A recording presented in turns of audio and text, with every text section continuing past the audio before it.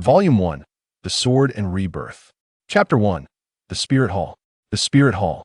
A bronze coffin lay prominently within, adorned with ancient and profound engravings of birds, beasts, insects, fish, and celestial bodies such as the sun, moon, and stars. A young maiden, clad in pure white garments, knelt before the coffin, her beauty ethereal and unparalleled. Outside the Spirit Hall unfolded a secret realm akin to a pure land, where formidable figures resembling deities engaged in fierce battles, their roars echoing through the heavens. The air was thick with divine blood. Yet within the Spirit Hall, all was tranquil. The maiden remained bowed, her expression devoid of sorrow or joy, her demeanor as calm as a placid lake. "Ah, so this is what it feels like after my death." He chuckled, though his gaze was laced with coldness. Only when he occasionally glanced at the maiden did a subtle softness flicker in his eyes. In life, he had traversed the vast expanses of the cosmos, wielding his sword against the stars and ruling over the realms with unyielding authority. He had once fought across the universe, dominating an entire era. He was revered as the singular master of 10,000 paths throughout the ancient and modern ages of the Great Wilderness and 9 provinces. In the eyes of the great masters of the sword within the Great Wilderness and 9 provinces, he was regarded as the unparalleled sovereign of the mysterious sword. However, upon the announcement of his demise, everything changed. Ha ha! Rong Qingming, refining the great Tao. From this moment on, Su Zuanqin's heavenly furnace belongs to me. A booming laughter resonated from the secret realm outside the Spirit Hall, filled with elation and delight.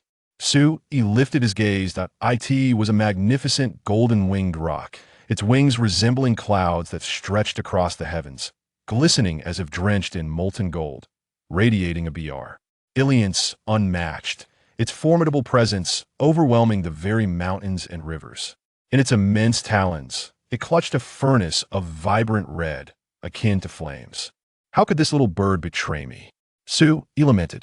He could still recall 80,000 years ago, when the golden-winged rock had prostrated itself outside the mountain gate, bowing for 10 days and nights, solely to serve at his feet and absorb the profound teachings. Moved by its sincerity, he had permitted it to remain by his side for cultivation. Yet now, it dared to call out his name, attempting to seize his furnace of creation. A true traitor, Su Xianjun owes me 983 lives, and has stolen the supreme legacy of our sect, the Shifang Sword Classic. Today, we have come to collect our debts. Whoever dares to obstruct us shall be slain. Beneath the vast sky, amidst the rumbling thunder, a figure in crimson robes bellowed fiercely, exuding an overwhelming intent to kill. He was taken aback. The Feathered Sword Court had once been an obscure sect, its founder merely one of his 36 named disciples. It was through Su Zuanjin's might and protection that the Feathered Sword Court had gradually risen to prominence, becoming one of the 6 great sects of the vast wilderness, and still ling fear across the universe. Yet now, members of the Feathered Sword Court had arrived. The claim of owing 983 lives was nothing short of absurd. Moreover, the Shifang Sword Classic had been bestowed upon the sect's founder by none other than himself. Evidently, upon receiving the news of his demise, the Feathered Sword Pavilion fabricated a convenient excuse, masquerading as debt collectors, seizing the opportunity to plunder. The hearts of men are no longer as they were. He could not help but shake his head, his mood inevitably sinking. During his lifetime, he had never treated those close to him with anything less than kindness. Listen well. Su Xianjun is the master of 10,000 paths revered by us all. With our presence today, we shall not tolerate your opportunistic plunder of his belongings. Amidst the torrential downpour of blood, a multitude of formidable figures bellowed. Nonsense. You speak so eloquently, yet is it not true that you come here to seize treasures upon hearing of the old scoundrel's demise? How utterly hypocritical, some sneered, retorting with scorn. Look at the treasures in your hands, the azure vine celestial tree, the great wish-granting fish, the 9-dragon divine fire lantern, the 10,000 Liuji purple jade bottle. Which of these is not a peerless Tao treasure left by Su Xianjun? If you truly cared, why not place these treasures within Su Zuanjin's coffin to accompany him in death? Many terrifying figures erupted into laughter. The heavens trembled, and the battle raged fiercely. Those who participated in the conflict were the most exceptional powers from the 9 provinces of the Great Wilderness, clashing and fighting against one another in a scene that could only be described as boundlessly terrifying. Yet, to Su Yi, all of this was laughable and absurd. These scoundrels had shown him the utmost respect during his life, bowing and scraping. And now, after his death, they revealed such countenance. Indeed, life and death are worlds apart. At the tender age of 13, Qingtang began her journey of cultivation alongside him, a companionship that has endured for an astonishing 18,900 years. In the vast expanse of the Great Wilderness, she is revered as the Empress Qingtang. To outsiders, Qingtang embodies the lofty majesty of royalty, commanding nations and instilling awe across the 9 realms, even among those of similar standing. Yet in the presence of Su Yi, she remains akin to a mere child, devotedly serving him with grace and humility, her pursuits of cultivation secondary to her role by his side. Junior sister, you have kept vigil for our master for 7 days now. If you do not depart, we shall surely be unable to endure. Suddenly, a towering figure entered the morning hall, clad in a tattered white battle robe stained with blood, emanating a terrifying aura following a brutal confrontation. Pima. He is the foremost disciple of Su Yi, known as the War Emperor Pima, who has followed Su Yi in his cultivation for 39,000 years. Rising slowly from her kneeling position before the coffin, Qingtang's voice was cold and distant as she addressed him. Pima furrowed his brow, his tone resolute and righteous. How could I stand idly by while those traitors and enemies seek to obliterate everything our master has left behind? Moreover, since you, junior sister, have chosen to remain here in vigil, how could I, as your elder brother, possibly leave? Turning to face him, Qingtang's striking gaze was as sharp as a blade, fixed intently upon Pima. At this juncture, are you still unwilling to speak the truth, brother? Pima's pupils contracted slightly. What do you mean, junior sister? What do I mean? A hint of mockery danced at the corners of Qingtang's lips. While others may be oblivious, I am acutely aware of your lingering obsession with Master's 9 Hells SW. Ord, senior brother. Vimo's expression shifted subtly after a brief silence. He suddenly broke into a chilling smile. Junior sister, do you dare to assert that your vigil here is not for that sword? Qingtang did not refute him, her exquisitely fair visage remaining as tranquil as ever. Senior brother, you are mistaken. My presence here is not solely for the 9 Hells sword. What else could there be? Vimo could not help but inquire. Qingtang turned her gaze towards the realm beyond the memorial hall, observing the fierce battle among the myriad gods and demons, and replied with unwavering composure. What master? Left behind his lifetime, I desire it all.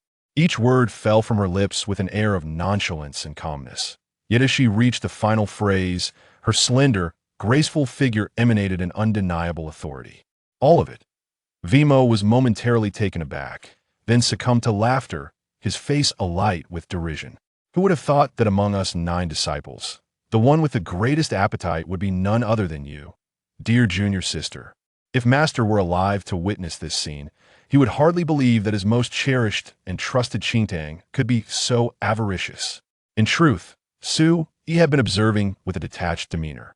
He paid no heed to the betrayal of the golden-winged roc and the members of the Feathered Sword Court. Even when formidable enemies encroached upon them, he remained unfazed. However, upon realizing that both his most valued disciple, Vimo, and his most beloved Qingtang harbored their own schemes and ambitions, he fell into silence. Such treasures, yet they have caused 2 disciples to turn against each other. How tragic. Suddenly, Qingtang struck with startling swiftness, landing a devastating blow on Pai Mo. I never imagined you, wretched creature, could conceal your true strength so deeply. In a moment of desperation, Pai Mo seized a fleeting chance to escape the spirit hall, his voice laced with fury and panic. He could hardly believe that his junior sister possessed far greater prowess than he had ever anticipated. Even Su Yi was taken aback. It turned out she had already surpassed her previous limitations. Without hesitation, Pai Mo fled, not daring to linger. Qingtang did not pursue him. She stood alone before the copper coffin in the spirit hall, a mocking smile gracing her lips as she murmured, If Master were to know that his eldest disciple was the first to collude with the Six Paths, how heartbroken he would be. And with a third senior brother, Huiyao, although he did not partake in this treachery, he did steal the Shen Chajin divine mirror when he departed. This single treasure alone could elevate him to the imperial realm. Alas, Master has already passed and will never witness these events. Qingtang sighed softly. Meanwhile, Su Yi's countenance grew increasingly somber. He realized that the disciple he had trusted most had betrayed him, inviting danger into their midst. He also learned that Huiyao, the third disciple, had pilfered the Shen Chajin divine mirror that kept this secret realm in check. No wonder those traitors and enemies could so effortlessly invade his territory. With these thoughts, Su Yi was engulfed in a mix of fury and melancholy. At that moment, Qingtang suddenly stepped out of the morning hall. Her elegant and slender figure stood apart from the world, her beautiful yet indifferent eyes sweeping across the heavens and the earth. She coldly proclaimed, "From this day forth, I, Qingtang, shall reign supreme over the great wilderness." With a swift motion, a surge of ethereal sword intent erupted from her, soaring upwards and enveloping the expanse of the sky. The azure-hued rain of sword intent shot forth, akin to a series of celestial blades, effortlessly vanquishing one terrifying figure after another. In but an instant, the world appeared painted in hues of divine blood. The remaining dread entities were struck with horror, as if plunged into an icy abyss, their bodies trembling with cold. Surrender or perish. Amidst the overwhelming and bloody atmosphere of dread, Qingtang spoke with indifference, her voice echoing through the 9 heavens and 10 earths. "We are willing to honor the Empress as our sovereign. We are willing to honor the Empress as our sovereign." In this moment, under the weight of Qingtang's imposing presence, those formidable beings bowed their heads in submission. This girl, Su Yi's pupils narrowed slightly. His heart unable to calm, he had not anticipated that Qingtang's cultivation had reached such heights. As her master, he should have felt a sense of pride. Yet now, he was engulfed by an indescribable loneliness and desolation. At this juncture, he could no longer deny that his most cherished disciple had concealed much over the years. Before long, Qingtang turned and re-entered the morning hall. Her gaze fell once more upon the bronze coffin. She bowed respectfully and, in a tranquil voice, spoke. "Master, your disciple Qingtang has kept vigil for 7 days and has also subbed. Yid those traitors and enemies, fulfilling the bond between master and apprentice. From this day forth, I shall be the sole inheritor of all that you have left behind." As she spoke, she stepped forward and gently placed her hand upon the bronze coffin, murmuring, "That 9-prison sword cannot simply be buried with you. Once I uncover the mysteries contained within this sword, I shall return it to you. Master, do not hold it against me for disturbing your rest." Bang! The lid of the bronze coffin was abruptly lifted. In that fleeting moment, the usually composed Qingtang exhibited an unprecedented change of expression. How could this be? Inside the bronze coffin lay nothing but emptiness. Not only was the 9-prison sword absent, but even her master's remains were nowhere to be found. Observing all of this, Su Yi's eyes blazed with fury. Though he had anticipated all that was to come prior to his decision to reincarnate and cultivate anew, he still found it difficult to suppress the seething anger within him. Gradually, however, the fire in Su Yi's eyes began to fade, leaving behind an overwhelming sense of indifference and coldness. "When I return, may you rascals still be alive." The ethereal figure of Su Yi, unnoticed by anyone, dissipated into the void, never to be seen again. In the year 108,000 of the Great Wilderness, the era of the Sword Master Xianjun, Su Xianjun, who reigned supreme over the 9 provinces, came to an end, shaking the very foundation. Ines of the 9 provinces. 7 days later, the disciple of the Sunjin Swordmaster, the Empress Qingtang, swept across the realms, pacifying the divine lands and establishing her supremacy in the world. 5 centuries later, in the great Zhou Kingdom, Yunhe Prefecture, Guangling City, as dusk descended, the sky was ablaze with the hues of sunset. Outside the Songyun Sword Manor, Su Yi stood alone at a distance, awaiting his sister-in-law, Wen Lingzhao, to finish her studies. Volume 1, Sword and Rebirth. Chapter 2, The Son-in-Law Su Yi. Look, there is Su Yi. A year ago, he was the esteemed sword leader of the Qingtang sword manor, rising to fame. Yet due to unforeseen circumstances, he lost all his prowess and became the son-in-law of the Wen family. How lamentable. What a pity for Wen Lingzhao, such a magnificent beauty, recognized as the most enchanting woman in Guangling City. Yet she is wed to such a wastrel, alas. As the school day concluded, the figures emerging from the Songyun sword manor, regardless of gender, displayed a peculiar expression upon spotting Su Yi in the distance, and murmurs began to circulate. A hint of helplessness crossed Su Yi's lips, tinged with amusement. He had not experienced such treatment in a long while. Reflecting on his past life in the vast wilderness of the 9 provinces, where countless illustrious figures vied for supremacy, the 6 great sects stood tall, overlooking the mortal realm. The 3 great demonic sects entrenched in chaos, with celestial deities and Buddhas commanding the winds and clouds, stirring the tapestry of a grand era, blood staining the picturesque landscape. Indeed, in the vast expanse of the great wilderness, there exists but one individual who has wielded unparalleled dominance over the realms for a staggering 18,000 years. None other than Su Xianjun himself. Even the formidable beings of the imperial realm, who stand tall amidst the azure heavens, must lower their brows and humbly address him as you. Our Excellency. Should those ancient fellows from my past witness this scene, they would surely burst into uncontrollable laughter. Su Yi mused quietly. At this moment, he stood tall and slender, his visage striking and refined, clad in a simple azure robe, hands clasped behind him, emanating an aura of tranquility and leisure. Yet, they're not entirely mistaken. It is true that I have become somewhat diminished in my current state. Su Yi's gaze softened as he fell into contemplation. This body he inhabited was once that of a neglected, illegitimate son from the Su family of the illustrious Yujing city. At the tender age of 5, his mother, Yi Yufei, succumbed to a grave illness, leaving him to navigate the world alone. By the age of 14, he had embarked on a journey of cultivation at the Qingtang sword manor in Yunhe County. In a mere 2 years, he ascended to become the foremost disciple of the Outer Sect, earning the esteemed title of Outer Sect Swordmaster at the age of 16. However, a sudden turn of events led to the loss of his formidable prowess. Soon after, under the machinations of the Su family's influence in Yujing City, he was relegated to the position of a son-in-law within one of the 3 prominent clans of Guangling. Ji City, the Wen family. Yet, regardless of the past or present, who truly comprehends that I am no longer the person I once was?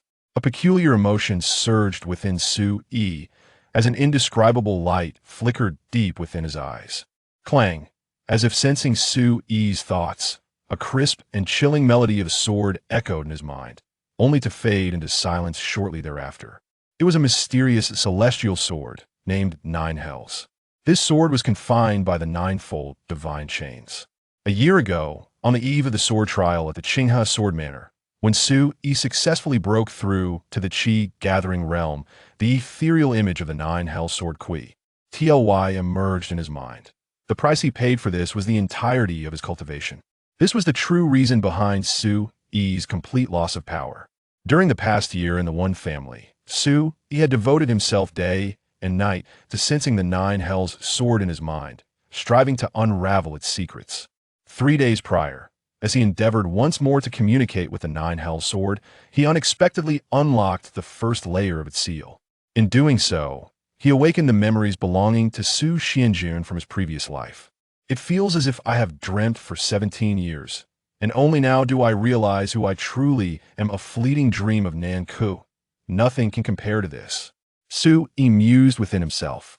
Now, at the tender age of 17, he was in the prime of youth, brimming with ambition, akin to the first rays of dawn, where all was imbued with hope.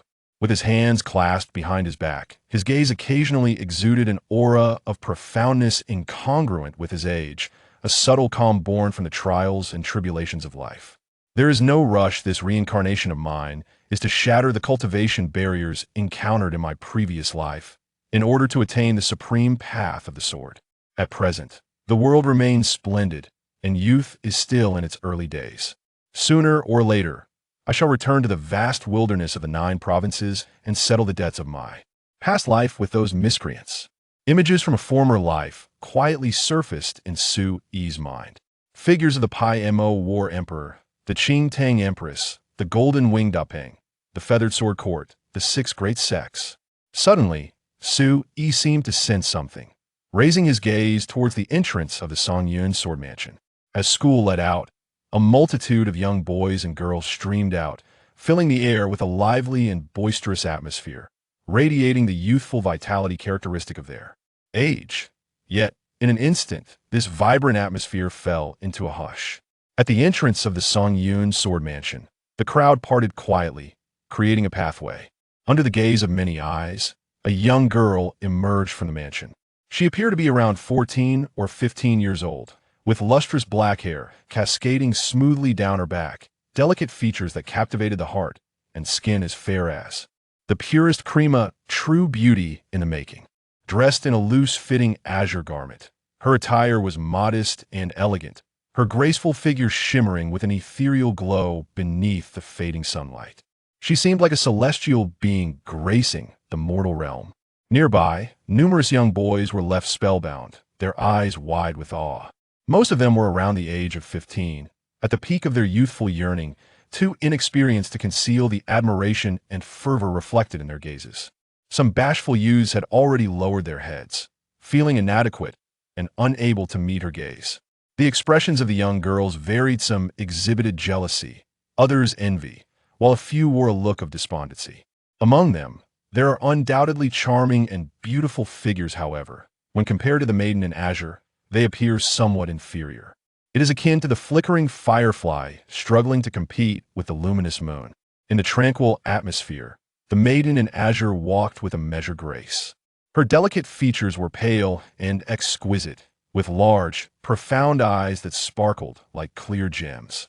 Yet, her expression was frigid, reminiscent of an unapproachable iceberg, evoking a sense of distance in others.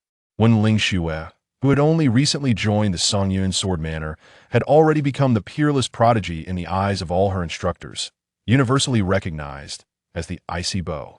Tai. Even the lord of the Songyun Sword Manor, Xie, had remarked upon her ethereal grace and crystalline purity, deeming her a dazzling gem of the manor. In Su Yi's eyes, this captivating young woman, who invariably drew attention wherever she went, was the sister of Wen Lingzhao. Moreover, she was his sister-in-law. The little girl has blossomed into an even more enchanting figure. Su Yi mused, a smile gracing his lips. During this past year of being wed into the one family, he had been the subject of disdain, mockery, and ridicule from nearly everyone. However, Wen Lingzhao was the sole individual who treated him as a brother-in-law, often standing up for him. "Brother-in-law, what brings you here?" Upon catching sight of Su Yi from afar, Wen Lingzhuo's gem-like eyes sparkled with surprise, her expression filled with genuine delight. In that moment, her rosy lips curled into a heartfelt smile, akin to the sudden emergence of brilliant sunlight, causing the icy facade to melt away. Many young men momentarily appeared dazed, their hearts pounding fiercely. "What beauty!" One murmured involuntarily. She actually smiled. Another's gaze grew vacant.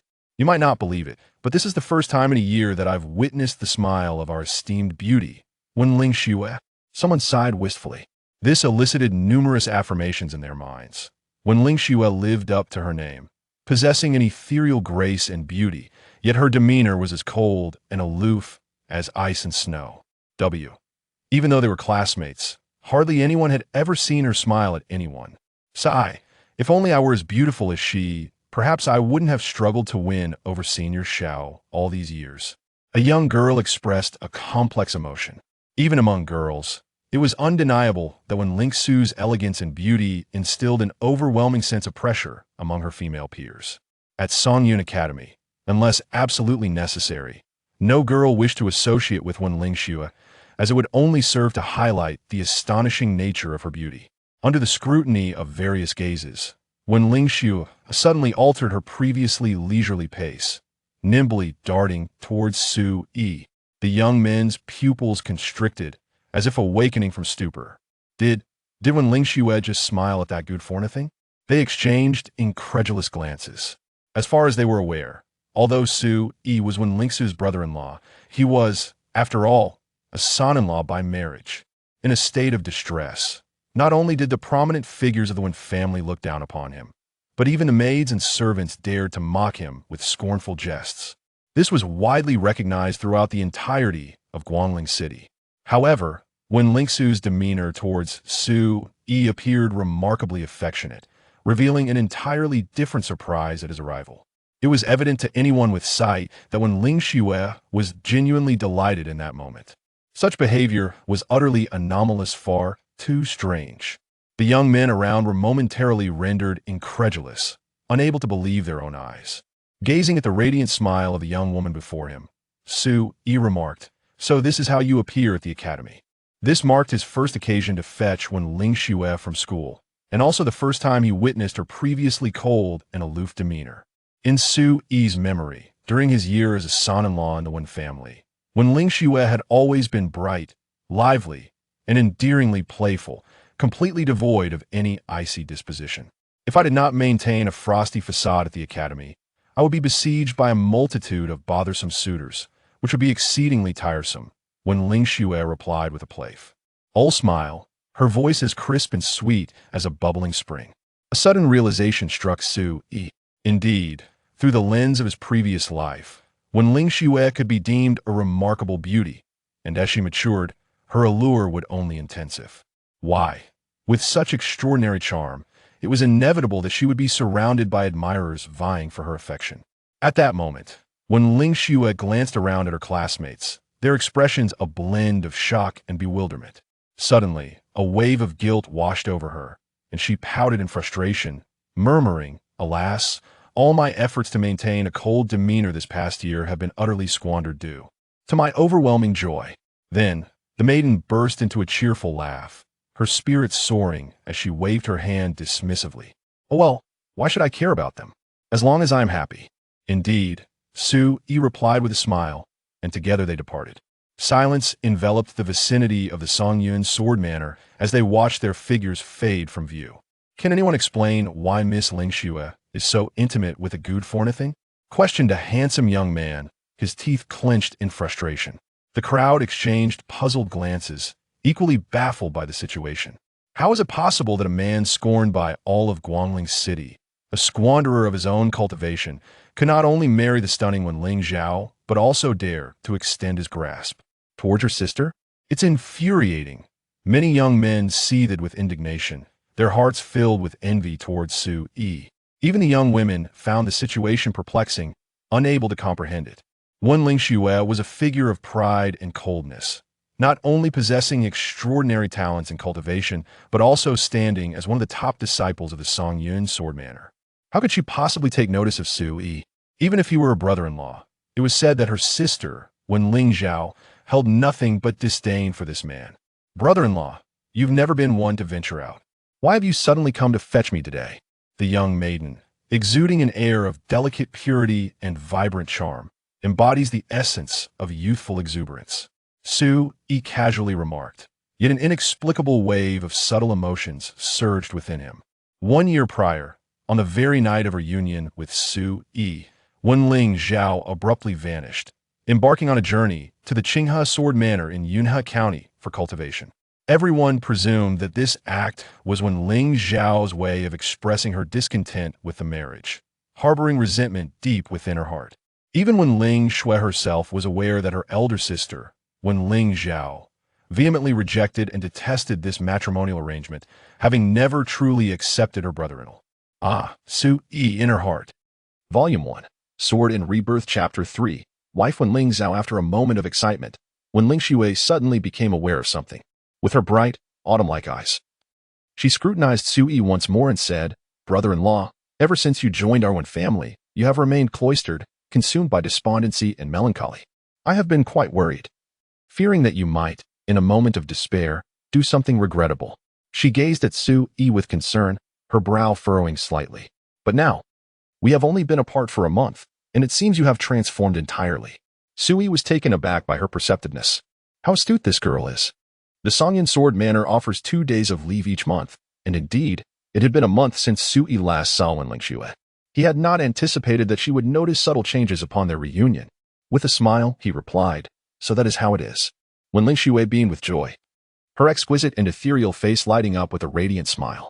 This is wonderful. I adore the way you are now, as if you embody an indescribable essence. Akin to what one reads in books, standing tall like an orchid or a jade tree, smiling like the bright moon embracing the night, refined and aloof, transcending the mundane. With her hands clasped behind her back and dressed in a gown of jade-like hue, she resembled a blossoming flower, exuding genuine happiness.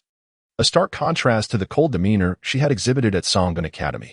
If her classmates were to witness this transformation, they would surely be astonished and envious. Sui chuckled softly.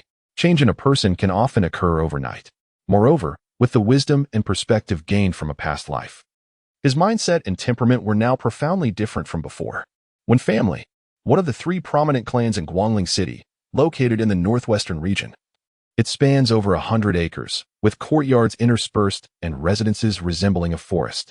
As nightfall descends, Qingtang, Su Yi's mother-in-law, despite her advancing years, retains a dignified and striking beauty, exuding a unique charm of maturity that would have made her a great beauty in her youth. Qingtang wore a face of annoyance and shot a piercing glare at Su Yi, who remained unfazed, his expression tranquil. Having been married into the Wen family for a year, he was well aware of his mother-in-law's fiery temperament. Nonetheless, Su Yi also understood that from the very beginning. Qingtang vehemently opposed his marriage to Wen Lingzhao, expressing her discontent and refusal. However, this union was orchestrated by the matriarch of the Wen family. And Qingtang dared not defy her, ultimately resigning herself to the situation. Mother, I was just delayed a bit after school. Wen Lingzhao began to explain on Su Yi's behalf. Enough, you should hurry and eat. Qingtang waved her hand dismissively, then cast a cold glance at Su Yi. Come with me, the clan leaders are waiting for you in the ancestral hall. Upon hearing this, Wen Lingzhao could not help but inquire, the ancestral hall? Waiting for my brother-in-law? What is this about? What are you fussing over? Stay at home and behave. You are not to go anywhere. Do you understand? Qingtang's tone was stern. Wen Lingzhao replied with an "oh," casting a discreet glance at Su Yi, her lake-like clear eyes reflecting a hint of worry. Su Yi smiled gently, saying, Be good, go eat now. Only then did Wen Lingzhao turn and walk into the courtyard. As Qingtang took in the scene before her, a sense of vigilance washed over her, her expression darkening as she declared, Lingzhao is still young. If you dare to harbor any ill intentions, I will not hesitate to incapacitate you. Su Yi's lips twitched in response. Could he truly be perceived as such a person? Follow me, he commanded. Without further ado, Qingtang dismissed any notion of conversation, avoiding another glance at Su Yi, lest she lose control of her simmering anger and berate her unwelcome son-in-law once more. In the ancestral hall, the atmosphere was resplendent, illuminated by brilliant lights and adorned in gold and splendor. The clan leader, Wen Chongjing, along with numerous distinguished figures, had gathered, seated along the sides of the hall, engaging in jovial discourse, creating an ambience of ease and merriment. However, the moment Su Yi entered the hall alongside Qingtang, all conversations ceased abruptly, and a multitude of gazes turned in unison towards him. The expressions of these eminent individuals shifted, revealing a tapestry of emotions, mockery, disdain, pity, and ridicule. Among others, the previously lively atmosphere grew slightly oppressive. Although the scrutiny was directed at Su Yi, it rendered Qingtang distinctly uncomfortable, prompting her to whisper coldly, Wait here. She hastily took her place beside her husband, Wen Chatai. Yet, Su Yi appeared unfazed, standing solitary in the center of the hall, his gaze sweeping across the assembly of prominent Wen family members. Suddenly, his eyes halted, captivated by a familiar and radiant figure. The young woman possessed brows like distant mountains and bright, pearly teeth, adorned in a delicate blue dress, her long, elegant legs poised together. She bore no jewelry, embodying the purity of a lotus emerging from clear waters, exuding an enchanting and exceptional aura. She was undeniably a striking beauty, transcending the ordinary. Yet, within her striking features lay a hint of frigid aloofness, an air of superiority that repelled others from her vicinity. Wen Lingzhao. She is none other than Su Yi's nominal wife, the unparalleled beauty of Guangling City, whose ethereal grace and astonishing martial prowess have captivated countless young heroes. It becomes evident that Wen Lingzhao's icy demeanor at Songgun's sword manor was a mere imitation of her sister. Su Yi realized that while Wen Lingzhao feigned her coldness, Wen Lingzhao emanated a genuine chill, her solitary and unyielding aura ingrained deep within her essence. Simultaneously, Wen Lingzhao clearly noticed Su Yi's gaze, her delicate brows furrowing slightly before returning to serenity. Her piercing star-like eyes never once acknowledged him, dismissing him entirely. A year had elapsed. In their reunion as husband and wife felt as though they were mere strangers. Sui, I have come to convey an important matter to you. From the grand seat in the hall, the head of the Wen family, Wen Chajin, spoke casually, drawing all eyes in the hall toward him. Adorned in a purple robe, with willow-like whiskers and hair like a crane, his visage was as refined as jade, his hands resting on the chair's back, his imposing figure akin to a towering mountain, exuding an air of authority. Lingzhao's remarkable talent had caught the attention of a distinguished figure during her year of training at Qinghe Sword Manor, who had recommended her to the Tianyuan Academy for further cultivation. This implies that Wen Lingzhao is now a formal student of the Tianyuan Academy. Wen Chajin regarded Sui with indifference, remarking, although you were once the outer sect sword leader of Qinghe Sword Manor, you are now but a mere shell of your former self. Nonetheless, you should comprehend the immense and transcendent nature of the Tianyuan Academy. For the Wen family, it is indeed a momentous occasion that Lingzhao has the fortune to enter such a prestigious place for cultivation. Thus, Sui finally comprehended the reason behind the summons from the prominent figures of the Wen family this evening. The Tianyuan Academy stands as the foremost site for cultivation in Tianyuan province, and those who become disciples there are invariably the most extraordinary talents in the region. Just a year ago, when Lingzhao had commenced her training at the Qinghe Sword Manor, and now, merely a year later, she has been recommended to the Tianyuan Academy for further cultivation. This speaks volumes of her remarkable martial prowess. While it is undoubtedly a boon for the Wen family, it also signifies that Sui may not see his wife for an extended period henceforth. With this thought, he cast a glance at Wen Lingzhao in the distance, only to find her still maintaining an expression of cold detachment. Are the clan leader and the elders seeking my opinion? Sui inquired. The assembly fell silent, displaying expressions of bemusement. A derisive laugh suddenly broke the tension. Sui, you are overthinking this. There is no room for discussion, regardless of your consent. Lingzhao's bright future will not be hindered by a worthless individual like you. This was Wen Chajin, Wen Lingzhao's second uncle, adorned in a brocade robe, his face pale and his gaze sharp and menacing. The hall erupted with light laughter, as if Sui's words had amused them. A mere son-in-law dares to voice an opinion on this matter? Did this lad truly believe he was anything but an inconsequential waste in the eyes of the Wen family? Yet, to the astonishment of everyone present, Sui appeared remarkably calm and composed, as though he were an observer detached from the unfolding events. The calm and composed demeanor evoked a sense of discomfort among those who had come to witness the spectacle. Since you have all made your decisions, why summon me? Sui inquired nonchalantly. Had it not been for the awakening of his past memories, he would have undoubtedly felt a surge of indignation after enduring such humiliating affronts. However, the current Sui was no longer the same. He was indifferent to such matters. I merely wished to seize this opportunity to meet with Brother Su. A clear voice resonated from outside the hall, as a young man clad in a flowing white robe, handsome and imposing, entered. Instantly, Wen Chajin, the head of the Wen family, along with numerous prominent figures present, rose to their feet, their expressions transforming into fervent enthusiasm. Young Master Wei has arrived. Please, take a seat, they exclaimed. We had intended for Sui to pay his respects to you personally. What brings you here instead? We are truly honored and taken aback. Please forgive our lack of proper greeting. Amidst the flattery, there was an unmistakable undercurrent of sycophancy, each one more ardent than the last. The clan leader, Wen Chajin, personally welcomed young Master Wei into the grand hall. Observing this scene, Sui couldn't help but shake his head in disdain. Such ostentation was truly nauseating. Brother Su, it has been a long time. The young man in the white robe approached Sui directly, exuding an air of arrogance and aggression. Volume 1, Sword and Rebirth. Chapter 4. With one hand, I can stir the winds and rain. Wei Zhengyang, an outer disciple of the Qinghe Sword Mansion, and a direct descendant of the esteemed Wei clan of Yuna County. Such a lineage alone was sufficient to command the reverence of the Wen family and their kin. So it is Brother Wei, Sui recognized. Sui nodded slightly.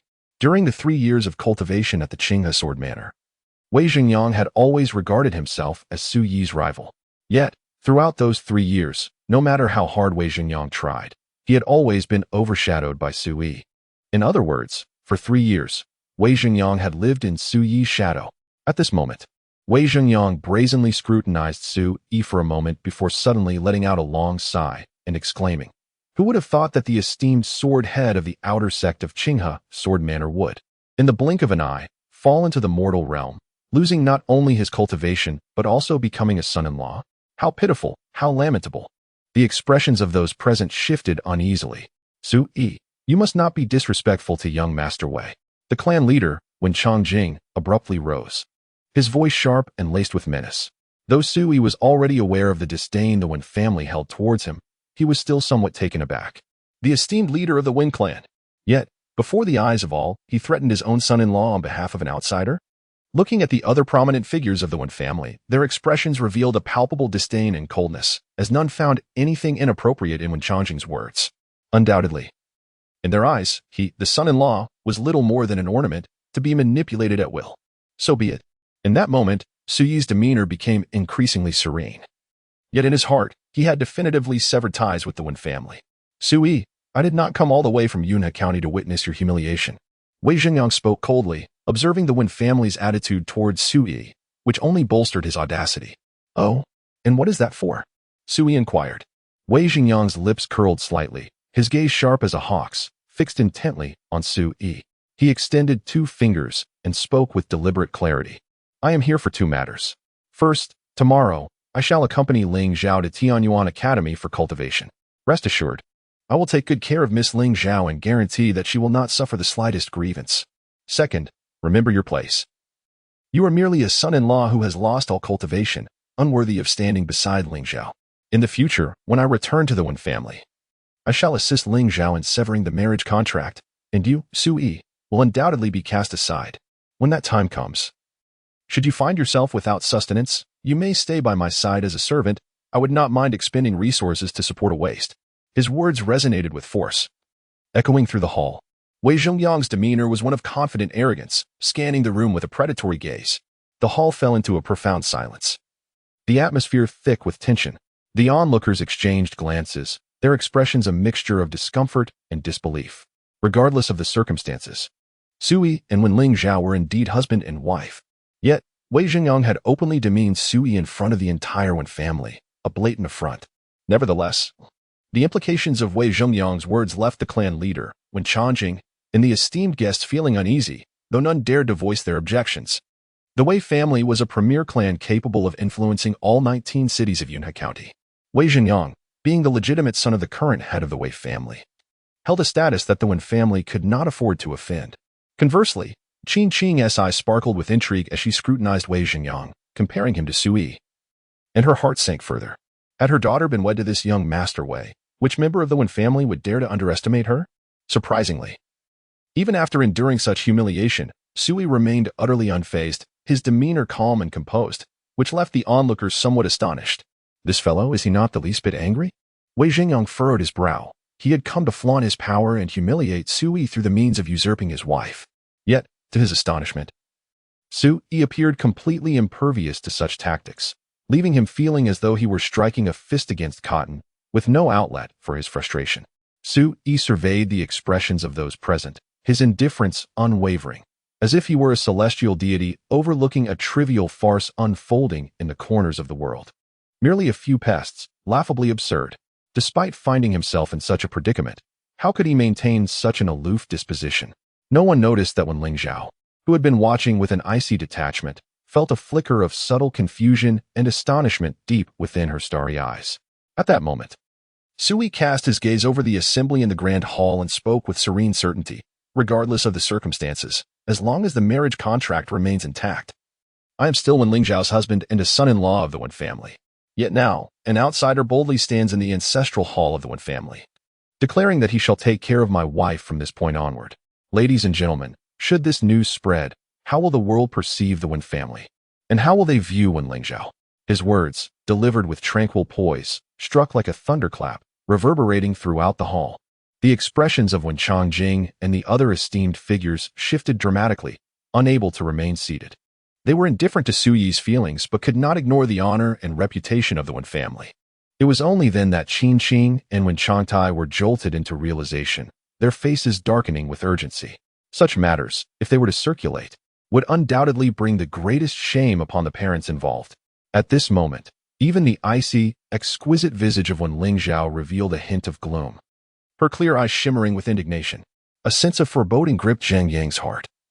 He had not anticipated that Su-yi's words would provoke such a drastic shift in the demeanor of the Wen family. If an explanation was not forthcoming, This misunderstanding could escalate into something far more consequential.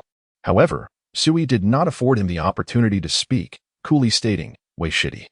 If your Wei family were to learn of your fervent intentions to usurp another's wife, how would they regard you? At that point, the entirety of Yunhe County would likely be aware that the legitimate heir of the esteemed Wei family is, in fact, inclined to forcibly seize another's spouse. Suyi's gaze turned to Wei Zhengyang, infused with a tinge of pity. Once such a notorious reputation was cemented, it would be inescapable for a lifetime.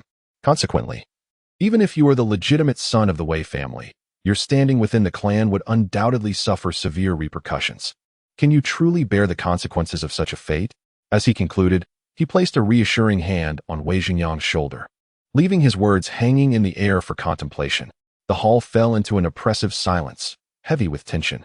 Observing Wei Zhengyang, his cheeks flushed crimson before draining to pallor, veins bulging on his forehead, his body trembling with rage, and his eyes brimming with fury and humiliation. He seethed, filled with an overwhelming desire to strike Sui down. Suddenly, Wen Lingzhao rose, her starry eyes coldly fixed upon Wei Zhengyang. Wei Shixiang, have you finished speaking? Her stunning countenance was as frigid as ice and snow, her voice laced with unmasked anger. Lingzhao, do not misunderstand me. I swear to the heavens that this is not my intention. As Wei Zhengyang found himself engulfed in a tempest of anger, it felt as though a bucket of cold water had been splashed upon him, leaving him thoroughly flustered. He hurriedly attempted to elucidate to Wen Lingzhao, stating that he had merely meant to indicate that in our future cultivation at the Tianyuan Academy, we could look out for one another. After all, having met at the Qinghe Sword Manor, we might as well be considered friends. It is only natural for friends to support one another, is it not? I am weary. I shall take my leave. Wen Lingzhao's countenance was as frigid as ice as she departed the grand hall. However, as she passed by Sui, a fleeting glimmer of an unnoticeable nuance sparkled in her starry eyes. Despite enduring such humiliation, he remained remarkably composed, managing to disrupt the situation with his banter this evening. This fellow appears to be far from the worthless individual I had envisioned. She then shook her head inwardly. Ultimately, he and I are but strangers. Sui is Sui, and I am I. Although we share the title of spouses, it is best that we do not meet again in this lifetime. Wei Zhengyang stood there, his expression exceedingly grim. He feared that Wen Lingzhao would completely misinterpret his intentions, feeling as restless as an ant on a hot stove. His mind in disarray, Sui stood with his hands clasped behind his back, observing the unfolding drama with an icy gaze. He was indifferent to Wen Lingzhao's perception of him. However, if she were to be with Wei Zhengyang under the guise of marriage, it would undoubtedly cast a shadow upon him, marking him with the stigma of infidelity. Such a reputation, once solidified, would be an indelible blemish upon his life. No matter how transcendent Suyi's mindset might be, he could not tolerate such an occurrence. Hence, he had previously spoken up to completely overturn the situation. In the future, it will be imperative to seize an opportunity to eliminate Wei Zhengyang, that scoundrel who harbors ill intentions towards Wen Lingzhao, lest one be caught unawares and suffer betrayal. With this thought, Sui lost all interest in the spectacle before him. Everyone, do take your time to converse. I find myself weary and shall take my leave first. With this light remark, Sui turned and departed. Sui, halt. Wei Zhengyang barked, his anger palpable. Junior brother Wei, heed this counsel. Truth may sting, yet it is beneficial for one's actions. Take care, lest calamity befall you through careless words. Within the grand hall, illuminated by flickering candlelight, the expressions of those present reflected a myriad of discomfort. Outside, the moon bathed the night sky in silvery light, and the evening breeze was invigorating, mirroring Suyi's mood, easygoing and unperturbed. Merely a trifling farce, a tempest could be easily quelled with a single hand. Volume 1, The Sword and Rebirth Chapter 5, The Pine Crane Body Forging Technique. The night was as dark as ink, with the chirping of insects creating a gentle murmur. To him, the events that had transpired in the clan's grand hall were utterly unworthy of a smile. The foremost priority was cultivation. In his previous life, as the master of the Xuanzuan sword, Sui lived for 180,000 years, attaining the pinnacle of the Xian Dao, the Xuanhe realm. The Xuanhe realm, also known as the Imperial Ultimate Realm, is the supreme state among sovereigns, granting a lifespan of up to 1 million years. In the vast expanse of the 9 provinces, one would find individuals standing atop the myriad of races. In those days, bolstered by the might of the Xuanhe realm, Sui bore numerous titles, such as the leader of the Great Wilderness, sovereign among sovereigns, master of 10,000 paths, and the Xuanzuan sword master, each a testament to the highest accolades in the realm. Across the entire Great Wilderness and 9 provinces, there were scarcely a handful who could rival Sui. However, for Sui at present, the realm of Xuanhe feels exceedingly distant. The pressing matter at hand is to recommence his cultivation and lay an exceptionally solid foundation on the martial path. This is divided into 4 realms: the blood manipulation realm, the qi gathering realm, the furnace nourishing realm, and the leak-free realm, collectively known as the 4 realms of martial arts. Among them, the blood manipulation realm represents the initial stage of martial cultivation. In this realm, one circulates vital energy throughout the body, honing the flesh and bones. It comprises 4 levels, refining the skin, the flesh, the tendons, and the bones. Upon attaining perfection in this realm, one's vitality becomes robust, akin to copper skin and iron bones, capable of tearing apart tigers and leopards or shattering stones. Those who step into this realm are referred to as martial apprentices. In the courtyard, the moonlight flowed like water, and the night was serene. Sui moved with grace, his posture upright and stable, embodying a balance of strength and flexibility. With each breath, he exuded a unique rhythm. When in motion, he resembled a celestial crane taking flight. Light and unrestrained, when still, he stood like a pine tree on a cliff, firmly rooted against the rock face. The pine crane body forging technique consists of 9 moves and 18 forms, originating from the foundational text of martial arts, the Absolute Martial 8 Extremes. Authored by his closest friend from his previous life, Gong Yiqi, this man was a force of nature, transcending mortal limits in martial arts, often referring to himself simply as a warrior. Yet, in the vast expanse of the 9 provinces, he was revered as the supreme martial emperor, a figure of mythic prowess along the path of the Great Way. His character was wild and unrestrained, fiercely independent, having challenged the 6 great sects of the wasteland and fought against the notorious leaders of the 3 factions of the demon sect. Countless formidable figures in the realm had been left bruised and battered after encounters with Gong Yiqi, who visited them under the guise of friendship. Yet, scarcely anyone knew that Gong Yiqi had never been invincible. He once visited Sui, who was then the master of the Xianjun sword, and ultimately fell short, suffering a narrow defeat beneath Suyi's swordsmanship. This battle fostered a mutual respect between the two, leading them to become close friends. Subsequently, Gong Yiqi bestowed upon Sui the martial arts classics he had dedicated his life to, allowing him to study and contemplate their profound teachings. This remarkable work is known as the Absolute Martial 8 Extremes Classic. Upon perusing the recorded pine crane body forging technique, Sui could not help but exclaim, "This method approaches the Tao, leaving no room for addition or subtraction." Moreover, even Sui could not deny that in the initial stages of martial cultivation, Gong Yiqi's accomplishments were distinctly superior to his own. Indeed, across the vast expanse of the Great Wilderness's 9 provinces, one would be hard-pressed to find anyone whose prowess in the 4 realms of martial arts could rival Gong Yiqi's. Thus, the pine crane body forging technique, authored by Gong Yiqi, may be regarded as the premier foundational practice in the Great Wilderness's 9 provinces. Consequently, when Sui embarked on his recultivation journey, he unhesitatingly chose the pine crane body forging technique to establish his martial foundation. Only in this manner could he truly surpass his former self from the same period in his previous life. The experiences and training from his past life have endowed Sui with a clear plan for this reincarnation's path of recultivation. Every realm in this life must be more formidable than in the last, for only then can he forge an unparalleled path that transcends his previous existence. After the passage of a single incense stick, having practiced the pine crane body forging technique 3 full times, Sui was drenched in sweat, his breath slightly labored. This was the limit of his current capacity. Yet, his spirit was exceptionally vibrant, his tall and slender figure bathed in the morning light, radiating the youthful exuberance of a 17-year-old.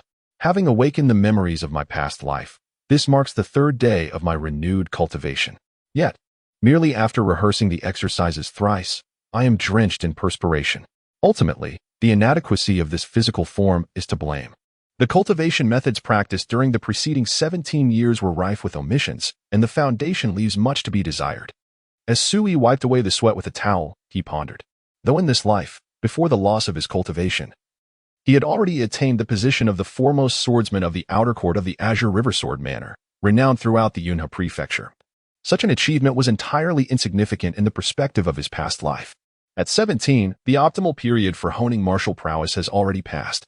However, Employing the pine crane tempering technique to establish a foundation to rectify and amend past cultivation deficiencies is not an insurmountable task. Alas, the spiritual essence of this realm is exceedingly scarce.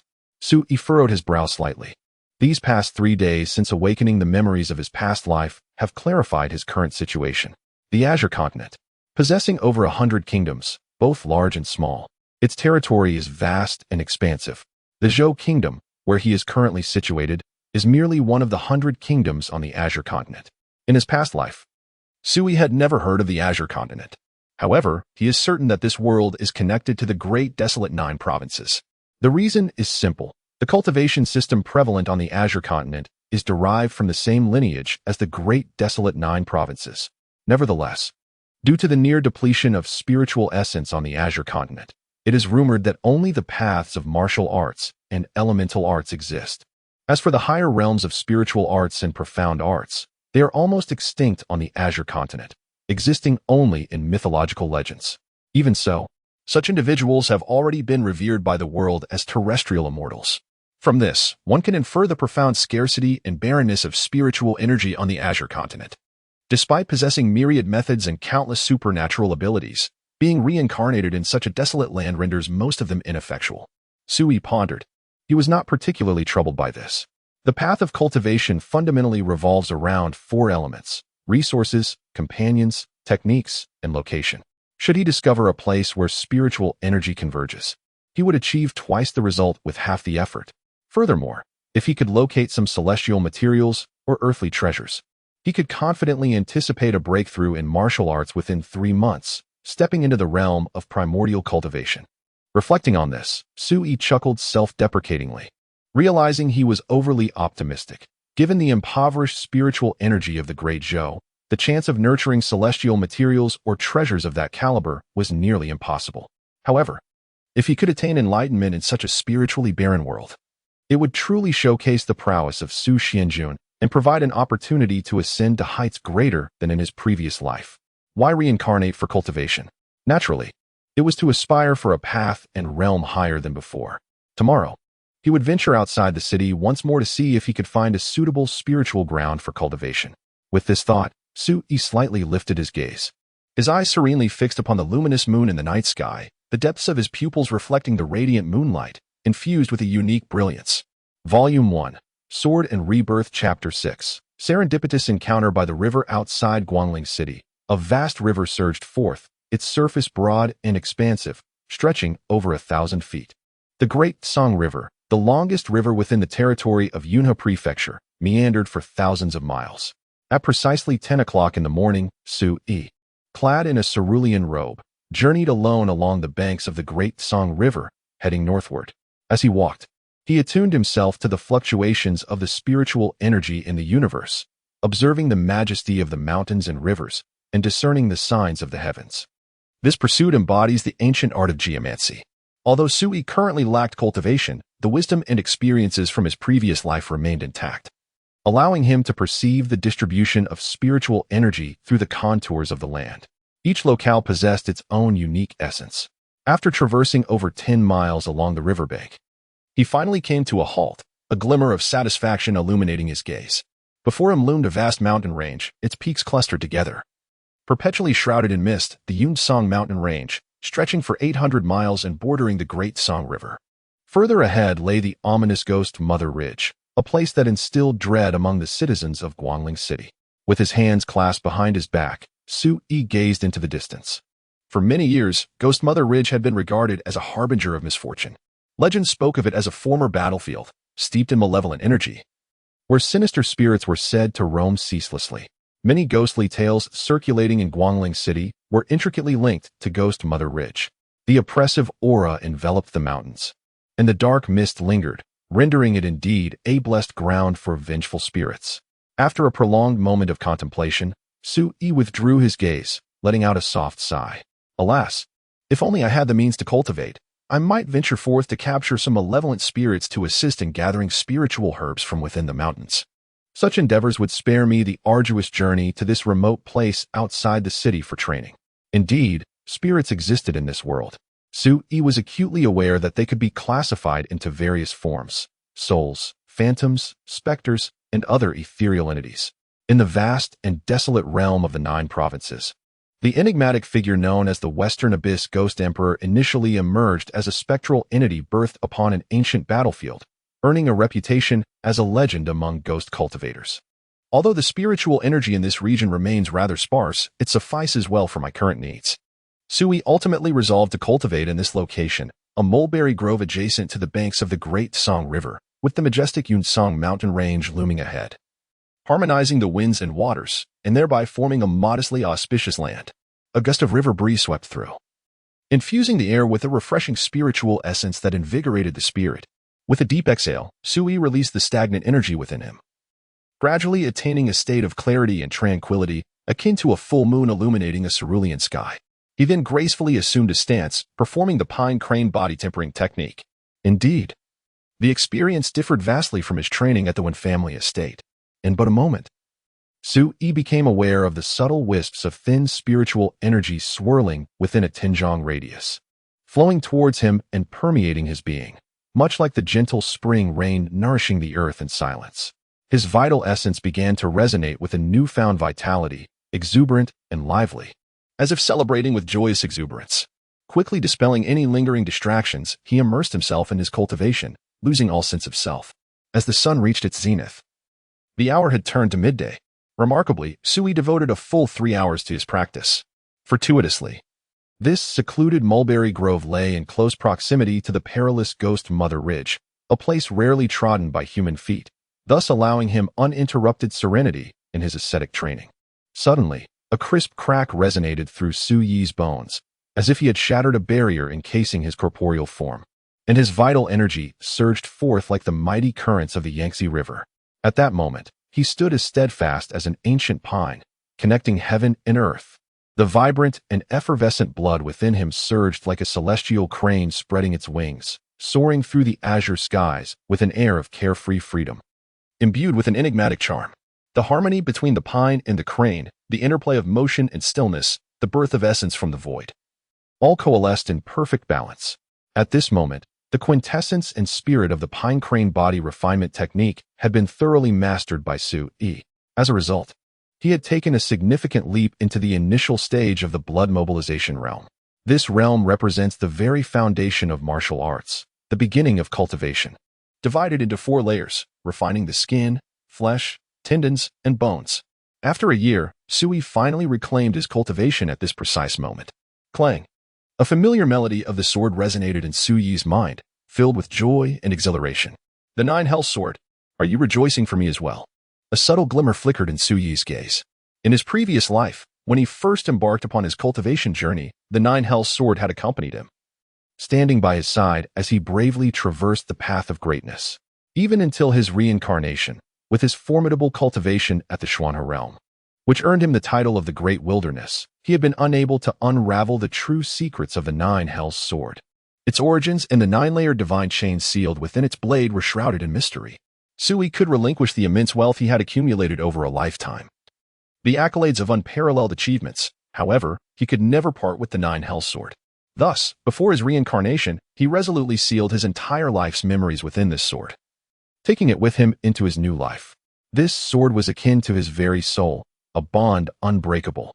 Soon, Sui shook his head, turning his focus inward to perceive the changes in his own essence. Breathing in and out the spiritual energy for cultivation was indeed extraordinary.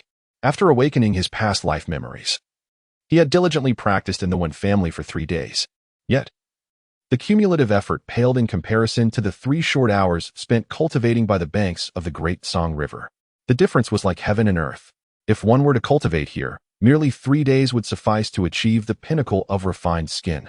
Contemplating this, Sui shook his head. If my sole aim were to elevate my cultivation level, it would be as effortless as a breeze. However, in this lifetime of recultivation, what I seek is to transcend the path of my past existence. To accomplish this, I must solidify my foundation at each stage of cultivation, advancing steadily and cautiously. I must remind myself to refrain from hasty actions. The blood transformation realm stands as the foremost stage of martial arts. Although it is the most fundamental, it is also the most crucial, capable of influencing the longevity of my future path. He practiced the pine crane body forging technique, aiming to forge a foundation that far surpasses that of his previous life at the same level within the 4 realms of martial arts.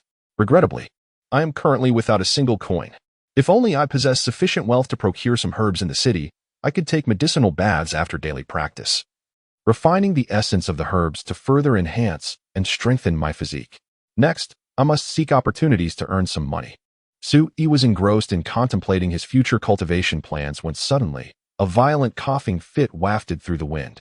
Turning his head, he noticed 2 figures approaching from the direction of Ghost Mother Ridge. One was an elderly man in a robe, and the other was a young maiden clad in purple. The elderly man walked unsteadily, his gaunt face pale, coughing violently to the point of nearly gasping for breath. The young maiden accompanied him, her exquisite oval face etched with concern.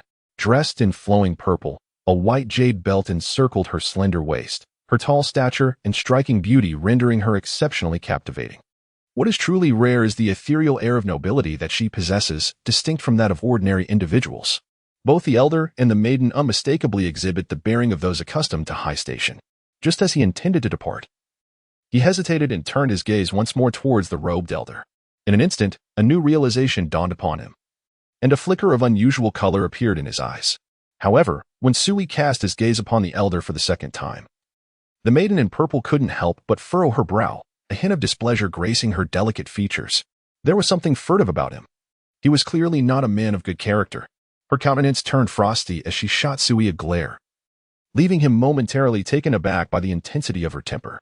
Zijin, do not be rude. Even if you are deeply concerned about your grandfather's injuries, you must not unleash your ire upon the innocent. The robed elder spoke in a voice rich with warmth. In dealing with others, one must practice self-restraint and propriety. One should refrain from speaking ill. Only then can one maintain a tranquil mind, free from the turmoil of internal strife. The girl, addressed as Zijin, expressed her frustration. Grandfather, you are in such a grievous state, yet you still choose to lecture me. How can I possibly focus on your words? The robed elder chuckled softly and shook his head, then inclined his body slightly towards Su-yi, saying, if I have inadvertently offended you, I hope you will forgive me. As he spoke, a sudden fit of violent coughing seized him, causing the veins on his forehead to bulge as if he might expel his very heart and lungs. Grandfather, please do not speak any further, Zijin urged anxiously. It was then that Su-yi interjected, such an ailment cannot be remedied by an ordinary physician. If this delay continues, within 3 days, death will be inevitable. Zijin's eyes widened in anger as she retorted, how dare you, to utter such a curse upon my grandfather? The aged man in the long robe smiled wryly and said, Zijin, this young friend speaks the truth. My injuries are nearly beyond remedy. He continued, do not be alarmed. Matters of life and death are predetermined by fate. I have traversed the battlefield for a lifetime and have long since come to terms with it. At this point, he turned his gaze back to Su-yi, his expression becoming nuanced. Young friend, may I be so bold as to inquire how you discern the extent of my afflictions? Su-yi held a favorable impression of the elder and chose not to withhold his insights. The crimson malevolence between your brows, your pallid complexion devoid of blood, the infiltration of sinister toxins into your lungs, coupled with the chilling aura of death that clings to you, if my conjecture is correct. You previously encountered the 6 absolute corpses in Ghost Mother Ridge. The elder was visibly moved. What keen eyesight, he exclaimed. Beside him, Zijin expressed her confusion, saying, but grandfather, did you not mention that very few are aware of the existence of the 6 absolute corpses in the Ghost Mother Ridge of Cloud River County? This revelation was precisely what had stirred the elder's emotions. In all of Guangling City and throughout Cloud River County, scarcely anyone knew of this secret. Yet this young man, merely by observing his injuries, had elucidated it so effortlessly. Su-yi, maintaining an air of calm, replied, recognizing this is not particularly remarkable. I would even venture to assert that you have come in search of 16 grass and extreme young flower. How do you know? Zijin gasped, her words escaping her. The elder's expression shifted dramatically, a tempest of emotion swirling within him. A youth encountered by the roadside astonishingly discerned the nature of his injuries and the purpose of his journey merely through observation. This is indeed rather terrifying. How could I possibly know? Su-yi shook his head and smiled, saying, my dear lady, are you not aware that wherever the 6 absolute corpses appear, there must also be the growth of 16 grass? This extraordinary herb is extremely cold and profoundly It is said that solitary cannot flourish, nor can solitary yang be born. Where 16 grass thrives, there will inevitably be accompanying extreme young flowers. Such knowledge is commonplace in the vast expanse of the 9 provinces. Clearly, Zijin was taken aback, rendered speechless. Even the expression of the robed elder revealed a hint of concealed astonishment. In his eyes, the slender and tall figure of the youth opposite him exuded an air of enigmatic profundity. The elder soon regained his composure, having spent a lifetime on the battlefield. Witnessing bloodshed and turmoil, he had encountered numerous storms and tribulations. Undoubtedly, this youth was anything but ordinary. Have you been secretly following us? Zijin suddenly furrowed her brows and inquired. The robed elder fell silent, and before Sui could respond, he remarked, "Child, do not speak recklessly. With the capabilities of this young friend, how could he engage in such unbecoming antics?" As he spoke, he cupped his hands in a gesture of respect towards Sui. His demeanor now tinged with admiration. "Pray tell, young friend, what else have you perceived?" "Grandfather." Zijin displayed an expression of disbelief. Given her grandfather's status in Yunhe County's 19 cities, who would dare to honor him with such respect? Upon this realization, she could not help but steal another glance at Sui. His figure was slender, his features refined, presenting an appealing visage. Yet, the aura he exuded was remarkably ordinary, as if he possessed no cultivation at all. Could it be that this individual's prowess had reached such unfathomable depths of terror? Coming from a distinguished lineage, she had heard from her elders in her youth about certain individuals in this world who, though appearing commonplace, were in fact formidable existences that had long since ascended in the realm of martial arts, endowed with immense capabilities. Was it possible that the person before her was not a mere youth, but rather an ageless master with techniques to preserve his youth? This thought sent a tremor through Zijin's heart, and a flicker of astonishment crossed her brow. Sui, however, had not anticipated that a mere gesture of courtesy from the robed elder would provoke such myriad thoughts in Zijin's mind. In response to the elder's inquiry, he spoke with an unruffled demeanor, to speak candidly. With your cultivation at the 3rd level of the nurturing furnace realm, even if you were to procure the 16 grass and the extreme yang flower on this occasion, it is unlikely that you would be able to break through your current realm. The robed elder froze, a chill creeping up his spine, as if every secret, both within and without, had been laid bare before him. Previously, when Sui had surmised the origins of his injuries and the purpose of his journey, the elder had held a degree of skepticism. Yet now, he was utterly convinced that this young man was indeed a master. How does he know everything? Zijin exclaimed in disbelief, her emotions spiraling as her exquisite face reflected her astonishment. For Sui, who had awakened memories from his past life, making such deductions was a matter of simplicity. Your insight is piercing, esteemed sir. I am but an old fool, deeply impressed.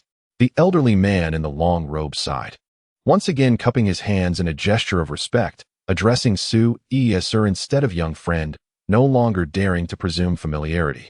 Sui nodded inwardly. The nurturing furnace realm, also known as the master realm, was something he comprehended well after his 17 years of existence. Given the elderly man's status as a martial arts master, he was indeed a formidable figure, not only in Guangling City, but throughout the entire Yunhe Prefecture. After all, in the Great Zhou dynasty, where spiritual energy was exceedingly scarce, attaining the level of a master was sufficient to confer princely titles and command respect in one's domain. It was remarkable that the elderly man, in his esteemed position, treated him with such courtesy. Sir, since you are able to discern my grandfather's injuries, surely you possess a means to remedy them. Zijin could not help but interject, her fair and delicate oval face betraying a glimmer of hope. In the Great Zhou dynasty, masters were akin to dragons, revered by all. A single individual could determine the rise or fall of a prominent family. Her grandfather was certainly not an ordinary martial arts master. Should he falter due to these injuries, the repercussions for their entire family would be dire. Witnessing Sui's extraordinary abilities ignited a flicker of hope within the anxious Zijin. I, the old man Xiao Tianke, hold a modest reputation in Yunhe Prefecture. If you could save my life, I would forever be indebted to your benevolence, the elderly man expressed with a hint of anticipation, once again cupping his hands and speaking earnestly. As a martial arts master who had navigated the storms of life for many years, he was acutely aware that even another master could not instantly discern the nature of his injuries at a mere glance. Just based on this, Sui's status in his heart has ascended to unfathomable depths. If he cannot heal this minor injury, what was the point of my previous words? Sui smiled faintly. Xiao Tianke and his granddaughter Zijin's eyes brightened in unison. As long as the master can cure the old man's ailment, I shall be willing to fulfill any request. Xiao Tiang's demeanor grew increasingly solemn, his voice resonating with conviction. Yet, a sense of trepidation lingered in his heart. However, he could not afford to dwell on such thoughts. If it means preserving his life, he would not hesitate to pay any price. To you, it may be a matter of life and death. To me, it is merely a trivial concern. How about this? Just a modest consultation fee will suffice, Sui proposed after a moment of contemplation. What? Both Xiao Tianke and Zijin were momentarily stunned, their expressions reflecting disbelief, unable to trust their own ears. Is there a problem? Sui inquired. No. Zijin quickly shook her head, her expression peculiar, hesitatingly saying, I just didn't expect it would be so easy. As she concluded, her voice dwindled to a whisper, filled with embarrassment. Sui found the situation amusing. It was merely a small effort on his part. Why would he complicate matters for them? Xiao Tianke sighed deeply, offering a wry smile. My dear girl, what do you know? The master is a person of great stature, indifferent to trivial wealth. The reason he acts this way is to prevent us from owing him a favor. Now I understand, Zijin exclaimed in realization. This is the mark of a true expert, who does not covet the favors of someone like me. Zijin swiftly retrieved a silver note from her pouch. Respectfully presenting it with both hands, her voice soft and delicate. Sir, this is a silver note of 10,000 taels, a token of goodwill from my grandfather and me. Please accept it. 10,000 taels, so casually offered? Sui could not help but be astonished. Realizing that this grandfather and granddaughter duo were likely far wealthier than he had initially presumed. It is worth noting that the Wen family, one of the 3 prominent clans in Guangling City, allocated a mere 300 taels of silver as pocket money for the sisters Wen Lingzhao and Wen Lingzhao each month. 10,000 taels was an exorbitant sum. Sui shook his head, although he was in urgent need of funds to purchase medicinal herbs. He found it beneath him to profit from such a matter. Xiao Tianke sighed inwardly once more. He became increasingly convinced that this extraordinary individual was utterly indifferent to the worth of money. In other words, in the eyes of this remarkable figure, the matter of healing his injuries might truly be of little consequence. Uninterested in wealth and unwilling to incur a debt of gratitude, yet possessing the ability to see through his circumstances, if this were not a legendary figure, then he would willingly blind himself. In that moment, Xiao Tianke felt an even deeper respect for Sui. He, being shrewd and far-sighted, had silently resolved that once his injuries healed, he must cultivate a connection with this remarkable person. At that moment, Zijin appeared troubled, stammering, but the smallest denomination of silver note I possess is also 10,000 taels. Sui, in this Grandzhou dynasty, how affluent must one's family be to enable a young girl to exhibit such financial boldness? However, Xiao Tianke, with a solemn expression, respectfully stated, Sir, to the average common folk, 10,000 taels is indeed a substantial sum. Yet for me, it is insignificant and pales in comparison to the gratitude I feel. As you previously mentioned, this matter is trivial for you, but for an old man like me, it is a life-saving grace. With that, he bowed deeply, his tone earnest as he implored, I sincerely request that you accept it. For this would bring peace of mind to both myself and my granddaughter. Seeing her grandfather perform such a profound gesture, Zijin grew anxious and said with respect, Sir, I hope you do not find it laughable, but within the realm of Dazhou, a life such as my grandfather's, one of a master, could not be bought for 1,000,000 taels of gold, let alone a mere 10,000 taels of silver. Please, accept it, for otherwise, both my grandfather and I shall carry a burden of guilt for the rest of our lives. With that, she too bowed, presenting the banknote with both hands. Witnessing this scene, Sui couldn't help but chuckle. He had approached the situation with the mindset of a simple gesture, never anticipating that they would be so insistent on bestowing money upon him. He grew weary of further refusals and accepted the banknote, saying with a smile, Very well. You two need not bow so deeply again. Otherwise, this diagnostic fee shall become too hot to handle. Xiao Tianke quickly straightened up, his face alight with joy, while Zijing let out a sigh of relief, her brows easing into a pleasant expression. In order to heal your wounds properly, you will need to take a series of remedies for 7 consecutive days, and additionally, a secret method to expel the poison from your internal organs. Only then can we eliminate any lingering dangers. Sui continued, providing a prescription that comprised over 30 types of herbs, none of which were particularly rare. The only rare and precious medicinal ingredient is the 10-year-old skin of the jade toad. However, Sui is confident that this will pose no challenge for a master like Xiao Tianke. Thank you for bestowing the prescription, esteemed sir. After memorizing the formula, Xiao Tianke once again bowed deeply, feeling a surge of excitement within. Sui nodded and said, "Take these herbs for 7 days, and after that, wait for me here. I will assist you in completely purging the lingering toxins from your body. I have matters to attend to, so I shall take my leave." With that, he turned and departed, until Xiao Tianke could no longer see his figure in the distance. "Grandfather, had that gentleman not unveiled the secret upon you, I would surely have regarded him as a charlatan," Xiao Tianke remarked with a chuckle. "Child, do not speak carelessly. A mere 10,000 taels of silver could hardly catch the eye of such an esteemed individual. His demeanor is truly that of a divine being. Remember, when next we meet, you must exhibit utmost humility and respect. There must be no trace of indolence." His expression turned grave at the conclusion of his words. Purple Jinx stuck out her tongue and obediently replied, "Rest assured, grandfather, I have taken note of everything." Just then, a look of realization crossed her face as she slapped her forehead in frustration. "Oh dear, I completely forgot to inquire about that gentleman's name." Volume 1, Sword and Rebirth, Chapter 8. The Maiden's Birth. The Ghost Mother Ridge is rumored to harbor the 6 corpse. This suggests that the place must conceal a fragment of the malevolent spiritual vein. Only in this way could the spectral entities of Ghost Mother Ridge undergo a corpse transformation, evolving into 16 corpses. In the vast wilderness of the 9 provinces, the presence of the Yinsha spiritual veins is exceedingly rare. However, within the boundaries of the resource-depleted Dezhou dynasty, they are indeed a rarity. As Sui pondered, he made his way towards Guangling City along the banks of the Great Song River.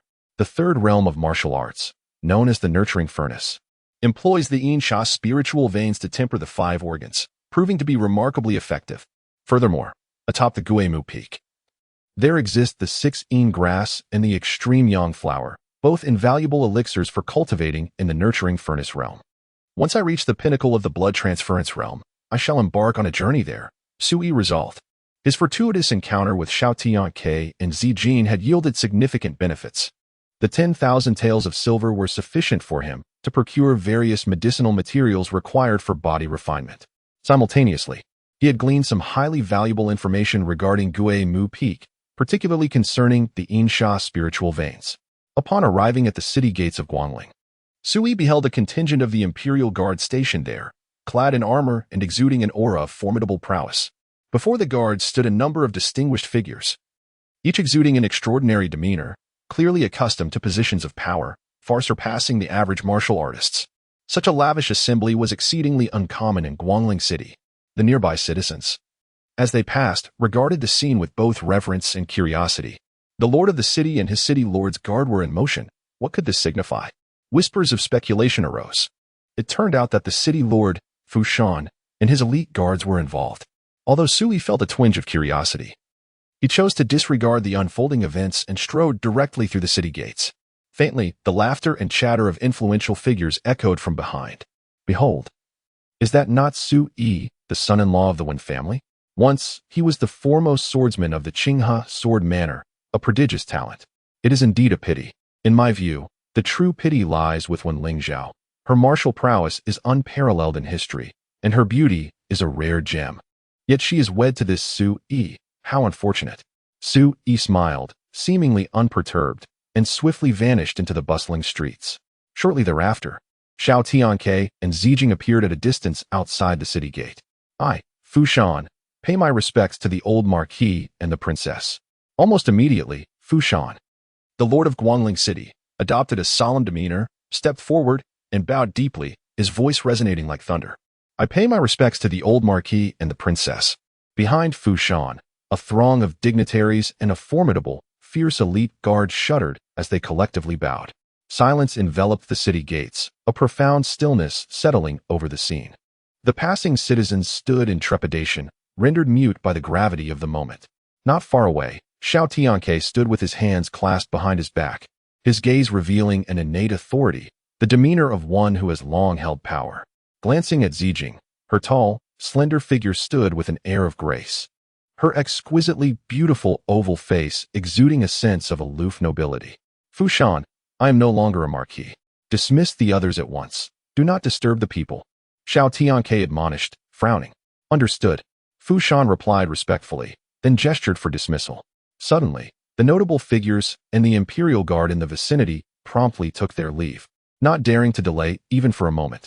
Uncle Fu, I kindly request you to procure the medicine according to this prescription. Remember, it must suffice for 7 days. Also, prepare a tranquil chamber for my grandfather and me, free from disturbances.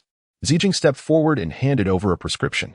This subordinate shall diligently obey the princess's orders.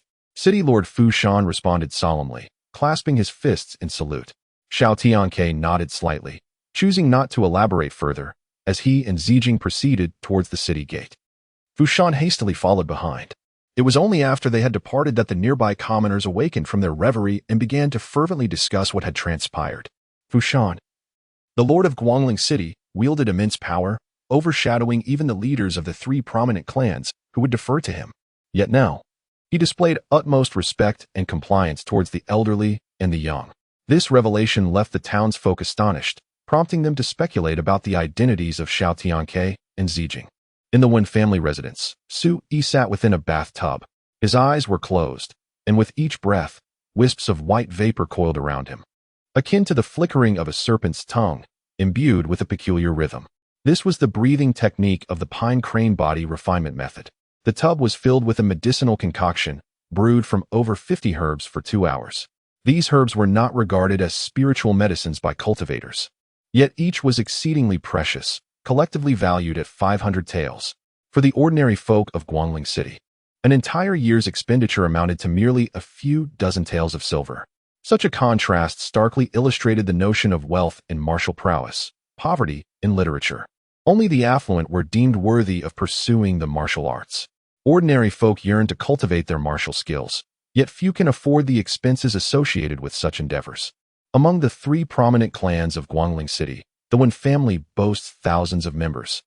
Yet only a select few possess the qualifications to embark on martial training from a young age. The harsh reality is that martial cultivation is exceedingly costly. Common warriors must consume various nourishing substances to fulfill their bodily needs and purchase an array of herbs to assist in their training. Even enrollment in an academy for martial cultivation entails a significant financial burden, one that most families simply cannot bear. This predicament is prevalent throughout the vast Zhou dynasty. As time flows onward, the sun begins its descent. Su Yi has meditated for a full 3 hours, when suddenly 2 streams of energy, as straight as white ribbons, burst forth from his nostrils. The energy shoots forth like arrows, slicing through the air and generating a faint, thunderous resonance. The practice of breath control is in full effect, with the sound of thunder accompanying his movements. This is a hallmark of the energy within his body reaching a boiling point.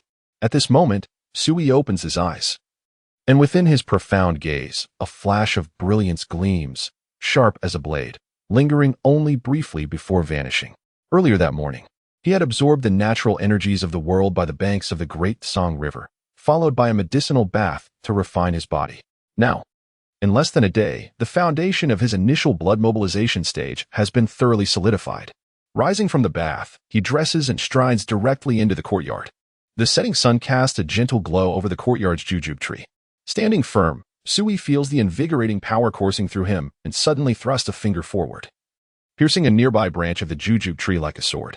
With a crack, the branch shatters into dust. Remarkably, the leaves upon that branch remain intact, fluttering gracefully into the air. Su Yi withdrew his fingers, nodding discreetly.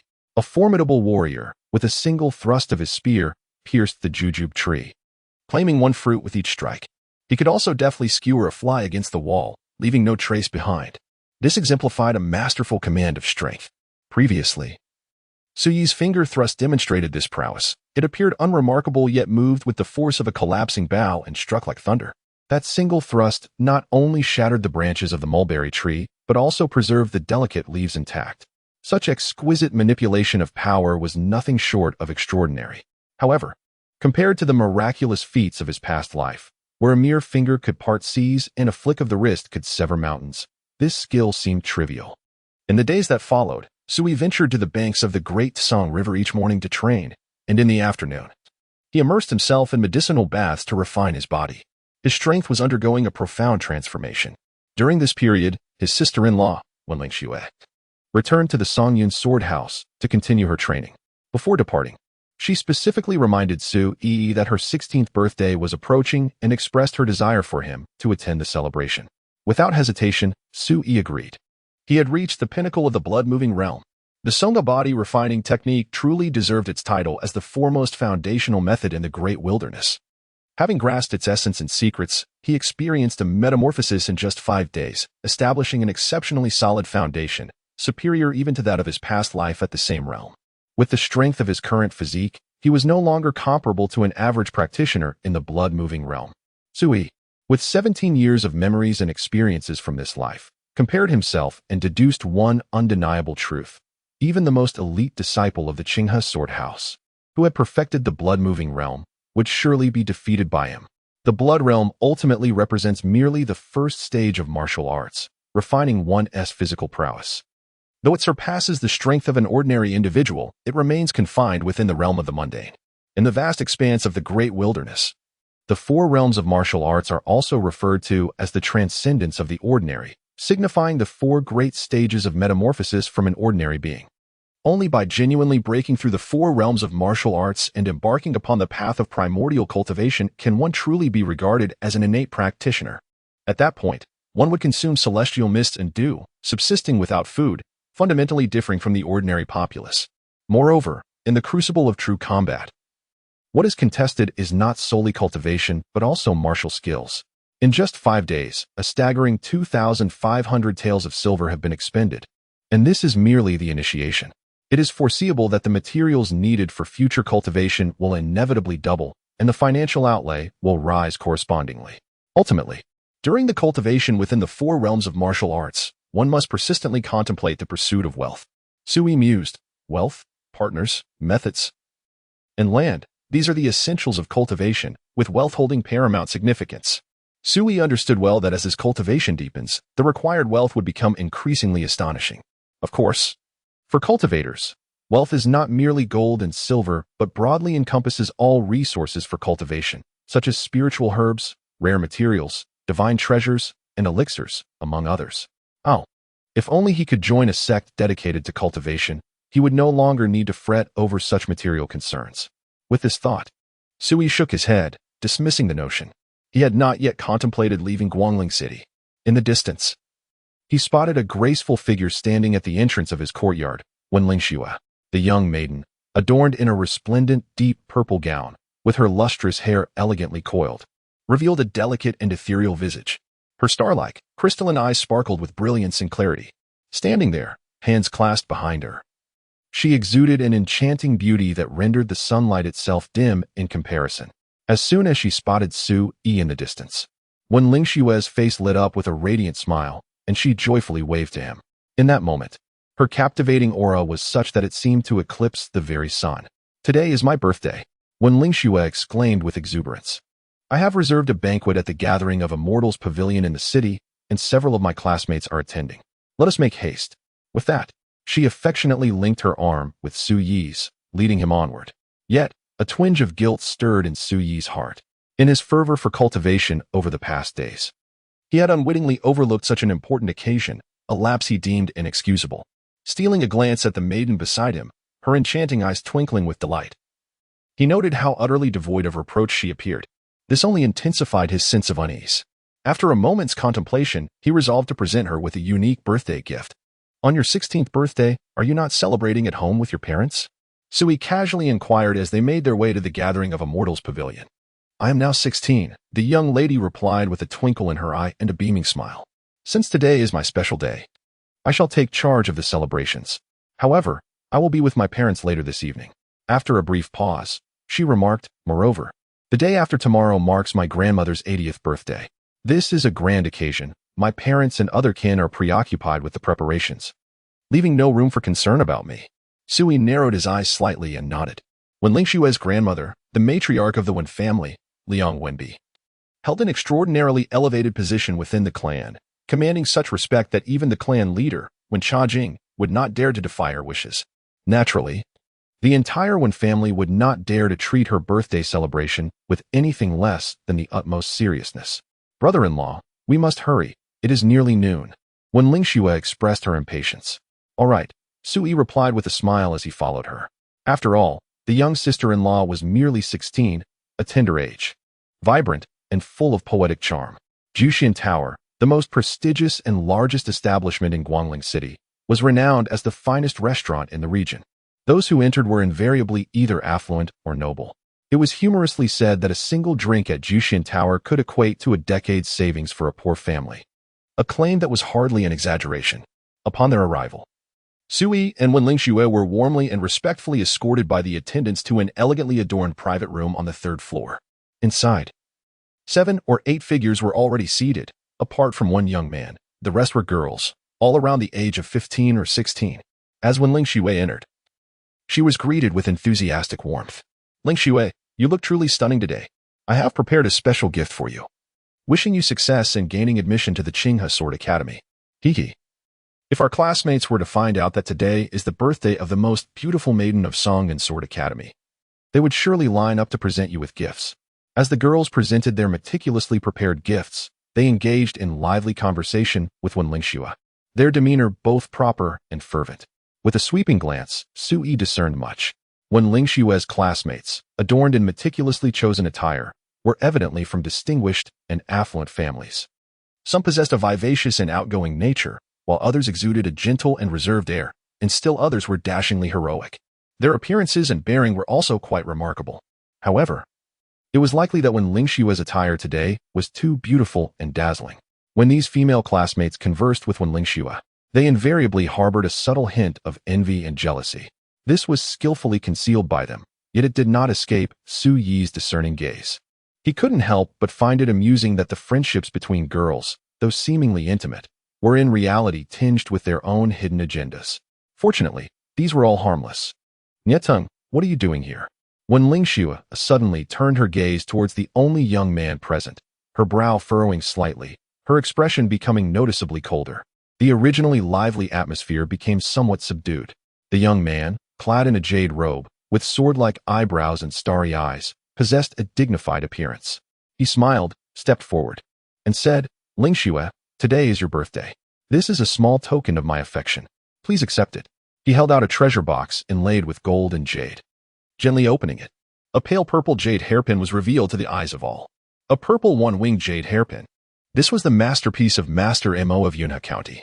It was said that the material was a natural piece of purple cold spirit jade, and the jade itself was worth 300 gold. After being meticulously crafted by Master Mo, the value of this jade hairpin has become equivalent to a fortune. A girl, adorned with exquisite makeup, gazes in awe, recognizing the extraordinary origin of the hairpin. Is it not excessively costly? Even some young ladies of distinguished lineage cannot help but gasp. Taken aback by Qingtang's lavish generosity, pleased with this effect, Qingtang smiles gently and inquires, "Wen Shui, do you like it? I specifically prepared this for you." Upon hearing this, the expressions of the surrounding young women subtly shift, their hearts unable to contain their envy towards Wen Lingzhao. Qingtang, the legitimate son of the esteemed Nie Beihu, the commander of the city lord's guard, possesses remarkable talents and an elegant demeanor. At the tender age of 16, he has already become a prominent figure within the Songyun sword manor, admired by countless female classmates. For such a gifted young man to lavishly present a jade hairpin as a token of affection is a matter of great pride for any girl. Who would not wish for such a scene to unfold in their own lives? Qingtang's expression falters for a moment, a hint of embarrassment flashing across his brow. Before he can speak, Wen Lingzhao has already invited everyone to take their seats, deliberately placing Sui beside her. Throughout the entire event, she has completely sidelined Qingtang. However, noticing his awkward situation, several young ladies express their sympathy, warmly inviting Qingtang to join them. Soon, he regains his composure and sits down with a smile, seemingly having forgotten the earlier awkwardness. Yet, whenever his gaze inadvertently drifts to Sui beside Wen Lingzhao, an inexplicable discomfort stirs within him. Indeed, whether it was Qingtang or the other young women, they were all perplexed as to why Wen Lingzhao had chosen to bring Sui to this gathering. However, out of respect for Wen Lingzhao, they tacitly refrained from voicing their thoughts. Throughout the event, no one took the initiative to greet Sui, let alone engage in pleasantries or small talk. Were it not for Wen Lingzhao, they likely would not have consented to sit alongside him at all. Who would desire to associate with a son-in-law who is the subject of ridicule? Thus, although Sui was present, he felt as though he were a mere specter, overlooked and ignored. "Brother-in-law, they may disregard you, but I shall pay you heed. Please do not take offense," Wen Lingzhao whispered softly in his ear. her breath fragrant as orchids, her bright eyes shimmering like water, and her delicate face radiating reassurance. Sui was taken aback, with the composure cultivated over 2 lifetimes. How could he be bothered by such trivialities? Soon, a host of lovely maidens entered, presenting an array of sumptuous delicacies, each a rare culinary delight. Wen Lingzhao, perplexed, remarked, "I did not order this many dishes." Qingtang, invigorated, proclaimed, "Wen Shui, today is your birthday. How could I allow you to bear the expenses? Today's expenditures at the gathering of Immortals Pavilion will be entirely on me." He swept his gaze across the other young women, exuding a sense of grandeur as he declared, "Let us all eat and drink heartily today, for it is the greatest blessing we can offer Wen Shui." The girls laughed joyfully, though they hailed from distinguished backgrounds. Indulging in the opulence of the gathering of Immortals Pavilion was not something they took lightly. However, Wen Lingzhao remained unfazed, her tone icy as she stated, "Whatever the cost today, I shall repay you another day. Do not stand on ceremony, Wen Shui," Qingtang said with a genial smile. "It is merely a repast. If you were to reimburse me, I fear I would incur the wrath of our male classmates from the Pine Cloud Sword Manor." Several young women chuckled, echoing his sentiment and urging Wen Lingzhao not to concern herself with such trivialities. Wen Lingzhao hesitated momentarily, ultimately refraining from further argument. However, she discreetly whispered into Su Yi's ear, "That fellow has always been this way. He relished being in the limelight back at the Pine Cloud Sword Manor. I find such individuals most irritating, so utterly vain. Moreover," she added, "I did not extend an invitation to him for this gathering, yet he arrived unbidden. The audacity." Su Yi offered a faint smile. "Mere vanity," he remarked, "a common ailment among the young, hardly egregious." At that moment, Qingtang's gaze fell upon them. He had not, in truth, overheard Wen Lingzhao's words to Su Yi. However, he had witnessed the intimate gesture of Wen Lingzhao's roseate lips near Su Yi's ear. This caused his smile to falter, and a surge of jealousy welled up within him, to the point where he yearned to rise and pummel Su Yi, banishing him from his sight forthwith. Forcibly suppressing his inner resentment, Qingtang feigned a light-hearted tone and inquired with feigned curiosity, "Su Yi, as Wen Shui's brother-in-law, you have also graced this gathering. I wonder, what token have you bestowed upon Wen Shui on this occasion?" A subtle, almost imperceptible curve graced Su Yi's lips. Being the personage he was, he discerned at once that the young man harbored resentment and clearly intended to provoke him. As expected, the gazes of the others present converged upon them. Their expressions varied, likely deducing that Qingtang harbored intentions of comparison. It is highly likely that this opportunity will serve to humiliate Su Yi. One must ponder, what qualifications does a son-in-law possess to sit among such esteemed individuals? Unbeknownst to him, he invites his own disgrace. Qingtang is truly insufferable. Wen Lingzhao felt a surge of anger. She was well aware that Su Yi had nearly forgotten her birthday, so how could he possibly prepare a gift? Yet, Qingtang had to bring it up. However, before Wen Lingzhao could voice her thoughts, Su Yi, with an apologetic demeanor, spoke. He directed his gaze toward Wen Lingzhao. This statement was intended solely for her. The opinions of others were of no concern to him. Wen Lingzhao was momentarily taken aback, her soft lips pursing as an indescribable joy welled up within her. Her brother-in-law. He truly cares about my birthday. Yes, he must have simply overlooked it due to his busy schedule. With this realization, a smile began to blossom at the corners of her lips. So, he had not prepared a gift after all. At that moment, the seething jealousy within Qingtang found an outlet, and he could no longer restrain his sarcasm, saying, "It's a pity that Lingzhao treats you, this son-in-law, with such kindness, yet you forgot her birthday." The other girls present nodded in agreement, shaking their heads in dismay. Su Yi was nothing but a failure, incapable of rising to the occasion. Yet, on the other hand, considering he was merely a son-in-law living off the Wen family, what significance would a gift hold? It could never compare to the exquisite Zilwan jade hairpin of senior brother Qingtang. It was truly perplexing why Wen Lingzhao held such regard for this son-in-law. Many girls found this utterly baffling and increasingly looked down upon Su Yi. Observing all of this, Qingtang felt a considerable sense of relief. He was contemplating whether to take advantage of the moment and further provoke Su Yi when, suddenly, a loud bang resounded. The door to the private room was forcefully pushed open. This was the gathering of Immortals Pavilion, the premier tavern in Guangling City, who had the audacity to barge in uninvited. Such brazen behavior. Instinctively, everyone's gaze turned towards the entrance.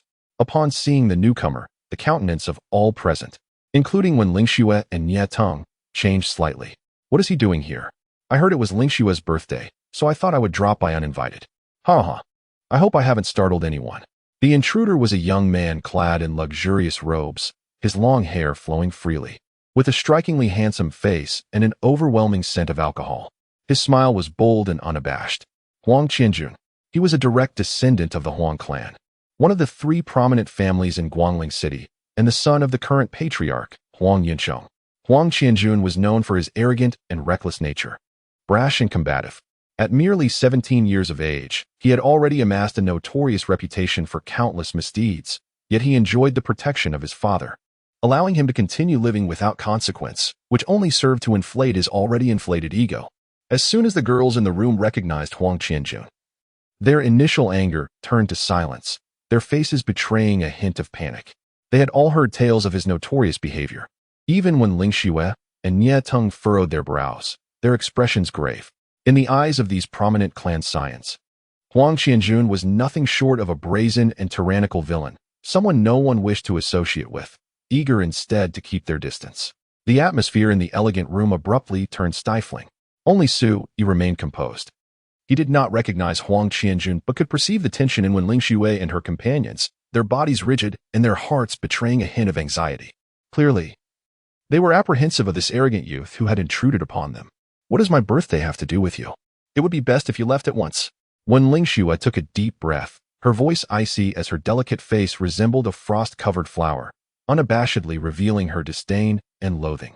Yet, Huang Qianjun seemed entirely unfazed, his gaze audaciously appraising Wen Lingxue before he grinned and remarked, "Ah, you are indeed Wen Lingzhao's sister, exceptionally beautiful. Only such a stunning maiden is worthy of me. You." Wen Lingxue's cheeks flushed crimson, her eyes ablaze with fury. Huang Qianjun laughed without restraint. Behind him trailed a group of guards, their expressions ambiguous as they chuckled. The girls present displayed visible fear, instinctively glancing towards Nie Teng, placing their hopes upon this heir of the Lord's Mansion's elite guards. Nie Teng inhaled deeply, realizing he had to intervene at this moment. Otherwise, he would find it hard to hold his head high in the future.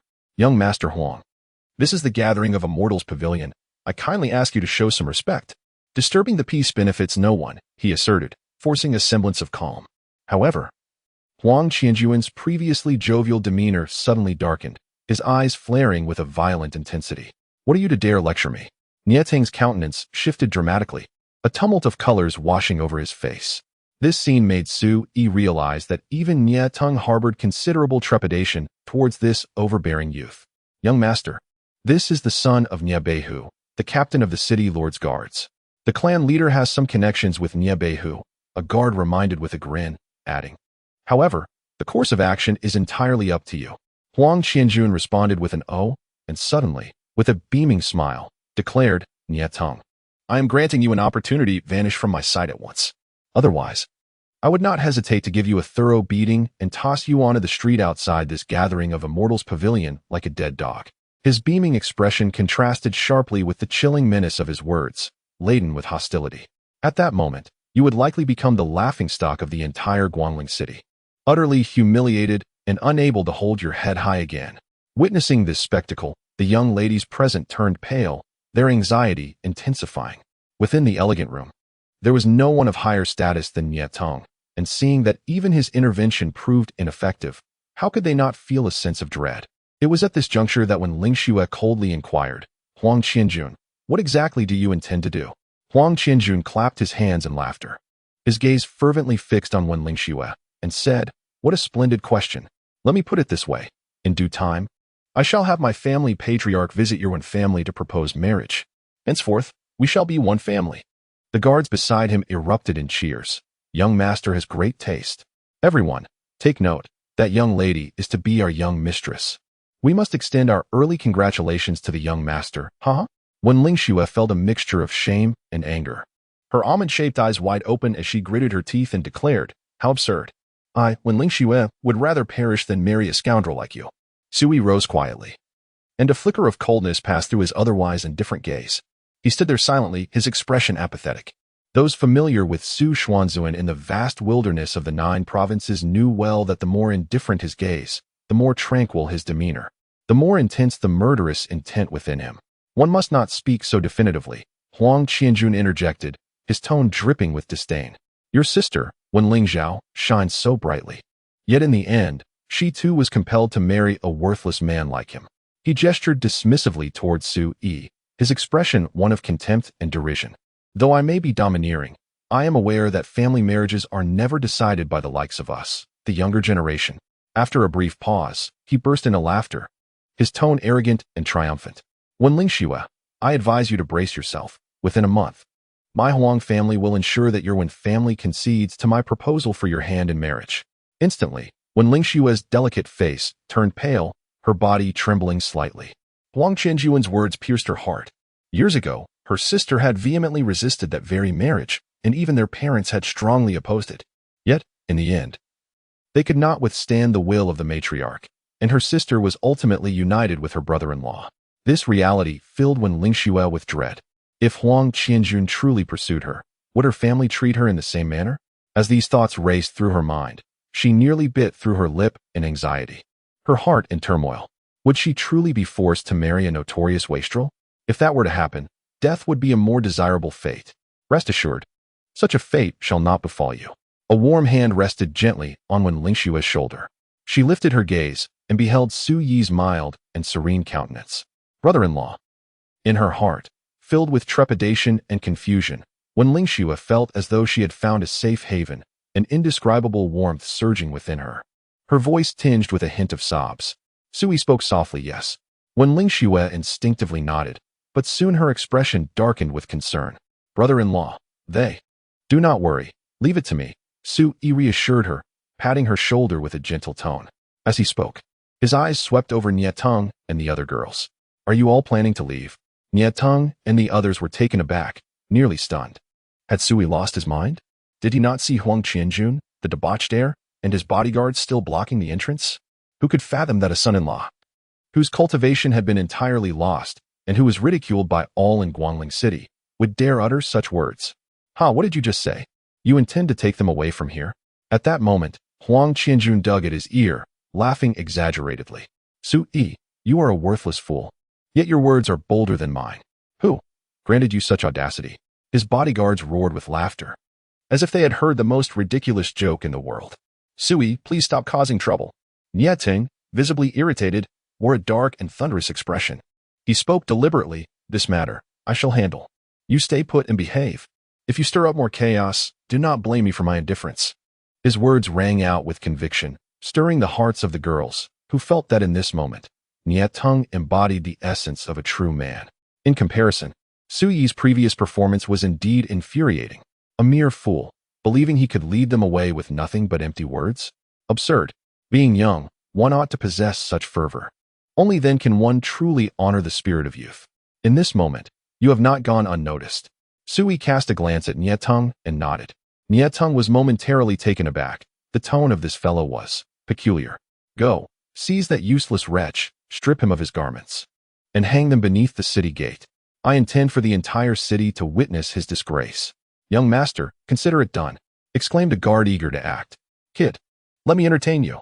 The guard, a robust and imposing figure with a face full of muscle, emanated an overwhelming sense of pressure merely by standing there.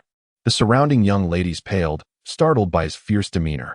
Yang Sheng, a formidable guard under Huang Qianjun, possessing the strength of a blood realm cultivator in the flesh refining stage, his body was as tough as steel and iron, with the strength of a wild bull. Proficient in the art of bone-crushing strikes. With a single blow, he could shatter tendons and bones, leaving his opponents gravely injured or worse. Brother-in-law, quickly dodge.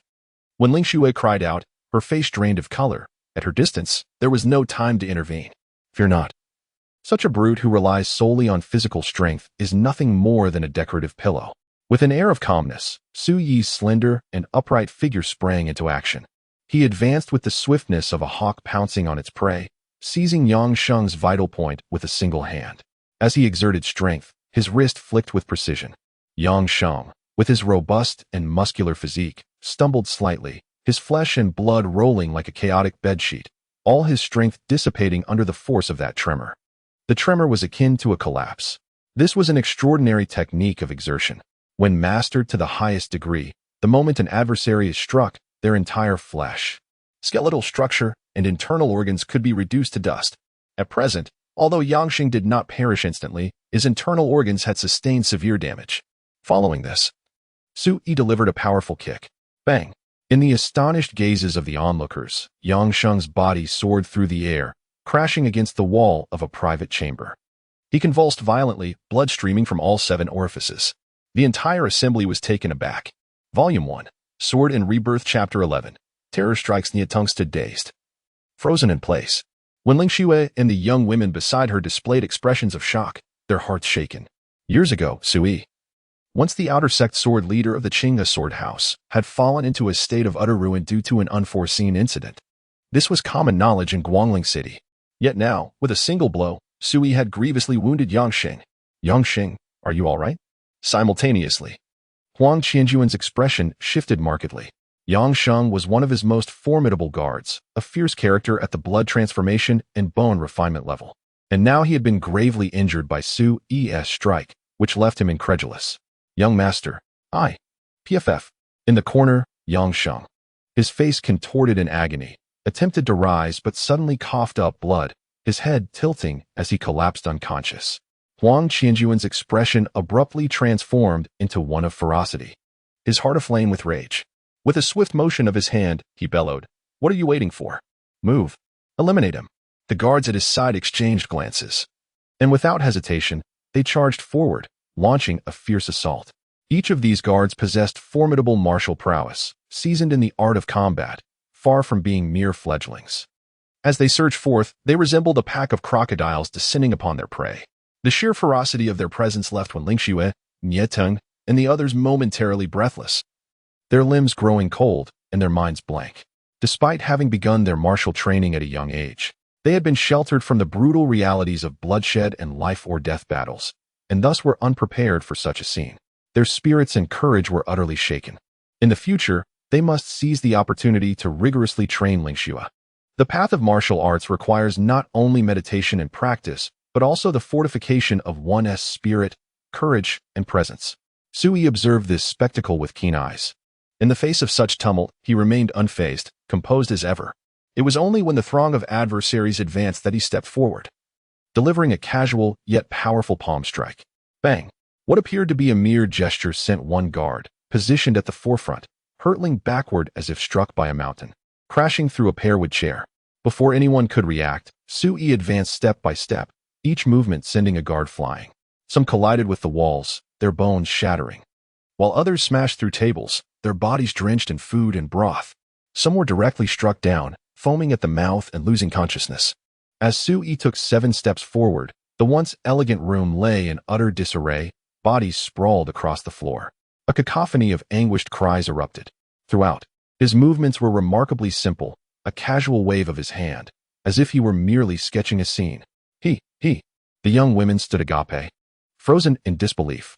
The very son-in-law they had scorned and dismissed since the banquet began had proven so formidable that he single-handedly vanquished a multitude of foes. This was entirely beyond their expectations, leaving them in a state of profound shock. Qingtang, too, was rendered speechless, his scalp prickling as he recalled his earlier thoughts of how he might trample Su Yi. A shiver coursed through him. Amidst the incredulous gazes, Su Yi approached Huang Qianjuan, his eyes narrowing slightly, and a hint of mockery gracing his lips as he inquired, "You, just a moment ago, claimed you would kill me?" A profound silence enveloped the room. Huang Qianjuan's face shifted between hues of ashen and livid, his expression a tempest of fear and bewilderment. It was clear he was taken aback, astonished that his retinue could not even contend with Su Yi alone. This was a stark contrast to his perception of Su Yi as a pitiful, ineffectual son-in-law stripped of all prowess. Now, facing Su Yi, who was merely a step away, and gazing into his profound and composed eyes, an uncontrollable chill and dread surged within Huang Qianjuan, causing his body to tremble violently.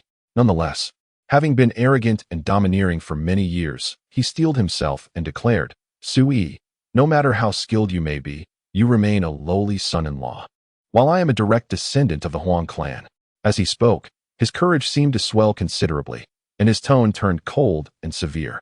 "If you intend to strike, feel free to do so. However, be prepared for the repercussions from the Huang family." Huang Qianjuan had been brazenly dominant in Guangling City for years, primarily due to the formidable support of the Huang clan, with his father being the current patriarch. This was the foundation of his arrogance. Indeed, upon hearing Huang Qianjuan's words, Wen Lingzhao and Qingtang felt a profound unease, realizing the gravity and complications that might ensue from this matter. Threatening me? Sui chuckled. Suddenly, he reached out, gripping Huang Qianjuan's neck and lifting him effortlessly into the air, whispering, "If you have the audacity, utter another word, and witness whether I dare to end your life." Huang Qianjun felt a sharp pain in his neck, his face flushed with the strain. As Suyi's grip tightened, he sensed a cloudiness enveloping his mind, darkness creeping into his vision, as if he were on the brink of death. The instinct for survival surged violently within him, prompting frantic struggles, yet it proved futile. To the onlookers, Huang Qianjun appeared as a grasshopper ensnared, teetering between life and death. Could it be that Sui truly intended to kill? This thought simultaneously struck Wen Lingzhao, Qingtang, and the other young women, sending shivers down their spines and transforming their expressions. Why the silence? Sui inquired with a smile. Huang Qianjuan's face contorted, his body thrashing violently, yet he gritted his teeth, too terrified to utter a word. His eyes filled with profound dread. For the first time in his life, he felt the palpable presence of death looming near, a sensation that threatened to shatter his very being. He possessed an intense intuition that, with a mere utterance, Sui would dare to snap his own neck. Suddenly, Suyi's nostrils flared, his brow furrowed, and he flung his hand dismissively. Thud! Huang Qianjun tumbled to the ground, his crotch unmistakably marked by a damp stain. Witnessing this scene, Wen Lingzhao and Qingtang were both astonished and amused. Who could have imagined that the domineering and ruthless scion, Huang Qianjun, would be so frightfully reduced to such a state? A plea for mercy from friends. At that moment, a voice echoed from outside the private chamber. A middle-aged man clad in a brocade robe hurried in, clasping his fists towards Sui. "I am Yu Tianhe, the proprietor of the Gathering Immortals Tower. I kindly ask you to show some leniency and spare young Master Huang." Yu Tianhe. The eyes of Wen Lingzhao and Qingtang widened in surprise. They had heard of Yu Tianhe, the owner of the Gathering Immortals Tower, whose influence was vast and whose background remained shrouded in mystery, catering to the most prominent figures of Guangling City. However, to their astonishment, Sui showed no regard for Yu Tianhe's request. With an indifferent gaze, Sui retorted, "When this fellow barged in and caused a ruckus before, you did not appear. Now that his life hangs by a thread, you come here to plead for mercy. Do you believe your standing is sufficiently formidable, or do you think I, Sui, am easily swayed?" His words were casual, yet his demeanor was resolutely firm. Yu Tianhe was evidently taken aback, clearly unprepared for the fact that the son-in-law of the Wen family would dismiss his authority. He discreetly scanned the prostrate figures of Huang Qianjun and his companions on the ground, feeling a sudden chill in his heart, and solemnly replied, "Su Gongzi speaks true. It is indeed my fault for arriving too late. Otherwise, I would not have allowed such an event to unfold. Might I request young Master Su to exercise a modicum of understanding? Should an opportunity arise in the future, I shall certainly pay you a visit to express my apologies." Having said this, he bowed with contrition. Wen Lingzhao and Qingtang were utterly astonished. Given Yu Tianhe's standing in Guangling City, there was no necessity for such a humble demeanor, yet the current circumstances left them bewildered. Sui shook his head, saying, "There is no need for apologies. After all, this matter does not concern you. However, I must forewarn you, should you choose to involve yourself, be wary of the potential repercussions." Yu Tianhe's eyes narrowed in sudden realization, as if he were encountering Sui anew, completely unable to reconcile the man before him with the derided son-in-law of the Wen family spoken of in whispers. The rumors had been misleading. Having weathered many storms, Yu Tianhe swiftly reached a conclusion.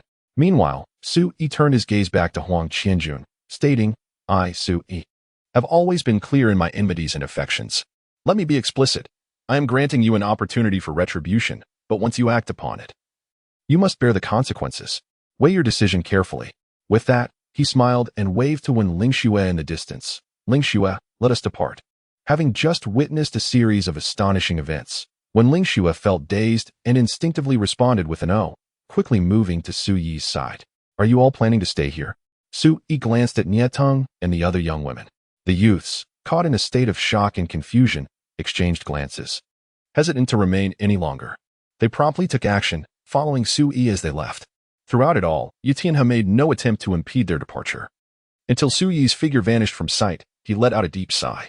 Truly, he was the former sword chief of the Qinghe sword mansion, and all the inhabitants of Guangling City had grossly underestimated him. Uncle you and my father are old friends. Why did you not intervene when I was being bullied? Huang Qianjun had already risen, his face a terrifying shade of ashen. Fool! Yu Tianhe cursed inwardly, while he bitterly smiled and replied, My dear nephew, I cannot afford to get entangled in such troubles. In my opinion, you must seek your father's assistance in this matter, just as Sui had previously stated. Involving oneself in this affair would be akin to inviting disaster upon oneself. Unexpectedly, Uncle you turn out to be such a timid and evasive person. Afraid to offend even a mere son-in-law of the Wen family. Forget what I just said. Huang Qianjun, in a fit of rage, slammed the door and stormed out.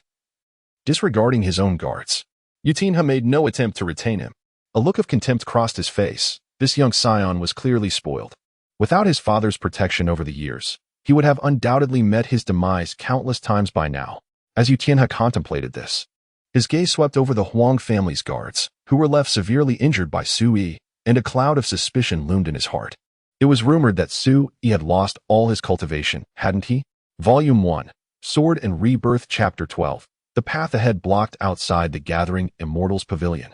Wen Lingzhao and her companions hurriedly departed. Before leaving, many could not resist stealing another glance at Sui.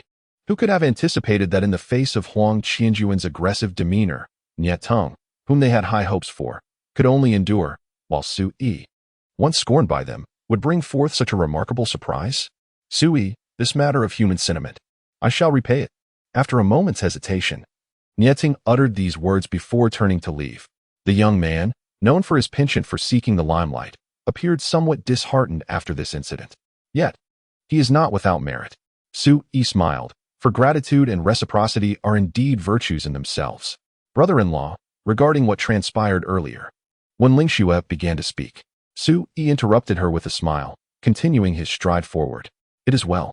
Wen Lingzhao stifled her worries and hurried to catch up. Lingzhao, after today's events, there are essentially two possible outcomes. Wen Lingzhao retorted anxiously, that kind of dandy, having suffered such a significant setback today, how could he possibly endure it in silence? He will certainly seek revenge. Sui nodded in agreement. Indeed, however, if he does retaliate, it will be solely directed at me, and that suffices. Wen Lingzhao grew increasingly concerned, taking a deep breath before stating earnestly, Brother-in-law, today as events were instigated by me, I cannot allow you to come to harm. The young maiden's delicate, yet resolute face reflected her determination. Rest assured, this matter is not as grave as you perceive, Sui chuckled, affectionately ruffling the girl's hair. With that, she swiftly dashed into the Wen family residence. Sui shook his head, somewhat exasperated. Silly girl, even if you seek assistance from your parents, they would likely remain indifferent. Then, a smile broke across his face. To be cared for and cherished is undeniably a blessing. As for the events that unfolded at the gathering of Immortals Pavilion, they held little significance for Sui. What? Sui, who was merely having a bowl of plain rice, actually laid his hands on Huang Qianjun. In the hall, upon learning the intricacies of the matter from Wen Lingzhao, Qingtang was immediately struck by disbelief, her face a mask of shock. Beside her, Wen Changtai could scarcely believe his ears. Huang Qianjun, he is the legitimate son of Huang Yunchong, the head of the Huang clan. Had it not been for my brother-in-law today, I would have suffered greatly at the hands of that Huang Qianjun. He even mentioned that in a few days he would come to propose marriage. And once I was brought into his household, he would make my life a living nightmare. Tears glistened in Wen Lingzhao's starry eyes as she lamented, Mother, you must help my brother-in-law this time, no matter what. Qingtang, seething with rage, gritted her teeth and exclaimed, I have long heard of Huang Qianjuan's notorious reputation as a debauched scion, engaged in all manner of wickedness, but I never imagined he would set his sights on my daughter. However, as she continued, a frown creased her brow, but with my capabilities, resolving this matter will not be easy. It's all your father's fault for being so ineffectual. She shot a fierce glare at Wen Changtai. He responded with a wry smile, muttering gloomily, this trouble was stirred up by Sui. Why should I be held accountable? Wen Lingzhao, in a state of urgency, implored, Mother, if you do not intervene, I will write to sister for assistance. She is now a disciple of the Tianyuan Academy. Qingtang, suddenly inspired, smacked her thigh, her eyes alight with realization. Indeed, your sister's status has changed significantly. With a newfound determination, she rose and declared, I shall approach the clan leader. Considering Lingzhao's connections, I refuse to believe the clan leader will turn a blind eye to this matter. When Lingzhao beamed with delight, exclaiming, "Mother, please hurry. Foolish girl. I am helping you," while also assisting that good-for-nothing Su Yi, Qingtang said with irritation. "They're all the same." When Lingzhao smiled radiantly. In the ancestral hall, Su Yi, that worthless individual, could actually contend against Huang Qianjun and those guards? Upon learning of Qingtang's intentions, the clan leader, Wen Chongjing, was momentarily taken aback, sensing an air of unreality. Qingtang was stunned, realizing that Su Yi, the idler, was utterly devoid of cultivation. Clan leader, regardless of the circumstances, Lingzhao has been bullied by that Huang Qianjun. If he retaliates, our Wen family cannot turn a blind eye. With a furrowed brow, Qingtang's face was etched with sorrow. When Lingzhao married Su Yi, it had nearly driven me to despair. If Lingzhao were to encounter any misfortune, I truly would not wish to live. With that, she covered her face and wept. When Chongjing frowned, contemplating for a moment before responding, "Naturally, I must intervene in this matter. After all, Lingzhao is a member of our Wen family. How can we allow the Huang family to bully her?" Qingtang's heart swelled with joy and gratitude. With the clan leader's words, I can finally feel at ease. When Chajin shook his head, his expression cold. "Do not rejoice too soon. I only mentioned protecting Lingzhao. Not that Sui. Regardless of the reasons, this predicament was instigated by him, and he must bear the consequences." A heaviness settled in Qingtang's heart as she hesitated and spoke. "Patriarch, had it not been for Su Yi's intervention this time, Lingzhao would have been subjected to severe bullying. You see." When Chajin coldly interrupted, "Sister-in-law, I recall that you once held the greatest disdain for this son-in-law. How is it that you now speak in his favor? Let us not forget that just a few days ago, your son-in-law thoroughly offended young Master Wei Zhengyang before all of us. I have yet to settle that score with him." His tone grew ominous, laced with anger. Qingtang stiffened, feeling a sense of awkwardness. Just as she was about to respond, when Chongjing cut her off again, stating, "The day after tomorrow marks the matriarch's 80th birthday, and I have many matters to attend to. You may leave now." This effectively served as an eviction notice. Qingtang dared not linger any longer and departed in haste. "Mother, how did it go?" the young girl asked, her eyes brimming with anticipation. This is wonderful. Now brother-in-law won't be bullied," she exclaimed joyfully, nodding and leaping with delight. Yet, Qingtang felt a wave of guilt wash over her. She consoled herself internally, thinking that Su Yi was merely an outsider. Even if the Huang family were to give him a good thrashing, as long as he survived, it would not be a significant issue. By the way, Lingzhao, has your brother-in-law regained his cultivation? Qingtang suddenly recalled this matter. When Lingzhao shook her head, saying, "I am uncertain. In any case, before my brother-in-law, Huang Qianjuan's guards were utterly no match." As she spoke, her eyes sparkled, her mind recalling the scenes from the gathering of Immortals Tower, where Su Yi displayed his prowess. Reflecting on it now filled her with exhilaration. "I have long perceived the cunning nature of this fellow. Throughout the past year in our household, he has endured countless disdainful glances and derision. Yet, who has ever witnessed him in a fit of rage? I must seize an opportunity to confront him and seek clarity." Qingtang remarked with a cold smile, exuding an air of having unraveled Su Yi's entire essence. When Lingzhao chuckled cheerfully, refraining from interjecting, merely contemplating within her heart, "My brother-in-law, naturally, possesses remarkable prowess." In the resplendent halls of the Huang residence in Guangling City, an air of oppression lingered. Huang Qianjun knelt upon the ground, his voice hoarse as he implored, "Father, I have erred. I willingly accept the punishment. From this day forth, I shall dedicate myself to arduous training, and in the future, I shall repay today's grievances tenfold, 100-fold." Seated upon the main throne, the clan leader, Huang Yunchong, bore an expression devoid of emotion, remaining silent. His imposing figure, clad in a flowing dark robe, exuded an aura as profound as the abyss, seated there with the majesty of a dragon coiled and a tiger poised. The atmosphere grew increasingly oppressive, rendering Huang Qianjun breathless. After a prolonged silence, Huang Yunchong suddenly rose, laughter booming forth, "My son, with such determination, you shall surely achieve greatness in the future. Rise now, tomorrow. I shall meet with that Su Yi to discuss this matter, and we shall convene at the gathering of Immortals Pavilion." Huang Qianjun, taken aback, exclaimed, "Father, is this trivial matter worthy of your personal attendance?" Huang Yunchong stepped forward, assisting his son to his feet, saying, "You do not comprehend. One must observe the master when reprimanding the dog, and besides, you are the son of Huang Yuchong." His gaze shimmered with a cold light, his tone icy. "Through this matter, I shall ensure that all in Guangling City are aware that you are my reverse scale, Huang Yuchong. Henceforth, anyone who dares to lay a hand on you shall meet a fate akin to that of Su Yi." Huang Qianjun, astonished yet elated, inquired, "Father, do you intend to personally annihilate him?" "Annihilate him? No, I shall make him wish for death, subjecting him to endless humiliation. Tomorrow, you shall witness it." Huang Yinchong spoke casually, as if discussing a trivial matter. At the writing desk by the window, Su Yi sat poised, his brush dancing across the paper. Elegant and lofty characters springing to life with each stroke. It was not until dusk descended that he laid down his brush, a slender stack of inscribed pages accumulating before him. At dawn tomorrow, he intended to bestow this breathing technique upon Lingxue. Su Yi mused. Today marked the 16th birthday of Wen Lingzhao, yet due to his oversight, he had forgotten to prepare a gift. Thus, he resolved to offer her a martial arts cultivation method as a present. However, Su Yi was unprepared for what awaited him. The following morning, when he sought out Wen Lingxue, a servant informed him that she had already departed the Wen residence, returning to Songyun's Sword Manor to continue her training. Tomorrow marks the 80th birthday of the matriarch of the Wen family. Lingxue would undoubtedly attend, and it would not be too late to present her gift then. Su Yi shook his head and stepped away from the Wen residence. In recent days, he had made it a ritual to practice in the spiritual grounds by the banks of the Datsang River each morning. Today was no exception.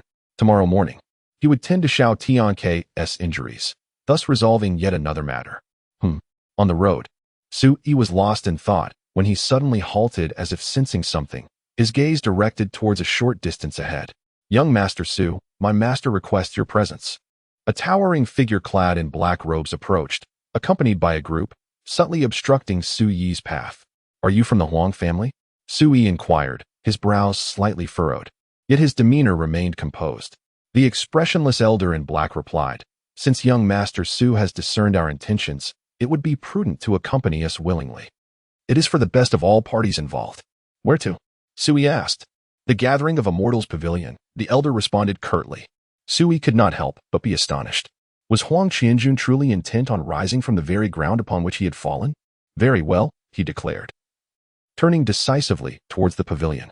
The elder and his companions were momentarily taken aback, not expecting Su Yi to be so compliant and proactive. It was surprisingly straightforward. "Keep a close watch on him. We cannot allow this lad to slip away," the elder instructed quietly as he followed suit. His concerns were unfounded, as Su Yi maintained an air of ease and leisure throughout their journey, showing no signs of attempting to flee. Upon reaching the gathering of Immortals Pavilion, the elder and his companions breathed a sigh of relief, albeit with astonishment. This son-in-law of the Wen family certainly possessed audacity. It was precisely noon, the peak time for business at the pavilion, yet upon entering, Su Yi discovered the establishment was eerily desolate, with every seat vacant. Behind the counter stood a familiar figure, the proprietor of the gathering Immortals Pavilion, Yu Tianhe. "Young Master Su, the head of the Huang clan, personally arranged a banquet in the private room yesterday. Eagerly awaiting your arrival," he remarked with a smile, a hint of schadenfreude evident in his tone, as if he had already foreseen the impending events. "Are you not afraid that the gathering Immortals Pavilion may be demolished later?" Su Yi casually replied. Yu Tianhe's expression momentarily faltered, but he quickly burst into laughter, assuring him, "Rest assured, young Master Su, the sign of my pavilion is remarkably resilient. It cannot be easily destroyed by the likes of ordinary folk." Pausing for a moment, he added with a touch of pity, "Rather, it is you, young Master Su, who may face dire consequences today." Su Yi chuckled in response, saying, "You boss. While I appreciate the spectacle, should any damages befall the gathering Immortals Pavilion today, I shall not be responsible." With that, he ascended the staircase towards the second floor of the tavern. Yu Tianhe furrowed his brow, pondering why this young man appeared so unperturbed. Did he possess some hidden advantage? Yet today, it was Huang Yunchong, the head of the Huang clan and one of the most powerful figures in Guangling City, who would deal with him. "I am eager to witness whether a mere son-in-law of the Wen family can navigate safely out of my gathering Immortals Pavilion," Yu Tianhe mused. On the second floor, the door to the private room stood wide open. Upon Su Yi's arrival, he found 3 individuals already seated within. One was Huang Qianjun, clad in a flowing black robe. who sat beside a middle-aged man draped in a python-patterned gown. This man was tall and imposing, his features as rugged as stone. He sat there nonchalantly, exuding a commanding presence akin to a dragon coiled and a tiger poised to strike. On the opposite side sat a man clad in a green robe, a long sword at his waist, appearing to be in his 40s. His complexion was a waxy yellow, and he was idly toying with a silver dagger. The blade, sharp and glistening, danced and twirled between his fingers, mesmerizing to behold. When Su Yi's figure emerged, the green-robed man squinted his eyes, surveying for a moment before breaking into a derisive laugh, tinged with mockery and perhaps disappointment. Su Yi, you have finally arrived. Huang Qianjuan's eyes brimmed with deep-seated hatred as he spoke coldly. I mentioned yesterday that I would give you the chance for revenge, since you have chosen to proceed. How could I not be here? As Su Yi spoke, he nonchalantly stepped into the private chamber, taking his seat on a chair and casting a cursory glance at the middle-aged figure in the python robe and the green-robed man, remaining silent. Perhaps due to Su Yi's demeanor of composure and tranquility, the middle-aged man in the python robe appeared somewhat taken aback. He then suddenly remarked, indeed, the former outer sect sword leader of the Qinghe sword manor possesses remarkable courage. I can now confidently affirm that the old fox, Yu Qianhe, spoke the truth. This past year, all of Guangling City has underestimated you. His voice was rich, yet carried an unmistakable authority befitting a person of high standing. Su Yi rapped his knuckles on the empty dining table and casually remarked, it is already noon. If you wish to engage in pleasantries, might I suggest you prepare a feast? Let us dine and converse. Huang Qianjuan's face darkened with anger. Did this scoundrel truly believe he was here merely to dine? The green-robed man remained unfazed, continuing to fiddle with the silver dagger, seemingly indifferent to the unfolding scene. The middle-aged man in the python robe chuckled and replied, once matters are resolved, should you still have an appetite, I assure you, there will be plenty to satisfy you. After a brief pause, he introduced himself. I am Huang Yinsheng. I heard that yesterday you taught my inept son a lesson here. For the moment, let's set aside who is right or wrong. My son has been wronged, and as a father, I cannot remain silent, can I? Su Yi casually nodded and replied, it's quite common for the old to intervene when the young are in trouble. Huang Yinsheng leaned forward, his gaze sharpening as he fixed his eyes on Su Yi. It is evident that you are an astute individual, so I shall be straightforward. If this matter remains unresolved, my son will become a laughingstock in Guangling City due to yesterday's incident. After all, it is unbecoming for a man to be so frightened that he soils himself. The rumors would be quite unflattering. Beside him, Huang Qianjuan's face flushed with a mix of shame and anger, his gaze towards Su Yi growing increasingly venomous. What do you propose? Su Yi inquired with an air of nonchalance. Huang Yinsheng exuded a formidable presence, clearly a powerful figure within the Qi-gathering realm. Every movement he made was capable of instilling fear. However, this pressure seemed to have no effect on Su Yi, who felt an urge to chuckle. To intimidate? It all depends on whom one is facing. Su Yi's placid response astonished Huang Yinsheng once more. After a moment of contemplation, he smiled and said, an apology. An apology? Indeed. You shall kneel from here, striking your forehead against the ground step by step until you reach the entrance of the Jushin Tower. Huang Yinsheng gestured casually toward the ground outside the elegant room, his tone gentle, yet his smile revealing a certain malice. The sound of your kowtows must be loud enough for every chamber on the 3 floors of the Jushin Tower to hear. Huang Qianjun could no longer contain his joyful smile, his eyes sparkling with excitement. A silent man clad in green robes could not help but sigh. Tribe leader, you are truly benevolent. Huang Yinsheng's smile broadened, and he replied, you do not understand. The conflicts among the youth do not warrant excessive severity. Is this not excessive? Huang Qianjun gasped in disbelief, taken aback by his father's seemingly nonchalant remark. Huang Yinsheng's gaze remained fixed on Su Yi as he continued. When you bow your head to the entrance of the Gathering Immortals Pavilion, you shall kneel there and slap your own face. Remember, the slap must be resounding, loud enough to be heard clearly from 3 paces away. As he spoke, he tapped his fingers on the table and smiled leisurely. This matter shall only conclude when the onlookers disperse.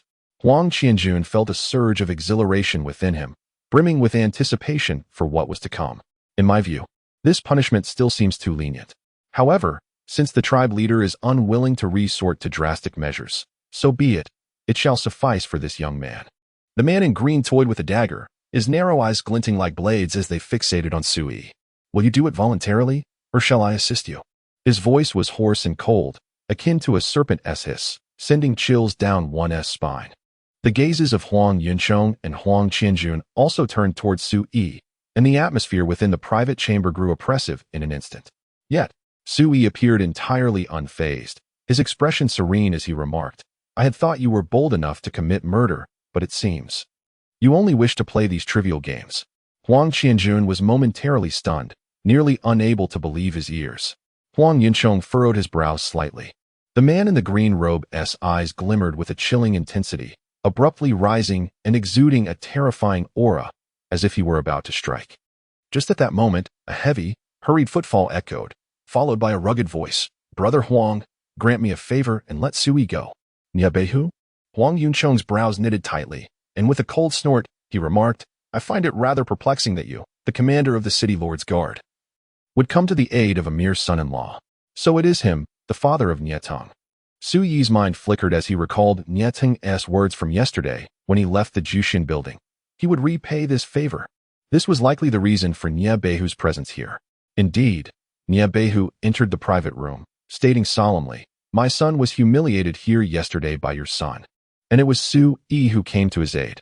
How could I, Nia Beihu, not repay this kindness?" Huang Yuncheng cast a sidelong glance at Huang Qianjun, who quickly interjected, "Father, I merely frightened Qingtang a bit yesterday. I did not lay a hand on him, let alone humiliate him. Brother Nia, you have heard. This matter has nothing to do with your son." Huang Yuncheng's expression remained indifferent, his voice turned frigid. "On the contrary, my son is the one who has been wronged. If this matter is simply brushed aside, how will my son ever hold his head high in Guangling City?" Nia Beihu's countenance darkened, ready to respond. But Huang Yuncheng cut him off, saying, "Brother Nia, do not speak further. Today, even if it were Wen Changjing, the head of the Wang family, he could not save this Su Yi." The voice resonated powerfully, striking like a hammer upon the ground.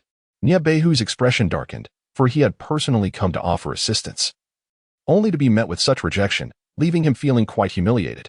Observing this, Su Yi couldn't help but shake his head inwardly. He had not anticipated relying on others to resolve this matter. Nevertheless, it was important to acknowledge that Nia Beihu had come to help him, and he could not simply stand by idly.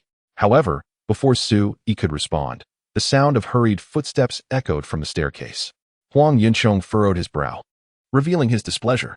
The gathering Immortals tower was under the domain of Yu Tianhe, and he had believed that with his presence, they would be undisturbed. Yet now, repeated disturbances had arisen, inciting Huang Yuncheng's ire. The other patrons in the private room exchanged puzzled glances, wondering who might be arriving this time.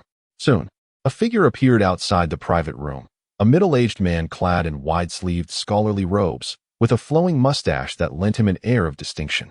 However, his brow was furrowed with anxiety, and beads of sweat adorned his forehead, clearly indicating his hurried arrival. Upon reaching the room and seeing Su Yi seated there, unscathed, he let out a long sigh of relief. Under the gaze of astonished onlookers, the middle-aged scholar hastened forward and respectfully greeted Su Yi, inquiring, "Young Master Su, were you harmed in any way?" Volume 1, Sword and Rebirth, Chapter 14. Bloodied and bruised Su Yi felt a vague familiarity with the man. Yet he could not recall where they had crossed paths. "Do I appear injured to you?" Su Yi suppressed his confusion and replied with a smile. The middle-aged scholar, upon hearing this, seemed to finally relax, repeatedly assuring, "As long as you are unharmed, that is a relief." As he turned to regard the others present, the gentleman in scholarly robes was now imbued with an air of icy authority, declaring, "Huang Yuncheng, you possess remarkable audacity." His voice resonated like thunder, instilling fear in the hearts of those who heard it. Huang Yuncheng's countenance had already changed dramatically upon the arrival of this cultured figure, and now, confronted by such a rebuke, he felt his body stiffen, unable to remain seated. He sprang to his feet, confusion etched across his face. "Brother Fu, what brings you here?" "The city lord?" Huang Qianjun was equally taken aback, rising in a flurry, his expression one of bewilderment. When had Su Yi developed a connection with the city lord? The gentleman in green robes also appeared flustered, hastily sheathing the dagger in his hand, bowing his head respectfully. "I pay my respects to Lord Fu." Simultaneously, Nia Beihu hastily clasped his fists in greeting. "Your subordinate pays his respects, my lord." In an instant, all gazes converged upon the gentleman in scholarly robes. Fu Shan, the city lord of Guangling, a master of the Qi gathering realm, wielding immense power, his presence formidable as the heavens. So it was he. Sui finally grasped the situation, though a flicker of confusion lingered within him. It seemed he shared no prior acquaintance with this man. Could it be? Suddenly, Sui recalled a possibility. He remained silent, observing with a detached gaze. If I had not come, how could I witness you, Huang Yuchong, in such a commanding position? Fu Shan's gaze was frigid, akin to a sovereign in wrath, his imposing aura palpable. Huang Yuchong's temples throbbed, striving to maintain his composure. He could afford to slight Nye Beihu, yet he could not disregard Fu Shan, the city lord. Brother Fu, I have investigated Su Yi's background. In his prime, he was merely the outer gate sword master of the Qinghe sword house. Now, he is nothing more than an inconsequential son-in-law of the Wen family, of no significance whatsoever. Huang Yuchong pondered. I truly do not understand, given your esteemed status, why you would choose to support him. This is precisely the confusion shared by Huang Qianjun, the man in the green robe, and Nye Beihu. Inconsequential? Fu Shan's eyes glinted with a profound sarcasm as he maintained a stoic expression. Out of respect for our past acquaintance, I shall divulge this, before arriving at the gathering of Immortals Pavilion. Princess Lingzhao stated that if a single hair were to be harmed on young Master Su, I, Fu Shan, would pay with my head. His words struck like a thunderclap. Everyone present turned pale, their bodies stiffening. You mean to say, he is a friend of Princess Lingzhao? Huang Yuchong looked at Sui in disbelief. Princess Lingzhao. She is indeed a genuine royal, though she hails from the Wen Lingzhao clan. She is a princess officially bestowed by the reigning emperor of the Great Zhou. Such stature is terrifyingly high. Yet, how could Su Yi, a lowly son-in-law of the Wen family, have ever become friends with Princess Lingzhao?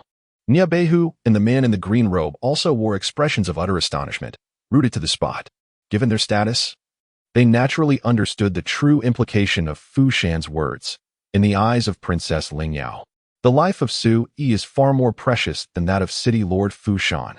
Huang Yuchong, oh Huang Yuchong, it is due to your current actions that I nearly lost my head, Fu Shan said coldly. In a state of agitation, Huang Yuchong was unable to maintain his composure, beads of cold sweat cascading down his brow.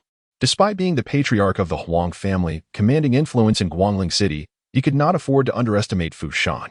As for Princess Lingzhao, she was a noble figure whom the entire Huang clan could not afford to offend. Father, who is this Princess Lingzhao? Is she truly more formidable than my uncle? Huang Qianjun stammered, acutely aware that the situation was amiss, yet his youth rendered him oblivious to its intricacies. Suddenly, with a sharp crack, Huang Qianjun received a resounding slap to the face, causing him to collapse onto the ground, his cheek swollen and bleeding, utterly stunned.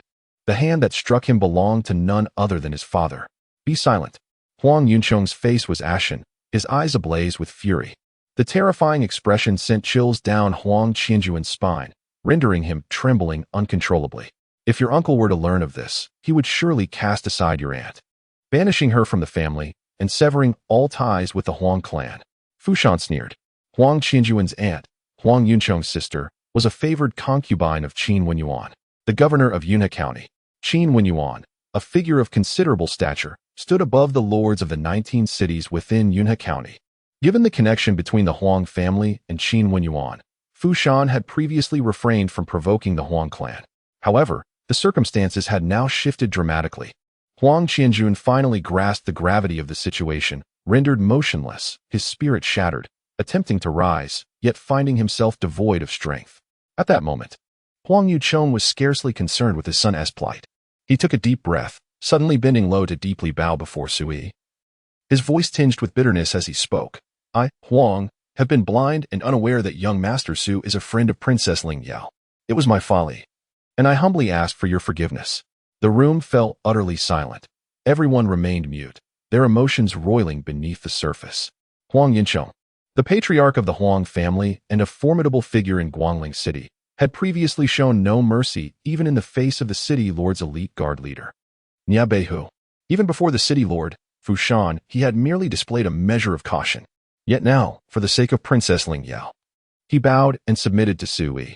Father, Huang Qianjun stood frozen, an indescribable sense of powerlessness surging within him.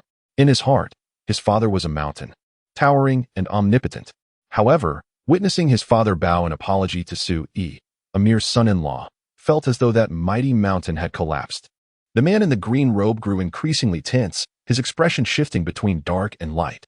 Niabehu observed the unfolding scene, filled with self-mockery, given the current circumstances. What need did Sui have for someone like him? Sui merely raised an eyebrow. The once arrogant head of the Huang family now bowed in trepidation. And he understood well that Huang Yuncheng was not merely bowing to him, but rather to Princess Lingzhao. Young Master Su, how do you propose we resolve this matter? Fu Shan inquired softly, maintaining a posture of utmost respect and deference towards Sui, careful not to show any sign of negligence. Sui's gaze turned to Huang Qianjun, and he asked, "Do you remember what I said here yesterday?" Huang Qianjun was momentarily taken aback, his countenance swiftly draining of color as he stammered, "I." Before he could continue, Sui interjected, "I have previously mentioned that I would grant you the opportunity for retribution. However, should you choose to pursue this course of action, you must be prepared to bear the consequences." Huang Qianjun certainly recalled these words, but he had dismissed them yesterday. Now, as he listened, each syllable pierced him like a chilling, serrated blade, deeply embedding itself in his heart. Overwhelmed by terror, he instinctively cast a glance toward his father, Huang Yuncheng. Maintaining his posture of humility, Huang Yuncheng could no longer suppress his unease and gritted his teeth, asserting, "Young Master Su, I am willing to bear the consequences of this matter alone." Sui shook his head, redirecting his gaze toward Fu Shan, saying, "It is evident that, despite the lengthy discourse from Lord Fu earlier, his intention was to help Huang Yuncheng and his son comprehend the gravity of the situation, thereby preventing them from committing any further egregious acts that might incite greater calamity." Fu Shan's expression faltered.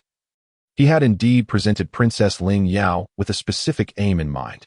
After all, Huang Yuncheng was the head of the Huang clan, and should matters escalate irrevocably, he, as the city lord, would also face repercussions. However, Fu Shan had not anticipated that Sui would see right through his subtle machinations. Steadying himself, Fu Shan straightened his demeanor and solemnly clasped his fists, declaring, "Young Master Su, your insight is truly unparalleled. My intentions were, indeed, transparent to you. Nevertheless, I assure you that you may handle this matter as you see fit, and I shall have no objections." Witnessing the lord of the city make such fervent assurances, the expressions of Huang Yuncheng, Huang Qianjun, and the man in the green robe shifted dramatically, their hearts sinking into despair. Sui, maintaining a calm demeanor, remarked, "I have never been one to leverage the strength of others to oppress, and besides, Lord Fu's presence here is, in fact, a favor to me. I would not wish to complicate matters for you." Fu Shan immediately felt a sense of relief. However, Sui's gaze turned toward the man in the green robe not far away, and he smiled, saying, "Aren't you fond of playing with daggers? Why not reveal your dagger and sever your own hand?" Since his entry into the private room, the man in the green robe had been toying with a knife, his words dripping with sarcasm and his demeanor frivolous. Had it not been for Niabehu's sudden arrival, he would have attempted to take action against Sui. Sui certainly did not overlook this individual. A chill swept through the crowd. The man in the green robe, named Huang Yin, was the leader of the Huang clan's guards, a figure at the pinnacle of the blood-moving realm. In Guangling City, he was regarded as a top-tier martial artist. If one of his hands were to be rendered useless, it would severely hinder his martial arts cultivation. "Is there no other way for me to atone?" Huang Yin's face paled, his anxiety palpable. Sui remained silent, merely smiling at him. Fu Shan's gaze turned icy as he directed his attention toward Huang Yuncheng. The unspoken pressure left Huang Yuncheng feeling suffocated, ultimately leading him to grimly declare, "Huang Yin, act." Huang Yin's complexion turned ashen, his eyes glazed over. Trembling, he finally produced the concealed dagger and, with a swift motion, slashed at his right hand. With a sickening sound, a bloodied hand fell to the ground, blood spilling like a waterfall. Huang Yin, in agony, twitched painfully, beads of sweat dotting his brow. Sui nodded slightly, his gaze shifting towards Huang Yuncheng. "Earlier, you commanded me to kneel and bow with every step from here to the entrance of the gathering of Immortals Pavilion. How do you propose we resolve this matter?"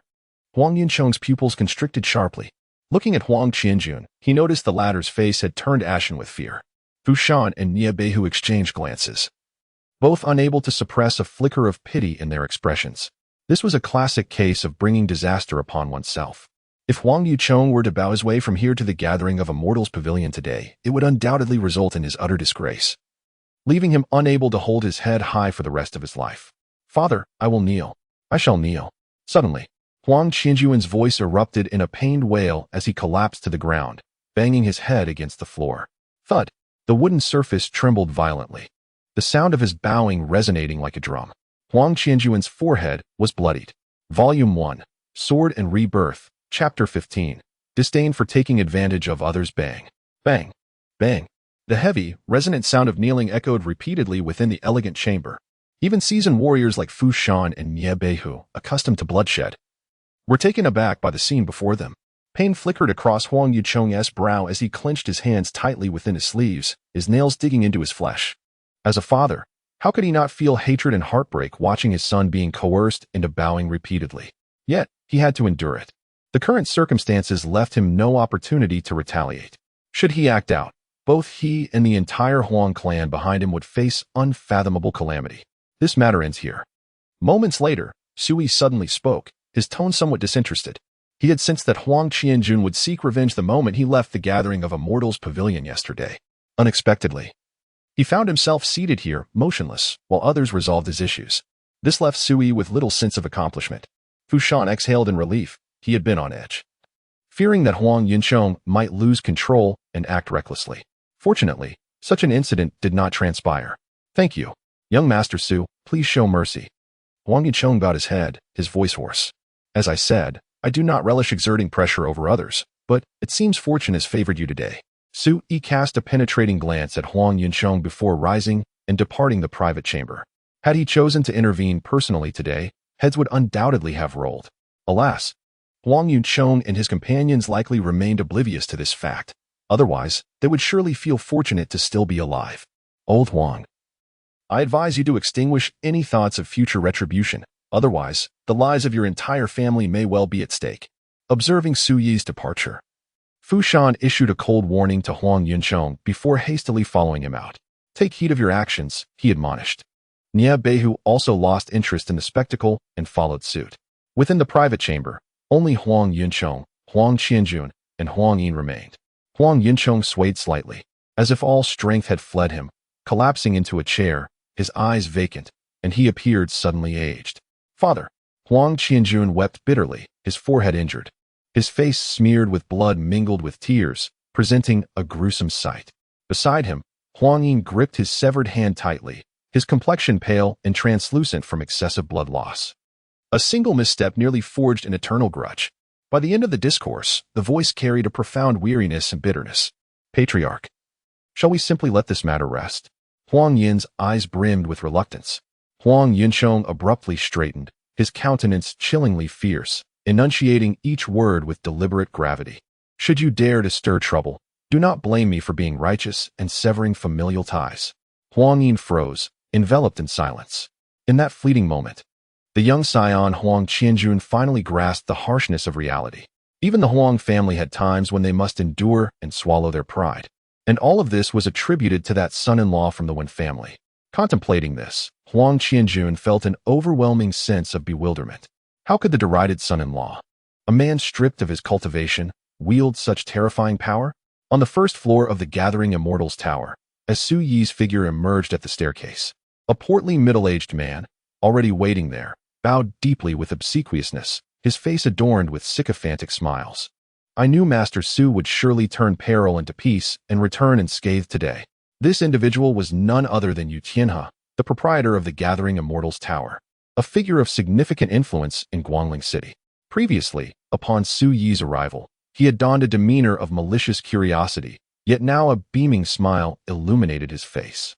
Evidently, the reputation of the Gathering Immortals Tower remained intact, suffering minimal losses. Su Yi offered a subtle, sardonic remark. Yu Tianhe, though momentarily awkward, quickly regained his composure, his thick skin allowing him to respond with an air of contrition. Master Su, your praise is unwarranted, leaving me quite abashed. To express my sincere remorse, let it be known that whenever Master Su graces us with his presence, all will be free of charge. Sui let out a soft exclamation, choosing not to elaborate further as he made his way directly towards the exterior of the Gathering Immortals Tower. The city lord, Fu Shan, and Nie who followed closely behind. Lord Fu, Lord Nie, Yu Tianhe promptly greeted. Fortunately, young Master Su is unharmed this time. Otherwise, I would have dismantled this Gathering Immortals Tower. It was only after the figures of Su Yi, Fu Shan, and Niebehu had vanished beyond the entrance that Yutina straightened his posture and wiped the cold sweat from his brow. Even now, his heart raced violently, filled with an unsettling dread. Had I known Sui possessed such formidable abilities, I would not have dared to treat him with such negligence. Yutina muttered to himself, still bewildered by how someone he deemed a mere wastrel could forge connections with Fu Shan and Niebehu. This completely shattered his preconceived notions. Outside the Gathering Immortals Tower, Lord Fu, young Master Su, if there are no further matters, I shall take my leave, Niebehu stated in a grave tone. Fu Shan nodded, cautioning, do not let today's events be disclosed. Once Niebehu had turned to depart, Sui suddenly recalled something and remarked, Lord Nie, your son is quite commendable. In the eyes of his father, Qingtang was clear-minded regarding grievances and gratitude, naturally deserving of praise. The entire Guangling city had misjudged Sui. Who could have anticipated that he was a close companion of the Princess Lingzhao? Fortunately, Tang has garnered a modicum of favor from Sui. Perhaps in the future, they could further solidify their relationship. Niebehu began to ponder this in his heart.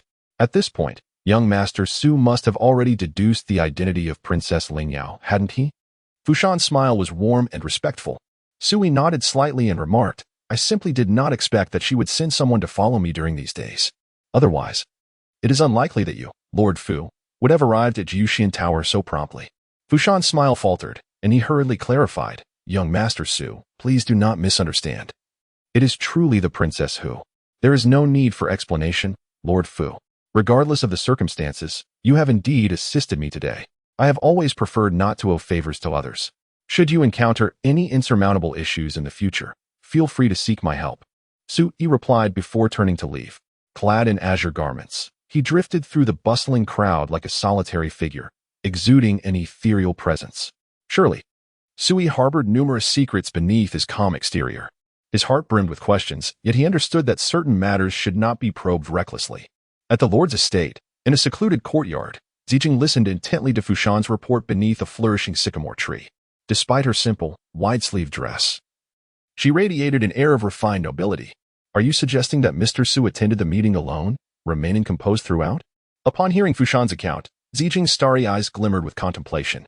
Indeed, he had uttered a peculiar remark upon his departure. Fu Shan pondered briefly. Pray, share it with me.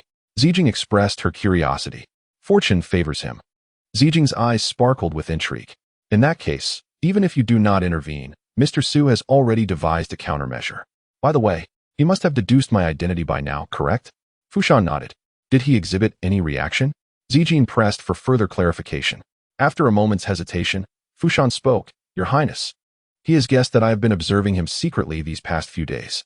A pang of anxiety gripped Zijing's heart. Is Mr. Su angry? Fu Shan quickly shook his head. Not at all. He merely mentioned that my assistance has been of help to him, and that should he encounter any troublesome matters in the future, he may seek my aid. Zijing nodded and replied, Uncle Fu Shan, you may leave now. As you wish. Fu Shan turned and departed, while Zijing strode directly into a room within the courtyard. Inside, the slender figure of Xiao Tianke was preparing tea, exuding an air of tranquility. His complexion much more vibrant than before. Zijing hesitated momentarily. Speak your mind. There is no one else here, Xiao Tianke said with a gentle smile.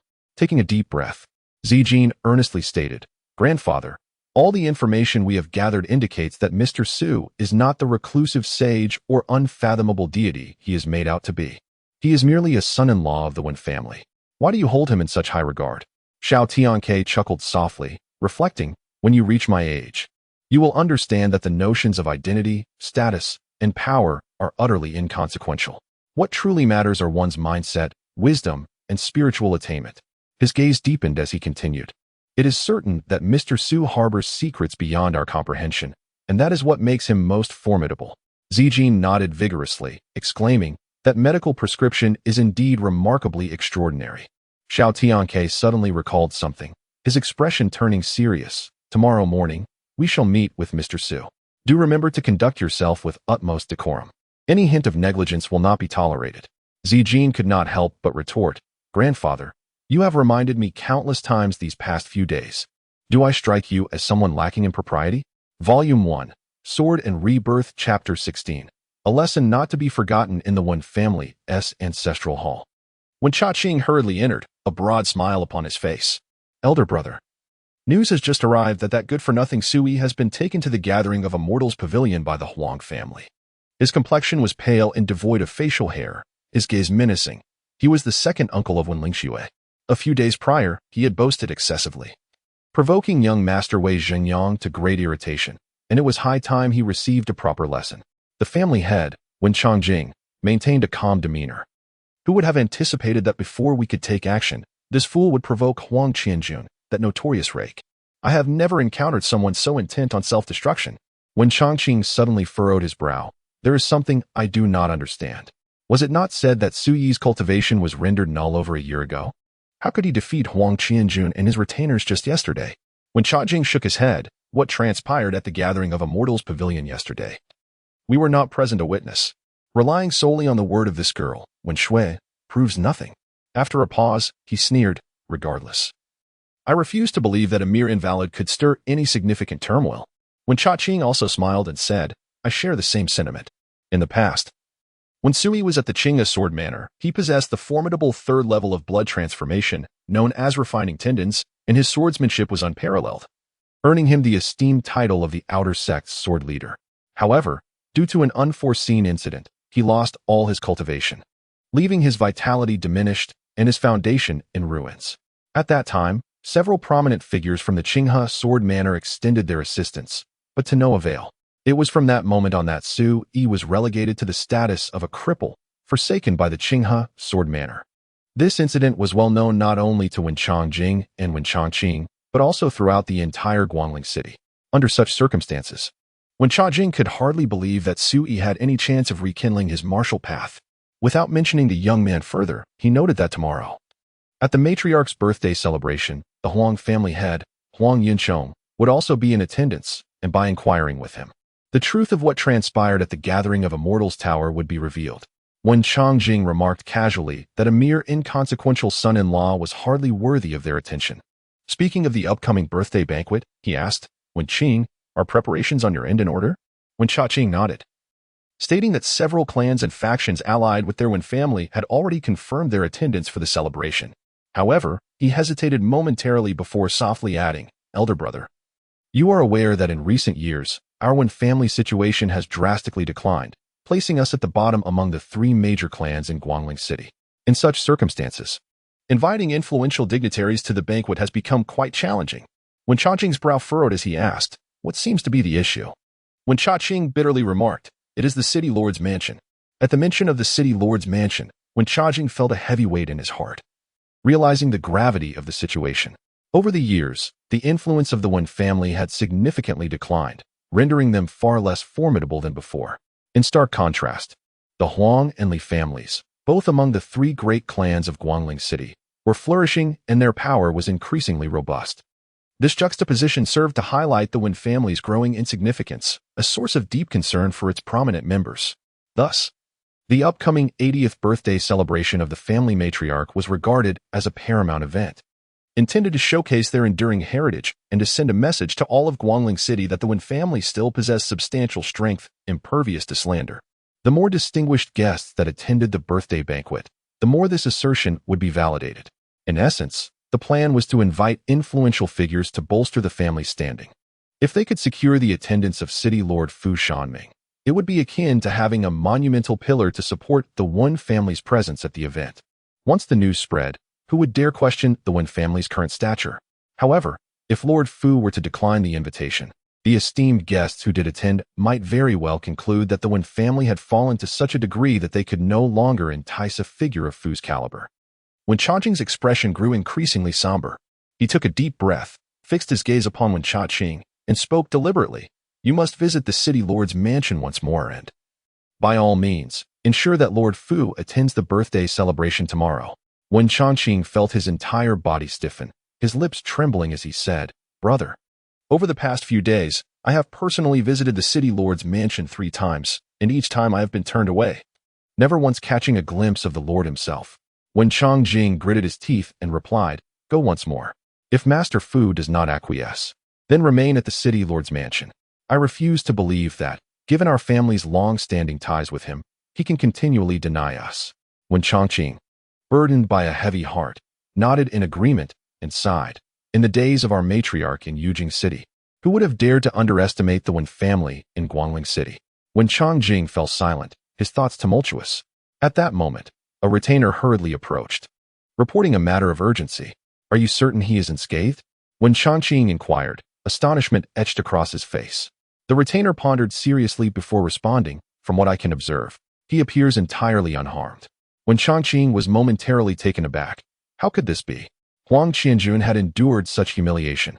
And how could the Huang family so easily forgive Sui? There must be some hidden truth. Brother, what do you think?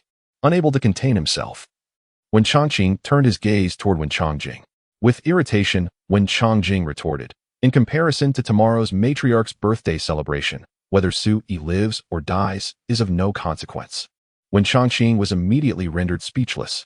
The afternoon sun filtered through the window panes, casting a myriad of light spots upon the floor. Sui, immersed in a wooden tub, closed his eyes, breathing deeply, his serene face exuding an air of tranquility. Tomorrow, he would begin a new regimen of body refinement elixirs. After a lengthy pause, Sui let out a deep breath, his exhalation slicing through the air like an arrow, strong and resounding, echoing with the sounds of wind and thunder. At present, his cultivation had reached the initial stage of the blood transformation realm, achieving a perfected mastery of the skin refinement level. The next stage ahead was the refinement of flesh. This phase involved tempering the entirety of one's corporeal form, uncovering and awakening the latent potential within, thus further enhancing one's physical prowess. When perfected, the flesh would become as supple as jade when relaxed and as formidable as tempered iron when taut, capable of withstanding the harm of ordinary weaponry. In the process of skin refinement, the daily expenses for medicinal baths amounted to 500 taels of silver. However, to refine the flesh, the daily expenditure would escalate to approximately 1,500 taels, a necessity to complement the pine crane body forging technique, enabling him to cultivate an immensely powerful fleshly strength. Sui rose from the wooden tub, donned his garments, and sat pensively by the window. It had only been 6 days since he resumed his cultivation, and although he had swiftly achieved the pinnacle of skin refinement, he had already expended a staggering 3,000 taels of silver. Presently, the 10,000 taels gifted by Zijin had dwindled to a mere 7,000. According to Su Yi's estimations, should he embark on the cultivation of flesh refinement, this sum would only sustain him for 4 to 5 days. For an ordinary individual, such exorbitant expenses would be utterly unbearable. Contemplating his situation, Sui mused that spiritual herbs, unlike ordinary medicinal plants, were nurtured by the infusion of spiritual energy. In the vast expanse of the 9 provinces, aside from the rarest of spiritual herbs, various grades of these herbs could be readily procured. Within the vast expanse of the Great Zhou, it is not only the celestial treasures and earthly wonders that are rare. Even the most commonplace spiritual herbs are treasures beyond measure, each one invaluable and difficult to procure. For Sui, however, this poses little concern. Even in the blood transfusion realm, the absence of spiritual herbs can be compensated with ordinary medicinal materials, albeit at the cost of extra time and expenditure. After a while, Sui rose and, as was his custom, ventured into the courtyard to practice the pine crane body refinement technique. The path of cultivation is inherently tedious and arduous. Only those with immense perseverance and fortitude can endure. Thus, one can truly be molded into something remarkable. Moreover, to surpass the self of his former life, he must not allow himself a moment's complacency. The following morning, before dawn had graced the sky, the Wen family bustled with activity. It was the 80th birthday of the matriarch, drawing a multitude of distinguished guests, a matter that had spread throughout Guangling City, garnering considerable attention. None dared to be negligent. Yet, such festivities held no relevance for Sui. Within the Wen household, he remained an inconsequential son-in-law. As others hurried about, he stepped out of the house, leisurely making his way beyond the city, strolling along the banks of the Great Song River. In the distance, he could discern 2 figures awaiting him near a grove of mulberry trees. It was Xiao Tianke and Zijin. Old man has met with Mr. Su. Upon seeing Sui, Xiao Tianke brightened, laughing heartily as he approached with a respectful salute. Compared to their first encounter, he appeared significantly rejuvenated. Zijin has met with Mr. Su. Zijin stepped forward, her demeanor one of reverent courtesy. She donned a water-green gown today, her skin fair as snow, with willow-like brows and apricot-shaped eyes, exuding a captivating beauty and unparalleled grace. I trust you both are already aware of my identity, and have thus harbored no doubt? Sui inquired with interest. Xiao Tianke replied solemnly. The common folk often judge by appearances and rank, failing to recognize that individuals like Mr. Su are the true masters. Su Yi chuckled softly, gesturing that pleasantries were unnecessary. Zijin hesitated for a moment before apologetically saying, Mr. Su, it was I who sent someone to investigate your identity and discreetly monitor your movements. I swear before heaven, I harbored no ulterior motives, and if I have offended you, I humbly ask for your forgiveness. With that, she lowered her head and bowed respectfully. Let this be the last occurrence. Su Yi nodded in acknowledgement. Zijin secretly sighed in relief, daring to straighten her posture. Mr. Su, regarding my injuries. Xiao Tianke could not help but interject. Please wait a moment. After I complete my cultivation, I shall tend to your wounds, Su Yi responded, already moving to a clearing within the mulberry grove, where he focused his mind and spirit. Gradually performing the Songha body refinement technique, blissfully unaware of the two gazes fixed upon him. Volume 1, Sword and Rebirth, Chapter 17, Ascending the Clouds. Mr. Su is actually practicing martial arts in front of us. Xiao Tianke and Zijin exchanged glances, curiosity igniting within them as they watched intently. They beheld Su Yi's movements. Fluid and graceful, each gesture imbued with a unique and profound charm. In a moment of reverie, Zijin seemingly beheld a celestial crane soaring high above the heavens, gracefully dancing amidst the sea of clouds, free and unrestrained. Suddenly, the scene shifted to a towering pine tree, standing majestically like an eternal spine. Supporting the heavens and the earth, vast and immeasurable, Zijin found herself entranced, her heart shaken. What extraordinary martial arts could this be? Meanwhile, Xiao Tianke's pupils gradually constricted. In his perception, as Su Yi's aura circulated, threads of spiritual energy began to flow towards him like rivers converging into the sea in the nearby mulberry grove. What kind of boxing technique is this that can draw spiritual energy into the body? Xiao Tianke's heart trembled. With his cultivation at the 3rd level of the furnace realm, he was a renowned martial arts master within the Great Zhou, esteemed and revered by many. Yet, this was the first time he encountered such a wondrous practice. With the essence of the pine and the crane, and the profound subtleties of transcendence, each breath could summon spiritual energy to refine the body. Could this be a secret art of the Yuan realm? Xiao Tianke's gaze wandered. He recalled certain hidden truths. It was said that upon breaking through to the 4th level of martial arts and embarking on the path of the Yuan realm, one could master extraordinary secret techniques. Such power could effortlessly cleave mountains, summon thunder with a breath, and soar through the air, akin to a celestial being. Such individuals were often referred to as terrestrial immortals. The secret arts wielded by those of the Yuan realm were known as Yuan techniques. These were mystical legacies capable of shaking the world, possessing the power to create wonders. As a martial arts master, Xiao Tianke had once been fortunate enough to witness the grandeur of a terrestrial immortal. Thus, he was utterly convinced that the secret arts of the Yuan realm indeed existed. Until Su Yi concluded his practice, Xiao Tianke, as if awakening from a dream, observed Su Yi with a gaze that had subtly transformed. Mr. Su, what kind of cultivation technique do you practice, to the extent that it caused me to experience illusions? Zijin marveled, her thoughts unencumbered, merely sensing the extraordinary nature of this secret method. It is merely a foundational cultivation technique. Su Yi replied casually. Although the Songha body refinement technique could be regarded as the foremost foundational technique within the vast expanse of the 9 provinces, it remained a mere foundational method, solely applicable for tempering one's martial arts at the 4 realms. Foundational technique. Zijin was momentarily taken aback, somewhat bewildered. Is a foundational technique truly so remarkable? Without further elaboration, Su Yi turned his attention to Xiao Tianke, stating, to eradicate the injuries within your body, there are 2 methods. One is for me to prescribe another remedy for you. Within 10 days, your injuries could be entirely resolved. However, should you choose this path, you shall never surpass your current martial realm in this lifetime. Xiao Tianke felt a tightening in his chest and could not help but inquire, may I ask, Mr. Su, what is the second method?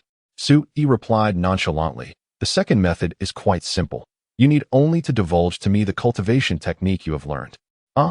Zijin exclaimed, clearly caught off guard. The technique practiced by her grandfather, Xiao Tianke, was known as the Jinan formula, a treasured secret of the Wen Lingzhao family. Even within the clan, only direct descendants held the qualifications to practice it. How could such knowledge be easily disclosed? Xiao Tianke also appeared to hesitate noticeably. To disclose the secret technique is a matter of great significance that concerns the very foundation of the clan. Even as a martial arts master, one must proceed with utmost caution. Yet, he gritted his teeth and declared, I shall choose the second method. Zijin appeared somewhat anxious, but was silenced by Xiao Tiankei's subtle shake of the head, indicating that she need not elaborate further. Sui nodded in agreement, stating, a wise choice. Xiao Tiankei then recited the Jinlan Sutra in its entirety. As Zijin listened intently, she realized her grandfather had not concealed even the slightest detail, sending a shiver down her spine. This was the clan's ancestral supreme art. To have it revealed so easily? If the clan were to learn of this, her grandfather would likely face immense criticism and pressure. There was even a possibility that all means would be employed to silence this Mr. Su. As Zijin's thoughts raced, Sui spoke up, as I suspected, this technique possesses significant flaws. Achieving the third level of the nurturing furnace realm through it must have subjected you to several near-fatal dangers. Flaws? Zijin's eyes widened in disbelief. This was the esteemed clan inheritance of the Wen Lingzhao family, passed down through millennia, universally recognized as a premier breathing technique. How could it possibly have defects? What you say is true. In my lifetime, there have been 3 instances of near-fatal peril during my cultivation journey. One occurred during the transition from the gathering Qi realm to the nurturing furnace realm, while the other 2 transpired within the nurturing furnace realm itself. Sui remarked, precisely. This implies that should you employ the first method to heal your wounds, even if you achieve a complete recovery, your subsequent practice of the golden wave technique will be fraught with difficulties, potentially leading to lethal perils. At this moment, Xiao Tiankei could no longer maintain his composure and anxiously inquired, then what about the second method? With a smile, Sui replied, although the deficiencies of the golden wave technique are considerable, they do not pose an insurmountable challenge for me. I have made amendments to this method, and by practicing it, not only can we thoroughly eradicate your injuries, but it may also allow you to advance further in the martial arts. As he spoke, he plucked a branch from a mulberry tree and began to inscribe on the ground. With a gentle rustle, characters began to emerge in the sandy earth, each stroke imbued with vigor and fluidity. Xiao Tiankei found himself irresistibly drawn to the unfolding script, his expression shifting to one of astonishment as he gazed upon it, his awe deepening until it culminated in sheer disbelief. Zijin, too, observed the spectacle, yet due to her insufficient cultivation, she was unable to grasp the intricacies contained within. It was not until Sui completed his writing and discarded the branch that he proclaimed, only by inscribing it can you remember each character with precision, avoiding misunderstandings that might arise from errors. With closed eyes, Xiao Tiankei contemplated for a considerable time before finally exhaling a long sigh of relief. He then solemnly bowed to Sui, expressing, your profound knowledge in martial arts transcends the ordinary, transforming the mundane into the extraordinary. With this complete and flawless secret method, the Wen Lingzhao clan shall undoubtedly reap boundless benefits. Please accept my deepest respects. Each word resonated with solemnity, infused with excitement, reverence, and genuine astonishment. Zijin found herself at a loss, rendered motionless in that moment. After a brief pause, she turned and walked away. Sir, please wait. Xiao Tiankei hastily pursued her, producing a jade token from his bosom, which he presented with both hands, respectfully stating, esteemed sir, this is a signal from the Xiao clan of Lanling. I hope you will accept it. Sui raised an eyebrow and inquired, what is your intention? Xiao Tiankei quickly elaborated, I am aware that you are no ordinary individual. Yet traversing this mundane world inevitably exposes one to trivial matters and worldly disturbances. Given your disposition, it is only natural that you would prefer to remain unperturbed by such matters. This token will, at the very least, help alleviate those mundane concerns within the 19 cities of Yuna County. Consider it a small token of goodwill from the Xiao clan of Lanling. He added, of course, the favor you have shown today far exceeds the value of this humble token. In the future, should you require assistance, the Xiao clan of Lanling will be at your service without hesitation. Sui accepted the token and replied, your thoughtfulness is unexpected. I am grateful. With that, he turned to leave. Xiao Tiankei clasped his hands and watched him depart until Sui's figure vanished from sight. Only then did he relax, a smile gracing his slender cheeks as he thought, at last, a connection with Mr. Su has been established. Grandfather, is it truly the case that Mr. Su's revised Jinlan formula possesses such extraordinary capabilities? Zijin, having witnessed the earlier events, felt a storm of emotions within her and could no longer contain her curiosity. As he spoke, a radiant smile graced his face as he looked at Zijin, saying, My dear girl, you are still young and do not comprehend that after Mr. Su's restoration, our ancestral Jinlanju has transformed entirely.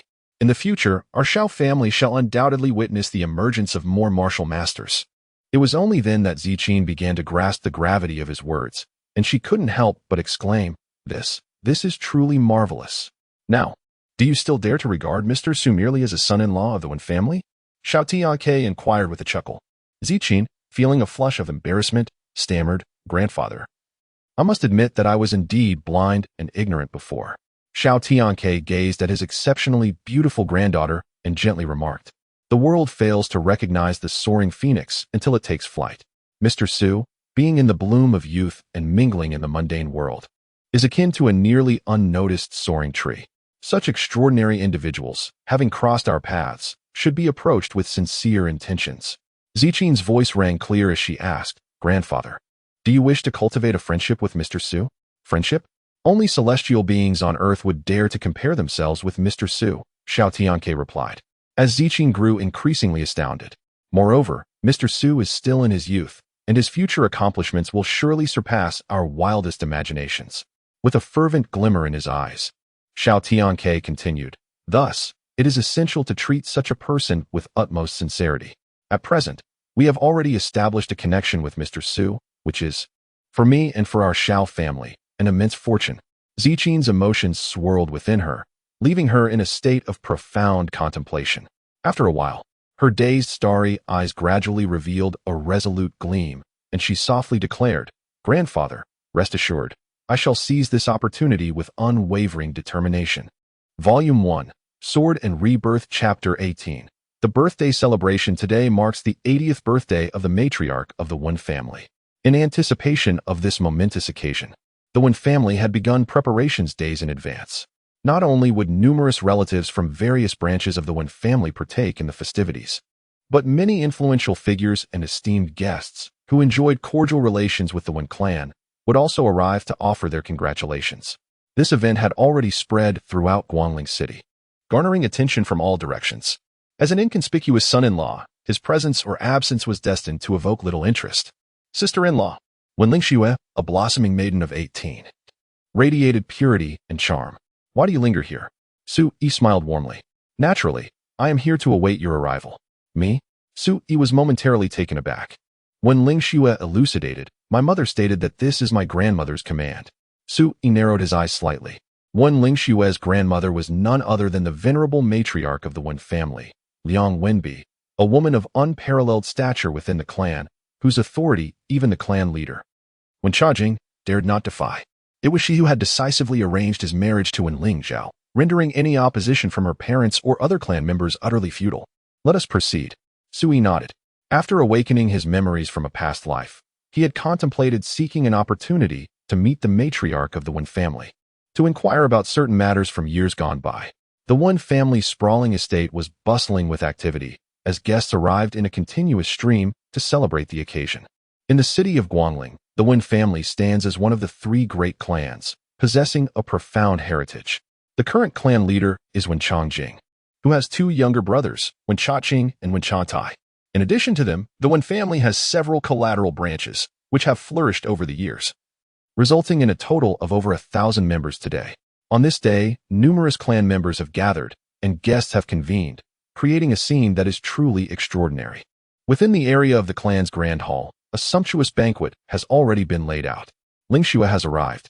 As Su-yi and Wen Lingzhao reached the entrance of the grand hall, many young men and women who had been waiting there greeted Wen Lingzhao warmly. These individuals belong to the younger generation of the Wen family, most of whom are of similar age to Wen Lingzhao. However, upon seeing Su-yi, every one of them frowned and chose to ignore him. One elegantly dressed youth, Wen Xiaobei, expressed his displeasure, saying, Su-yi, what is your status here? There is no place for you. Depart quickly and do not disturb our gathering.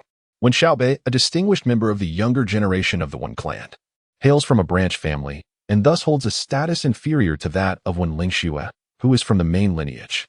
As Wen Xiaobei spoke, others laughed and echoed his sentiments. Throughout his year in the Wen family, Su-yi, as a son-in-law, has always been looked down upon by the clan members, regarded as an insignificant figure, even subjected to ridicule by the servants. Wen Lingzhao, infuriated, retorted, Wen Xiaobei, listen well. It was our grandmother who invited my husband to attend the birthday banquet. Are you now intending to oppose our grandmother by trying to drive him away? At this, Wen Xiaobei was rendered speechless. Others were momentarily taken aback, falling silent, for they dared not defy the command of the matriarch. Wen Xiaobei feigned nonchalance, saying, "Let us converse as we wish, as if this fellow does not exist." From that moment on, the younger generation of the Wen family seemingly formed an exclusive circle, isolating Sui, disregarding him entirely, as if he were invisible. Even Wen Lingzhao, who stood beside Sui, felt the chill of their neglect. Naturally, Sui remained unfazed. He beckoned Wen Lingzhao aside and whispered, "Lingzhao, after the banquet concludes, do visit my courtyard. I have something to present to you." "Ah, what is it?" Wen Lingzhao inquired, curiosity gleaming in her eyes. Sui smiled and replied, "You shall know in due time." Just as he finished speaking, a voice rang out, "Cousin Juan has arrived." Wen Xiaobei and the other youths turned their gazes towards the source. Even some nearby guests and elders focused their attention, their eyes narrowing in anticipation.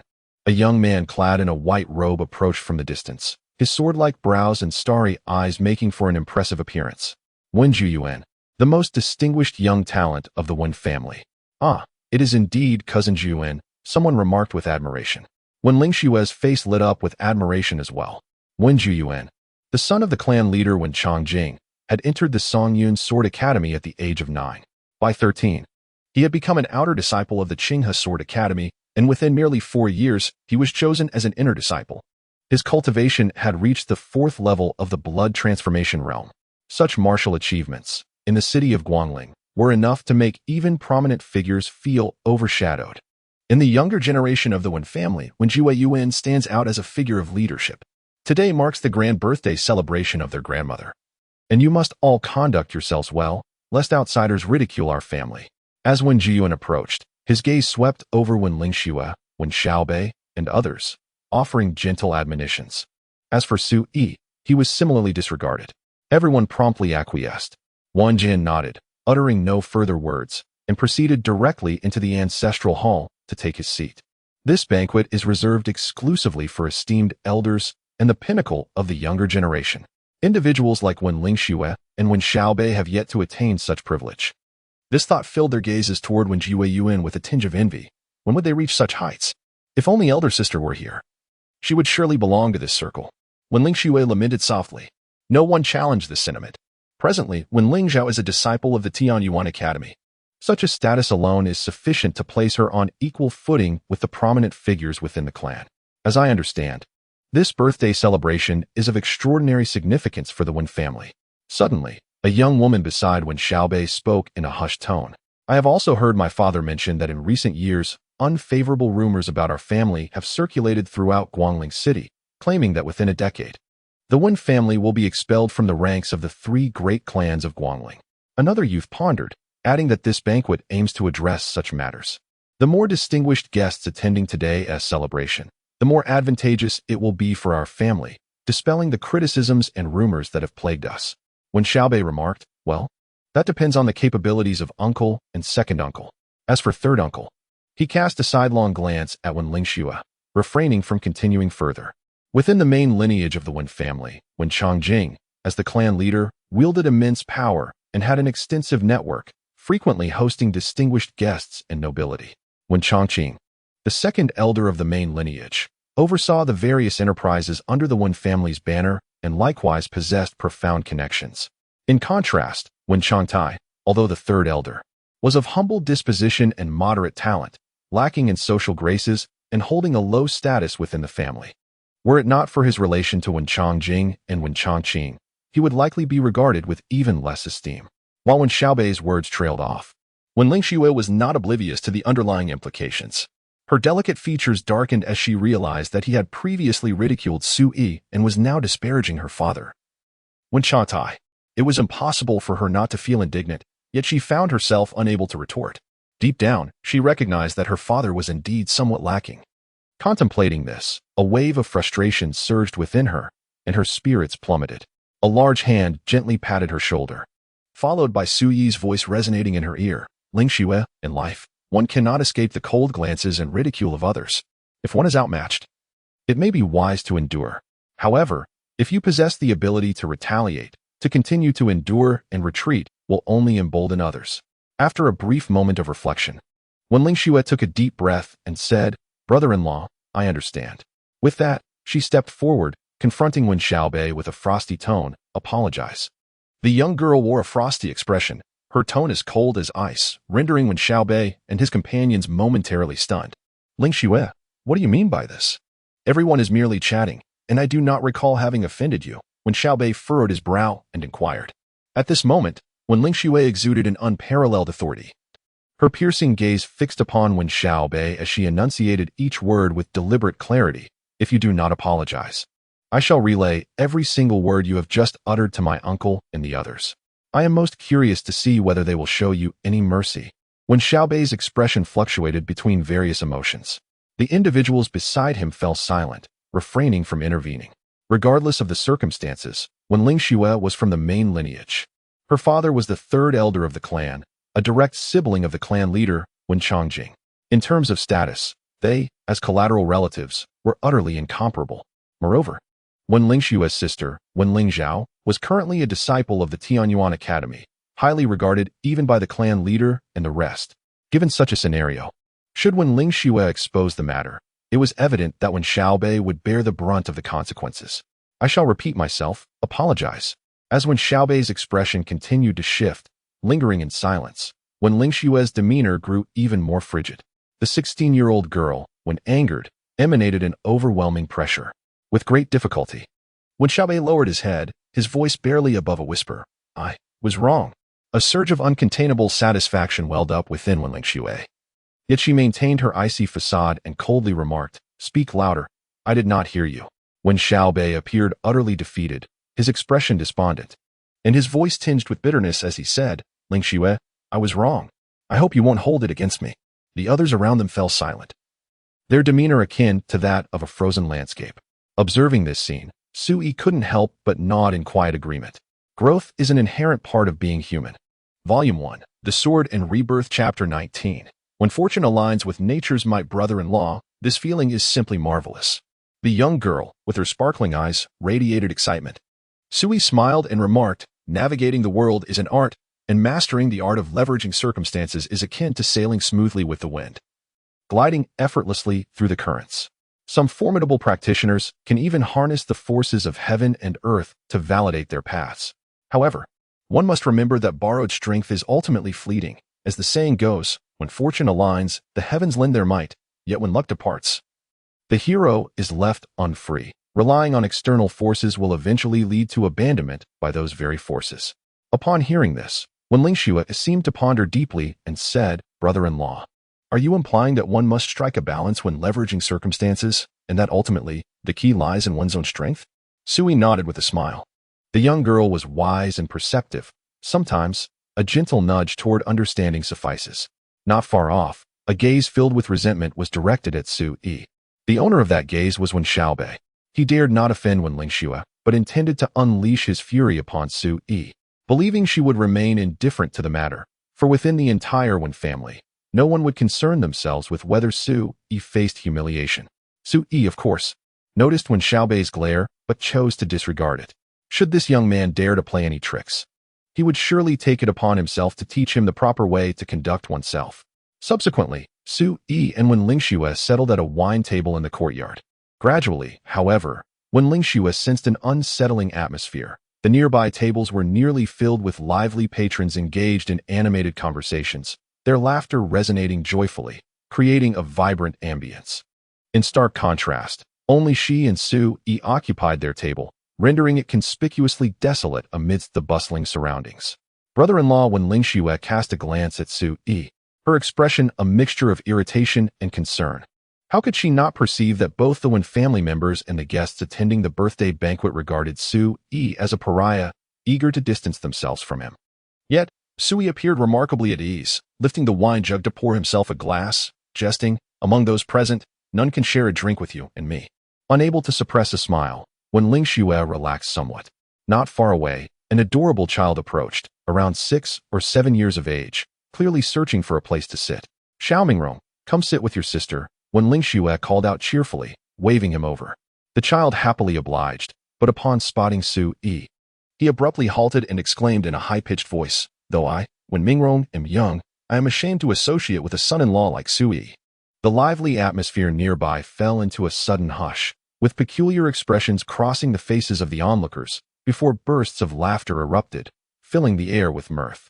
When Xiaobei and others doubled over in laughter, thoroughly entertained. Children often speak unreservedly, yet their words frequently hold a stark truth. The child's remark effectively laid bare the lowly status Su Yi held within the Wen family. Wen Lingzhao's delicate face flushed with indignation as she shot a fierce glare at the little rascal, fully aware that she could not genuinely argue with a child. As she observed Su Yi, seemingly oblivious, he indulged himself in solitary drinking, reveling in his own company. Within the grand hall of the clan, Qingtang felt equally discontented. The hall was filled with distinguished guests, notable figures congregating around the clan leader, Wen Chatai, and the second elder, Wen Chajin. In stark contrast, she and her husband, Wen Changtai, sat at their table, almost entirely ignored, isolated and exceedingly awkward. Even the matriarch, seated in the prominent position, directed her gaze towards the clan leader, Wen Changjing, and the second elder, Wen Chaqing. The sensation of being overlooked filled Qingtang with resentment. "Look at your two brothers, and then at yourself. I can hardly expect you to achieve anything in this lifetime." Qingtang shot a fierce glare at her husband, Wen Chantai. "Alas, we are family. Why speak of such things?" Wen Chantai sighed. Qingtang's irritation deepened, her voice lowered. "Just look at those relatives from the branches of our clan. They are all laughing at our family's misfortune. Even your elder brother's son, Jiyuan, has outshone us." Her grievances seemed ready to spill over. "If you possessed any capability, would our family be in such a disgraceful position?" Wen Changtai wore a troubled expression, refraining from speaking. As they conversed, more prominent figures arrived to offer their birthday congratulations, each presenting generous gifts that brought a radiant smile to the matriarch's face. Meanwhile, the clan leader and the second elder engaged in jovial exchanges with these illustrious guests, brimming with vigor. Witnessing this spectacle, Qingtang felt as though she were sitting on pins and needles. At that very moment, a youthful and resounding voice echoed from outside the grand hall. "Though I am still young, I feel ashamed to associate with a mere son-in-law like Su Yi." This unexpected proclamation caught the attention of everyone within the hall, momentarily halting the lively atmosphere. Following this, a chorus of laughter erupted from outside, causing even the esteemed guests within the hall to chuckle. Su Yi, who in Guangling City is unaware of the son-in-law of the Wen family. What audacity for such a young child to express such sentiments.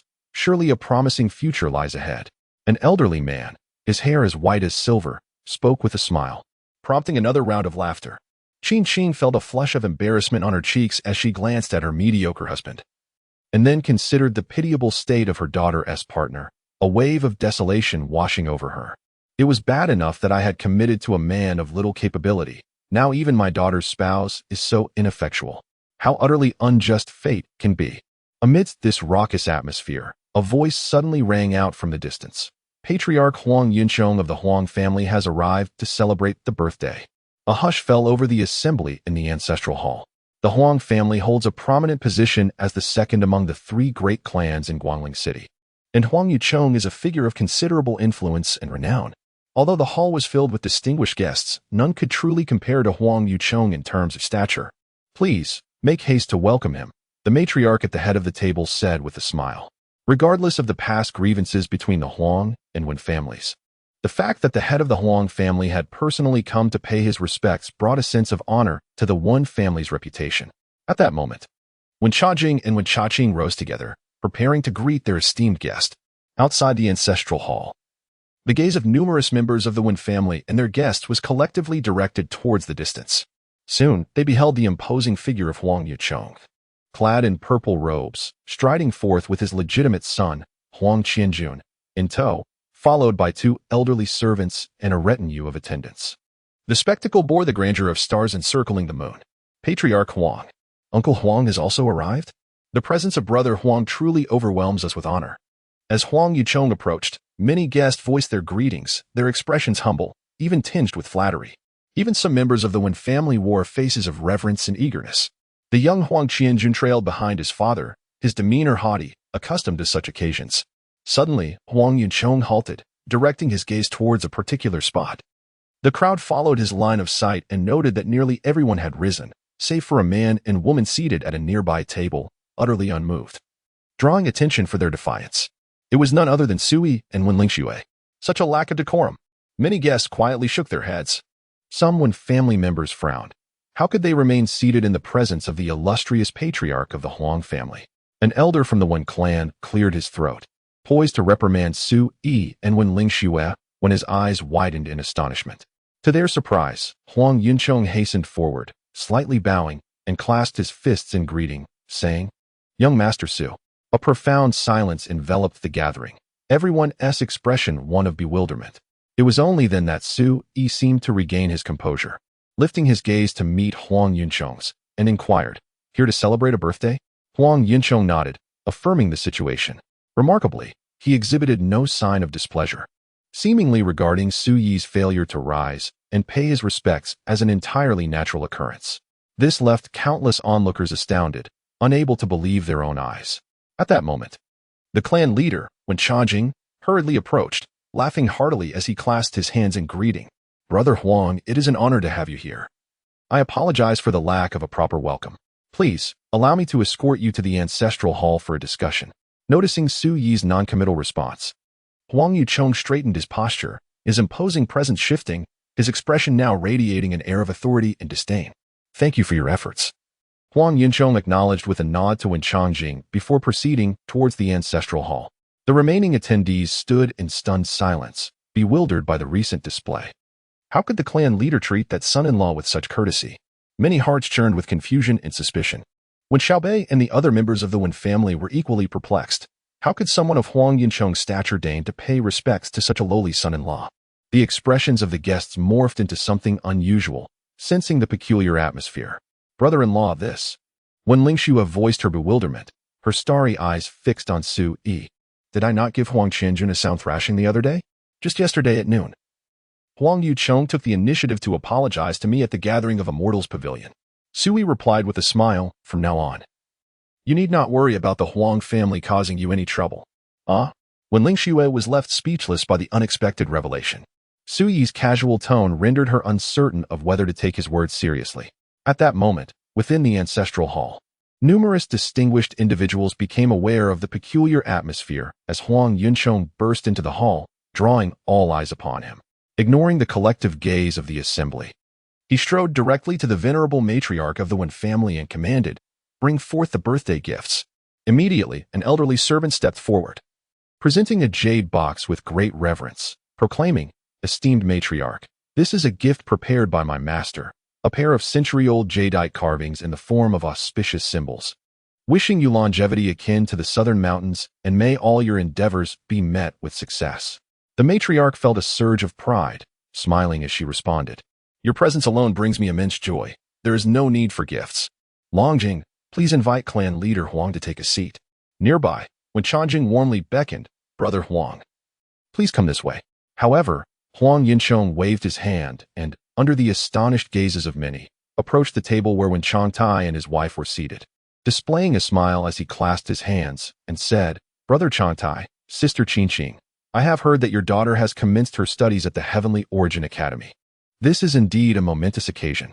I have brought a modest gift to express my heartfelt sentiments. Please do not decline."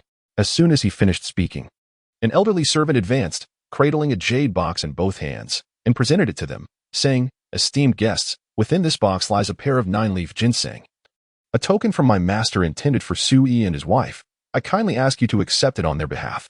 The mention of 9-leaf ginseng sent ripples of excitement throughout the grand hall, as the gathered guests could no longer maintain their composure. Many prominent figures experienced a jolt, their expressions shifting dramatically.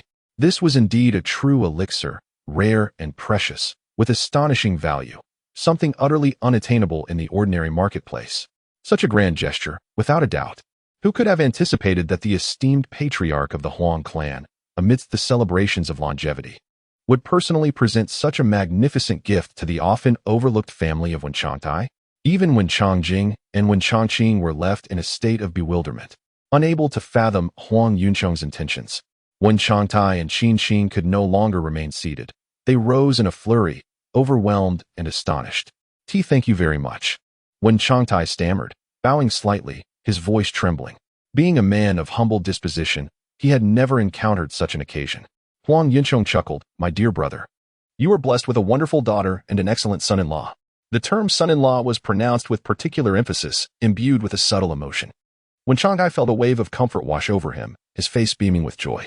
To receive praise from the head of the Huang clan filled him with pride. "Are you saying that this pair of 9-leaf ginseng is intended for Lingzhao?" At that moment, Qingtang could scarcely believe her ears and instinctively sought confirmation. Huang Yuchong cast a glance at his elderly servant, who promptly clarified, "Madam, this gift is prepared for both your daughter and son-in-law." Instantly, Qingtang's face lit up with joy. For her, it mattered not whether the gift was for her daughter or son-in-law. It was equally delightful. What brought her the most happiness was that their previously desolate table, devoid of attention, had transformed entirely. With Huang Yunchong's arrival, not only had he greeted them, but he had also bestowed upon them a remarkable gift, making them the center of attention at the gathering. The sensation is undeniably exhilarating. Huang Yunchong refrained from saying more. His words had been sufficiently clear, and whether the Wen-Chantai couple comprehended them was their own concern. The mere thought of finally presenting this gift, originally intended as an apology to Su Yi, brought Huang Yunchong a sense of relief. Su Yi might not place much value on this token, yet he would undoubtedly perceive the sincerity behind the Huang family's gesture of humility, and that should suffice. Huang Yuchong mused to himself. "Brother Huang, please take a seat," Wen Chajin said with a smile as he approached, extending another invitation to Huang Yuchong. This time, Huang Yuchong did not decline, however, before sitting down. He instructed the young Huang Qianjun beside him, "You may sit outside." Huang Qianjun was momentarily taken aback but soon understood, promptly turning to exit the clan hall. He did not glance anywhere else, but with a determined demeanor, he made his way straight to Su Yi's table, mumbling awkwardly, "Su." Su Yi glanced at this once arrogant youth, who now appeared humble before him, and casually remarked, "Today, you are the guest, and I am not the host. Feel free to sit wherever you like." Huang Qianjun, feeling a wave of relief, cautiously took his seat. Wen Lingzhao furrowed her brows, sensing something amiss. As Huang Qianjun seemed markedly different today, exuding an air of unease and submissiveness. Was this truly the same reckless and ruthless scion? The others in the vicinity exchanged bewildered glances, all equally perplexed by the day's unusual atmosphere. Even the younger generation of the Wen family, represented by Wen Xiaobei, recognized that something was off, their expressions filled with confusion. Su Yi, the unappreciated son-in-law, indulged himself in wine, while Huang Qianjun, the renowned dandy of Guangling City, sat with an air of restraint and honesty. Their scene was particularly striking, yet none offered an explanation. Su Yi remained silent, and Huang Qianjun certainly would not reveal his own shortcomings. The atmosphere in the vicinity grew subtly peculiar. Before long, another name echoed from afar. Li Clan Patriarch Li Tianhan has arrived to celebrate the birthday. A wave of astonishment swept through the crowd, and many could no longer remain seated. The Li clan was the foremost family in Guangling City, and the current patriarch, Li Tianhan, wielded immense connections and remarkable acumen, intertwined with many prominent families in Yunnan Prefecture. However, it was common knowledge in Guangling that the Li and Wen clans had a strained relationship, particularly in recent years. As the Wen clan's influence waned, the Li clan had been eyeing opportunities, attempting to absorb some of the businesses under Wen's control. Their relationship had become exceedingly tense, characterized by animosity rather than camaraderie. Yet now, Li Tianhan, the patriarch of the Li clan, appeared at the birthday banquet of the matriarch of the Wen family. Was this a gesture of goodwill, or was there an ulterior motive? Amidst the crowd's uncertainty, a middle-aged man clad in a deep blue robe approached from a distance. His gaze was as piercing as lightning, and his stride exuded an imposing presence. Along his path, no one dared to utter a word, silenced by his formidable aura. This man was none other than Li Tianhan, a figure of great renown in Guangling City. Following closely behind him was a young man in splendid attire, handsome and adorned with a sword sheath, bearing a striking resemblance to Li Tianhan. This was Li Moyun. Li Tianhan, the eldest son of his family, was a prominent disciple of the eastern courtyard of the Qinghe Sword Mansion, standing out among the younger generation of Guangling City. The expressions of Wen Xiaobei and the young members of the Wen family shifted dramatically.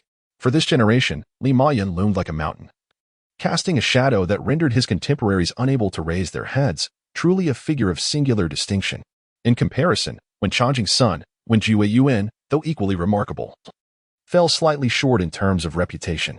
Your presence, dear brotherly, is a loss on my part for not extending a proper welcome, Wen Chajin remarked. Having been alerted to the arrival and stepping forth to greet him, though his demeanor betrayed a certain coldness, lacking the warmth he had shown when welcoming Huang Yucheng.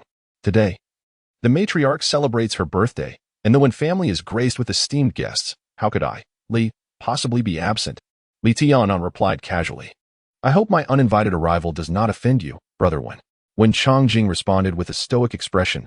How could I dare to take offense? A guest is always welcome. Please, enter the grand hall for a discussion. Li Tianhan nodded in acknowledgement. At that moment, Li Moyan interjected, Father, please hold on, with all eyes upon him. He strode confidently to a side table where Su Yi was situated, addressing him, Junior brother Su, it has been quite some time. He looked down at Su Yi with a playful glint in his eye. Is there something you need? Su Yi replied, too indolent to rise. Once, during their time at Qinghe Sword Mansion, he had been the outer sect sword leader, while Li Mayan was a disciple from the inner courtyard, surpassing him in status, cultivation, and prestige. However, their paths had rarely crossed in the past. Li Mo Yun gazed at Su Yi for a moment, then spoke earnestly. I merely wish to convey that a person of your ilk is utterly unworthy of Lingzhao. Throughout his declaration, he did not spare Su Yi a single glance. His indifference, pride, and disdain were manifested with striking clarity. The expressions of those nearby morphed into something peculiar. Today, Su Yi was undeniably the center of attention.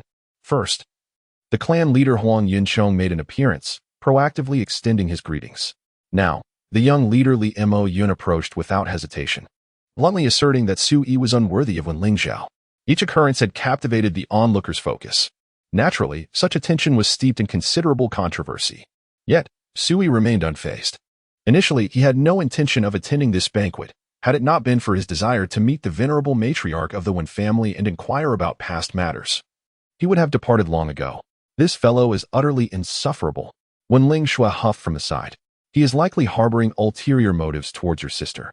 Much like Wei Zhengyang. Su Yi responded nonchalantly. Su, brother Su possesses remarkable foresight. Huang Qianjun, who had been seated quietly, cautiously interjected. As far as I know, Li Mo Yun has been infatuated with Lin Zhao for many years and has repeatedly declared that he would marry no one but her.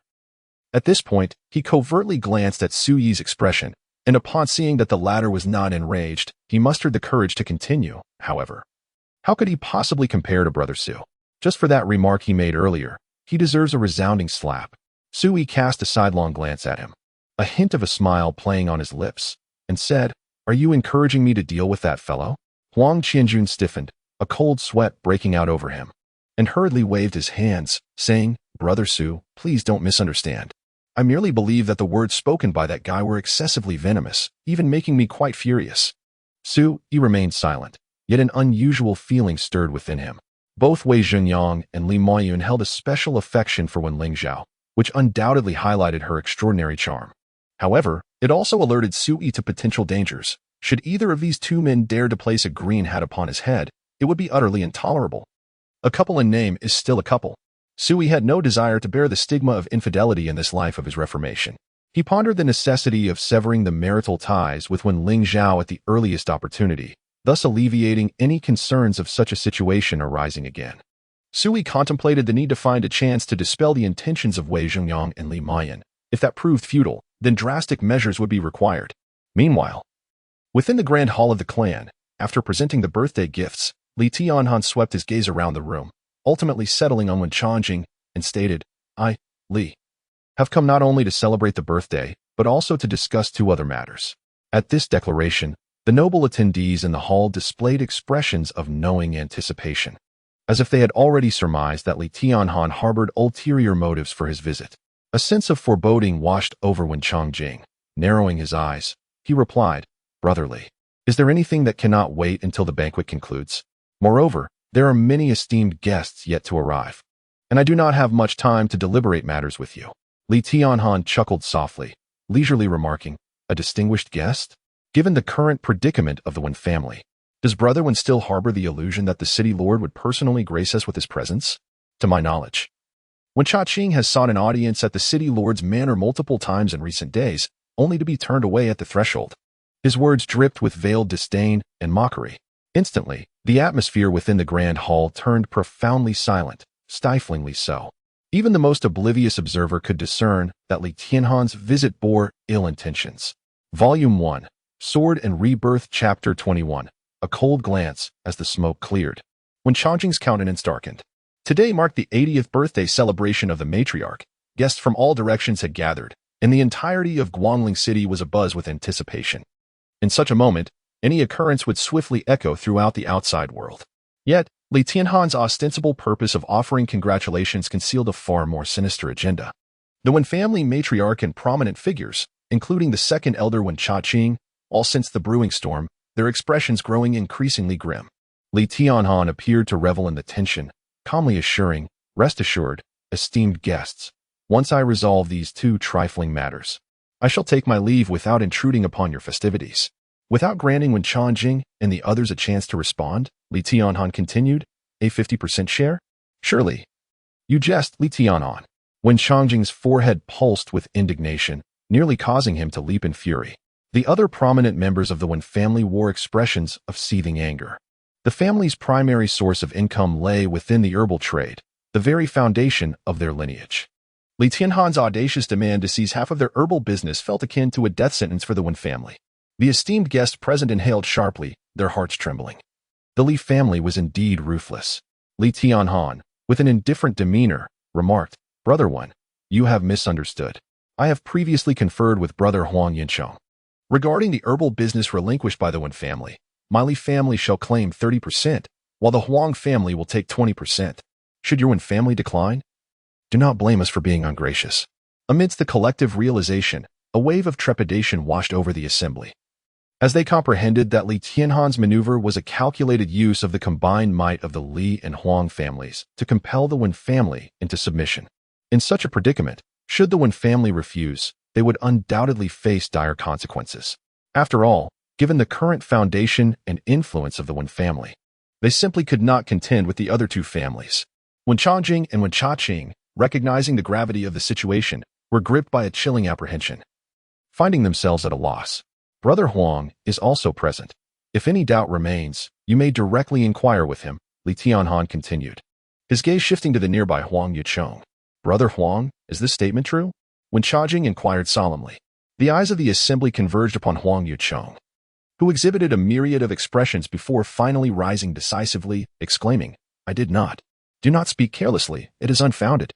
His vehement denial left the audience in shocked confusion, grappling with the unexpected turn of events. However, when Changqing and the others felt a flicker of hope, it appeared that Li Tianhan had not genuinely forged an alliance with Huang Yichong. "Brother Huang, what do you mean by that? Have you forgotten our prior agreement?" Li Tianhan's countenance shifted slightly, caught off guard. "What agreement? It was merely jest. Who would have thought you took it to heart?" Huang Yichong took a deep breath and, with an expressionless face, addressed Li. "Brother Li, allow me to remind you, today is the birthday celebration for the matriarch of the Wen family. It would be prudent to exercise some restraint." Li Tianhan's countenance darkened. "Brother Li, do you have anything further to say?" Wen Changqing scoffed, feeling a sense of relief. Without the Huang family's involvement, he now faced merely the Li family, which emboldened him somewhat. Li Tianhan quickly regained his composure and, maintaining a stoic expression, replied, "Very well. Let us set this matter aside for now. Let us proceed to the second issue." The atmosphere in the grand hall grew tense once more. If the first matter had escalated to such a degree, what could the second issue possibly entail? Li Tianhan then turned to Li Mayun beside him and said, "Mayun, please. You take the floor." Stepping forward, Li Mayun surveyed the room and proclaimed, "I have heard that Su Yi and Miss Lingzhao are merely a couple in name, and that Miss Ling harbors deep disdain for Su Yi. Therefore, I hope the esteemed elders of the Wen family will annul this marriage, granting Miss Ling her freedom." The declaration sent shockwaves throughout the hall, causing an uproar. Wen Chajin, Wen Chajin, and other prominent figures from the Wen family were equally taken aback. Who could have anticipated that the second matter brought forth by Li Tianhan would involve intervening in the marriage of Su Yi and his wife? Nearby, Wen Changtai and Qingtang exchanged bewildered glances, both feeling a sense of déjà vu, as just 7 days prior, Wei Jingyang from the Wei family of Yunhe County had expressed similar sentiments regarding their daughter. However, they could scarcely fathom that their daughter had already wed and was still so sought after. Meanwhile, outside the grand hall, as Li Mo Yun's words resonated, Countless mocking and peculiar gazes fell upon Sui. The events unfolding within the ancestral hall were equally audible to the crowd outside, leaving them astounded at Li Yimoyun's audacious demand. Many sensed that Sui, the son-in-law, was at imminent risk of being expelled today. After all, the clan leader of the Li family had personally arrived. The Wen family would surely not engage in petty disputes with the Li family over such trivial matters. Infuriating. Wen Lingzhao's eyes widened in disbelief. This man was courting disaster. Huang Qianjun, on the other hand, chuckled derisively, his eyes glimmering with schadenfreude. He feigned indifference, merely glancing at Sui, who had slightly furrowed his brows, a revelation that a spectacle was about to unfold. Inside the ancestral hall, Wen Chongjing, Wen Chongqing, and the others hesitated, their gazes converging on the matriarch of the Wen family. The marriage between Sui and Wen Lingzhao had been orchestrated solely by the matriarch, disregarding the objections of the rest of the Wen family. Had it not been for her intervention, Sui would have been expelled long ago. Realizing the collective gaze upon her, the matriarch understood it was time for her to voice her stance. She took a deep breath and pronounced, with unwavering conviction, regardless of who may come, this union cannot be dissolved. Firm and unyielding, leaving no room for debate. As Wen Chongjing and Wen Chongqing felt a heaviness in their hearts, a sense of bewilderment enveloped them. They could not fathom why, at this very moment, the matriarch insisted on preserving the marriage arrangement. Even Qingtang grew anxious. She had vehemently opposed this union from the outset and had contemplated countless times the prospect of expelling Sui. Presently, an opportune moment seemed to present itself. Yet, the matriarch remained resolute in her refusal. Li Moi furrowed his brow, discomfort gnawing at him as he cast a glance toward his father, Li Tianhan. However, before Li Tianhan could voice his thoughts, Huang Yuchong let out a deep sigh and remarked, "An outsider meddling in another's marriage affairs, dear Moi. I advise you to reconsider your stance before it is too late." Li Tianhan's pupils constricted. "Brother Huang, what do you mean by that?" "What do I mean?"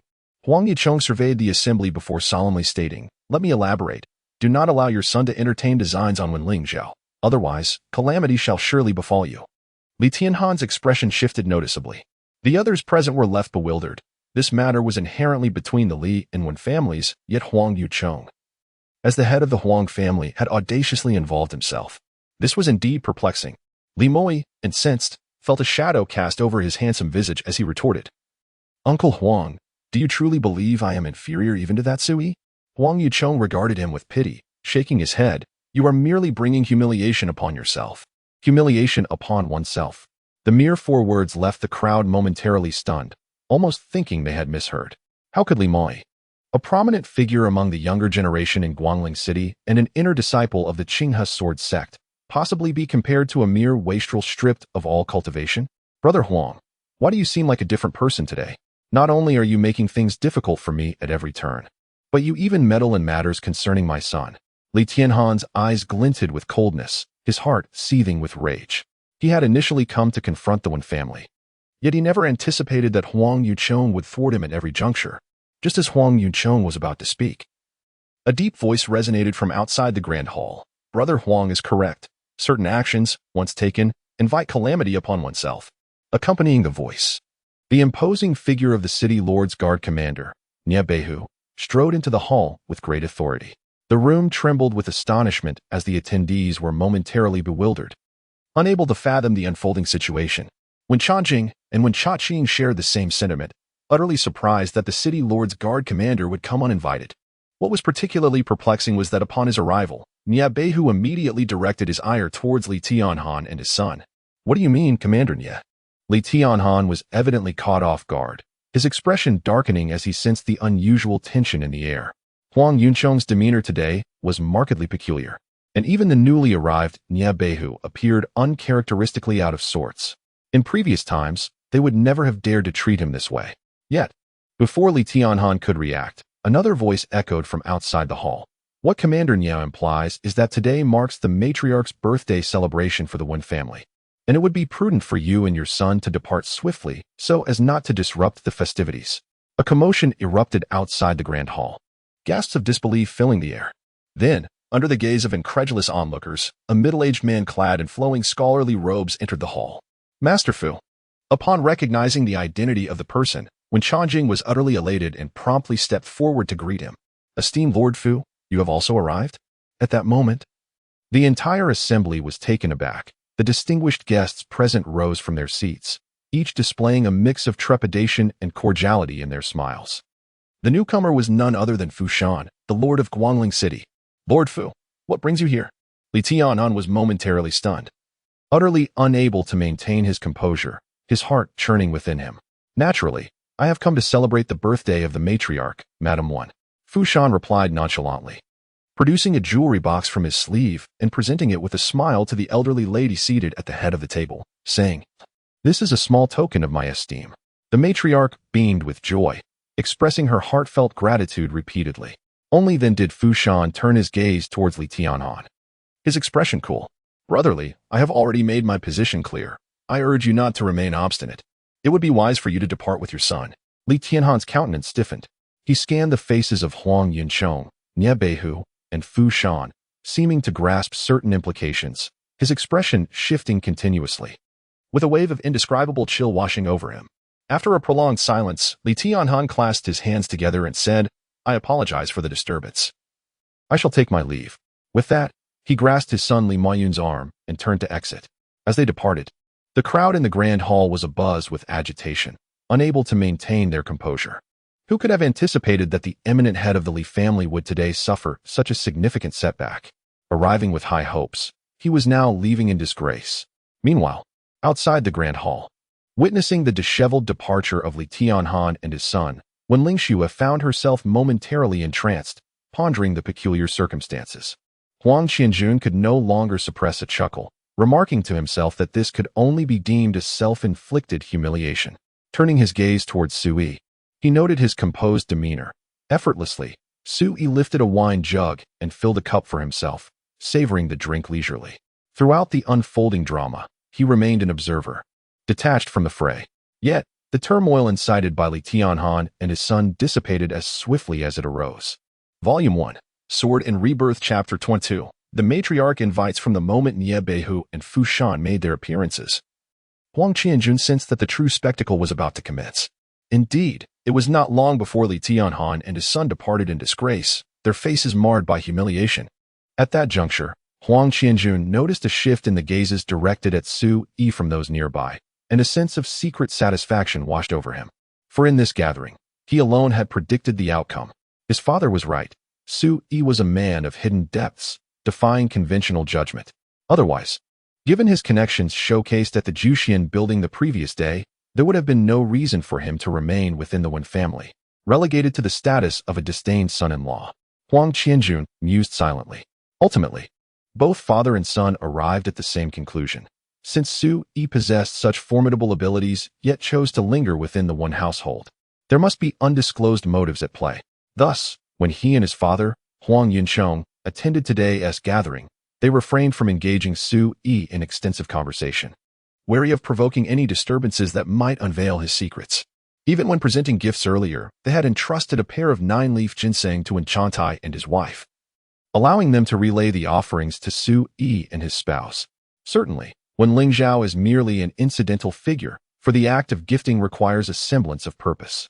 Huang Qianjun has also discerned that Nie Beihu and Fu Shan have evidently surmised that Sui is reluctant to unveil certain matters. Hence, when they arrived for the banquet, they all tacitly engaged in a charade.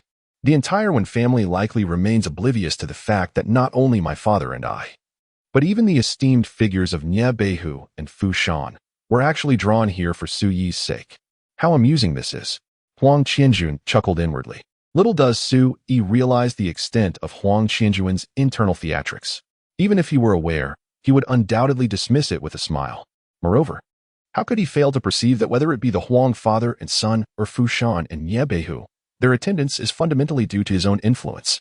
No, they have come primarily out of respect for Elder Shao and Zijin, Sui contemplated. With his profound experiences from a past life, he could hardly take pride in such matters, nor would he ever stoop to leveraging the power of others to resolve his dilemmas. Ultimately, all of this was merely the self-serving machinations of those individuals. In the ancestral hall, as Li Tian'an and his son departed, the previously tense atmosphere dissipated considerably. Wen Chongjing wore a beaming smile, warmly inviting Fu Shan and Nie Beihu to take their seats.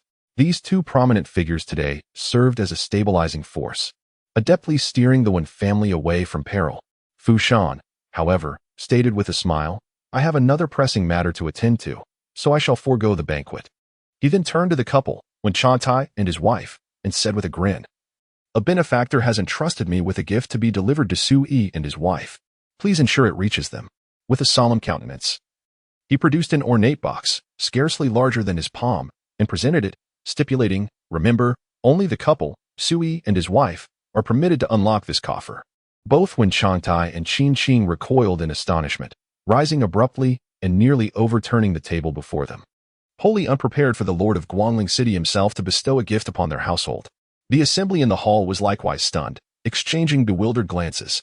It was startling enough when Huang Yinchong, the patriarch of the Huang clan, had personally gifted the Wen Changtai family with a 9-leaf ginseng king. Yet, now, even the city lord was following suit. Wen Changjing and other prominent figures of the Wen family were utterly dumbfounded. What, pray tell, was unfolding today? How had the third son's family suddenly become so highly sought after? "Am much obliged, your lordship." Wen Changtai stammered, his voice trembling with barely contained emotion. Qingtang, radiant, felt as though the years of pent-up grievances and frustrations were now being released and soothed. She inhaled deeply, her face beaming as she offered a respectful curtsy, saying, "On behalf of my daughter and son-in-law, I extend our gratitude to your lordship for your benevolence." Having spoken, she cast a glance across the stunned visages in the hall, her heart swelling with pride and satisfaction, the corners of her lips subtly upturning. At long last, her day to triumph had arrived.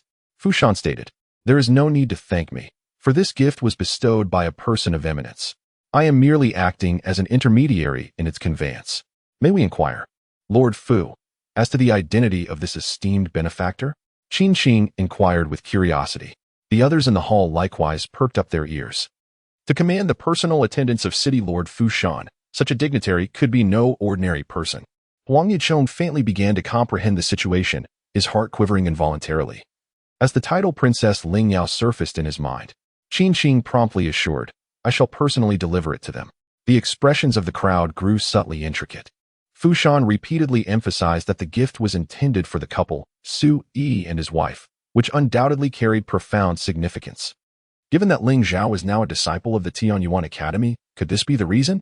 Wen Chajin, Wen Chaqing, and other prominent figures of the Wen family exchanged glances, instinctively recognizing that this gift was intricately linked to Wen Lingzhao. No one seemed to consider its connection to Su Yi. "Captain Ye, please remain here to host on my behalf. I have pressing matters to attend to," Fu Shan remarked, offering a brief reminder to Nye Beihu before departing. Wen Changjing and the others quickly stepped forward to see him off. As they exited the great hall, Fu Shan instinctively paused beside Su Yi, his smile warm as he said, "Young Master Su, I shall take my leave first." Su Yi nodded in acknowledgement. This scene unfolded before the eyes of all, and though they were utterly astonished, they instinctively believed that Su Yi was receiving Fu Shan's favor due to his association with Wen Lingzhao. Once Fu Shan and his entourage vanished, Huang Qianjun could not help but exclaim softly, "Brother Su, you truly hold the highest regard here." Su Yi casually replied, "You no longer harbor resentment towards me?" Huang Qianjun stiffened, a look of shame crossing his face as he awkwardly responded, "My father gave me a severe reprimand last night, making me fully aware of the vast disparity between us. I feel nothing but trepidation and gratitude, devoid of any hatred." Su Yi let out a soft exclamation, expressing a hope that such was indeed the case. As she listened to their conversation, Wen Lingzhao found herself increasingly perplexed. The series of events that had transpired today felt exceedingly strange. Although Fu Shan had only lingered briefly before departing, his influence remained palpable. Within the ancestral hall, the atmosphere once again grew lively, as numerous guests rose spontaneously to toast and exchange pleasantries with Wen Changtai and his wife. Qingtang was even more exhilarated, her spirit radiant and her demeanor animated. Despite her efforts to mask her inner joy, she could not contain it. Figures of prominence from the Wen family, such as Wen Changjing and Wen Changqing, also wore expressions of delight, for the Li Tianhan father and son had returned defeated, thereby averting a crisis. What was more remarkable was that with Fu Shan's presence and Nye Beihu's support, the attitudes of all the guests in attendance underwent a subtle transformation. This development undoubtedly favored the Wen family, whose circumstances had significantly deteriorated. "Brother Huang, have you completely altered your stance?" Nye Beihu inquired, sitting beside Huang Yicheng. His question veiled yet pointed. Yesterday, it was I who failed to recognize the worth of Su Gongzi and inadvertently offended him. How could I possibly harbor resentment for that? Huang Yicheng replied with a genial smile. Moreover, I am truly grateful to Su Gongzi for showing mercy yesterday, sparing both myself and my son from a greater calamity. Thus, I have come today to personally celebrate the birthday of Matriarch 1 and to present a modest gift as a token of my sincere apologies. Nia Beihu paused for a moment, regarding Huang Yicheng with a discerning gaze before stating, I surmise that Brother Huang has yet to disclose another point. Huang Yicheng raised his brows in curiosity. I would be eager to hear your insights. Nia Beihu cast his gaze beyond the grand hall, settling upon Huang Qianjun, who sat beside Su Yi, and remarked with significant implication, you must have discerned that, given young Master Su's extensive connections, his future is undoubtedly boundless. Thus, you intend to seize upon the unfortunate incident from yesterday as an opportunity, seeking to establish a rapport with young Master Su through compensation and apology, am I correct? Huang Yuncheng's eyes narrowed slightly before he responded with a smile. A parent's love for their child is profound and far-reaching. If I act thusly, how could you, Brother Nia, do otherwise? Nia Beihu raised his cup and laughed heartily, saying, Come, let us share a drink together.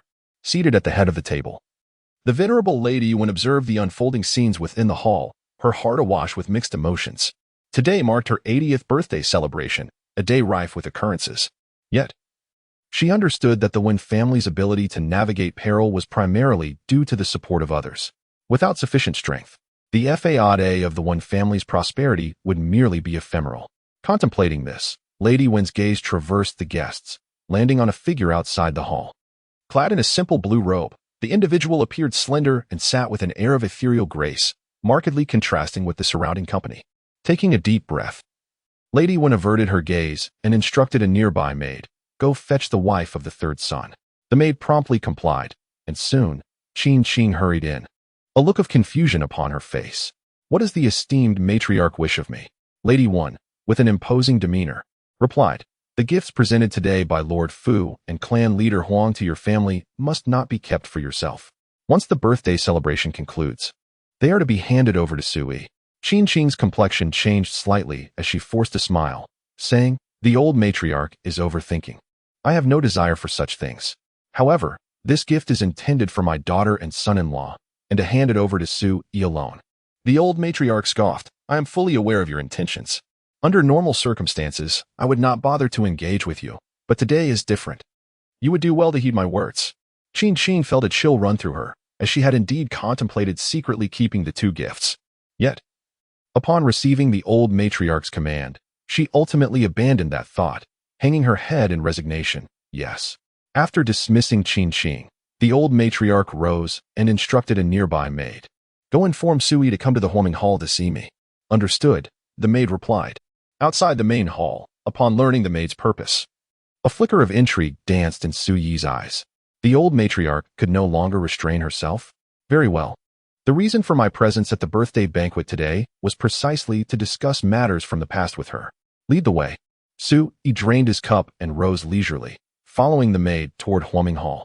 Volume 1, The Sword and Rebirth, Chapter 23, Past Grievances and Affections. With unyielding thoughts upon Su Yi's arrival at Huoming Hall, he found only the venerable matriarch seated within. Her hair was as white as snow, and though she had reached the age of 80, her spirit remained vigorous, exuding an air of authority that came from years of holding power. Third young master, aside from you and me, there is no one else here. So there is no need for formalities, the matriarch said, gesturing to a chair at the side of the hall with a cold demeanor. Please, have a seat. Third young master.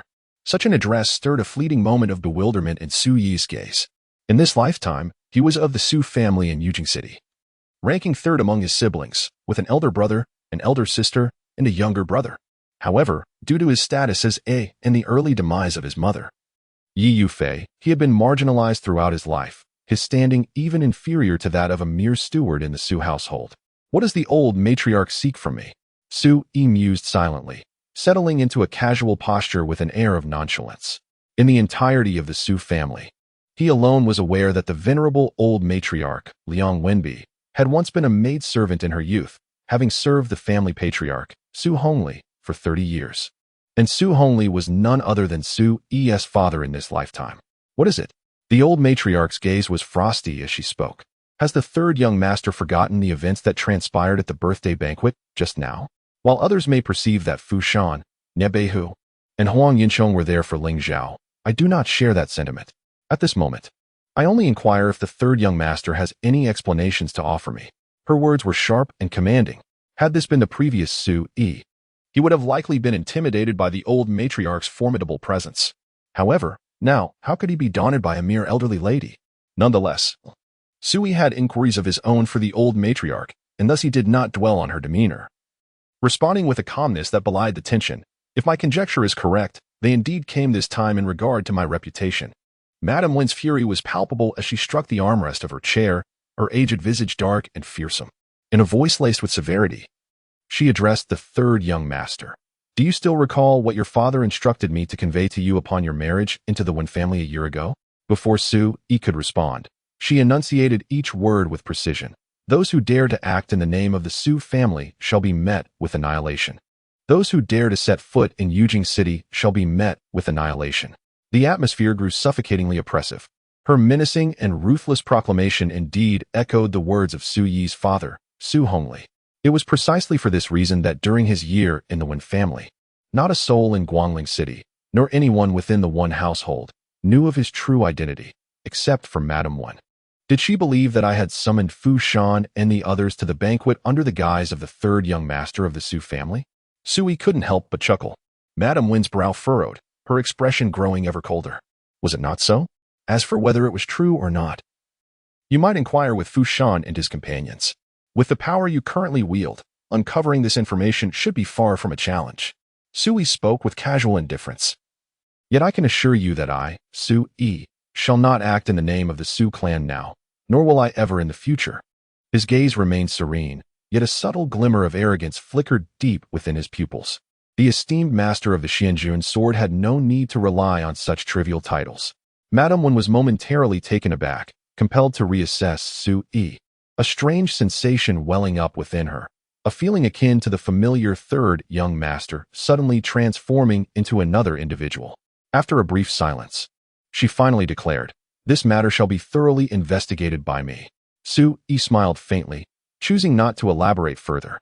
Although I am currently unaware of why Fu Shan and Niebei hold you in such high regard, I must admit that, in the eyes of the Su family in Yujing City, individuals like Fu Shan are akin to mere ants beneath their feet. There is no need for the Su family to take action themselves. With a single word, they could render such figures utterly powerless.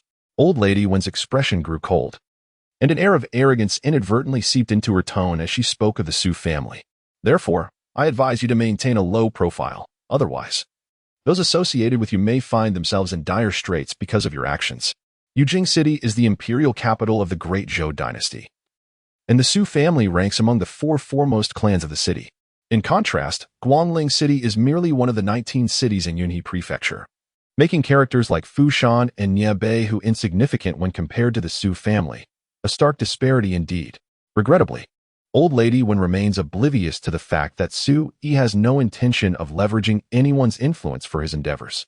In his eyes, both Fu Shan and even the Su family in Yujing City are merely small factions within the mundane world, bearing little distinction. While Fu Shan pales in comparison to the Su family, at today's birthday banquet, the Wen family finds itself reliant on Fu Shan to bolster their presence.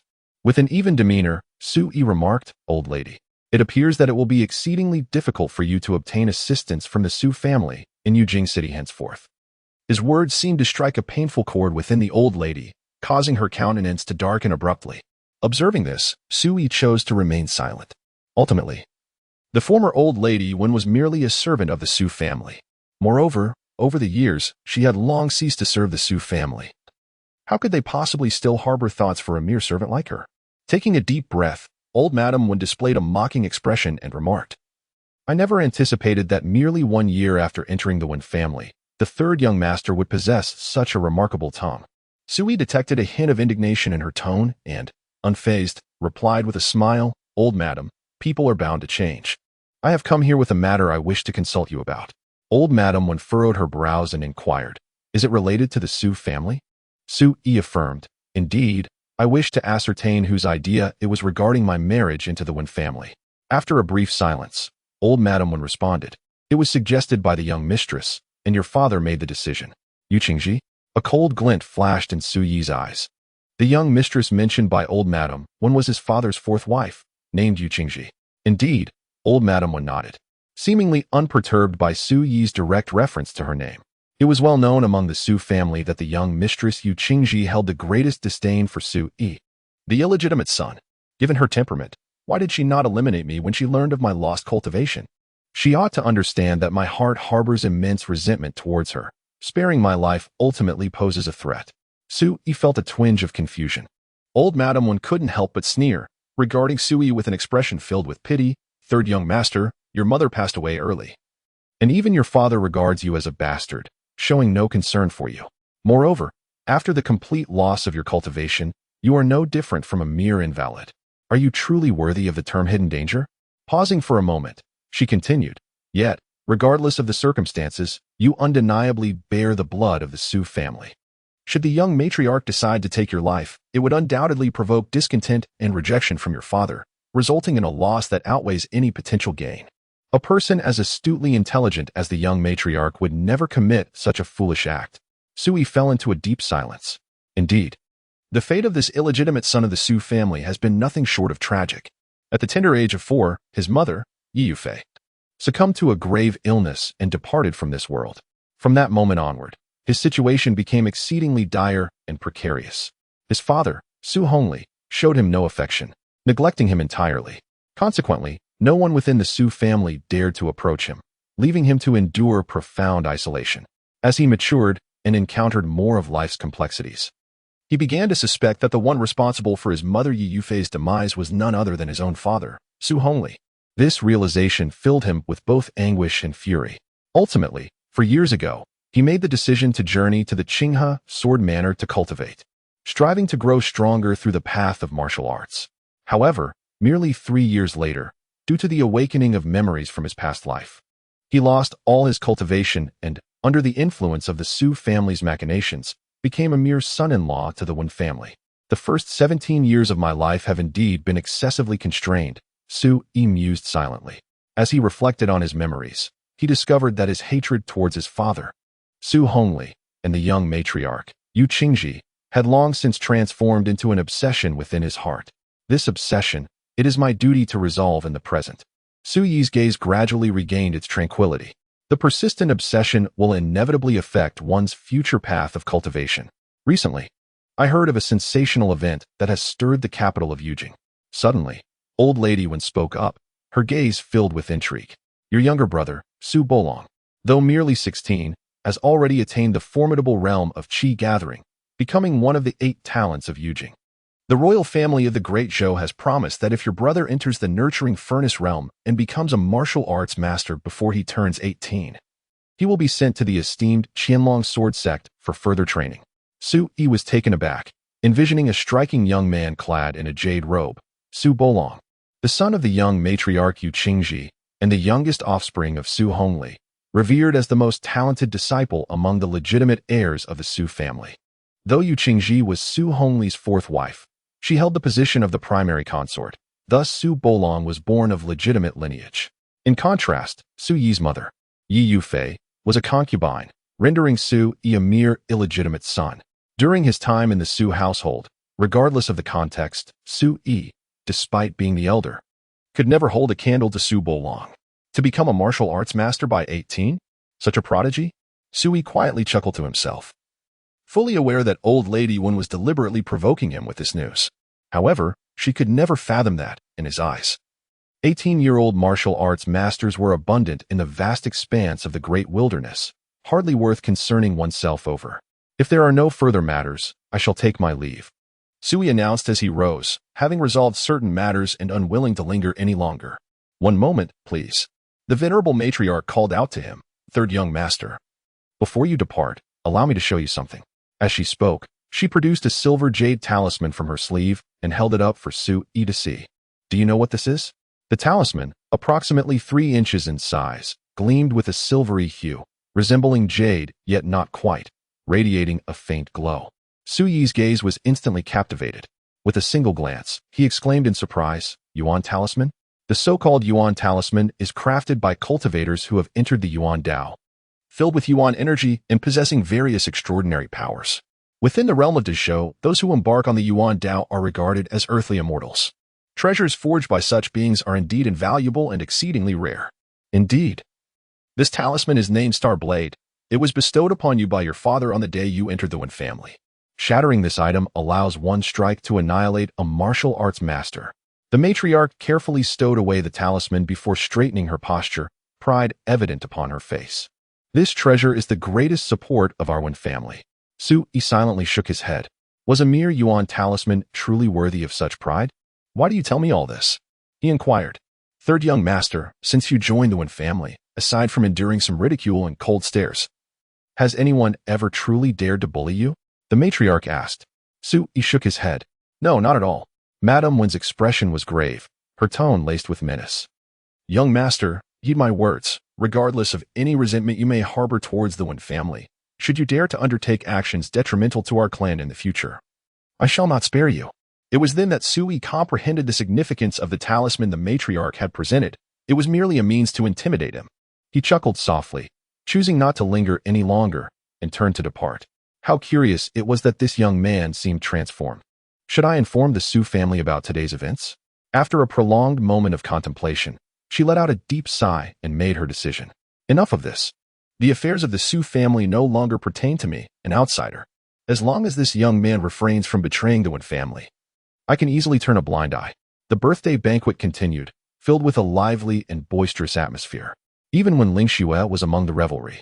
The center of attention was Wen Jiyuan, the son of the clan leader Wen Chongjing, a prodigious talent who had achieved the pinnacle of the blood mobilization realm, representing the vanguard of the younger generation of the Wen family. Naturally, his fame paled in comparison to that of Li Muyun from the Li family. Upon spotting Su Yi sitting alone at the banquet table, Wang Qianjun sprang to his feet, his face illuminating with a warm smile. Su Yi nodded in acknowledgement and inquired. The banquet has progressed considerably. Why do you not take your leave?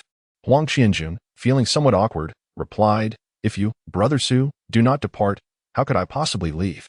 Regardless of the circumstances, I must see this through to the end. Su Yi merely acknowledged this with a sound of understanding. He was not oblivious to the intentions of Huang Qianjun and his father, Huang Yancheng. It is merely a matter of turning sorrow into festivity. Perceiving yesterday's calamity as an opportunity to mend relationships, and perhaps even drawing oneself closer to others. Su Yi, your cousin Zhu Yuan has something to convey to you. Come with me at once. Not far away, when Xiao Bei approached suddenly, his gaze haughty and his words brusque.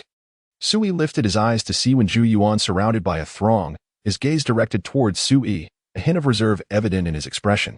Su Yi redirected his attention to Wen Xiao Bei before him, his demeanor calm as he said, Go tell him that if he wishes to speak, he may come over himself. Upon arriving at the birthday banquet, Wen Xiao Bei had already expressed disdain, reprimanding Su Yi for lacking the qualifications to be present as a son-in-law.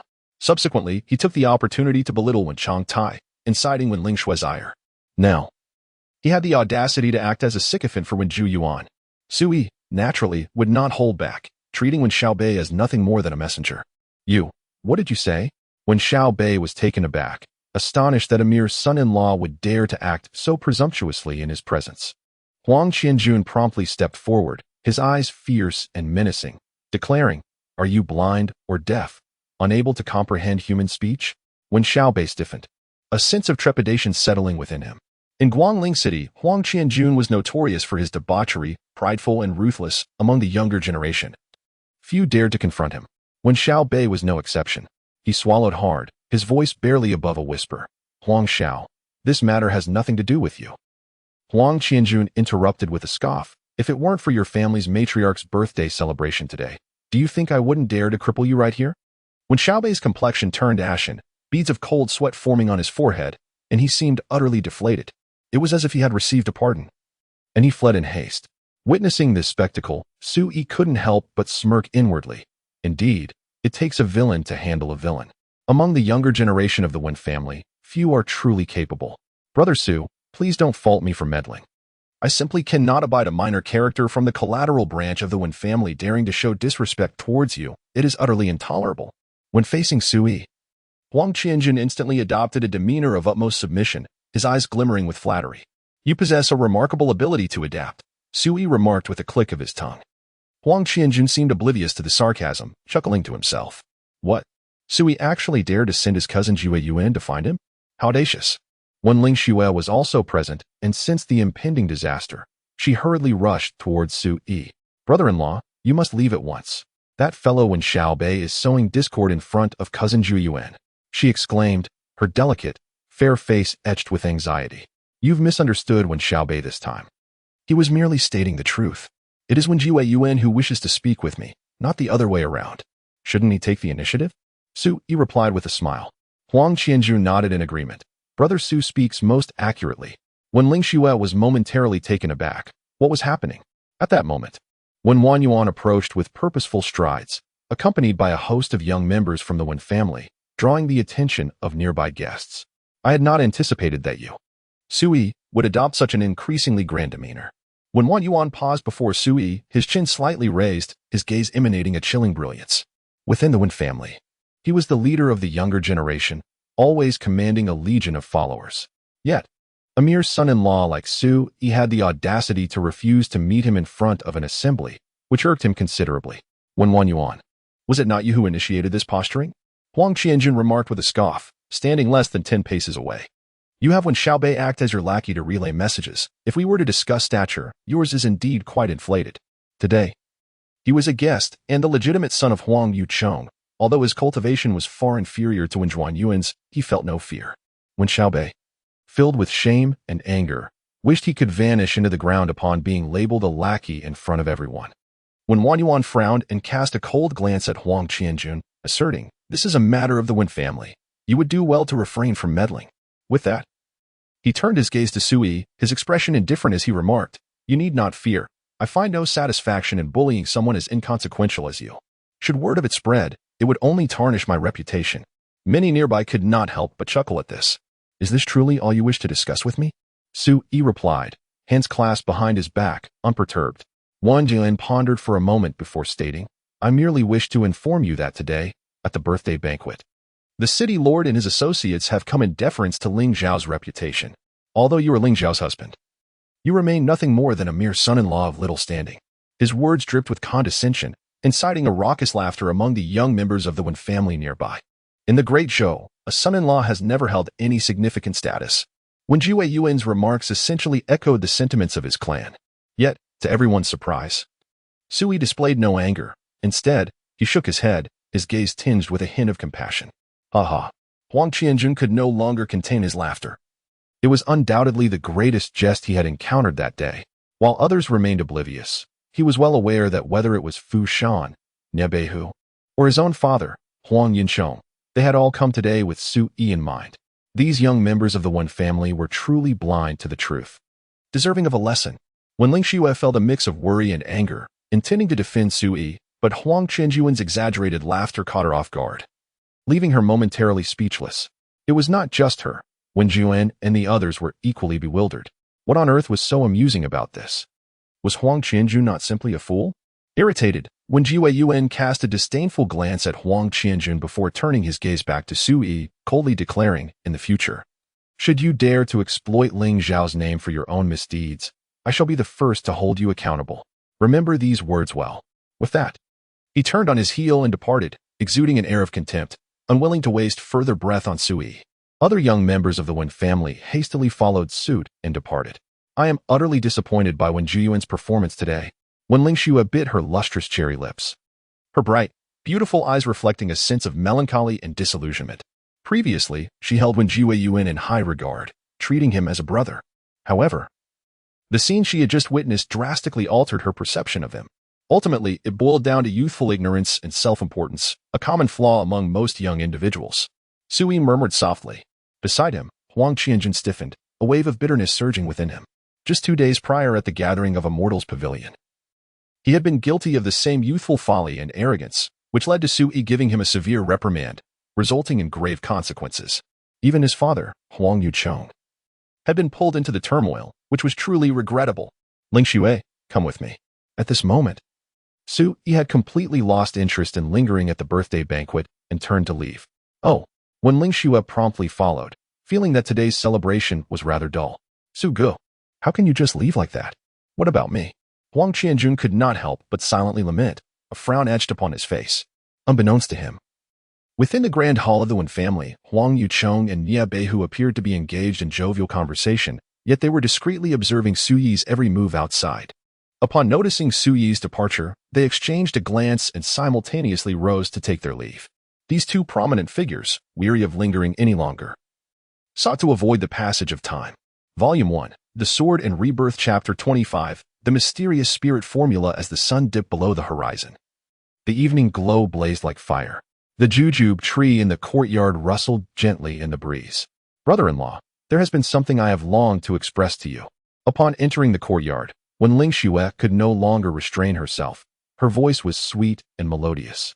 Dressed in a simple yet elegant gown, her slender figure radiated vitality beneath the fading light, exuding purity and grace, truly a sight to behold. Su Yi was taken aback and replied softly, "What is it?"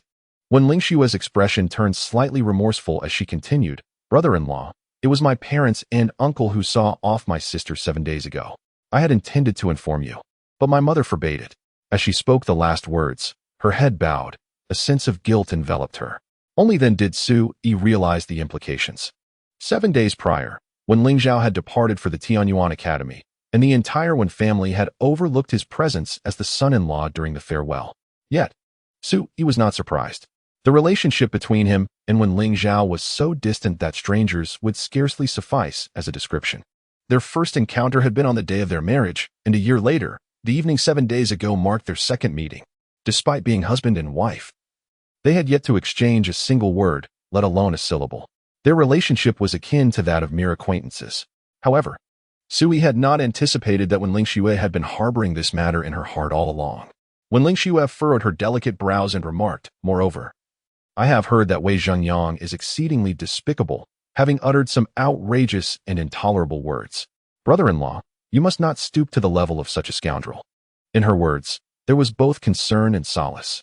Su Yi gazed at the young girl's fair and refined countenance, momentarily entranced, and he could not help but exclaim, "In all my encounters with the Buddhas and Bodhisattvas of this world, I have seldom come across one as kind-hearted as you."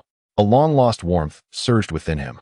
In his previous life, he had relentlessly pursued the path of enlightenment, characterized by a decisive and ruthless demeanor, stepping over mountains of corpses and rivers of blood to ascend to the pinnacle of the great wilderness. Even his 9 disciples regarded him with both reverence and trepidation. In this life, as of the Su family in the capital of Dazhou, he had been neglected since childhood, cultivating a reclusive and somber nature. Even during his 3 years of training at the Qingtang sword manor, his excessively gloomy disposition left him with hardly any friends. After losing all his cultivation and marrying into the Wen family, it felt as though he had plunged into an abyss. The blow was overwhelmingly severe, leaving him in a state akin to a living corpse, with a heart as desolate as ashes. In such circumstances, the entire Wen family, save for Wen Lingzhao, treated him with genuine kindness. She had taken the time to plant a grove of sunflowers in the courtyard, hoping that the sight of the golden blooms basking in sunlight would lift his spirits. She had carefully kept him company, softly sharing profound truths from books, attempting to alleviate his inner turmoil, offering comfort and encouragement. Once, I devoted considerable effort to concocting various delicacies, personally delivering them to my almost reclusive self. Yet, at that time, he never acknowledged such gestures of care.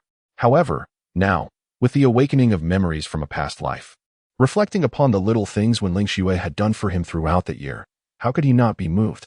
The young girl, radiant and charming, possessed a heart of pure and transparent kindness.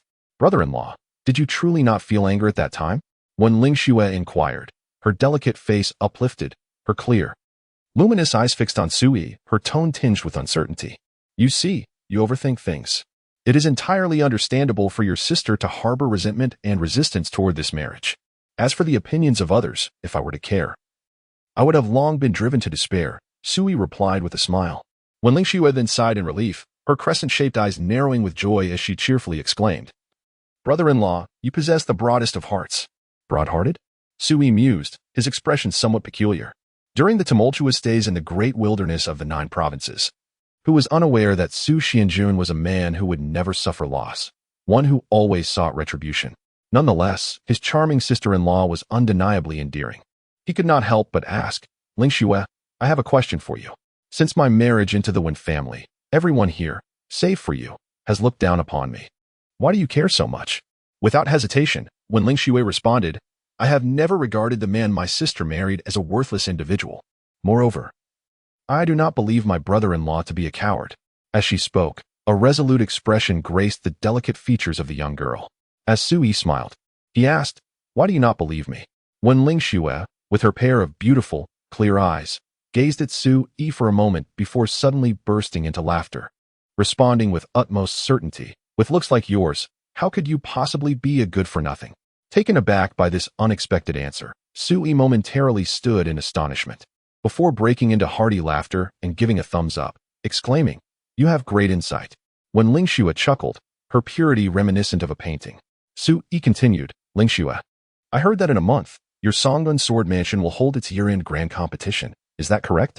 Indeed, when Lingxue nodded, her cheerful expression fading as she expressed her concern, with my current cultivation level, I fear it will be quite challenging to place in the top 10, especially since I have only been training at the Songun Sword Mansion for a year.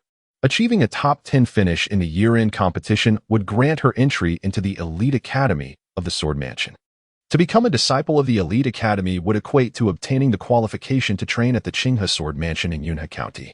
The influence of the Songyun Sword Mansion is limited to Guangling City, whereas the Qinghe Sword Mansion holds sway over the 19 cities of Yunhe County. The two institutions are simply not comparable in prestige. Just the other day, I forgot to prepare a birthday gift for you, but it is not too late now. Sui gently retrieved a scroll of books from his sleeve, saying, this is a breathing technique, while it may not be top tier. It is most suitable for your current cultivation. With consistent practice for a month, it will be sufficient for you to secure a place in the top 10 of the year-end competition. When Lingxue widened her eyes in astonishment and exclaimed, really? Sui smiled as he handed her the book, saying, would I deceive you? He then added, do not mention this matter to anyone else. Once you have memorized the intricacies of this technique, be sure to incinerate the book immediately. As he spoke the last words, his expression turned serious. There was no alternative. The breathing technique he had gifted to Wen Lingxue was known as the Xian Su Ling Ji Ju, although it solely detailed the cultivation path of the blood transformation realm. The complete Xian Su Ling Ji Ju ranked among the top 10 in the list of extraordinary skills in the Great Wilderness's 9 provinces. In the past, Sui had imparted this secret to his young disciple, Qingtang, who, thanks to this method, surged forth on her path of cultivation, ultimately achieving the imperial realm and earning renown as the Empress Qingtang. Should such a profound technique be divulged, even if it merely detailed the subtleties of the blood transformation realm, it would undoubtedly bring Wen Lingxue considerable trouble, a scenario Sui wished to avoid. When Lingxue felt a chill within her heart and carefully tucked the book away, nodding vigorously as she replied, brother-in-law, I will heed your words. Unbeknownst to her, she had inadvertently acquired an opportunity that could drive martial artists across the world into a frenzy. Otherwise, she likely would not have remained so composed at that moment. Sui offered no further explanation. Such miraculous methods were plentiful in his possession. In his past life, the world knew him, Su Xianjun, to possess countless extraordinary techniques and divine abilities, a truth that was far from exaggerated. If you have the time, come to see me every 7 days, and I will guide you through the profound principles of the blood transformation realm, Sui instructed. When Lingxue's clear eyes sparkled with delight as she exclaimed, I will definitely come. She understood that although her brother-in-law had lost his cultivation, he had once been the outer gate sword chief of the Qinghe Sword Manor, a figure renowned throughout Yunhe County. With her brother-in-law's guidance, how could she not expect to secure a place among the top 10 in the year-end competition? As Sui spoke, a smile involuntarily spread across his face. His mother-in-law possessed a temperament as fiery as it was fierce. Feeling somewhat guilty, when Lingxue glanced around furtively before quickly sticking out her delicate tongue and saying, brother-in-law, I shall take my leave now. The young maiden moved with graceful lightness, turning to depart, revealing her elevated spirits. Despite the twilight deepening, the celebration of the matriarch of the Wen family continued in a lively manner. Yet, none of this concerned Sui any longer. When Lingxue chose not to partake in the festivities, fresh from her bath, she appeared ethereal and enchanting, exuding a languid charm. Eagerly, she opened the book gifted by Sui. The tome was slender, merely a dozen pages, the characters inscribed with a precision that was both elegant and flowing. providing a visual delight that evoked tranquility in the soul. Her brother-in-law's handwriting was as captivating as the man himself. Wen Lingzhao marveled inwardly, soon becoming engrossed in the profound principles embedded within the text. Although the book exclusively detailed the methods for cultivating the Xian Su Ling Ji Ju in the blood transformation realm, it was exceptionally intricate and esoteric, with each word concealing profound mysteries. Not even the most accomplished practitioners of the Great Zhou Kingdom could hope to comprehend its depths in a short span of time. Fortunately, alongside the cultivation instructions, Sui had pinned his own annotations, allowing Wen Lingzhao to grasp the concepts with relative ease. As the moonlight slanted westward in the early hours, the scene unfolded in serene beauty. Wen Lingzhao finally perused the cultivation method in its entirety, her exquisite and ethereal visage reflecting of fleeting days. While an unmistakable shock surged within her heart, though still youthful, she was no stranger to the ways of cultivation. How could she not comprehend the immense power of the wondrous technique bestowed upon her by Sui? In stark contrast, both the ancestral cultivation methods of the Wen family and those imparted by the Songnan swordmanner appeared grossly inadequate and rudimentary. It was no wonder her brother-in-law had cautioned her against revealing this remarkable secret. Indeed, he must be concerned that this profound technique might attract unwarranted troubles. When Lingzhao stood in a daze, gradually grasping Su Yi's benevolent intentions. A warmth enveloped her heart, a delightful blend of joy and emotion. Soon, she took a deep breath, her expression transforming into one of earnestness.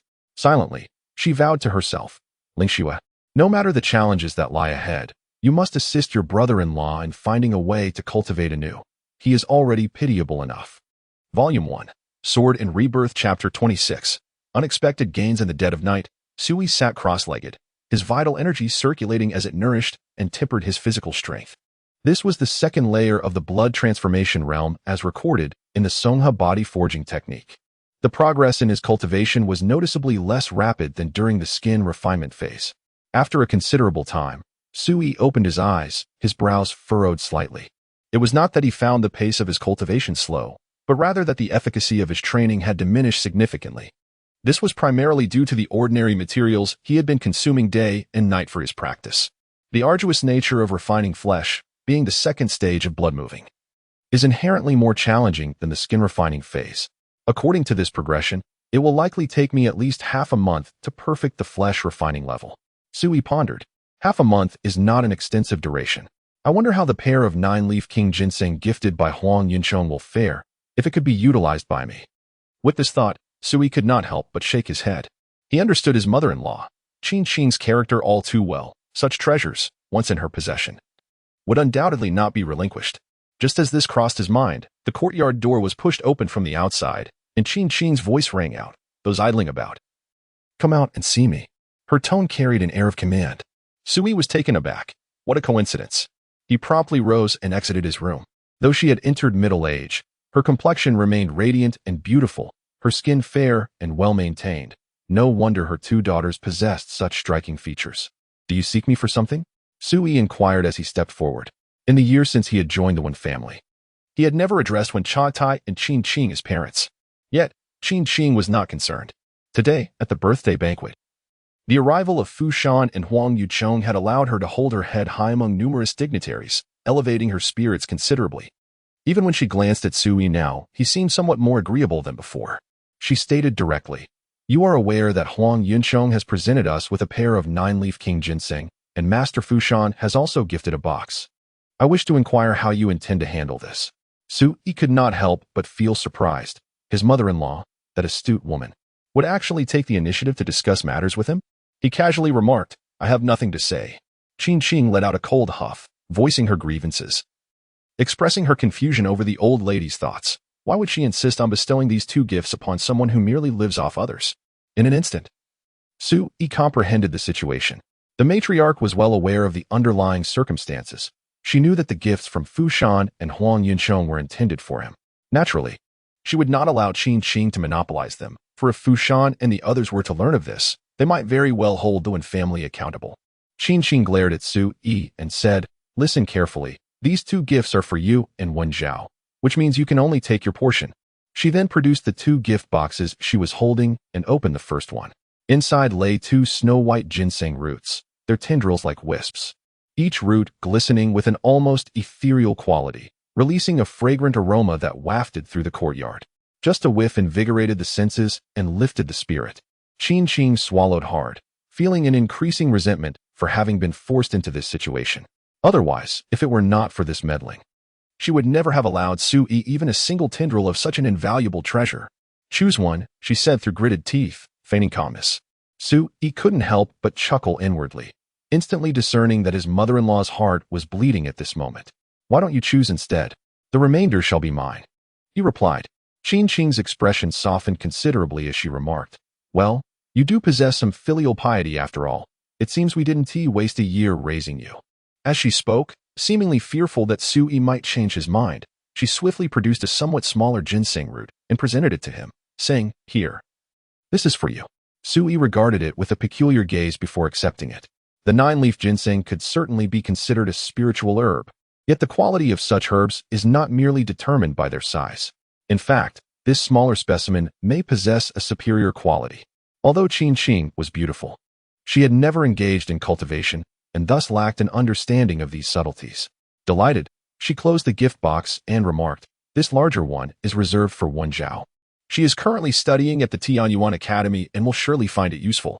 Moreover, this gift box must be opened by you and Wen Lingzhao, as instructed by Lord Fu.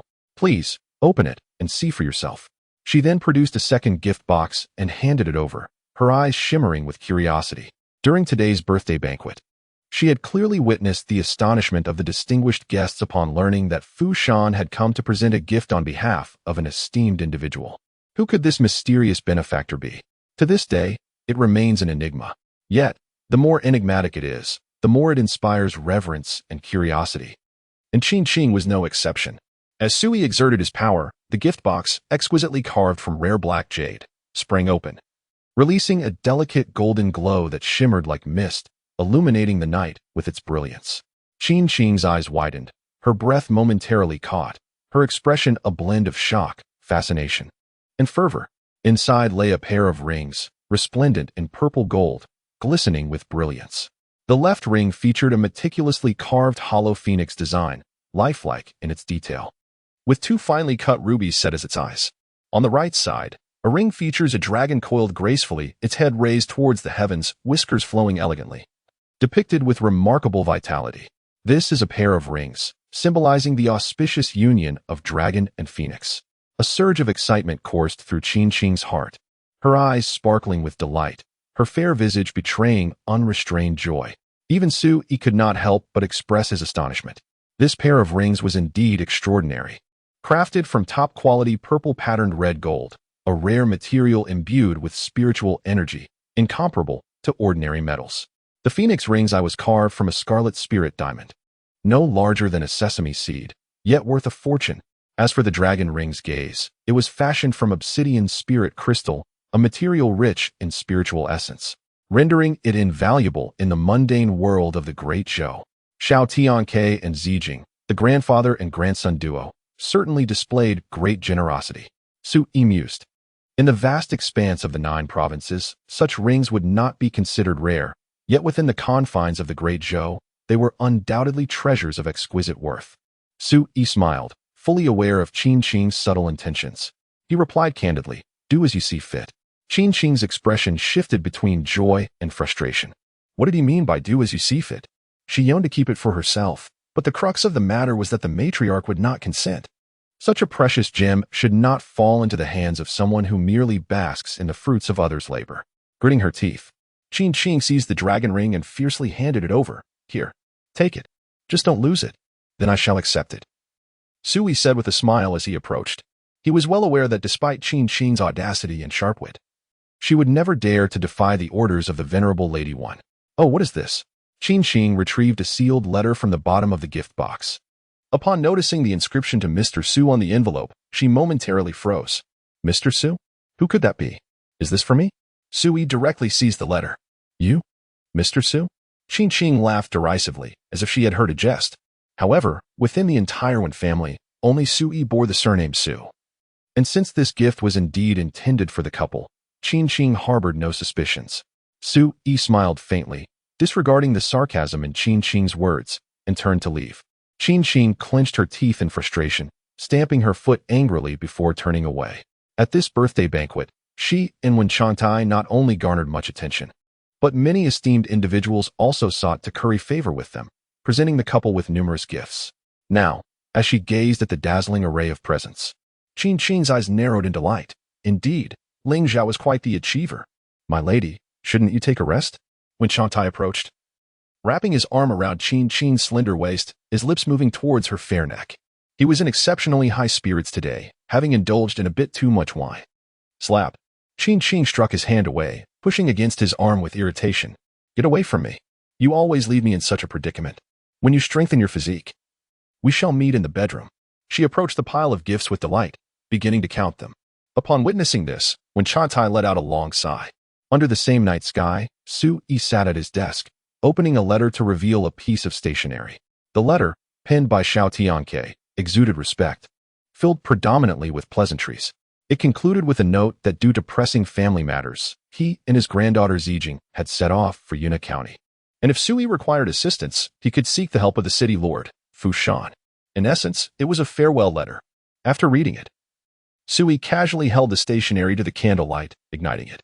He could surmise the intentions of Xiao Tianke and Zijing. They merely wished to further solidify their connection with him, which was of little concern.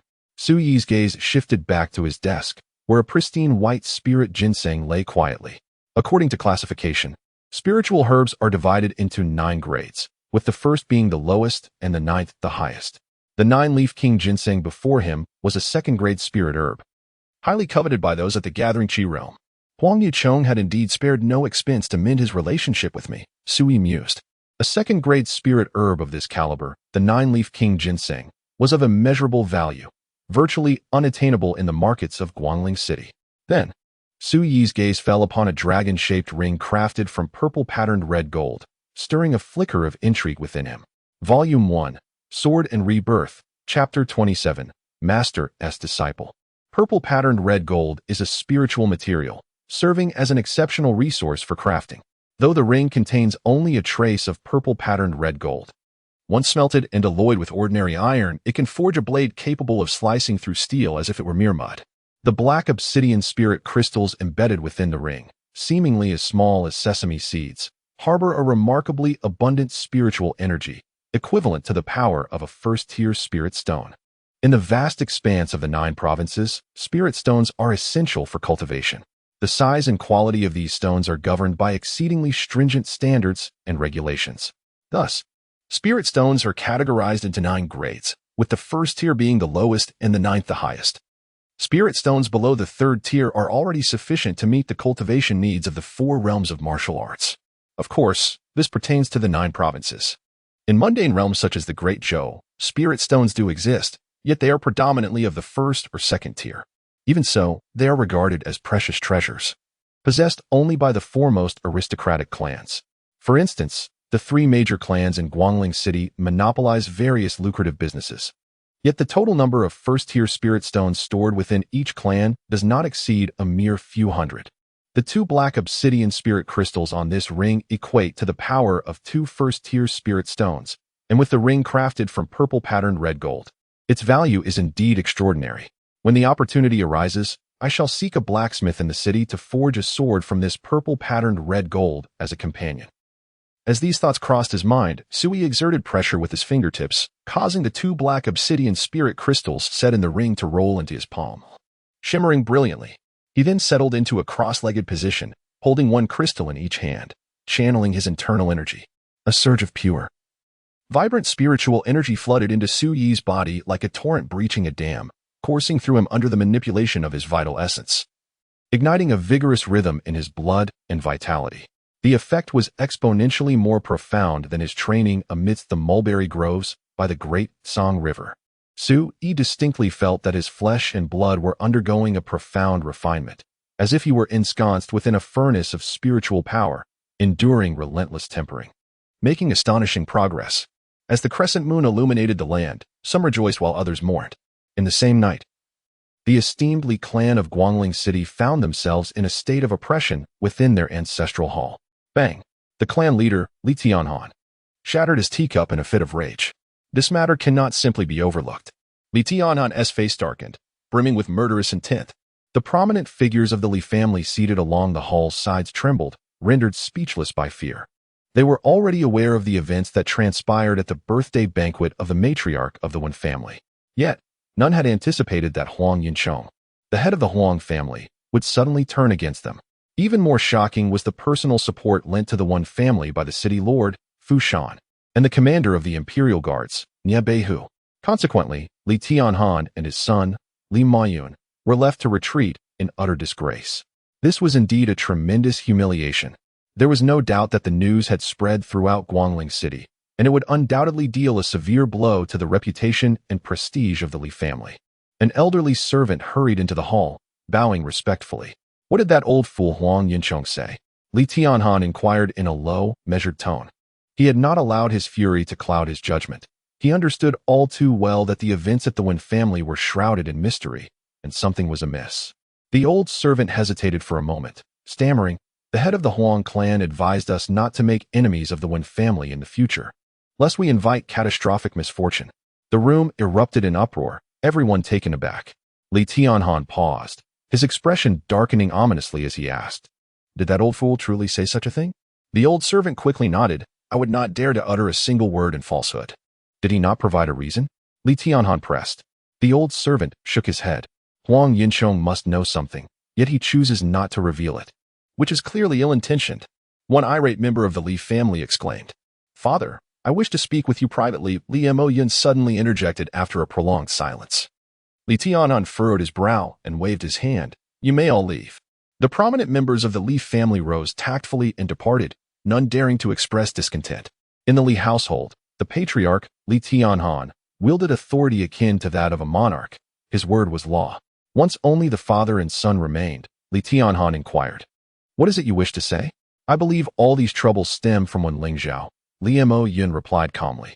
"Do you recall that, during our meeting in the Wen clan's ancestral hall, even when you proposed to take half of the Wen family's herbal business, Huang Yinchong did not openly oppose it?"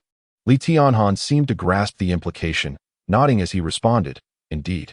It was my intention to leverage the Huang family's power to suppress the Wen family that compelled Huang Yinchong to express his stance. This is all well and good. But when I proposed to assist Wen Lingzhao in dissolving the engagement, Huang Yinchong unexpectedly spoke up. This was quite unusual." Li Mayun's eyes flickered with intensity. "Why should a figure of his stature, the clan leader, interfere in matters concerning our younger generation? Moreover, this issue had no bearing on the Huang family whatsoever." Taking a deep breath, Li Mayun continued, "Subsequently, neither Nie Beihu nor Fu Shan opposed our Li family's decision to take over the Wen family's herbal business. Instead, they unanimously opposed our involvement in matters concerning the Su couple. Is this not peculiar? Could these irregularities truly be connected to the Su couple?" Li Tianhan furrowed his brow slightly. However, Su Yi was but a useless individual, hardly deserving of such attention. As for Wen Lingzhao, although he had entered the Tianyuan Academy for cultivation, he was merely a disciple and certainly not worthy of the protection afforded by the likes of Huang Yinchong, Fu Shan, or Nie Beihu. Li Mayun shook his head and said, "Father, you may not yet be aware, but I have been closely monitoring Wen Lingzhao's situation. Just yesterday, I received significant news." "What news?" Li Tianhan asked, taken aback. A barely perceptible fervor ignited in Li Mayun's eyes as he replied, "Wen Lingzhao has caught the eye of the vice principal of Tianyuan Academy, Zhu Guqing, who has decided to formally accept him as a disciple during the grand opening ceremony in 3 months." Li Tianhan's expression shifted, and he inhaled sharply. "So that is it. Zhu Guqing, one of the 3 vice principals of the Tianyuan Academy. She is a rare martial arts master of Yunhe County. She has only practiced martial arts for 36 years. Yet her talent is extraordinary. It is said that her mastery of swordsmanship is profound and elusive, and her technique, the Misty Sword technique, is renowned far and wide, earning the admiration of many seasoned martial arts masters. Should Wen Lingzhao become her disciple, it would be akin to a fish leaping over the Dragon Gate, a meteoric rise in status and position that would bring about a seismic shift. The disciple of a martial arts master would be esteemed by some clan leaders as a distinguished guest. No wonder Huang Yinchong and Fu Shan were willing to confront my Li family over matters concerning the Wen family. It turns out the Wen family has produced a master's disciple." At this moment, Li Tianhan comprehended everything, though his heart felt heavy. Over the years, he had coveted the Wen family's herbal business, making numerous attempts at acquisition. Just like at the birthday banquet of the venerable matriarch of the Wen family today, had it not been for some unexpected incidents, the Wen family would have inevitably surrendered half of their herbal business. Yet the current situation is different, with the presence of the master's disciple Wen Lingzhao. Who would dare to covet the Wen family's interests in Guangling City? What plans does my son have? Li Tianhan fell silent for a moment, turning his gaze to Li Moyun. To pursue a master's disciple who is already married seems an insurmountable challenge. Li Moyun, with a calm demeanor, replied, Father, the more dazzling Wen Lingzhao's performance in her training, the more it will cast Su Yi's shortcomings and incompetence into stark relief. One could say Su Yi is a blemish, likely to tarnish Wen Lingzhao's reputation. Pausing for a moment, he continued, I am uncertain why the venerable matriarch of the Wen family opposes the dissolution of this engagement. However, I am certain that the higher Wen Lingzhao's status, the more she will reject Su Yi. Li Tianhan furrowed his brow and inquired, Imoyun, what exactly do you wish to convey? Li Imoyun smiled faintly and replied, I have grown up alongside Wen Lingzhao. We are childhood sweethearts, and my feelings for her have never wavered. For her sake, I would do anything. His words were calm, yet resolute.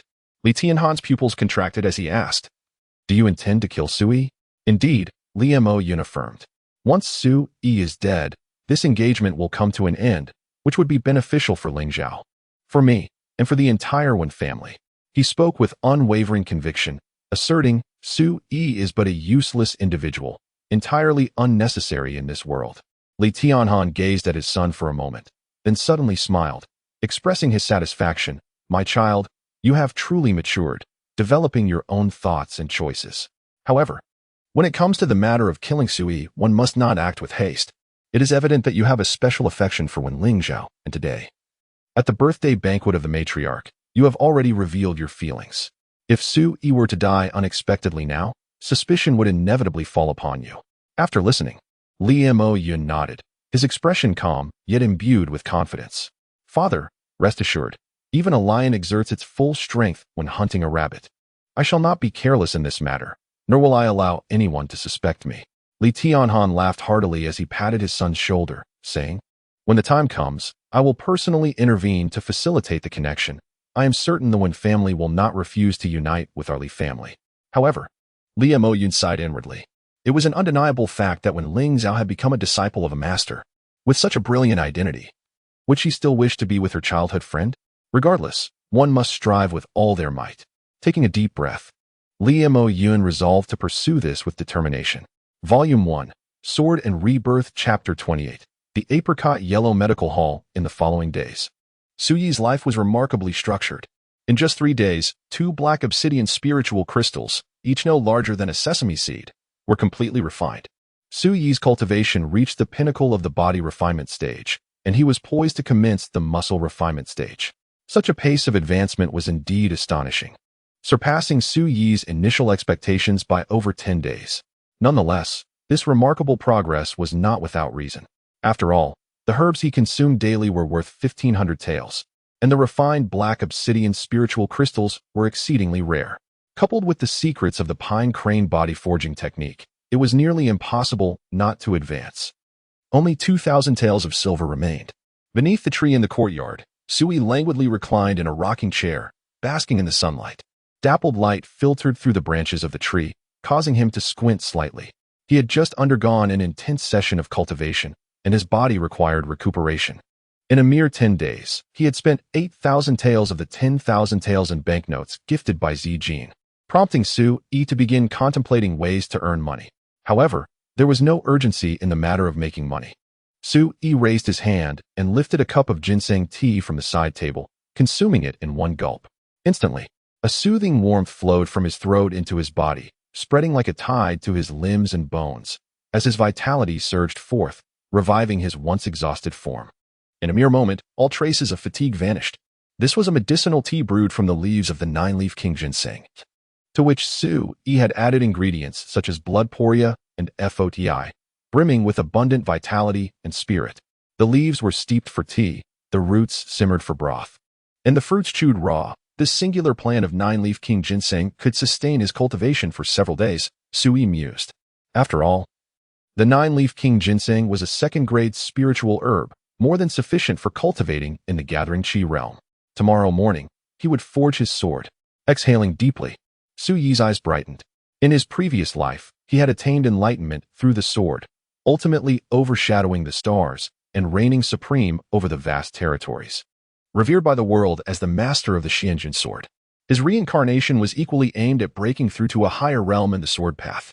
It could be said that his entire path of cultivation was intertwined with the art of the sword. As a sword cultivator, how could he be without a sword at hand? Son-in-law, the matriarch requests your presence in the main hall for a discussion. Suddenly called a servant girl from outside the courtyard.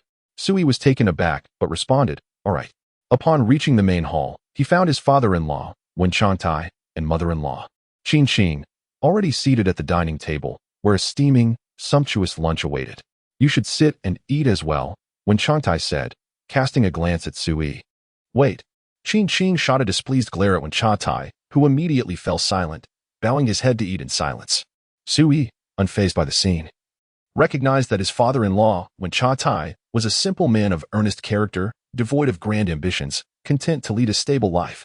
Qingtang set down her bowl and chopsticks, inquiring, Sui, are you aware that Lingzhao is about to become a direct disciple of the vice principal of Tianyuan Academy?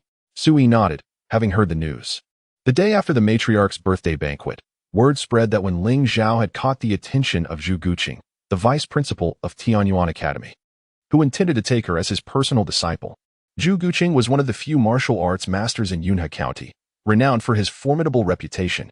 For ordinary martial artists, he was akin to a celestial dragon. The fact that when Lingzhao had garnered the favor of such a martial arts master filled the Wen family with immense joy, causing a stir throughout the household. When the news broke, it sent shockwaves through the entire Guangling city, igniting fervent discussions among the populace.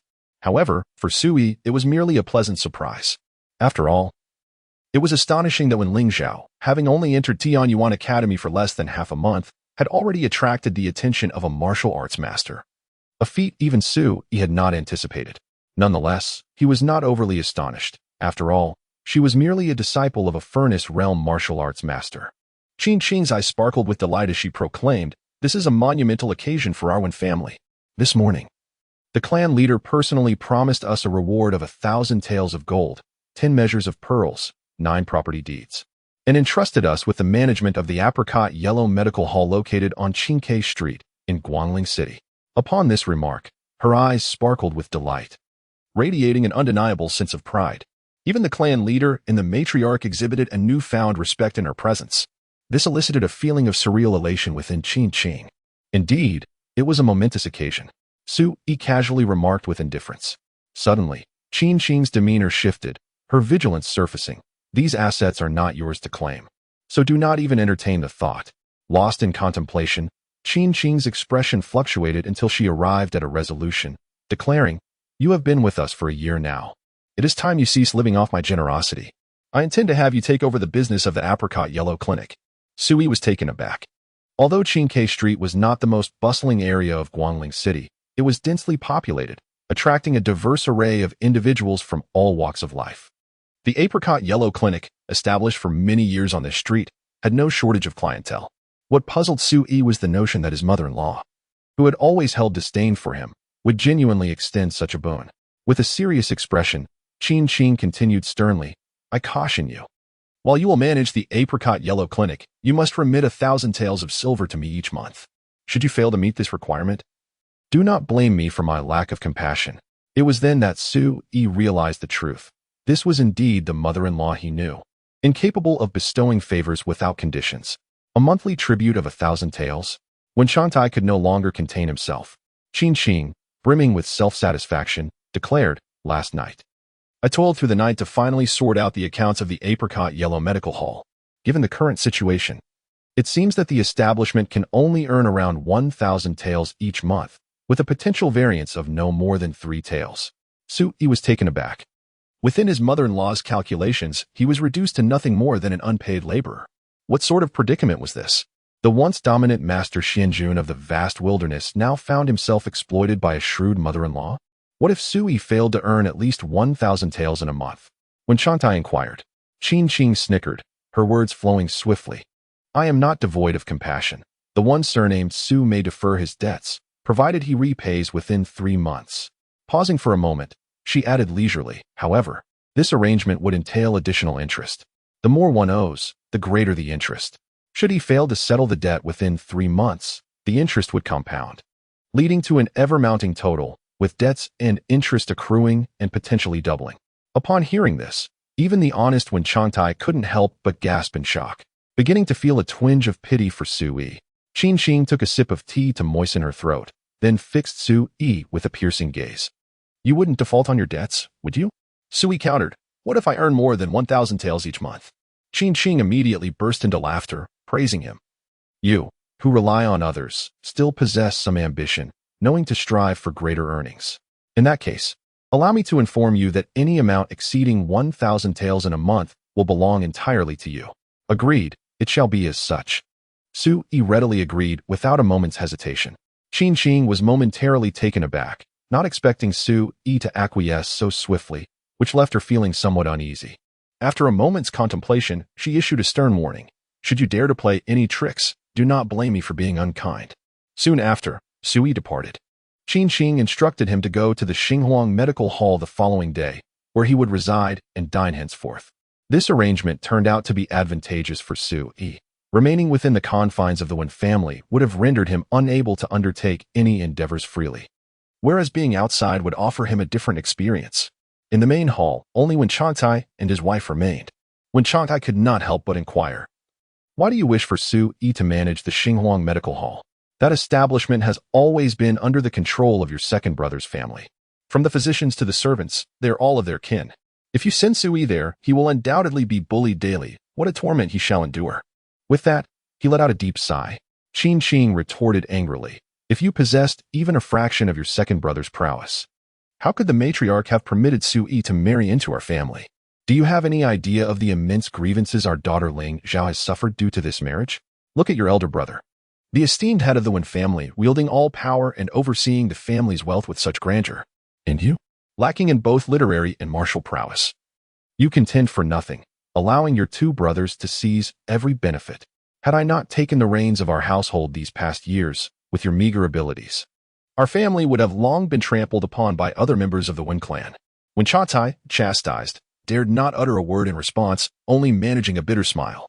His nature was such, and he was acutely aware of his own mediocrity in comparison to his 2 brothers. The assertive and astute demeanor of Qingtang only served to accentuate his own inadequacies. After a prolonged silence, Qingtang finally calmed down and spoke. I am aware that the Xinhuang Medical Hall belongs to my second brother's family, but that is a matter of the past. From today onward, it shall be considered ours. As for whether Su-yi will be bullied, do not underestimate our son-in-law. Wen Changtai, taken aback, inquired, what do you mean?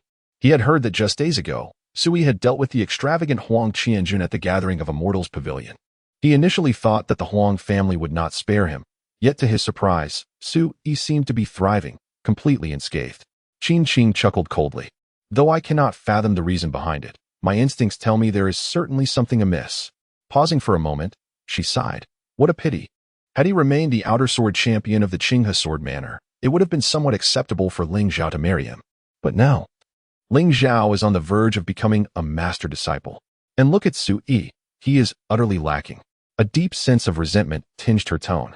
When Changtai attempted to console her, if he had not lost his cultivation, he likely would not have become our son-in-law, especially since Lingzhao had yet to enter the Tianyuan Academy for her training at that time.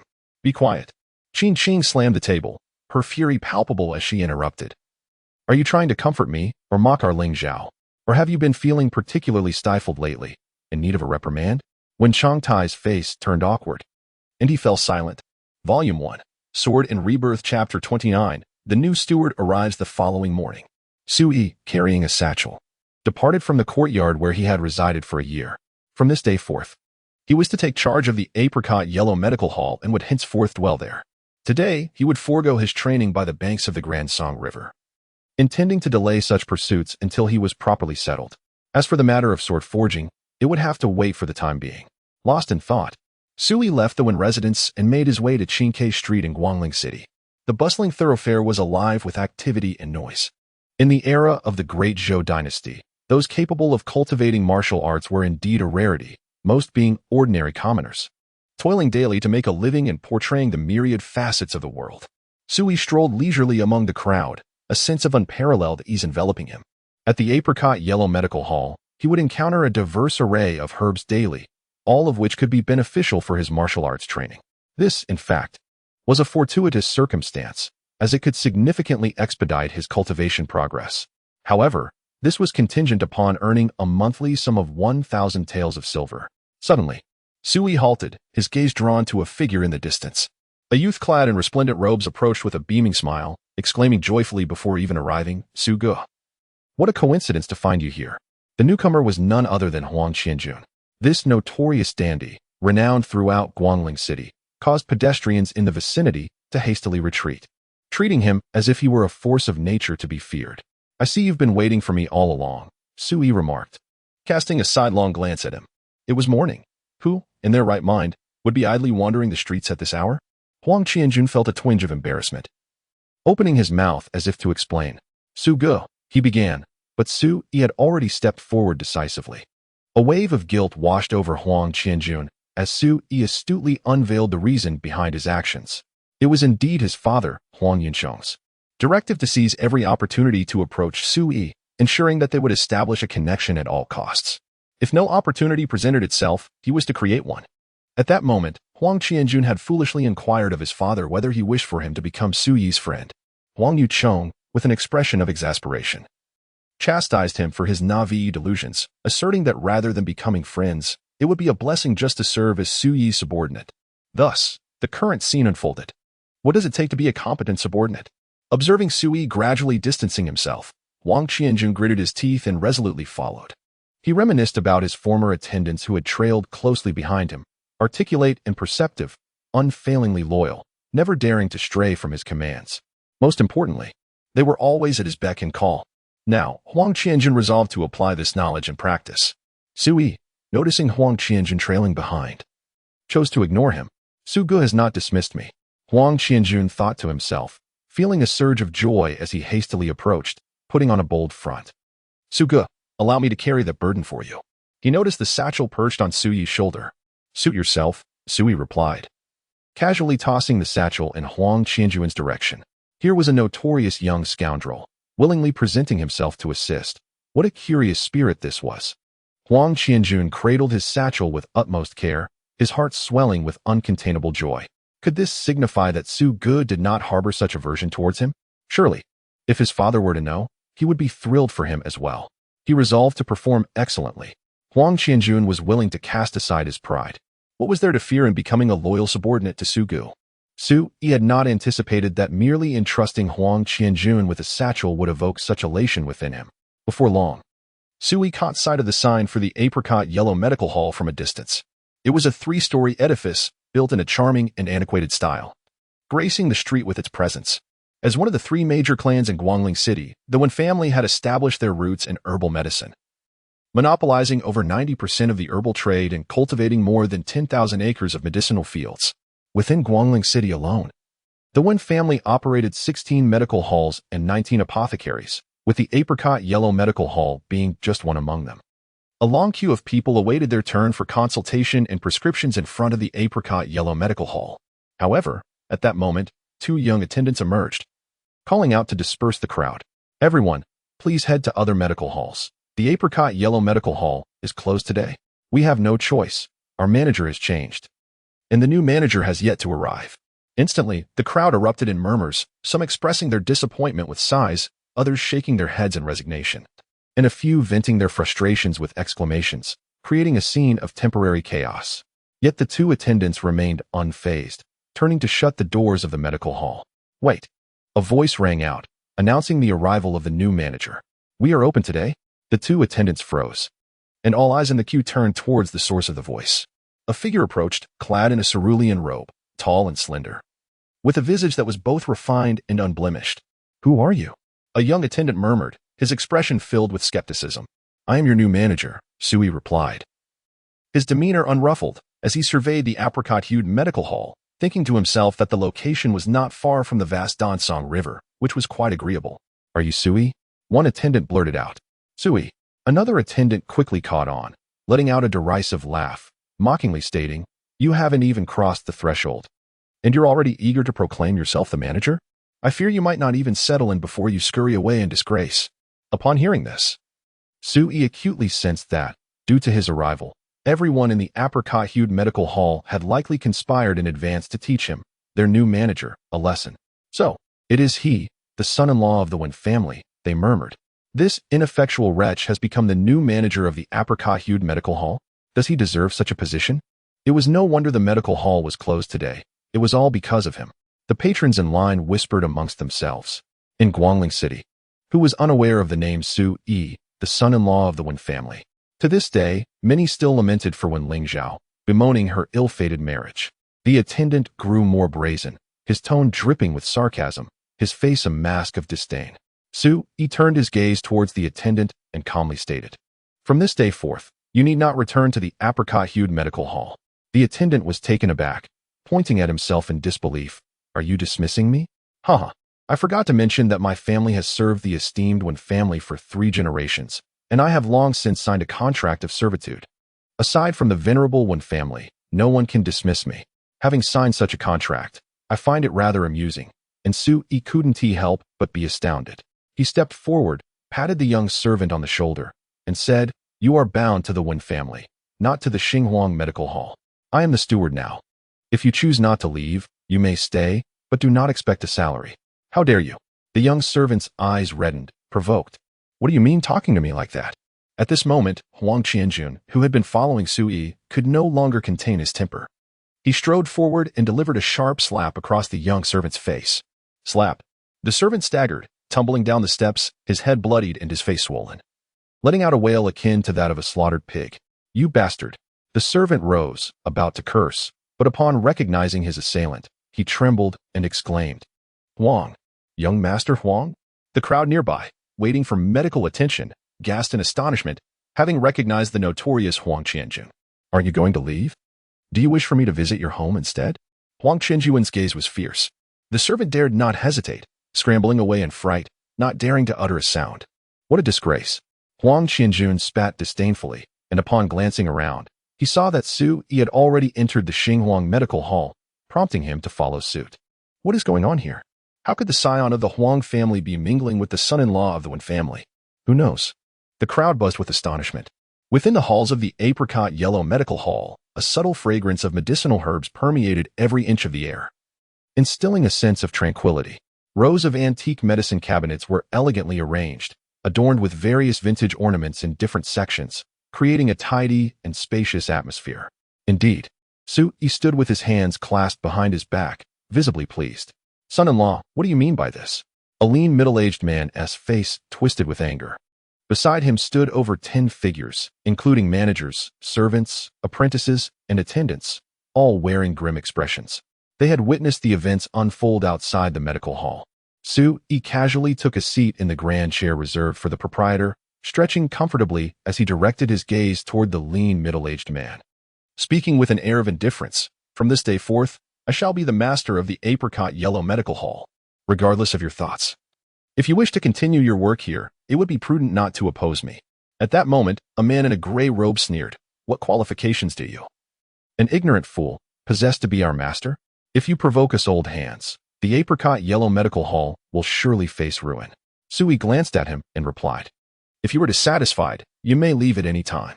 The gray-robed man was taken aback, seemingly unable to believe his ears. "Do you even know who I am?" Beside him, a lean middle-aged man with an expressionless face reminded, "Son-in-law, Wu Yong has been a stalwart of our Xinhuang Medical Hall, diligently serving the Wen family for 30 years, possessing a wealth of experience."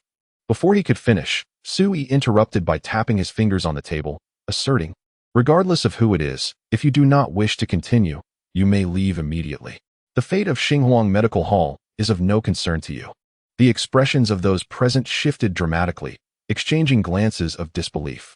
No one had anticipated that the son-in-law, whom the Wen family had always looked down upon, would exhibit such formidable authority, bordering on unreasonable. "Humph. I refuse to serve under a son-in-law so oblivious to his own limitations." The man named Wu Yong, clad in a gray robe, angrily waved his sleeve and turned to stride toward the exit of Xinhuang Medical Hall. Yet, midway, he was obstructed by Huang Qianjun. This notorious young scion spoke languidly. Wu Yong, you may leave, but I shall visit your home tonight for a proper discussion. Wu Yong's complexion paled dramatically. In Guangling City, Huang Qianjun was an unparalleled ruffian, known for his violent temper and ruthless demeanor, having committed countless misdeeds. A visit from such a scoundrel was akin to an invitation from the king of hell. Wu Yong, previously filled with ire, now found himself stiffening. His face a tumult of emotions, his legs heavy as lead, paralyzed by fear of departure. Huang Qianjun smiled leisurely, saying, if you have come to your senses, it would be wise to remain here, obediently heed Su Ji's words. Otherwise, I would not hesitate to send someone to pay a visit to your family. Is he truly contemplating dealing with my relatives? Su Yi couldn't help but shake his head in dismay.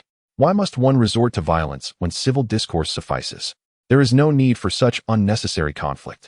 He cast a sidelong glance at Huang Qianjun, who promptly nodded with a sycophantic smile, acknowledging Su Yi's admonition. The gaunt middle-aged man and his companions felt a chill run down their spines. None wished to serve a trifling son-in-law. Yet they had never anticipated the notorious vicious dog accompanying Su Yi. While they dared to offend Su Yi, they certainly could not provoke the son of the Huang family patriarch. At this moment, even if Huang Qianjun were to unleash a brutal beating upon them, the Wen family would likely be of little assistance. Son-in-law, we have no intention of opposing you. Please be assured of that, the gaunt middle-aged man said, taking a deep breath and bowing with a more subdued demeanor. You misunderstand. I do not intend to retain all of you, Su Yi replied, shaking his head with an impassive expression. From this moment forth, anyone who signs a contract of servitude to the Wen family may leave. Upon arriving at the Xinghuang Medical Clinic, he had already discerned that this establishment was under the control of the Wen family's influence. Now that this territory rightfully belonged to Su Yi, it was imperative to cleanse it of any potential thorns that could cause future complications. What? Some individuals' faces paled at his words. The gaunt middle-aged man could not suppress his urge to interject. Son-in-law, is this truly wise? After all, even if one sells themselves to the second son of the Wen family, they are still of the Wen clan. Such actions may only serve to dishearten them. Su Yi sat in silence, no longer speaking. Huang Qianjun suddenly realized that it was his turn to take the stage. He cleared his throat, casting a sweeping glance over the assembly, and declared, ladies and gentlemen, it would be prudent not to place Su Gu in a difficult position. The words of this notorious young man carried a weighty threat. Soon, several individuals began to depart, some in despair, others seething with indignation, and a few harboring resentment. Yet, none dared to voice their discontent as they exited. After all, provoking Huang Qianjun could lead to unforeseen consequences should he choose to visit their homes. Ultimately, only 7 individuals remained in the Xinghuang Medical Hall. Among them, a gaunt middle-aged man named Hu Quan, the steward of the hall, had not signed a contract of servitude with the Wen family. Although he chose to stay, it was evident that he harbored resentment towards Su Yi, his expression consistently dark and uninviting. Besides Hu Quan, the others were merely apprentices and servants. What a physician Wu? Su Yi suddenly inquired. He recalled that an esteemed physician named Wu Guangbin had previously presided over the Xinghuang Medical Hall, a highly regarded doctor trusted by the townsfolk and well-known throughout Guangling City. Hu Quan responded dismissively. Old Wu caught a chill last night and is currently recuperating at home. After a brief pause, he continued. As for the other 2 physicians in the hall, one has returned to his hometown to visit family, and the other has gone across the Great Song River to visit a friend. Neither is present at the moment. Huang Qianjun couldn't help but smirk. It seemed rather coincidental that all 3 physicians were occupied with their own affairs. Hu Quan, with an air of indifference, remarked, I am unaware of that, but regardless. Without a physician in attendance, it seems our apricot yellow medical hall must close its doors for the day. Suddenly, Su Yi interjected, continue to open. We can begin treating patients immediately. Hu Quan and the others were taken aback. Su Yi tapped the table lightly and calmly stated, it is merely a matter of treating the common folk. I am capable of doing so. A young attendant couldn't help but chuckle, while the others wore peculiar expressions, clearly regarding Su Yi's words as a jest. Huang Qianjuan's countenance darkened as he reprimanded, what are you laughing at? Quickly summoned the patients waiting outside. He held an unwavering confidence in Su Yi. It seems we shall witness the young master's medical prowess, Hu Quan remarked coolly, instructing 2 attendants to fetch the patients from outside the main hall. Before long, a frail, white-haired elderly woman entered, scanning the room with her gaze. Where is Dr. Wu Guangbin? She inquired. He is not here. I can attend to your ailments, Sui replied casually from behind the counter. However, the old woman merely cast a fleeting glance at him, shook her head, and turned to leave. Witnessing this, Hu Quan and the others grew increasingly intrigued, preparing to observe the unfolding spectacle. Unfazed, Sui called out, "Next." A robust man, resembling an iron tower, strode in. Upon learning that Dr. Wu Guangbin was absent, he expressed his disappointment with a scowl, exclaiming, "Why didn't you say so sooner? You're wasting my time." He then turned on his heel and left. "Son-in-law, what do you think?" Hu Quan stifled a chuckle, believing that the current situation would undoubtedly lead to a humiliating outcome. "Next," Sui replied nonchalantly, his expression remaining unchanged. "Brother Su, I shall summon someone." Huang Qianjun, displaying an innate talent for servility, turned and dashed out of the apricot yellow clinic upon witnessing the scene. To his surprise, the crowd waiting for treatment had diminished significantly compared to earlier. "Hurry. Dr. Wu is not present." It was baffling that the clinic allowed that literary family's son-in-law to attend to patients. Utter madness. The murmurs among the crowd intensified as individuals began to leave. "This won't do. It's the first day of Brother Su's tenure. How can he be relegated to the sidelines? If this continues, it would reflect poorly on my abilities as his subordinate." Huang Qianjuan's expression hardened as he descended the stone steps of the entrance, his gaze sweeping over the remaining patients. "Everyone, remain in line and wait patiently. Anyone who dares to leave prematurely shall not escape my wrath." The patients, predominantly ordinary folk, were instantly intimidated by Huang Qianjuan's arrogance and stood frozen in place. "You there, step forward for treatment." Huang Qianjun pointed at a frail, elderly man. "I." The old man stammered, panic rising within him. "Old man, being seen by Brother Su is akin to stumbling upon a great fortune. Do not fail to recognize your good fortune," Huang Qianjun retorted fiercely. The old man, feeling despondent and defeated, trudged into the apricot yellow clinic. Hu Quan and the others had long been observing this scene, and they couldn't help but shake their heads in disbelief. This young scion was indeed being unreasonable. What justification was there for forcing someone to seek medical attention? Upon arriving at the medical clinic, the elder, with a distressed expression, implored, "Dr. Su, I am perfectly well and require no treatment. Might I be permitted to depart?" Sui shook his head, asserting, "You are unwell." "I am not sick," the elder retorted indignantly. His protests were almost tearful. Hu Quan and the others nearly burst into laughter. How absurd was this situation? Sui rose and approached the elder, stating, "You have recently experienced a worsening cough at night, persistent fatigue, and frequent chills accompanied by severe pain, correct? How do you know?" The elder was momentarily stunned, his worries forgotten. The gaze of Hu Quan and the others shifted to Sui, their expressions tinged with surprise. The diagnosis of a patient traditionally involves the four essential methods: observation, listening, inquiry, and pulse-taking. Yet, even esteemed physicians like Wu Guangbin, who had devoted their lives to the art of medicine, needed to inquire and take the pulse to comprehend a patient's condition. However, Sui had done nothing of the sort, yet he seemed to have accurately identified the elder's ailments. "You are experiencing lung issues, exacerbated by the frailties of age, which have led to these symptoms," Sui remarked casually. For someone endowed with the memories of a previous life, diagnosing a commoner was merely a trivial task. The elder, momentarily dazed, suddenly became animated, his voice trembling with urgency. "Young Master Su, how shall I treat this affliction?" His expression was now infused with a glimmer of earnest hope. The attendant hesitated as he took the prescription. "Let me see it." Hu Quan stepped forward, briefly assessing the situation, and fell into silence, unable to find peace within himself for a long while. Though not a physician, his many years of service at the apricot yellow medical hall allowed him to discern that this prescription resembled those crafted by seasoned practitioners, well-versed in the principles of monarch, minister, assistant, and envoy. He proceeded to prepare the medicine for the elderly gentleman. After a moment, Hu Quan handed the prescription to a young servant, took a deep breath, and with a solemn expression, said, "My apologies, esteemed son-in-law. I previously underestimated your abilities. I hope for your forgiveness." The others were taken aback. As the steward, Hu Quan held a position of great authority, second only to the shopkeeper. Yet now, he appeared utterly captivated by the prescription casually penned by Sui. Sui replied nonchalantly, "It is merely a prescription. It is of no consequence." Next, at that moment, Huang Qianjun, standing at the door, sprang into action. "You there? Come in." The next to enter was a pallid man, his face etched with pain. Sui cast a brief glance and, before the man could react, swiftly extracted a silver needle from the table and deftly inserted it into various acupoints on the man's arm. In mere moments, the anguish that had marred the man's features dissipated, replaced by astonishment as he exclaimed, "It no longer hurts. I sought help from over a dozen medical halls in the city, yet none could alleviate my suffering. I never anticipated that with just a few needles, Master Su could remedy my condition." He repeatedly moved his arm, elated and animated. Huquan and the others could not help but be moved, their expressions filled with astonishment as they regarded Sui with newfound respect. Acupuncture for healing? They had not expected that their seemingly unremarkable son-in-law harbored such remarkable skill. Acupuncture addresses symptoms rather than root causes.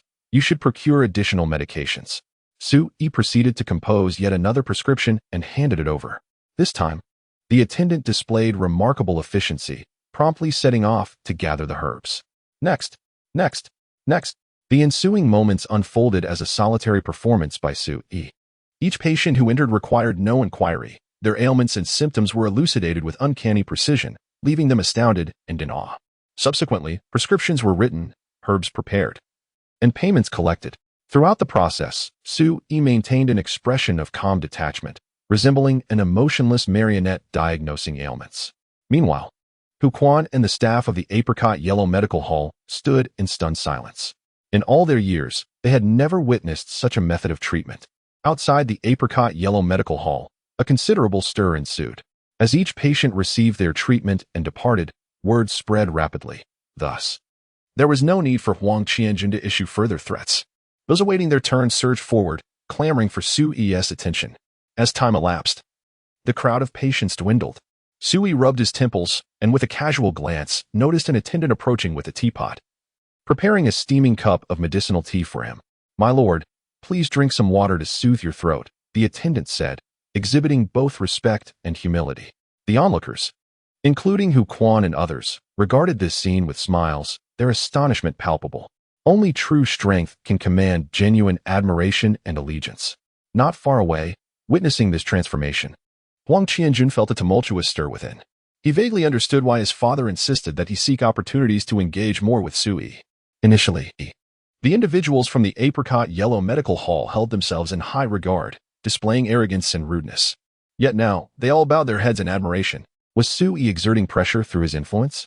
Sui took a sip of the medicinal tea before stating, "From today onward, I shall reside in the Apricot Yellow Medical Hall."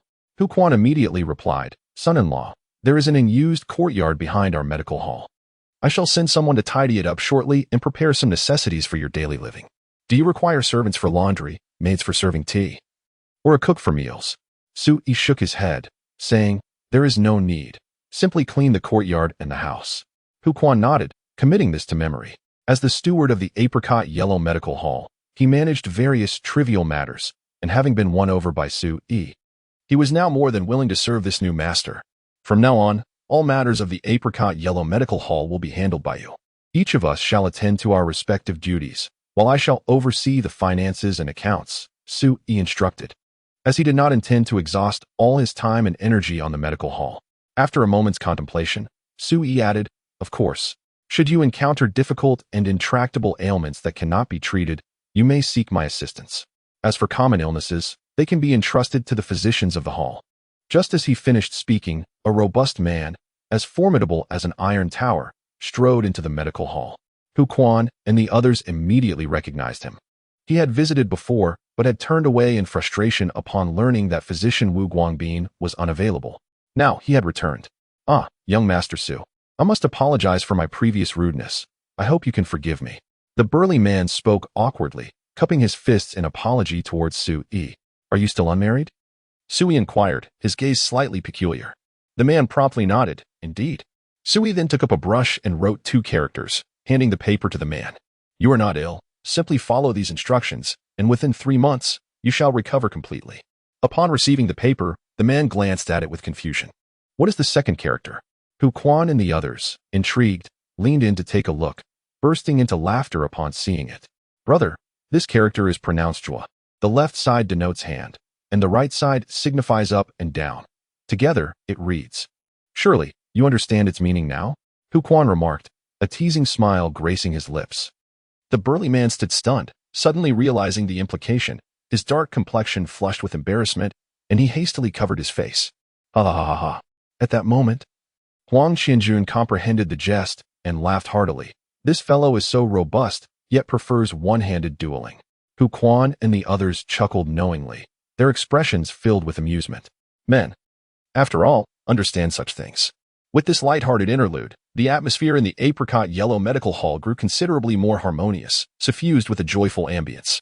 Noticing that there were no more patients awaiting treatment, Sui rose and said, "Please take me to my place of residence." Hu Quan quickly summoned 2 young attendants to guide Sui, leading him through the back door of the apricot yellow medical hall, eventually arriving at a tranquil courtyard situated at the rear. Meanwhile, not far from the Xinghuang medical hall, within a tea house, a middle-aged man named Tan Feng marveled. "Old Wu, behold this prescription. The selection of herbs and medicinal guides is nothing short of genius." Beside him sat 2 others, an elderly gentleman with silvery hair named Wu Guangbin, a renowned physician in Guangling City, and a stern-looking man with dark skin named Wei Tong, who, like Tan Feng, was employed at the Xinghuang medical hall. Upon learning that Su Yi, a mere son-in-law, was set to take charge of the medical establishment, the 3 physicians sought refuge in this tea house, eagerly awaiting the moment Su Yi would be ousted. However, to their astonishment, as they waited in vain, the patients queuing outside the medical hall were all attended to in turn. This unexpected turn of events left Wu Guangbin and his companions bewildered, prompting them to summon several patients to the tea house for a more detailed inquiry into their experiences. The revelations were shocking. Sui, the seemingly inconsequential son-in-law of the Wen family, was indeed proficient in the art of healing. Wei Tong remarked on a particular case involving a patient who, upon speaking, would produce a resonating sound from his abdomen, as if harboring some malevolent entity within. Yet, Sui deduced that the patient had mistakenly ingested a replying bug. He retrieved a medical compendium, instructing the patient to recite the names of the herbs listed. With each name uttered, the sound from the abdomen echoed in response, until the name Thunderbolt herb was spoken, at which point silence ensued. Sui promptly commanded a servant to procure a Thunderbolt herb for the patient to ingest. And lo and behold, it was a remedy that worked wonders. The patient expelled a bug the size of a fingernail, which was indeed the replying bug. Wu Guangbin, who had remained silent throughout, suddenly rose and strode towards the apricot yellow medical hall. "Old Wu, where are you headed?" Tan Feng and Wei Tong quickly stood up. "Naturally, I am going to apologize to my son-in-law." Tan Feng and Wei Tong exchanged glances and hurriedly followed him. In the rear courtyard of the apricot yellow medical hall, 3 gray-tiled houses stood in a staggered formation, accompanied by a vegetable patch and a trellis on one side.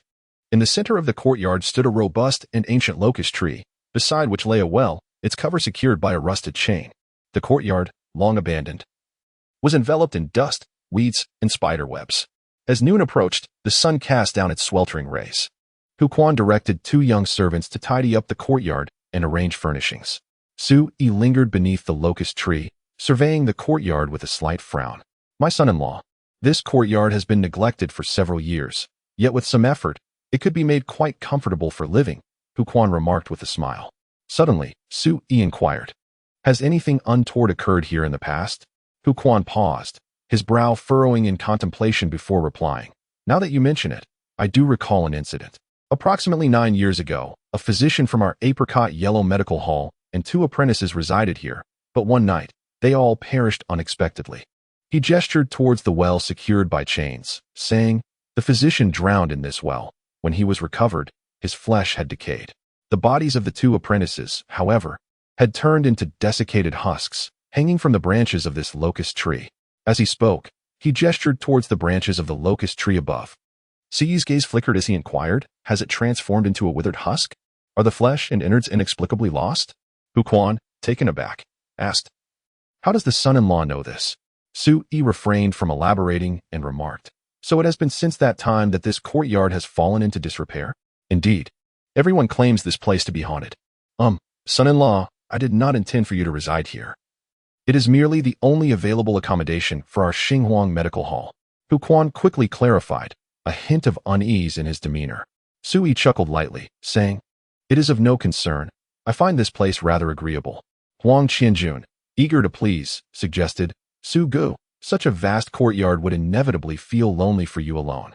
Shall I fetch some young maidens to attend to you? I assure you their appearance and temperament will meet your satisfaction. Sui, with a smile that was both amused and enigmatic, replied, In your eyes, am I such a hedonistic and extravagant individual? Do not misunderstand. Sugu, I would never dare. Huang Qianjun exclaimed, beads of cold sweat forming on his forehead, quickly denying it as he realized he had overstepped in his flattery. Then, Sui pondered briefly and said, Help me with a task. Go to the market and capture a fierce rooster. The more formidable, the better. Additionally, procure some newly sprouted willow branches, each about 3 feet long, and 10-year-old green peach wood. What purpose do you have for these items? Though Huang Qianjun was baffled, the prospect of being entrusted with such a task filled him with elation, and he hurriedly turned to depart. Hu Quan couldn't help but marvel at how brazenly arrogant Huang Qianjun was, yet here he was, bowing his head to his son-in-law. It truly was an eye-opener. Dear son-in-law, what preparations are you making? Hu Quan inquired with curiosity. The rooster, the peachwood, the willow branches. These seemed to be items used by wandering Taoist priests for exorcising evil spirits. Could it be that the son-in-law suspected the residence was haunted? At this thought, a shiver ran down Hu Quan's spine. Ghosts.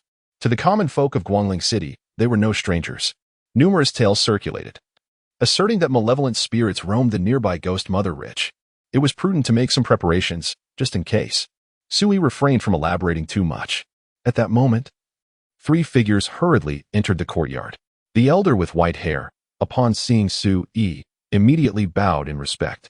I, the humble Wu Guangbin, come to express my sincere apologies. Tan Feng and Wei Tong, witnessing this, promptly followed suit, bowing in contrition. Sui glanced at them and understood the situation, saying, Ignorance does not warrant punishment. Let this matter rest. The Xinhuang Medical Hall will still require your presence, so please rise. However, I hope there will not be a next time. Relieved, Wu Guangbin and the others finally exhaled.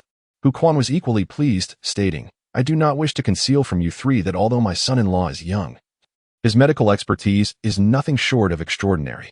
You have yet to witness. He eagerly opened up, animatedly recounting the events of Su Yi's healing endeavors, his eyes sparkling with excitement. Many aspects were, after all, unfamiliar to Wu Guangbin and the others, and they soon found themselves captivated, their hearts filled with longing. By the time Hu Quan finished his tale, a palpable sense of admiration had begun to emerge in their gazes directed at Sui. Volume 1, Sword and Rebirth, Chapter 32. The spirit in the wood. The afternoon sun bathed the courtyard in a warm and comforting glow. Sui sat in a bamboo chair, busily binding a cluster of vibrant willow branches. The courtyard had been thoroughly cleaned, spacious, and immaculate. Hu Quan had thoughtfully added bedding and washing supplies, while also repairing the vegetable patch and trellis. In contrast, Sui, the steward, found himself with a rare moment of leisure. Brother Su, what purpose does this rooster serve? This creature was fierce, with sharp claws and a pointed beak, moving with the swiftness of the wind and crowing with a vibrant call. Huang Qianjun had brought along more than 10 servants, scouring the market to unearth such a proud and spirited rooster. Slaughter it and let it bleed, Sui instructed casually. Understood, Huang Qianjun replied, drawing a short knife from his waist and getting to work. In no time, he presented a bowl of fresh, crimson chicken blood to Sui. Sui took the neatly bound bundle of willow branches and dipped the tips into the bowl of blood, the green leaves and vivid red liquid blending strikingly together. Huang Qianjun hesitated, saying, Brother Su, it seems that all those who served Wen Chajin at the apricot yellow medical hall have been driven away by you. If Wen Chajin finds out, he surely won't let it go easily. Should I inform my father to warn him? Sui glanced at him and replied, If you are earnest, help me inquire who in Guangling City excels in forging weapons. Huang Qianjun's spirits lifted. Brother Su, this is quite simple. My family monopolizes the forging business in the city, and we have more than 30 skilled blacksmiths. What weapon do you wish to forge? Speak freely, and I assure you that the finest craftsmen will be at your service. It was only then that Sui realized the dynamics among the 3 prominent clans of Guangling City. The Wen family monopolized the herb trade. The Li family controlled the grain market, while the Huang family dominated the forging business. I intend to forge a sword, Sui declared. Huang Qianjun immediately chuckled. A sword? Then you must seek out Wang Tianyang. Wang Lao's sword forging skills are unparalleled in Guangling City, attracting many from afar who come in hopes of acquiring a fine sword from him. Sui nodded. Come here tomorrow morning and take me to meet him. Huang Qianjun readily agreed, asking, "Brother Su, is there anything else you require?" His enthusiasm in assisting Sui was palpable. Waving his hand dismissively, Sui replied, "That will be all for now. I shall see you tomorrow." Huang Qianjun took his leave, understanding well enough not to overstay his welcome, as his incessant presence could become irksome, much like the attendants his father had sent along during his previous visits to the brothels. After soaking the willow twigs in Rooster's blood, Sui picked up a knife and began to carve into a 3-foot piece of peach wood. As fine wood shavings fell away, a peachwood sword gradually took shape. Rising from his bamboo chair, Sui held the sword up to examine it, nodding in satisfaction. Just awaiting tonight. With a casual flourish, he waved the peachwood sword and glanced at the green willow twigs steeped in Rooster's blood. His gaze then shifted to an old locust tree not far from the courtyard. The locust tree, a spirit among woods. This tree belongs to the realm of shadows, most prone to attracting malevolent spirits and sinister entities that may take refuge upon its branches. The layout of this courtyard is fundamentally flawed due to the well situated beside the locust tree. The malevolent energy rising from beneath only serves to transform this courtyard into what appears to the ordinary eye as a haunted dwelling. Clearly, this well has been sealed off, indicating that someone had previously discerned the troubling nature of its waters. Yet, curiously, no one has informed me of these matters. Sui pondered thoughtfully. The residence of the Wen family, home to Wen Changqing. "Father, I have just received word that Sui, that scoundrel, on his very first day overseeing the Xinhuang Medical Hall, has dismissed all our household servants. Is this not a slap in our family's face?" Wen Jiyuan exclaimed with indignation. He is the son of Wen Changqing, a vigorous 19-year-old, possessing the cultivation of perfected blood refinement. In 6 months, he is to embark on a journey to the Qinghe Sword Mansion for further training. I never anticipated that this wastrel could be so ruthless. When Chaqing furrowed his brow and inquired, "Where is he now?" When Jiyuan replied, "It is said he has taken residence in that notorious house behind the Xinhuang Medical Hall." A flicker of intrigue crossed Wen Changqing's eyes, and his furrowed brow relaxed. "If that is the case, we need not intervene. That wastrel is unlikely to survive the night." "Why is that?" When Jiyuan was taken aback. When Changqing reminisced, 9 years ago, a tragic incident occurred in that very house, where a physician and 2 apprentices inexplicably perished overnight.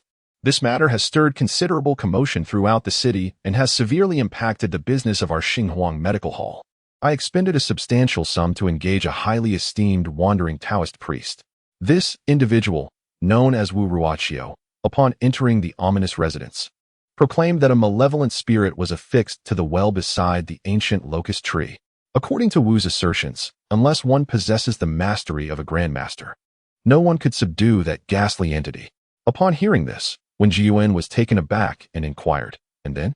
When Changqing replied, "The Taoist instructed me to forge a batch of chains and, using arcane techniques, seal that well. He stated that as long as no living person resides in that courtyard, the malevolent spirit would not manifest again." Upon this revelation, Wen Jiyuan suddenly comprehended the implications if Sui were to stay in that haunted dwelling tonight. His demise was inevitable. When Changqing chuckled, "Indeed, for a year, I have pondered why the old matriarch insisted on marrying Lingzhao to Sui.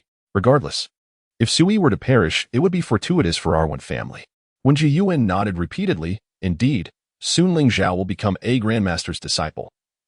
Such a status is beyond what the worthless Sui could ever aspire to.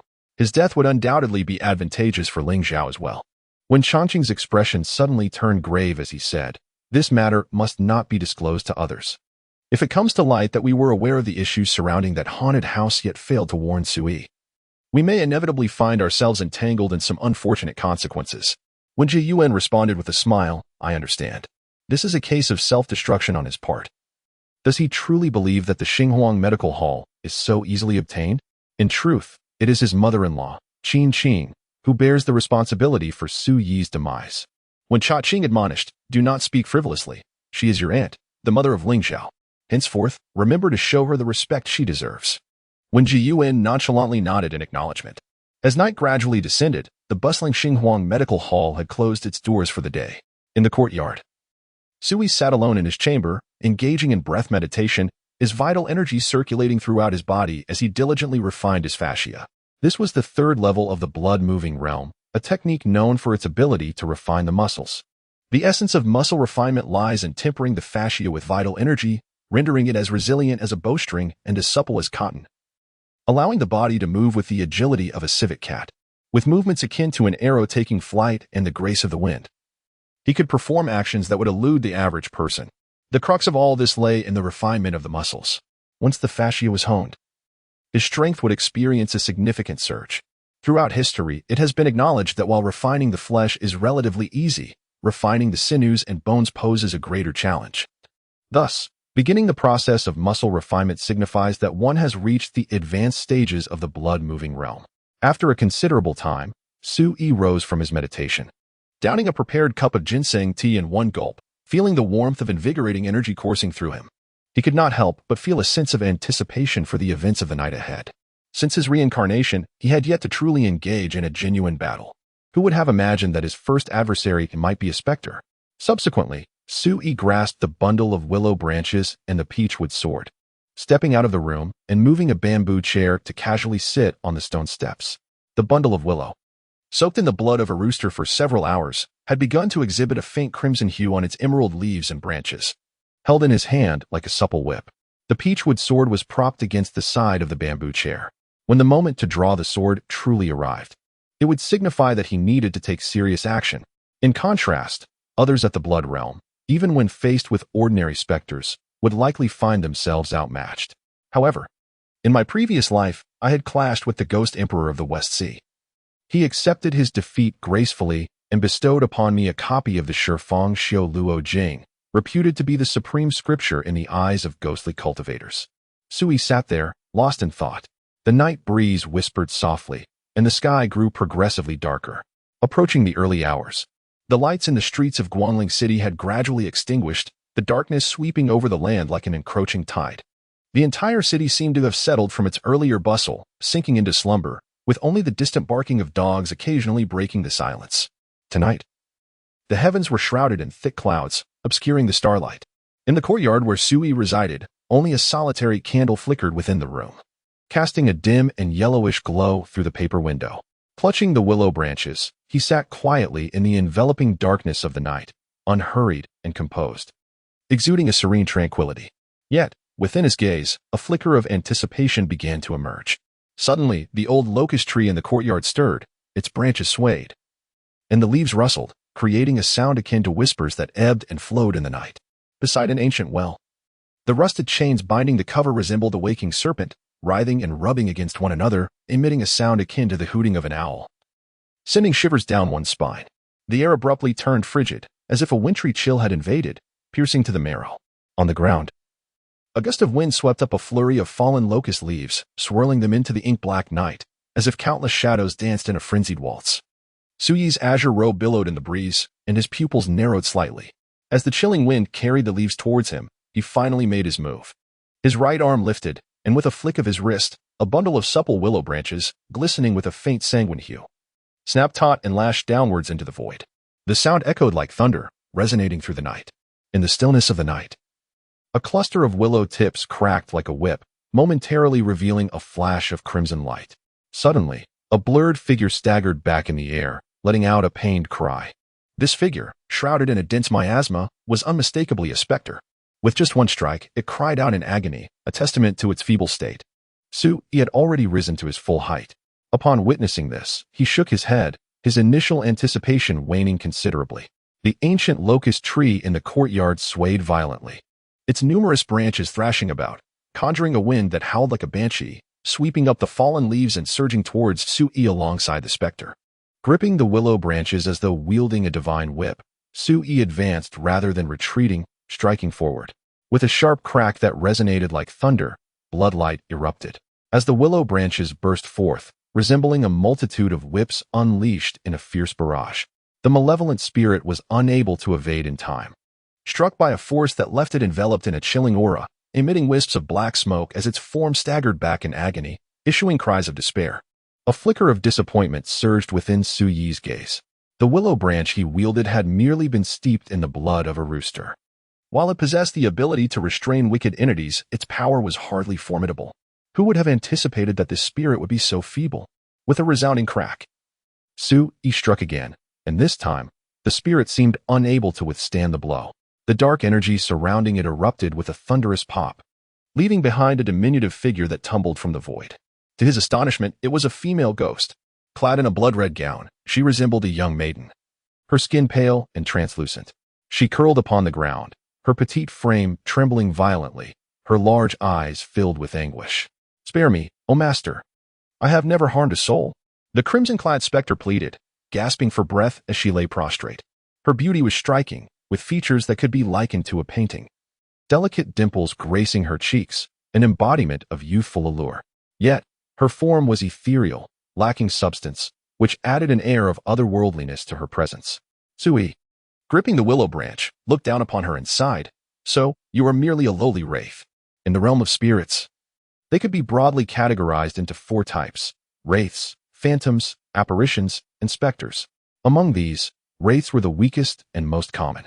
Many of the ghost stories that circulate in the mundane world are, in fact, related to the mischief of wraiths. In Su Yi's eyes, the lingering souls, vengeful spirits, and malevolent entities that exist within the secular world could all be classified as wraiths. After all, what formidable essence can be expected from a spirit that dares only to linger in the mundane world? The truly powerful spirits assert their dominance in the realm of cultivation. "Have you been clinging to this old locust tree all these years?" Sui inquired, discerning at a glance that the spectral maiden in red bore no sinister aura of malice, but rather an air of purity. This indicated that she had not harmed anyone. "No, you lie." Suyi's brow furrowed. "Who, then, was responsible for the demise of that physician and his 2 apprentices 9 years ago?" With a swift motion, a streak of black light, sharp and sinister, shot towards Sui. Indeed, there was something amiss. A cold smile played on Suyi's lips as he casually twirled his hand, causing a cluster of willow branches to shoot forth, straight as an arrow. With a resounding thud, it struck the black light with pinpoint accuracy. The dark energy quivered violently, fell to the ground, and after a brief struggle, lay still. Ghostly corpse insects, so this little creature was. Upon this realization, Su Yi's gaze shifted to the specter in red, who had forged and controlled these ghostly corpse insects. These insects, crafted from the remains of spirits, were filled with the toxins of death and malice. A mere bite would lead an ordinary person to an untimely demise within moments. Even a practitioner of the blood transformation realm could withstand it for no more than an hour. Yet for Sui, the ghostly corpse insects were of little concern. What truly warranted attention was the identity of their creator and master. The specter in red hesitated, her face etched with fear and trepidation, seemingly reluctant to speak. At that moment, on the ancient well cover beside the old locust tree, a series of rusted chains began to violently sway, causing the well cover to shift and reveal a narrow crevice. Following this, a swarm of dark figures surged forth, resembling a mass of ominous clouds, sweeping towards Sui. It was a horde of ghostly corpse insects, over 100 in number, whose menacing, sharp mandibles emitted a shrill, piercing shriek, akin to the wails of 100 tormented souls, enveloping the entire courtyard in a chilling malevolence. This scene plunged the woman in red into a state of terror and despair, compelling her to bury her face into the ground, unable to bear the sight. After all, the sight of such a multitude of ghostly corpse insects would terrify any practitioner of the blood-moving realm, leaving them in a state of utter panic and hopelessness. Yet, Sui merely furrowed his brow, his expression remaining as serene as ever. Suddenly, he inhaled deeply, channeling energy throughout his body, and raised a cluster of willow branches, brandishing them like a sword. With a flourish of his wide sleeves, he strode forward, wielding the willow as a blade, and abruptly spun in the air. In an instant, the cluster of willow branches swept through the air like a celestial river, embodying the force to overturn the heavens and cleanse the mundane world. "I wield a sword that summons the galaxy, overturning the heavens and sweeping away the earthly realm." Boom! The myriad black insect shadows shattered into fragments beneath his strike. The sound of their simultaneous explosion resonated like a thunderclap, leaving an echo that lingered until the dust settled. This marked Su Yi's first true strike since his rebirth. Though he possessed only the cultivation of the blood-moving realm, when this sword was unleashed, it resembled an ethereal immortal dancing through the shadows. And as the sword's momentum surged forth, all fell silent. The 100 ghostly corpse insects were reduced to mere powder, obliterated in an instant. Gazing upon Sui, he stood in the courtyard, his slender figure akin to a drawn sword, piercing through the night with an intensity that starkly contrasted with his usual serene and transcendent demeanor. Motion conceals the blade within its sheath, while stillness reveals its brilliance. With a resounding crash, Sui shattered a cluster of willow branches in his grasp, reducing them to splinters that danced through the air before vanishing entirely. After all, they were merely ordinary willow twigs, incapable of withstanding the force of Suyi's strike. The crimson-clad maiden, curled upon the ground, dared not lift her gaze until this moment. Upon witnessing the scene, her trepidation and unease deepened. At that instant, the ancient locust tree in the courtyard fell into an eerie stillness, ceasing its swaying, while the old well beside it remained utterly silent. The night, akin to water, enveloped the tranquil courtyard, as if everything had reverted to its original state. His eyes turned toward the trembling maiden, and he said, "I offer you a chance. Reveal your origins and everything you know. If I find your answers satisfactory, I shall grant you a path to survival." His tone was casual, yet it sent a shiver down the spine of the crimson-clad girl. In her eyes, Sui was undeniably fearsome at that moment. Sui inquired Wu Ruoqiu, "What purpose does he serve in keeping your insignificant spirit confined here?" The girl, Qingwan, bowed her head, her voice tinged with bitterness as she replied, "He commanded me to instill fear, declaring that whenever a living soul entered this forsaken courtyard, I was to terrify them. Then, the ghostly insects he nurtures would surge forth from the depths of the well, feasting upon the blood of the frightened living." At last, Sui grasped the situation. This courtyard was a breeding ground for the insects set by the itinerant Taoist, Wu Ruoqiu. They thrived on the essence of the living, nurturing the ghostly insects for their transformation. And the specter, Qingwan, was tasked with frightening the living. From this perspective, it seemed Wu Ruoqiu was aware that a spirit like Qingwan was of little practical use. For the past 9 years, this place has fallen into desolation, long devoid of human habitation. Does Wu Ruoqiu not worry that the ghostly corpses and insects will perish from starvation? Sui inquired. Qingwan shook her head and replied, "That will not happen. He visits every 3 days, always bringing several living individuals, whom he feeds to the ghostly corpses and insects residing in the well." Sui pondered this information. "When did he last come?" "The day before yesterday," Qingwan responded, suddenly realizing something, her voice trembling with fear. "Master, Wu Daoist will arrive tonight at the hour of the pig." It was now 1/4 past the midnight hour. Calculating the time, it indeed seemed he would arrive soon. Sui gently stroked the peach-wood sword lying before him, contemplating, "Do you know the extent of his cultivation?" Qingwan explained, "I recall him mentioning that he has attained the Dongxia level of the gathering Qi realm. Within a year, he could attempt to open the meridians. The martial arts are divided into 4 realms: blood mobilization, gathering Qi, nurturing furnace, and non-leakage. The gathering Qi realm is the 2nd level, further divided into 3 stages: Tongxiao, opening meridians, and transforming the gang, which correspond to the early, middle, and late phases of the gathering Qi realm, respectively. In Guangling City, possessing the gathering Qi level of cultivation is considered a pinnacle of existence.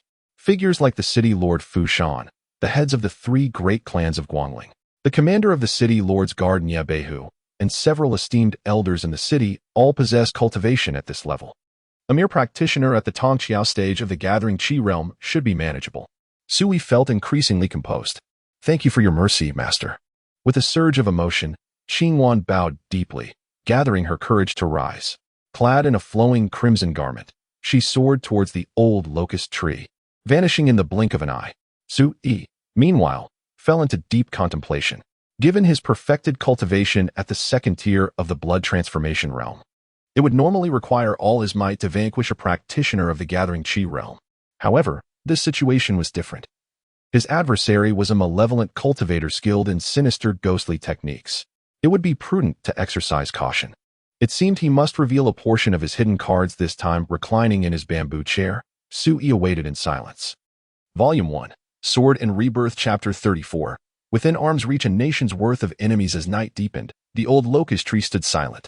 Suddenly, a figure appeared atop the courtyard wall. He was draped in a dark robe, his gaunt figure resembling a slender bamboo, each hand grasping a corpse. With a casual flick, he discarded the 2 bodies onto the courtyard floor, then leaped gracefully into the yard. "Ah, Qingwan, has this courtyard been inhabited?" Due to the dimness, the figure finally discerned that the once overgrown, abandoned courtyard had been meticulously cleaned and revitalized. "Wu Ruoqiu, you have finally arrived. It was Su Yi's calm voice that responded. He had risen from his bamboo chair, casually holding a peach-wood sword in his right hand, standing amidst the night, quietly observing the newcomer. This Wu Ruoqiu appeared to be in his 40s, with a fair complexion, flowing sideburns, and a sword slung over his back, accompanied by a yellow gourd at his waist, exuding an air of otherworldly detachment. Who are you? How do you know my name? Wu Ruoqiu was taken aback, displaying a look of vigilance.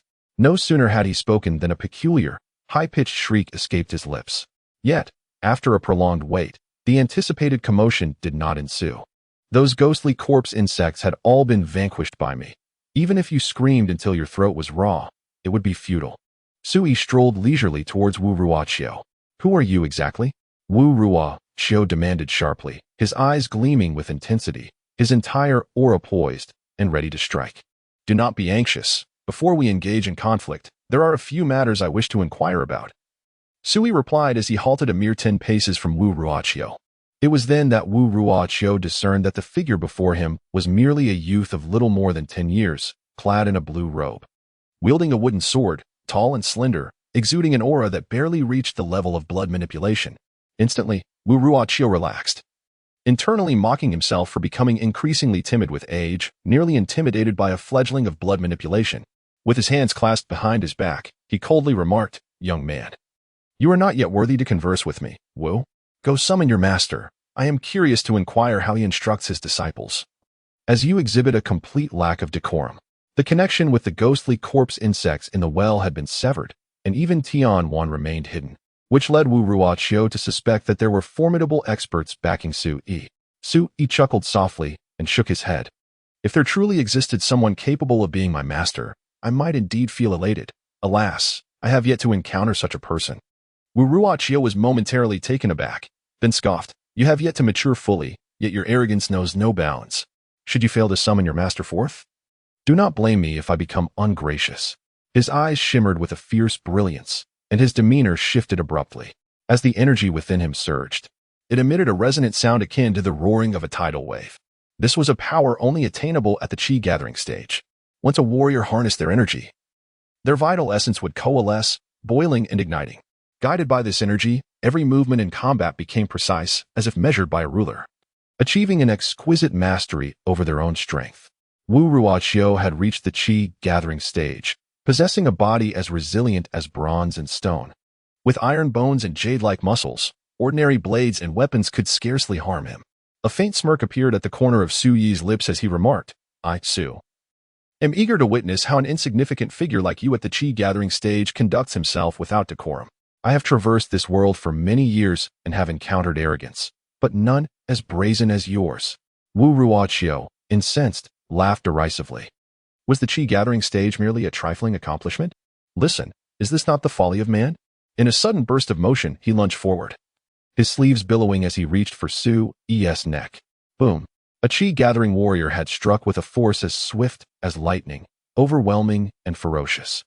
Just the sheer aura of it could instill terror in those of the blood-moving stage. Wu Ruoqiu's intention was straightforward. See Su Yi first, then compel the revelation of his hidden master, thus securing an invincible position. Just as he was about to grasp Su Yi, a flicker of sword energy surged within Su Yi's pupils, accompanied by a chilling, formidable aura. Boom! Wu Ruoqiu's mind was struck as if by thunder, his spirit quaking, and darkness engulfed his vision.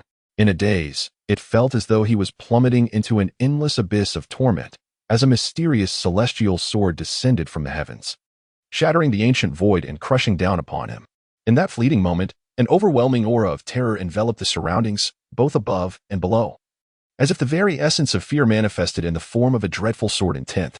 The air was filled with the thunderous resonance of a sword's chant, akin to the wrath of deities echoing in one's ears and heart. A sense of insignificance, helplessness, and despair surged forth, striking Wu Ruoqiu's psyche with a devastating blow, nearly shattering his resolve. This sensation lasted but an instant. Yet, under the weight of such an impact, Wu Ruoqiu's forward momentum faltered, halting just 5 paces away from Su Yi. 5 paces, the standard distance of life and death in a warrior's duel. The phrase blood splattered within 5 paces, emperors cannot withstand. Perilously close, Nations at the Brink aptly describes this scenario. In those 5 paces, Su Yi made his move. With a simple yet decisive thrust of his sword, swift, precise, and ruthless, it was as if a reflex honed through countless sword-drawing practices, executed with unparalleled accuracy and speed, embodying sheer ferocity. With a dull thud, the sturdy wooden sword pierced through Wu Ruoqiu's chest, shattering flesh and bone with a force capable of obliterating all resistance, penetrating his torso. Scalding blood erupted alongside the sword's tip from his back. The tremendous force of the strike caused Wu Ruoqiu's body to double over, resembling a cooked shrimp curling in agony. His eyes widened in disbelief, and his face bore an expression of utter confusion as he hoarsely uttered, You truly wield the blood realm? Indeed, it was no effet. Sui casually withdrew the wooden sword and stepped back 3 paces. Wu Ruoqiu's body trembled violently, blood gushing forth from the gaping wound in his chest like a fountain. Had Sui not evaded in time, he would have been drenched in blood. With a thud, Wu Ruoqiu collapsed to the ground, gasping in pain. The severity of his injuries made him acutely aware of the life force rapidly ebbing away.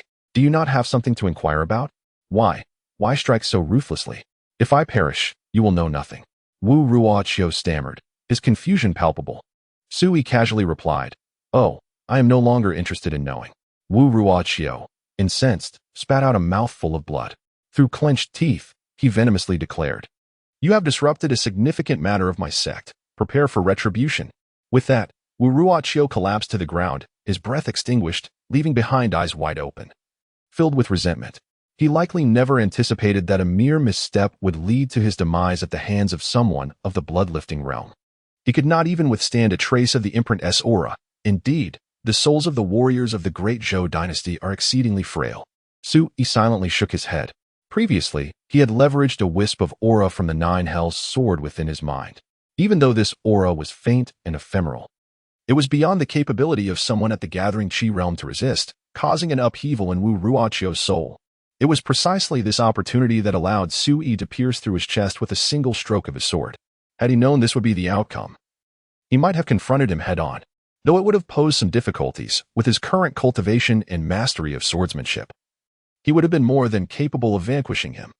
Who would have thought that his opponent would be so foolish as to rely solely on his cultivation to engage in battle, neglecting to employ any sinister techniques or powers? Sui found himself in a state of self-mockery. In retrospect, Wu Ruoqiu was not truly foolish. Rather, as a character of the gathering Qi realm, he had underestimated Sui, who possessed the cultivation of the bloodlifting realm from the very beginning. This illustrates that even a weaker cultivation can present an advantage, allowing one to be underestimated and complacent by their adversaries. Do you know the sect of Wu Ruoqiu? Sui's gaze shifted towards the distant old locust tree. A fleeting crimson shadow appeared anxiously upon one of its branches. She fidgeted with the hem of her garment, her head bowed. The cherubic roundness of her delicate face etched with vulnerability, helplessness, and pity. The recent scene of Wu Ruoqiu being slain by a single sword strike lingered in her mind. Had she not tightly covered her mouth beforehand, she might have cried out in terror at the gruesome sight. Without further inquiry, Sui crouched down and began to search through Wu Ruoqiu's possessions. Among them was a sheathed longsword, a yellow gourd, 3 silver notes each worth 1,000 taels, a pouch containing approximately 20 taels of broken silver, and a tattered, yellowing scroll with only a few pages remaining. Aside from these, there were no other noteworthy items. After securing the silver notes and coins, Sui picked up the ancient scroll. Its pages were damaged, containing some sinister secrets regarding the ritualistic rearing of ghostly corpses and insects, its contents dark and malevolent. After a hasty glance, Sui felt a wave of disappointment. Even in the hands of those who tread the crooked path, the scroll's meager secrets seemed laughably crude. However, he did notice a line inscribed at the end of the final page, "In Sha Min, bestowed upon my disciple Wu Ruoqiu by Wang Yunqi." In that moment, Sui comprehended the revelation. The sect behind Wu Ruoqiu was indeed the In Sha Min, with her master being Wang Yunqi. The dying words he had uttered, speaking of thwarting a significant endeavor of his sect, now implied that Wu Ruoqiu's involvement in the rearing of ghostly corpses and insects was likely orchestrated by the In Sha Min. Sui's brow furrowed slightly. He sensed that the domain of the In Sha Min concerning the rearing of such malevolent entities extended far beyond this singular location. In other words, there should be similar insect-rearing grounds elsewhere in Guangling City. While contemplating this, Sui had already torn the scroll in his hands to shreds. Such nefarious secret arts, if obtained by others, would surely bring calamity to the region. Next, he grasped a long sword sheathed in a scabbard forged from black iron. Upon drawing the blade, a nauseating stench of blood and decay assaulted his senses. Sui frowned, revealing his distaste. This sword, crafted from pine wood, was steeped in a layer of dark crimson hue, while its edge glimmered with a sickly green sheen, exuding an incredibly foul odor. It was nourished by the blood of an unwed maiden, a truly disgraceful form of cultivation. Sui shook his head, feeling a wave of revulsion.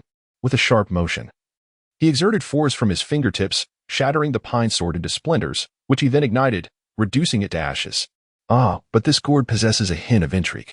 When Sui picked up the remaining yellow gourd, his interest was finally piqued. Volume 1, Sword and Rebirth, Chapter 35. Unworthy companions. The yellow gourd was merely the size of a palm, its surface smooth and lustrous, with its opening sealed by a wooden cork. In his hand, it felt exquisitely delicate.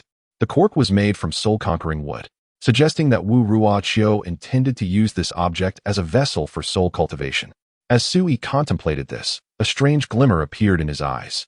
With a flick of his finger, the wooden cork sealing the gourd's mouth fell away, followed by a surge of crimson ghostly mist erupting forth. The eerie mist, thick and oppressive, emanated a sinister aura that weighed heavily on his spirit. A child appeared amidst the ghostly mist, no more than 3 or 4 years of age, with a pallid complexion and crimson eyes. The once innocent and adorable face seemed as if smeared with a layer of blood-red rouge, exuding an eerie and unsettling aura. Upon the child's emergence, a chilling and malevolent energy surged forth like a tide, causing the flora in the courtyard to wither and decay in an instant. Not far away, atop an ancient locust tree, a specter clad in red garments let out a terrified scream. A ghostly infant. This is the ghostly child that Taoist was nurtured for 6 years. Almost simultaneously, the ghostly child emitted a wailing cry, its mouth grotesquely splitting open to reveal 2 rows of elongated, razor-sharp fangs. It lunged fiercely towards Sui, who stood mere inches away. Yet, faster than this. Sui thrust his right hand forward with a sword. With a piercing sound, the peachwood sword plunged forcefully into the ghostly child's gaping mouth, piercing through its body and skewering it upon the blade. Peachwood is inherently potent against ghostly entities. The segment of green peachwood chosen by Huang Qianjun for Sui had been aged for 20 years, imbued with a pure and vibrant yang energy. As the ghostly child emitted plumes of black smoke, its face contorted in pain, letting out a fierce and hideous cry, thrashing wildly in a desperate attempt to strike Sui down. Yet, it was in vain. In the blink of an eye, the essence of the ghostly child was entirely incinerated, dissipating into nothingness. Turning his gaze back to the peachwood sword, he noted its dulled sheen, now marred by traces of corrosion, rendering it unusable. Sui cast the sword aside and once more focused on the yellow-skinned gourd. Indeed, this object was evidently born of a spirit realm, already infused with a hint of sentience, a rarity in this mundane world. He discerned that this yellow-skinned gourd was Wu Ruoqiu's trump card. Had the opponent utilized this object from the outset, it could have posed considerable trouble for him. Come forth, he beckoned. The ghostly figure in crimson, Qinghua, glided down from the ancient locust tree, trembling as she floated in the air, her head bowed. In a feeble voice, she implored, "Immortal Master, I beseech you, do not take my life. I can serve you. What can you do?" Sui inquired, intrigued. After a moment of contemplation, Qinghua timidly replied, "I can sing and dance, play the piano and flute, engage in games of strategy, and paint. I possess a modicum of knowledge in all these arts." Sui was momentarily taken aback. Was she truly a multi-talented ghost? She appeared to be merely 15 or 16, in the bloom of youth. Alas, she was but a wisp of a soul, not a living being. Noticing Sui's prolonged silence, Qinghua grew increasingly anxious and, with a quiver in her voice, said, "Immortal Master, as long as you spare my life, I am willing to do anything for you, even frighten others." Her soft and melodious tone carried a hint of tears, evoking a sense of pity. With a gentle sigh, Sui remarked, "Were I to possess the cultivation of the Yuan Dao realm, I could assist you in transcending, liberating you from the bonds of this world. But alas, I fear I am unable to aid you now." Qinghua stood stunned for a moment. Then her eyes sparkled with joy as she exclaimed, "Immortal Master, so you do not intend to kill me? How wonderful!" A smile adorned her face, her large eyes squinting with delight, inadvertently revealing an astonishing allure. Her beauty was striking, coupled with an innocent charm that created an extraordinarily unique presence. Sui raised an eyebrow slightly, If this young girl understood the path of soul cultivation for spirits, she could very well evolve into a calamity that would bring ruin to nations. Do you truly not recall your past life? Sui queried. Qingwan's gaze was filled with confusion, her delicate face marred by a frown as she plaintively confessed, I do not wish to deceive you, master, but even now, I cannot comprehend how I have come to be in this state. Sui fixed his gaze upon Qingwan for an extended moment before stating, I can ascertain one thing. Either you are lying, or there is a problem with your ghostly essence. Qingwan's figure trembled, and she hastily replied, Master, I would never dare to deceive you. I can swear by the heavens.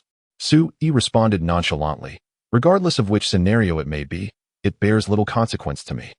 However, while I will not take your life, I shall not simply allow you to depart either.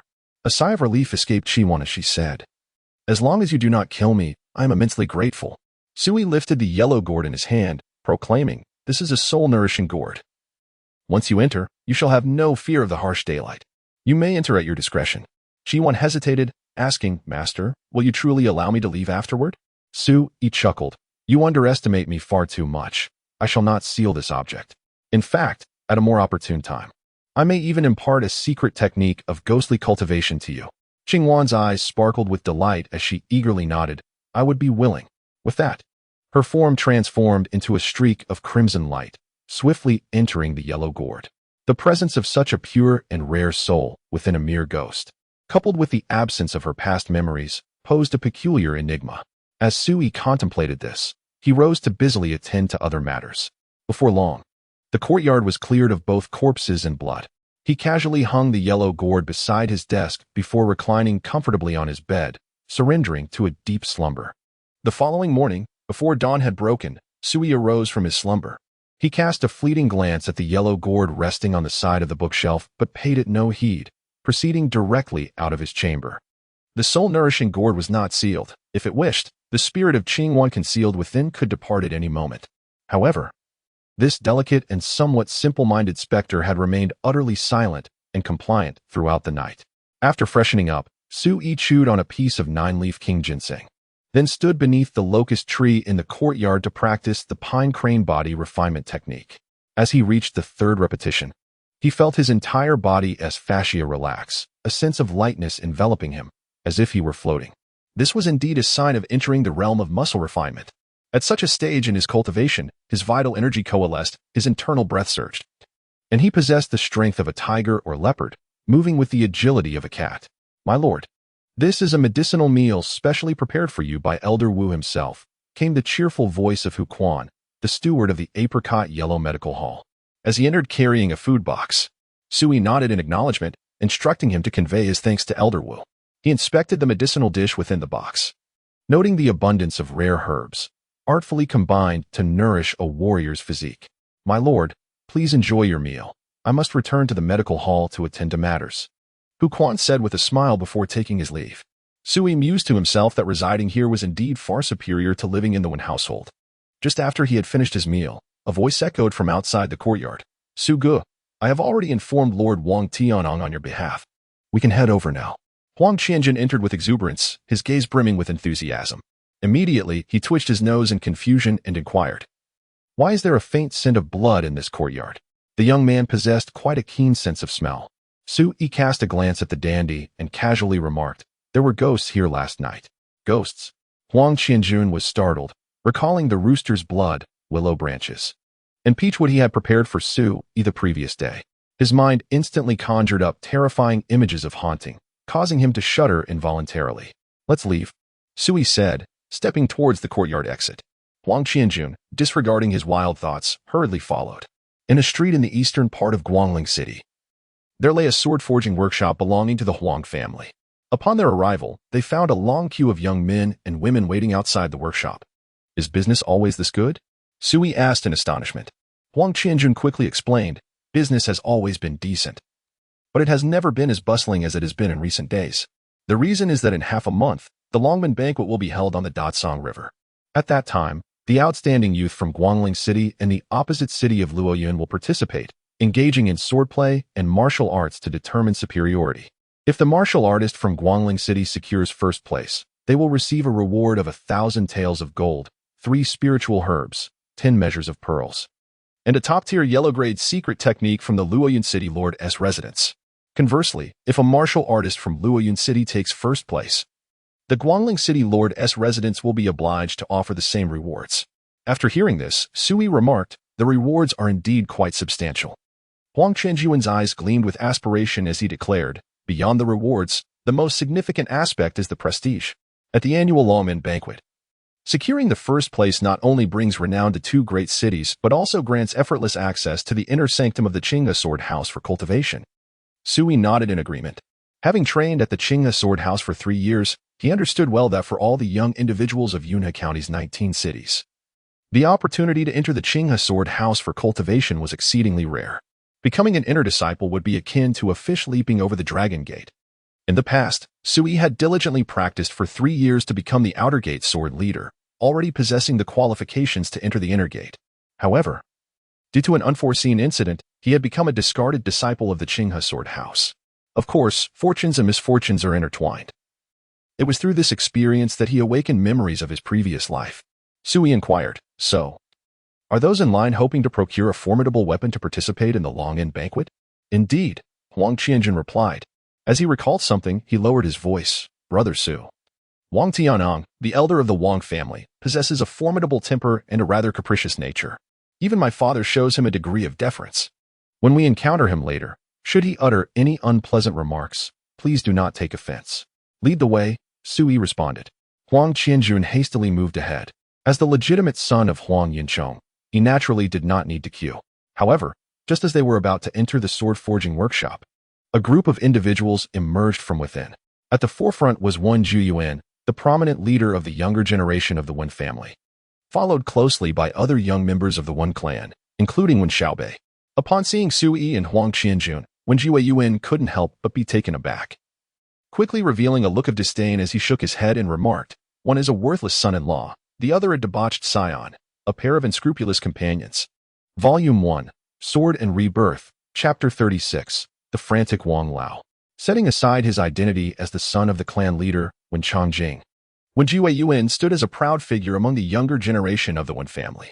At the tender age of 9, he had entered the Songyan Sword Academy, becoming a well-known prodigy and celebrated figure. By 13, he had successfully joined the outer disciples of the Qinghe Sword Academy, and within merely 4 years, he had ascended to the inner disciples, ranking among the elite. Now, his cultivation had reached the 4th stage of the blood transformation realm. Such martial accomplishments would evoke admiration even from prominent figures within Guangling City. How could someone of his caliber possibly regard Sui, a mere son-in-law, with any seriousness?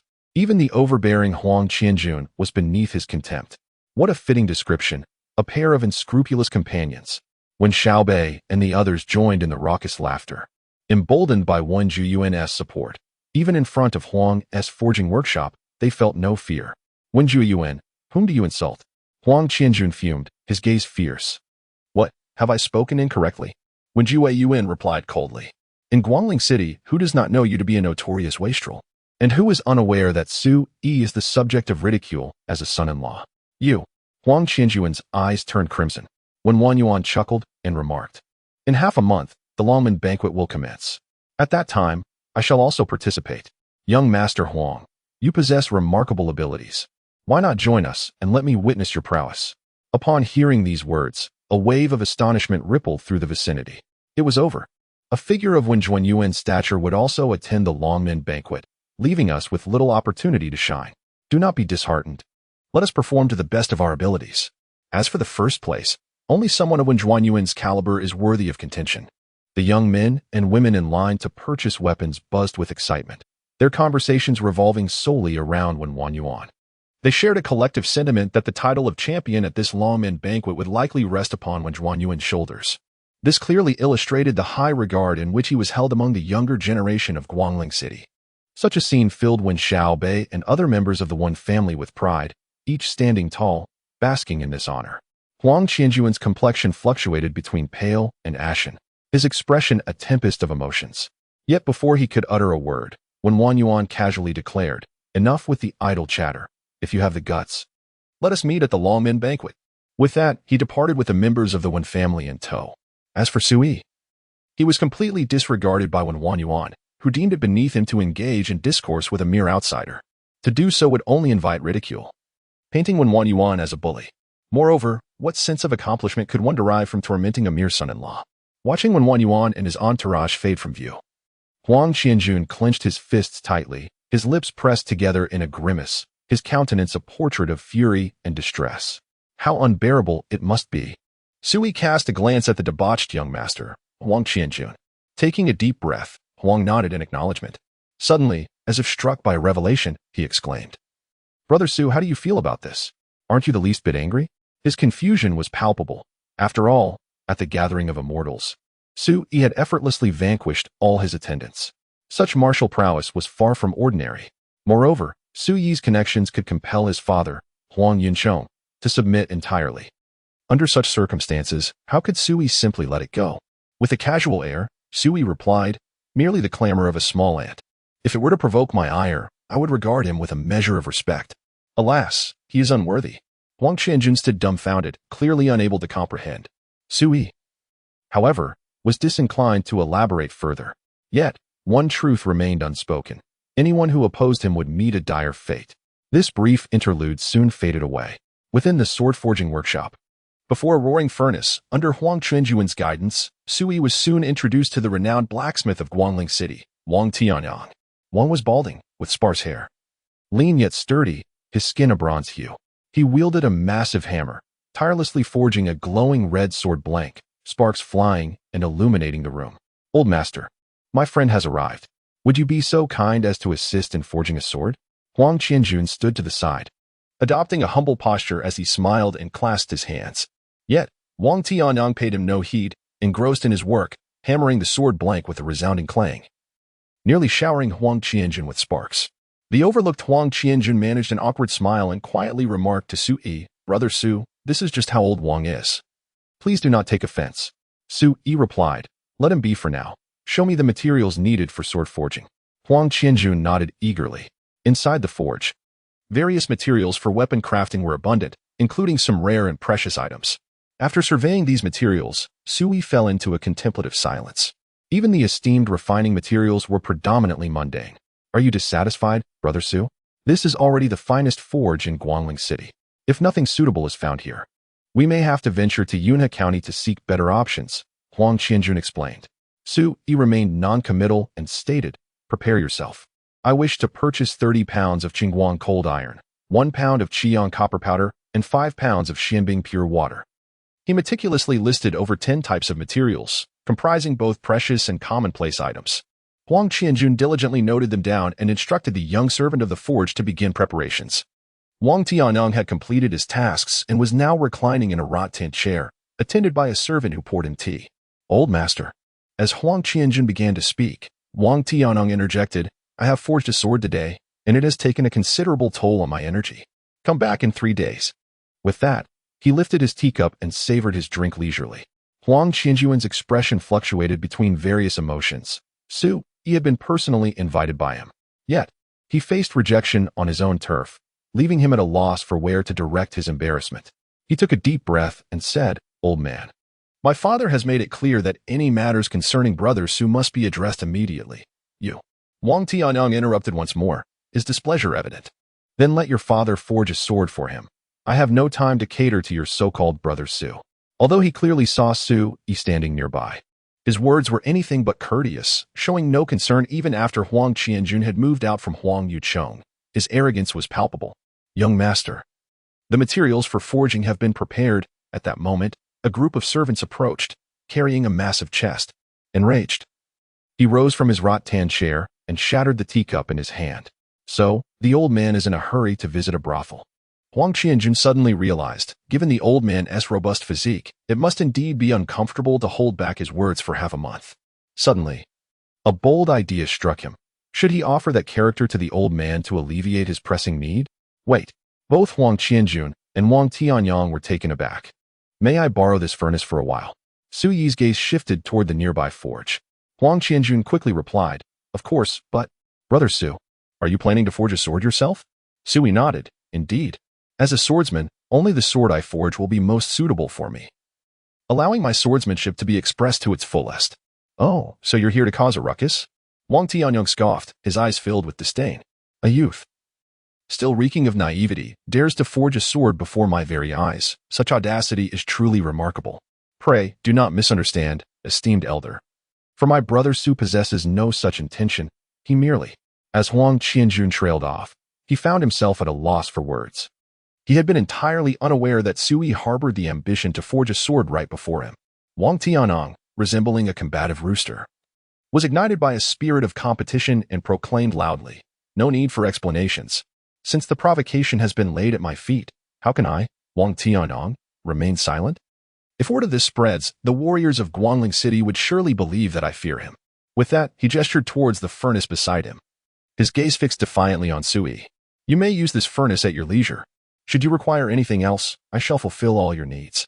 Whatever skills you possess, do not hesitate to showcase them." After a moment of contemplation, Sui replied, "The flame is not sufficiently vigorous. How adept are you at stoking the fire?" Taken aback by this unexpected request, Wang Tianong momentarily froze, incredulity etched upon his face as he pointed to himself. "You wish for me to act as the firekeeper?" The atmosphere grew suddenly tense. The young attendants present collectively gasped, sensing the elder's rising irritation.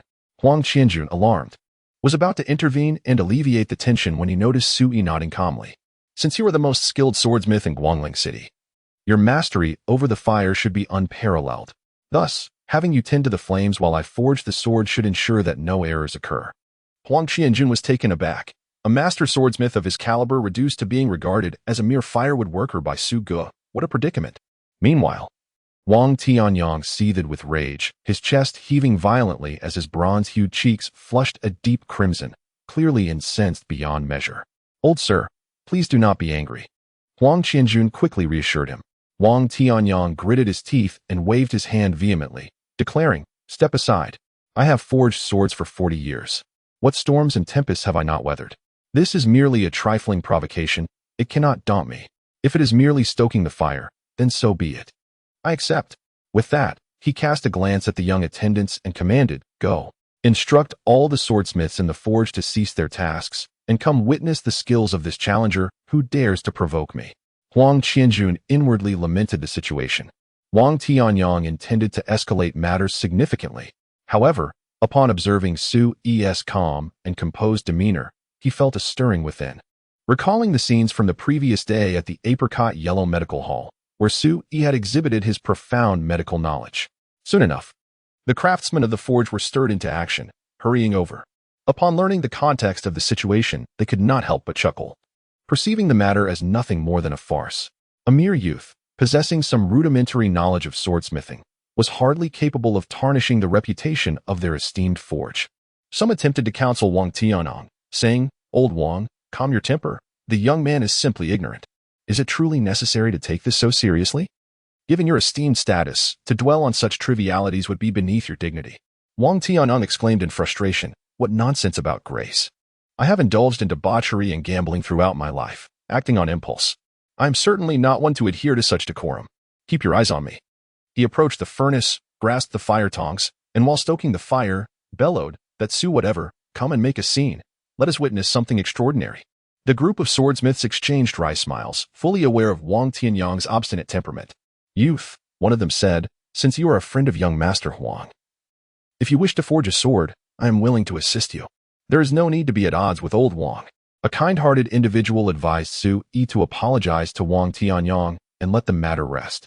Sui, speaking casually, replied, "I am here solely to forge a sword. I have no time to quarrel with an irrelevant person." As he spoke, he approached the furnace, where a grand copper table displayed a myriad of exquisite crafting tools. "You may place the sword-making materials here," Sui instructed, directing his gaze towards the attendants. Witnessing this scene, the artisans frowned, clearly displeased. How could this young man be so ignorant? However, out of respect for Huang Qianjun, they refrained from harsh words. Otherwise, Sui would have been expelled long ago. One craftsman turned to Huang Qianjun, lamenting, "Young Master Huang, who is this friend of yours? So young yet with such a fiery temperament." Huang Qianjun, already troubled, retorted testily, "Why all this needless chatter? Just observe whether my friend Su is capable or not." The masters, hesitant to voice their dissent, cast increasingly discontented glances at Sui. Since Huang Shao had spoken thus, they were eager to witness the prowess of this young friend. One individual snorted derisively, while the others shared a sense of anticipation. eager to see Su Yi's potential misstep. As the attendant meticulously arranged various sword-forging materials, Su Yi commenced his task. Forging merely a mundane longsword posed no challenge for him. He first introduced 6 or 7 types of materials into the furnace and then instructed Wang Tianyang, increase the fire, halt only upon my command. The crowd was momentarily taken aback. This audacious young man was indeed unrestrained in his commands to the venerable Wang. Wang Tianyang's cheeks twitched in suppressed fury as he battled the rising tide of anger within, diligently adding charcoal and other materials to enhance the flames. After a quarter of an hour, Su Yi casually sprinkled a handful of Qiyang copper powder into the furnace, reiterating his request to intensify the fire. Wang Tianyang, silently fuming, complied without uttering a word, holding back his frustration in anticipation of the moment when Su Yi would falter in his sword forging, allowing him to unleash his pent-up ire. In the ensuing moments, Su Yi intermittently tossed in various sword-forging materials, commanding Wang Tianyang to manage the heat as if he were merely a lowly fire attendant. Such scenes stirred discontent among the other craftsmen, who deemed Su Yi excessively disrespectful and exceedingly arrogant. Yet, Huang Qianjun felt a surge of anticipation. He could discern that Su Yi, in the midst of forging, exuded a calm confidence that clearly signified his competence. The worst outcome is merely that the sword forged by Su Gu may not surpass that crafted by the venerable Wang Lao himself. However, should success be attained, one would not lose face, and that alone suffices. With this thought, Wang Qianjun felt increasingly at ease. Intensify the flames a bit more. Insufficient, continue. Increase further. For the duration that followed, the only sound that echoed was Su Yi instructing Wang Tianyang to stoke the fire. Wang Tianyang's expression grew increasingly grim. He huffed and puffed, his nearly bald head emanating steam and frustration, a dull ache manifesting. Huang Qianjun and the swordsmiths displayed a myriad of expressions. After half an hour, the furnace roared with flames, and a torrid wave of heat enveloped the room as if one were amidst a molten volcanic landscape. Everyone was drenched in sweat, their garments soaked. Wang Tianyang, closest to the furnace, was drenched, perspiration streaming down his forehead, his dark visage flushed. Even a master swordsmith like him was nearing his limits. At that moment, Su Yi produced a ring of violet-patterned crimson gold and cast it into the furnace. Boom! The flames surged, radiating a blinding light. The ring visibly began to dissolve, transforming into delicate strands of translucent violet liquid. Without hesitation, Su Yi poured 5 pounds of pure, shimming water into the furnace. Upon contact with the seething heat, a sharp hiss erupted, releasing a cloud of steam that swiftly engulfed the entire room. The vision of those present became obscured, instinctively retreating to avoid the scalding mist. After a brief moment, Wang Tianyang's furious voice echoed through the mist. In the art of quenching and forging swords, who would ever think to pour pure ice and pristine water into the furnace? This is the first time I have ever witnessed such nonsensical methods of sword forging. His tone was laced with disdain, anger, and incredulity. The other blacksmiths were equally at a loss.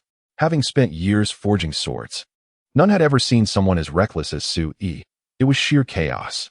Gradually, the heat and steam in the room dissipated, and people's vision cleared. Wang Tianyang's eyebrows and beard appeared singed, his already sparse hair entirely gone, leaving his head bald and glowing like a scorched egg. He was exasperated, grinding his teeth in frustration. In stark contrast, Su Yi maintained an expression of calm concentration, holding a pair of iron tongs that grasped a rough sword blank. Examining it thoughtfully, the sword blank was entirely dark, faintly glimmering with a hint of purple sheen. Apart from that, it revealed no remarkable features. This sword blank does seem quite promising, remarked one blacksmith in surprise. Another countered, merely a sword blank. We must see if it can withstand the forging process. I find it hard to believe that such a crude piece could yield a fine weapon. A sword must possess quality and sharpness. And since this young man is causing a commotion, he should be capable of crafting a good sword. Some chuckled knowingly, intentionally stirring the pot. These individuals clearly intended to watch the spectacle unfold. Huang Qianjun smirked inwardly, choosing silence, for in the end, it remained uncertain who would be the subject of mockery. As Su Yi placed the sword blank upon the sturdy iron table, he gripped a massive hammer in his right hand and brought it down with force. Clang! Sparks erupted, resonating with a ceaseless thunder. The crowd felt a buzzing in their ears, their expressions shifting in astonishment. This lad possessed considerable strength. Wielding a 100-pound hammer as if it were a feather, deftly maneuvering it with ease.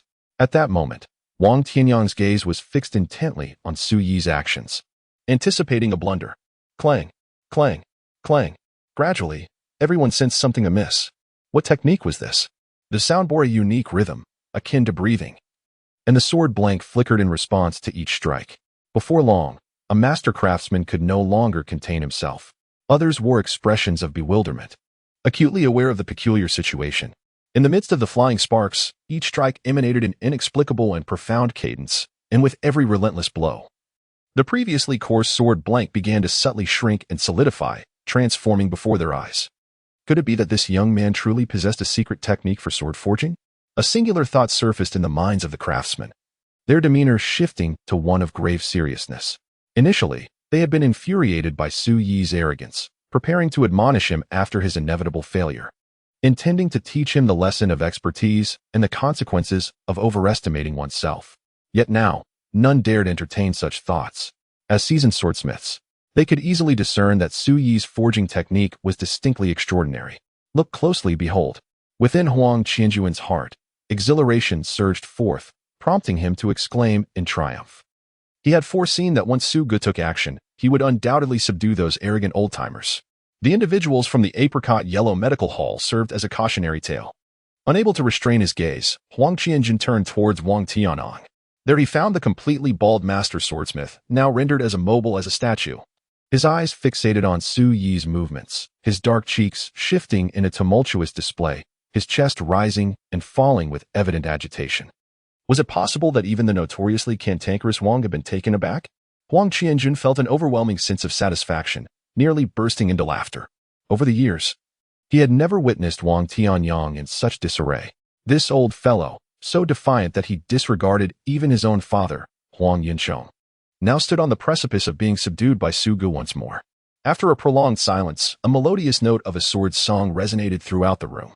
To the ears of those present, it was akin to a celestial melody, awakening them from their chaotic thoughts. Even Huang Qianjuan's spirit and focus were drawn towards it. There, in Su Yi's grasp, was a long sword measuring 2 feet and 7 inches, its width 3 fingers, exuding a pristine black hue. Despite its dark appearance, the sword possessed an ethereal transparency reminiscent of the boundless night sky. The blade, sharpened on both sides, concealed its lethal edge. As Sui rotated his wrist, the inky surface of the sword occasionally shimmered with a faint, iridescent purple glow, adding an air of otherworldliness. Such a weapon was imbued with an unmistakable spirit. The gathered craftsmen were visibly moved, their expressions betraying a fervent admiration for this extraordinary sword, seemingly crafted by the heavens themselves. Faced with this sword, their proud hearts were quietly subdued.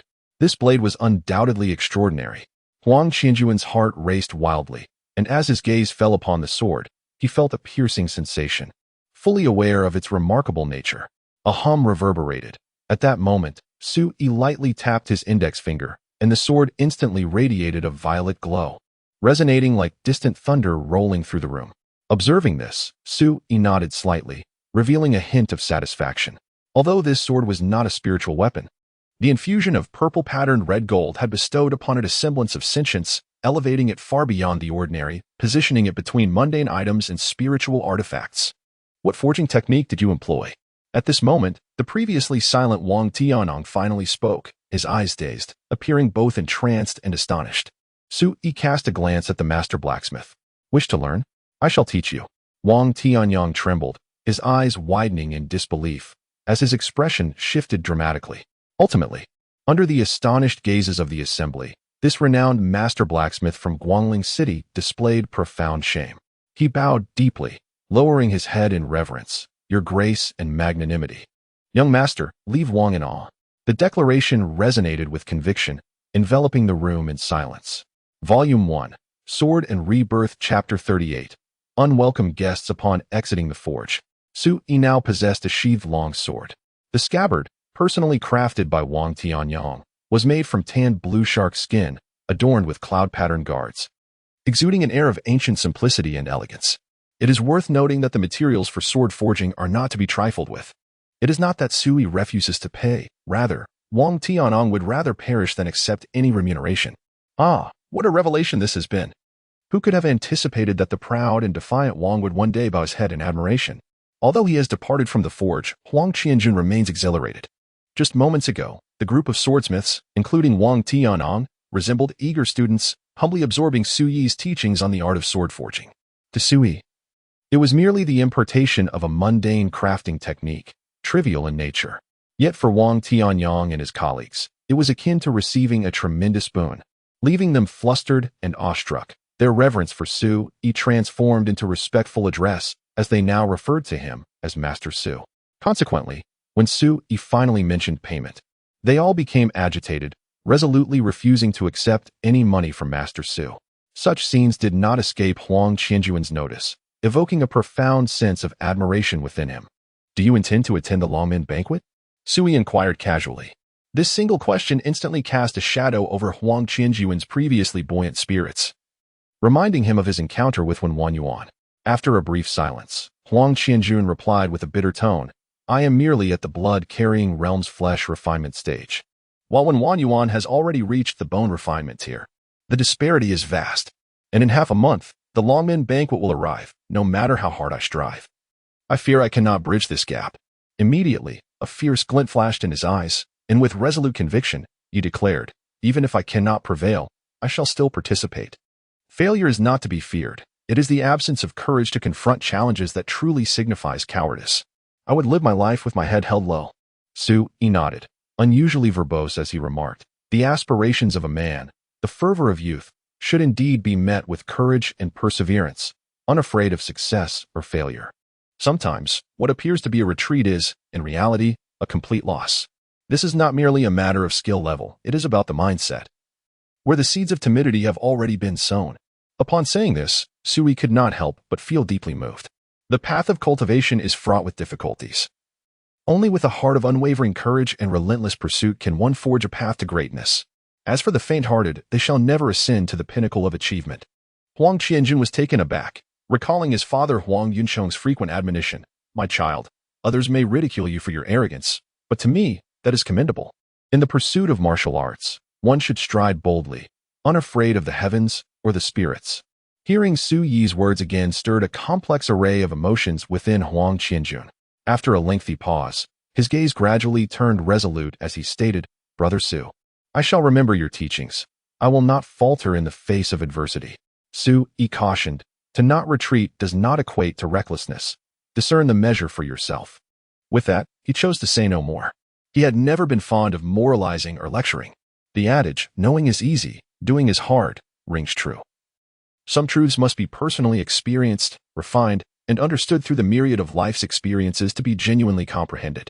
"Brother Su, will you attend the Longmen banquet?" Huang Qianjun inquired. Su Yi shook his head, stating that while the rewards were plentiful, the event seemed rather tedious. Tedious?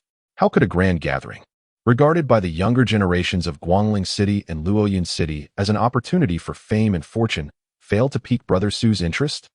Huang Qianjun was momentarily at a loss for words. Before long, as they passed through an alley, a child's voice suddenly rang out, "Su Yi, come and save me. Quick." Unable to resist, Huang Qianjun turned around to see a group of unruly children mercilessly beating another child. The one crying for help was the very child being assaulted. Pinned to the ground, his face covered in dirt, wailing in distress. Wen Mingrong, during the matriarch of the Wen family's birthday celebration, had previously boasted that despite his youth, he was too proud to associate with a son-in-law like Su Yi, which had elicited laughter from the assembled crowd. Many from the older generation had praised the child for his ambition, claiming he had a boundless future ahead. Yet now, when Mingrong was being bullied, calling out for rescue from the very person he had once scorned, Su Yi merely cast a glance in that direction, his pace unyielding as he continued to stroll forward. Seemingly indifferent, at that moment, Huang Qianjun approached. The mischievous children who had been assaulting Wen Mingrong immediately exhibited signs of caution, halting their actions. Overjoyed, Wen Mingrong watched as Huang Qianjun crouched down, grasping his grimy face and pinching it sharply, causing the child to wince in pain, nearly bringing him to tears. "Little one, do you have many questions?" "Indeed, if it were not for my status, I would not hesitate to teach you a lesson. Your behavior is simply outrageous," Huang Qianjun remarked with a grin. Wen Mingrong was left speechless. "Do not be dazed. Carry on," Huang Qianjun instructed as he rose, directing a word towards the unruly children before departing with a cheerful wave. In the alley, the anguished cries of Wen Mingrong soon echoed, a relentless wail of despair filling the air. However, all of this was of no concern to Su Yi. At the apricot yellow medical hall, the exterior was eerily quiet, devoid of patients seeking care. Has someone come to challenge us? Huang Qianjuan's eyes flashed with fierce intensity as he strode forward. How dare you create a ruckus here, young Master Huang? The guards stirred at the sight of Huang Qianjun, yet none retreated, clearly emboldened. The leader among them, a man clad in black, spoke in a low tone. Young Master Huang, this apricot yellow medical hall is under the jurisdiction of the Wen family. We are here to maintain order, not to cause chaos. You are members of the Wen family? Huang Qianjun inquired, astonished. The black-clad man nodded. We are subordinates of the second Master Wen. We have accompanied our young master today on important business. Young Master Huang, it would be prudent for you to refrain from getting involved. Huang Qianjun frowned. Your young master? You mean that fellow, Wen Jiyuan? Indeed, the black-clad man confirmed. In an instant, Huang Qianjun grasped the situation. The apricot yellow medical hall had previously been under the control of Wen Chongqing's lineage, but since yesterday, it had fallen under Su Yi's authority. Yesterday, Su Yi decisively eliminated all the servants serving Wen Chongqing at the apricot yellow medical hall. Undoubtedly, Wen Jiyuan, the son of Wen Chongqing, had come seeking retribution. Simultaneously, a man clad in black caught sight of Su Yi not far away, his expression darkening ominously. The other guards also wore unfriendly visages, as they had accompanied Wen Jiyuan to provoke trouble and had no intention of treating Su Yi with courtesy. As Huang Qianjun was about to scold, Su Yi firmly grasped his shoulder, instructing him to remain there. Turning his head, Huang Qianjun found himself ensnared by the tranquil depths of Su Yi's gaze, where an icy glint flickered momentarily. A shiver ran through him. Where is your young master? Su Yi inquired, stepping forward with an air of calm indifference. Having been taunted by Wen Jiyuan outside the sword-forging workshop, Su Yi dismissed him as an insignificant insect, unworthy of his attention. However, the apricot yellow medical hall was different. It was his domain, and with adversaries encroaching, he could not afford to be indifferent. Follow me. The man in black coldly commanded, casting a glance at Su Yi before turning towards the interior of the medical hall. Su Yi followed closely behind, while the other guards trailed him, vigilant and ready, as if fearing Su Yi might flee. It seemed that Su Yi intended to take matters into his own hands. Huang Qianjun was about to pursue but recalled Su Yi's earlier instructions, causing him to halt in his tracks. He understood that he must heed Su Yi's orders. Yet standing idly by felt like an admission of inadequacy. After a moment of contemplation, Huang Qianjun resolved to turn away. Inside the apricot yellow medical hall, Hu Quan, Wu Guangbin, and others were present, their faces marked by frowns and an air of anxiety. Upon witnessing Su Yi being brought in, their expressions shifted dramatically. Just yesterday, Su Yi had taken charge of the apricot yellow medical hall, and today, Wen Jiyuan, the son of Wen Chongqing, had come seeking trouble, signaling to Hu Quan and the others that misfortune awaited Su Yi. Hu Quan quickly cautioned, son-in-law, remember to avoid conflict with young Master Wen. A step back can lead to vast horizons. Su Yi remained non-committal, merely nodding in acknowledgement, responding, as long as you are safe, that is all that matters. Before Hu Quan could utter another word, a figure clad in black forcefully shoved him aside, barking, "This is none of your concern. Stay out of it." With that, he led Su Yi directly towards the rear courtyard. As they watched the pair depart, Hu Quan and the others exchanged glances, each sighing deeply. In the courtyard behind the apricot yellow medical hall, Wen Jiyuan stood with his hands clasped behind his back, positioned beside an ancient locust tree. His gaze was fixed on a well sealed with chains, his brow furrowed in contemplation, lost in silence. 9 years prior, the wandering Taoist Wu Ruachio had warned that any living soul dwelling here would be devoured by the malevolent spirits of the well. Yet how had Su Yi managed to survive? Wen Jiyuan was perplexed. He had come this morning intending to witness the tragic demise of Su Yi, only to find that such an event had not occurred. Su Yi remained very much alive. "Young master, we have brought Su Yi," announced the black-clad figure, flanked by a group of guards as they entered the courtyard. With a resounding thud, the courtyard gate slammed shut, and the guards dispersed, taking positions at various points. Their cold, unyielding gazes fixed upon Su Yi, akin to that of hunters regarding their ensnared prey. Beside the ancient well, Wen Jiyuan, clad in a flowing white robe, turned to face Su Yi, his gaze penetrating. "Tell me," he commanded with an air of authority, "while you resided here last night, did anything peculiar transpire?" His tone was imperious, as if issuing a decree. Volume 1, Sword and Rebirth, Chapter 39. I enter the mortal realm, forging the heart like a blade. Wen Lingzhao positioned himself with an air of superiority, exuding an aggressive demeanor. Sui surveyed the courtyard, noting that everything remained intact, before casually responding, "Indeed. There were several strange occurrences last night, but what concern is it of yours?" Wen Lingzhao's brow furrowed in amusement. "Sui, you a worthless son-in-law. Have only been the steward of the Qingtang medical hall for a day, and yet your temper has swelled so?" The guards accompanying him chuckled derisively. As a member of the Wen family, they were all too aware of Su Yi's dismal reputation over the past year. He was hardly regarded with any respect. With a tone laced with disdain, Wen Lingzhao continued, "Or do you believe that with Lingzhao becoming a disciple of a master, your position as her unwelcome husband has gained significance? Let me assure you, if I were to end your life here, Lingzhao would not seek vengeance on your behalf." With that, his gaze towards Su Yi was tinged with pity. Su Yi's expression grew increasingly placid as he suddenly inquired, "Do you know Wu Ruoqiu?" When Ji Yuan's eyes sharpened, "You encountered this itinerant priest last night?" It was evident that the issues within this courtyard were already known to both him and his father. Had anyone else stayed here last night, they would have likely met a grim fate. Su Yi understood the implications clearly. Wen Lingzhao fell silent for a moment before suddenly smiling, his gaze imbued with an unusual glint. "Su Yi, you ought to have perished last night. However, it is not too late now." He raised his hand with a dismissive wave, his voice chillingly indifferent. "Kill him." "Understood." The black-clad men, acting as guardians, stepped forward, encircling Su Yi with frigid expressions and an aura of impending doom. "My apologies, son-in-law." With a clang, a stocky man, short in stature yet robust, drew forth a cold iron dagger. With a forceful stomp, he propelled himself forward like an arrow released from its bow, aiming to stab Su Yi in the back. The dagger sliced through the air with a lethal precision, its momentum akin to a thunderous strike. Unmoved, Su Yi retaliated abruptly with the scabbard in hand. Just as the dagger was a mere half-foot from piercing his spine, the stocky man's chest was instead met with the impact of the scabbard.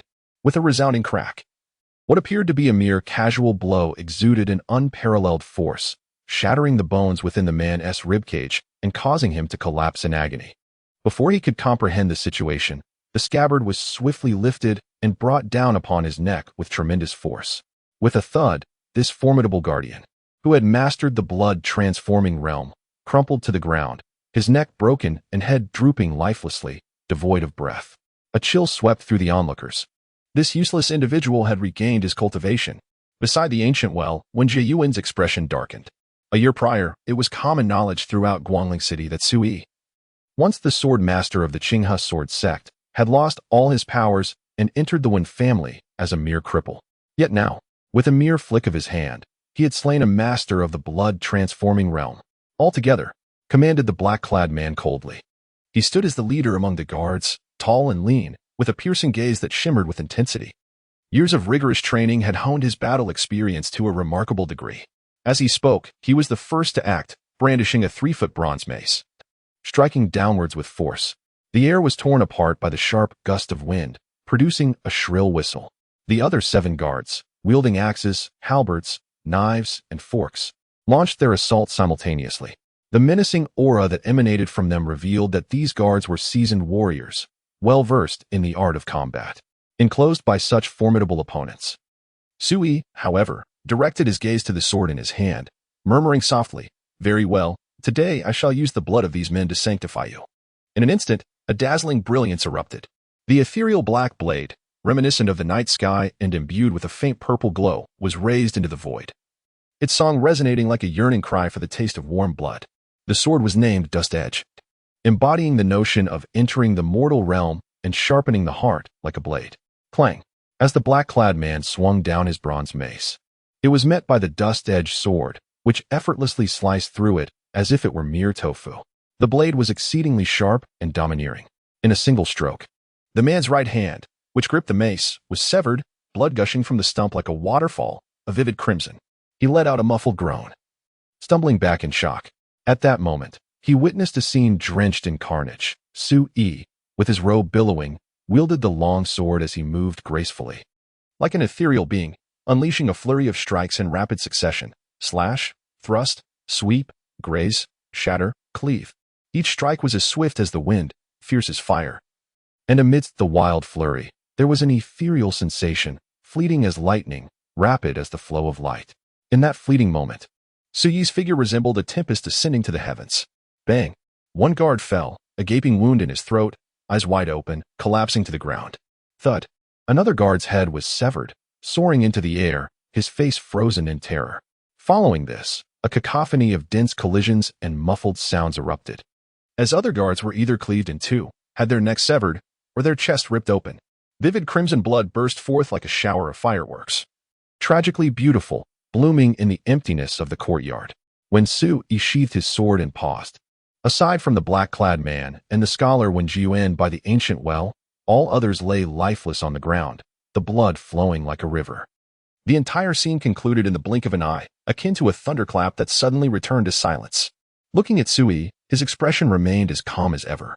Sword in hand, standing nonchalantly, as droplets of blood continued to slide from the blade onto the earth. At his feet, 7 bodies lay sprawled in a pool of blood. A gruesome tableau. What kind of swordsmanship is this? The black-clad man was struck with horror, his mind in disarray, his pupils filled with bewilderment, utterly dazed. In the distance, Wen Lingzhao was equally startled, shivering with a mix of shock and rage, his face a mask of disbelief. To nurture a sword through killing imbues it with a heavy aura of ferocity. To temper it with blood results in a weighty malevolence. The finest method, however, is to hone the sword with a resolute heart. Yet, although the dust-edged sword possesses a hint of sentience, it remains a mortal weapon, and thus, tainting it with a fierce aura is of little consequence. Su Yi cast a glance at the dust blade in his hand, then directed his gaze towards Wen Lingzhao in the distance, calmly inquiring, as a distinguished scion of the Wen family, "Why do you not dare to engage in battle?" A chill ran through Wen Lingzhao's entire being. He was merely at the blood transformation stage of physical cultivation and had grown up in opulence, unaccustomed to such bloody scenes, leaving him utterly paralyzed with fear. "Young master, we must flee." Suddenly, a man in black nearby bellowed fiercely, brandishing a powerful crossbow aimed directly at Su Yi. With a swift whoosh, an arrow shot forth like lightning, its sharpness piercing to the bone. Su Yi slightly evaded, the arrow narrowly grazing the area 3 inches from his neck, thudding against a distant wall and sending a spray of debris flying, carving a deep pit into the stone. The sheer force of the arrow was formidable. Seizing the opportunity, Wen Lingzhao finally regained his senses and dashed towards the courtyard's exit. The man in black, with his crossbow still poised, relentlessly pulled the string with his left hand, firing shot after shot. Whoosh, whoosh, whoosh. The arrows screeched through the air, raining down upon Su Yi in a dense barrage. Yet, instead of retreating, Su Yi advanced, his figure flickering as he deftly maneuvered through the onslaught. With his cultivation at the blood transformation stage of muscle refinement, he moved like an arrow, light as the wind, his body exhibiting unparalleled agility. Even beneath the deluge of arrows, he maintained composure, skillfully dodging each lethal projectile that sought to pierce him. In mere moments, Su Yi had reached the man in black. Unscathed, "Your actions will only bring harm upon yourself." The man in black exclaimed in desperation, having exhausted his arrows, and now faced with the imminent threat of Su Yi. Despair etched across his features. So powerful, incredible. Even a character of such a formidable caliber feels an authentic sense of fear and helplessness. Your unwavering loyalty to your savior is commendable, and thus I shall grant you a swift conclusion. With that, the dust-edged sword in Su Yi's hand flashed. Thud. The black-clad man's chest was pierced, his heart shattered. In his final moments, he could scarcely believe the decisiveness of Su Yi's strike, as if he were entirely unconcerned with the grave repercussions of his actions. With a thud, the black-clad figure collapsed into a pool of blood. Su Yi's gaze had already shifted to another direction. Wen Lingzhao had fled to the courtyard's entrance, frantic like a lost dog. There was no way Su Yi would allow him to escape. With a deft flick of his toe, a short dagger soared from the ground into his grasp. Then, he suddenly exerted force with his arm, raising it to hurl the dagger. Whoosh! The short blade sliced through the air like an arrow, swift as a thunderbolt, driving deeply into Wen Lingzhao's back. The tremendous impact slammed his body against the courtyard gate, causing him to tumble to the ground, stars dancing before his eyes. The excruciating pain and overwhelming fear nearly shattered Wen Lingzhao's composure. Had he known, he would not have permitted them to lock the gate. Despair etched across his face. Yet, at that moment, the courtyard gate was thrust open from the outside, revealing a group of figures. At the forefront stood a man whose physique loomed like a mountain, clad in military garb, his gaze flickering with the intensity of cold electricity. It was none other than the commander of the city lord's guards, Nya Behu. "Lord Nya, save me." The once despondent Wen Jiyuan was now overwhelmed with ecstatic relief, calling out for help as if clinging to a lifeline in the throes of drowning. As Nie Beihu cast his gaze across the courtyard, he was taken aback by the sight of the numerous corpses and pools of blood strewn about, his complexion shifting dramatically as he drew in a sharp breath. Accompanying him were Huang Qianjun and a contingent of guards from the city lord's manor, all equally astonished by the macabre scene, their bodies tense with trepidation. Subsequently, all eyes converged upon Sui, who stood alone in the courtyard, sword in hand, their hearts in turmoil. It was all too apparent that this gruesome spectacle was orchestrated by Sui himself. Sir Nye, apprehend this villain at once. He has brazenly committed murder, slaughtering my retainers, and now seeks to take my life. When Jie Yuan shouted in a frantic tone, his face a mask of resentment and fervor. Just days prior, at the birthday celebration of the matriarch of the Wen family, he had witnessed the cordiality between Nie Beihu and the city lord, Fu Shan. This led him to believe, perhaps naively, that Nie Beihu would stand by him. Yet the unfolding scene left Wen Jiyuan utterly flabbergasted. Nie Beihu's demeanor suddenly shifted as he bowed respectfully to Su Yi, stating, I, Nie, have arrived late to offer my assistance, and I humbly ask for your forgiveness, young Master Su. Sir Nie, how can this be? When Jiyuan stammered, as if struck by lightning, his expression frozen in disbelief, rendered speechless. Nie Beihu, maintaining a detached countenance, paid no heed to Wen Jiyuan's plight. His gaze solely fixed upon Su Yi, filled with reverence. Su Yi furrowed his brow slightly, then turned his attention to Huang Qianjun, inquiring, Did you summon Sir Nie? Huang Qianjun stiffened at the discernible displeasure in Su Yi's tone, beads of sweat forming on his forehead.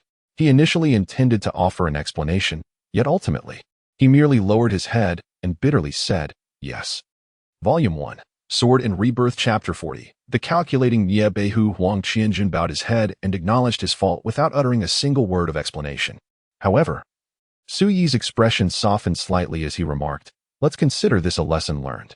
Huang Qianjun, filled with trepidation, breathed a sigh of relief upon hearing this, his face reflecting gratitude as he said, Rest assured, Su Gu, I shall never again presume to act with cleverness.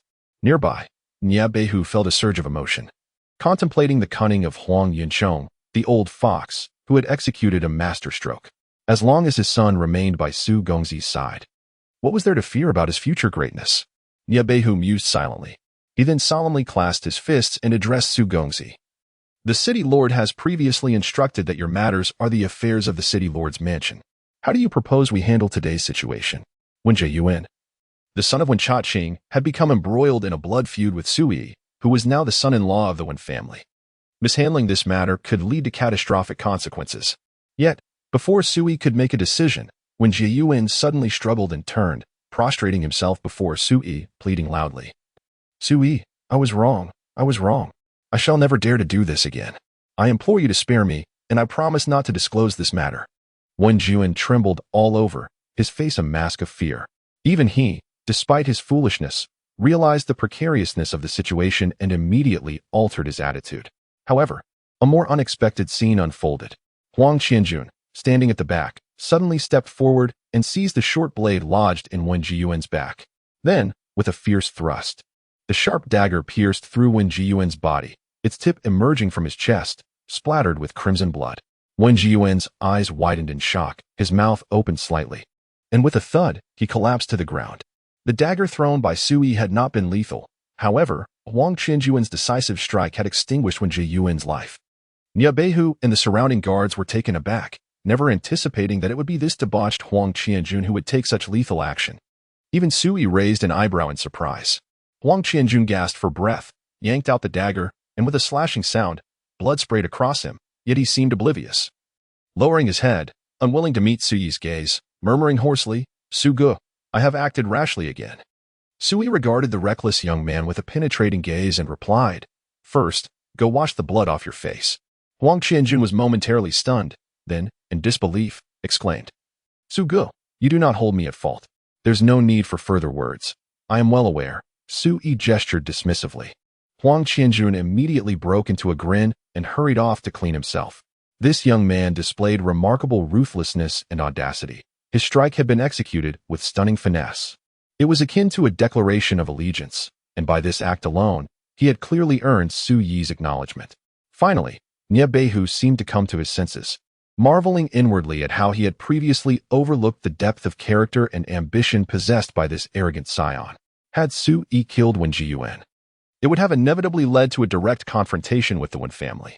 In such circumstances, Huang Qianjuan's intervention meant that he willingly took upon himself the burden of trouble. Even if the Wen family were to learn of this affair, their animosity would be directed solely at Huang Qianjun. This was the risk and cost he had to bear for his decisive action. Yet, it was also through this very act that he genuinely earned Su Yi's recognition. Nia Beihu, a man of considerable cunning, could hardly fail to perceive the underlying intricacies. Thus, he found himself deeply moved. Upon introspection, even if he were in the same position, he might have made the same choice, yet he would likely have hesitated and deliberated, lacking such resolute decisiveness. Nia Beihu clasped his hands and addressed, "Young Master Su, this is the Xinghuang Medical Hall. Wen Jiyuan's arrival has been witnessed by many, and now, both he and his guards have perished here. It is highly probable that this matter cannot remain concealed." At this point, he spoke with unwavering conviction. "However, rest assured, I shall devise a way to resolve this issue. Wen Jiyuan's identity is not trivial. He is the son of Wen Chongqing from the main lineage." For Nia Beihu, given his status and capabilities, to assuage this situation would entail navigating numerous formidable challenges. Nevertheless, he committed to the task. For the reason was simple. Behind him stood the city lord, Fu Shan, and beyond Fu Shan lay the illustrious Princess Lingzhao. With a resounding clang, Su Yi sheathed his sword and casually remarked, "There is no need for such complications." Should Wen Chongqing inquire, simply state that these individuals met their demise at the hands of Wu Ruokui from the Yinsha sect. This was, in essence, an act of deflection. The most astute aspect of this maneuver is that Wen Chongqing must already be aware of Wu Ruokui's existence and have knowledge of certain matters concerning this courtyard. By attributing the death of his son to Wu Ruokui and the Yinsha sect, no one would harbor any doubts. The Yinsha sect? Wu Ruokui. Nia Beihu was momentarily taken aback, clearly unfamiliar with this force and the individual known as Wu Ruoqiu. Su Yi's mind stirred as he recalled a certain matter, promptly recounting the incident of Wu Ruoqiu nurturing the ghostly corpses and insects within this courtyard. How remarkable! Upon hearing this, Nia Beihu could not help but applaud in admiration. This accusation against Wu Ruoqiu was undoubtedly fitting. Su Yi pondered for a moment before saying, "Lord Nia, please remember to inform the city lord to investigate whether there are similar haunted houses elsewhere in the city. After all, with Wu Ruoqiu's demise, if no one remains to tend to those ghostly corpses and insects, they will inevitably surge into the city, wreaking havoc upon its inhabitants." Nia Beihu felt a chill run through him and clasped his fists in salute, saying, "Young Master Su, your compassion and foresight are truly admirable. I shall treat this matter with utmost seriousness." He then turned to the guards and spoke in a commanding tone, "You are to dispose of the bodies in the courtyard. No matter the method, ensure that no traces detrimental to young Master Su remain. Do you understand?" "Yes," replied the guards, receiving their orders and promptly springing into action. Having served the city lord for many years, they were seasoned warriors accustomed to bloodshed, and they handled such affairs with remarkable expertise. Even the blood-soaked ground was scrubbed clean, leaving no trace behind. Huang Qianjun could not help but express his astonishment, murmuring, "Lord Nia, why do I get the impression that your guards have engaged in such activities more than once?" Nia Beihu replied nonchalantly, "Murder and corpse disposal are merely trivial matters. I do not boast, but even if your Huang family were to send someone to investigate the murder scene handled by our city lord's guard, not a single clue would emerge." He cast a glance at the guards and said, "You all understand what must be done today, do you not?"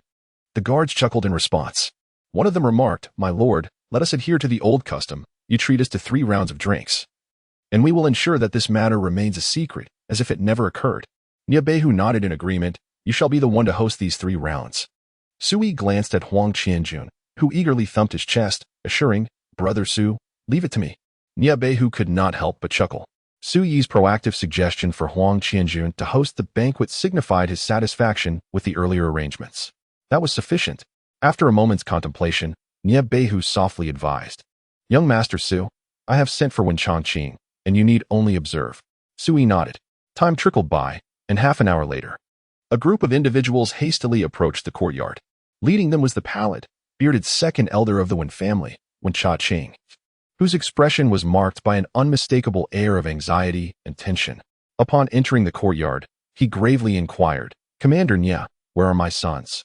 Nia Beihu's face betrayed a hint of sorrow as he hoarsely replied, Brother Chajin, upon my arrival, your son and his accompanying guards had already fallen victim to foul play. What?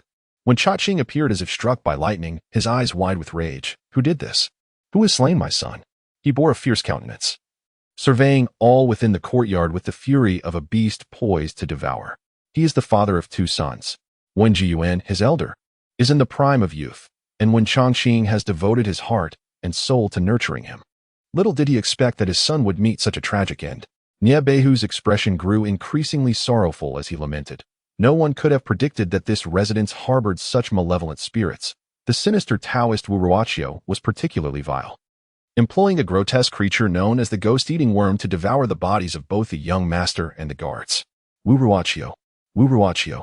When Chaqing's countenance shifted dramatically, veins throbbing upon his forehead, that accursed itinerant Taoist, whom I regarded as a friend, dared to bring harm to my child. Suddenly, his gaze fell upon Sui, as if he had come to a realization, exclaiming, "No, this worthless wretch survived the night in this very place, untouched by the malevolent spirits. How then could my son have perished?" His face was a mask of astonishment and rage, sensing an underlying anomaly. Nie Beihu, equally astonished, interjected, "Chaqing, my dear brother, it seems you not only recognize the wicked Wu Ruoqiu, but were also aware of the dangers lurking within this cursed abode?" The guards from the nearby lord's residence joined in the uproar, their eyes filled with wrath as they directed their fury at Wen Changqing, vociferously demanding, "How dare you allow such demons to wreak havoc here? It is unimaginable that the Wen family could engage in such nefarious deeds in secrecy. This is utterly unforgivable. The Wen family has conspired with the sinister Wu Ruoqiu of the Yinsha sect. This matter must be reported to Lord Fu Shan." The anguish of losing a child initially drove Wen Changqing into a furious rage, yet after being so harshly reprimanded and questioned, he suddenly felt a jolt, as if doused with a bucket of cold water, allowing him to regain a semblance of composure. He took a deep breath, his expression grim, and explained, "Lord Nya, if I were to conspire with Wu Ruoqiu, how could he possibly have harmed my son?" This assertion, however, was not without complications. Perhaps there had been some discord or conflict between them that led him to target your son. Nie Beihu coldly replied, "Very well. You shall accompany us to the city lord's mansion, where Lord Fu Shan will adjudicate the matter. The truth will ultimately restore your honor." Wen Changqing's body stiffened, his chest rising and falling rapidly. Before he could make a decision, Nie Beihu waved his hand, commanding, "Bring Wen Changqing to the city lord's mansion." Witnessing this, Huang Qianjun, who had been merely observing the spectacle, couldn't help but gasp in shock. He had seen darkness before, but never anything as insidious as Nie Beihu's actions. Not only was he laying blame on Wu Ruoqiu and the Yinsha sect, but he was also taking the opportunity to ensnare Wen Changqing. It was utterly reprehensible. If they reached the city lord's mansion, given the relationship between Lord Fu Shan and Su Ge, Wen Changqing would surely be doomed. In the first volume, Sword and Rebirth. Chapter 41. Mutual Willingness. The guards of the city lord's mansion began to encircle, their gazes fixated on Wen Changqing. He clearly sensed the gravity of the situation and began to panic. "Lord Nye, considering the friendship between you and the Wen family, you should know that I, Wen Changqing, am far from such a vile and malicious character." Wen Changqing took a deep breath and spoke in a solemn tone. Moreover, upon hearing the dreadful news, my emotions became uncontrollable, leading me to utter some nonsensical words. I hope Lord Nye can understand. Nie Beihu remained silent for a moment before replying, "Longqing, my young brother, if you wish to prove your innocence, it is quite simple. You need only to do one thing." "What is it?" Wen Changqing inquired. "Utilize the power of the Wen family and collaborate with our city lord's mansion to pursue the whereabouts of Wu Ruoqiu. We must not allow such nefarious individuals to wreak havoc upon the citizens of our city. I believe this is also what the city lord desires to see." Nie Beihu's words were resolute and resonated with authority. "That is indeed the case." Wen Changqing replied without hesitation, a deep resentment manifesting on his face as he gritted his teeth. "He has caused the death of my child. I would relish the thought of devouring his flesh and drinking his blood. Rest assured, Lord Nye, the pursuit of this villain Wu Ruoqiu is a duty my Wen family shall not shirk." Wen Changqing added, "I would appreciate Lord Nye's guidance. You are well aware that this residence harbors danger, yet you have failed to alert young Master Su. If this were to become public knowledge, it would likely invite much criticism," Nie Beihu remarked. "Those unaware might suspect that your Wen family intends to eliminate young Master Su through such means." Wen Changqing's expression changed, and he vehemently denied, How could that be possible? Wen Chajin, could never stoop to such despicable and shameless acts. Behu's demeanor grew serious as he stated, I shall convey your stance to Lord Fushan. Furthermore, I must issue a warning. Should any further misfortune befall young Master Su during his stay here, your Wen family will be implicated. Wen Changqing's lips twitched violently as he forced a stiff smile and reassured, rest assured, Lord Nya. Only then did Behu nod in acknowledgement. He discreetly cast a glance at Sui before gesturing, we shall take our leave. With that, he departed, accompanied by his retinue of guards. Wen Chajin remained rooted in silence for a considerable time. Suddenly, he fixed his gaze intensely on Sui, his expression dark and foreboding, and demanded in a fierce tone, what exactly transpired just now? Pausing for a moment, he furrowed his brow and continued, I must inquire. Since I have taken charge of the apricot yellow medical pavilion, why is your son present here? Wen Changqing's countenance oscillated between shadows and light. This reasoning was so plausible that it left him at a loss for further inquiry. After a long pause, he pointed an accusing finger at Sui, his demeanor grave as he enunciated each word. I will uncover the truth of this matter. Do not let me discover any connection to you. With that, he turned and departed with his entourage. Sui cast a glance in his direction and remarked, the art of political maneuvering is ultimately a lesser path. Should more formidable cultivators be present, they could easily restore the scene of the recent carnage using unique secret techniques. After a brief pause, seemingly concerned that Huang Qianjun might not grasp this, he added, if you wish to grow stronger in the future, do not squander your thoughts on the manipulation of minds.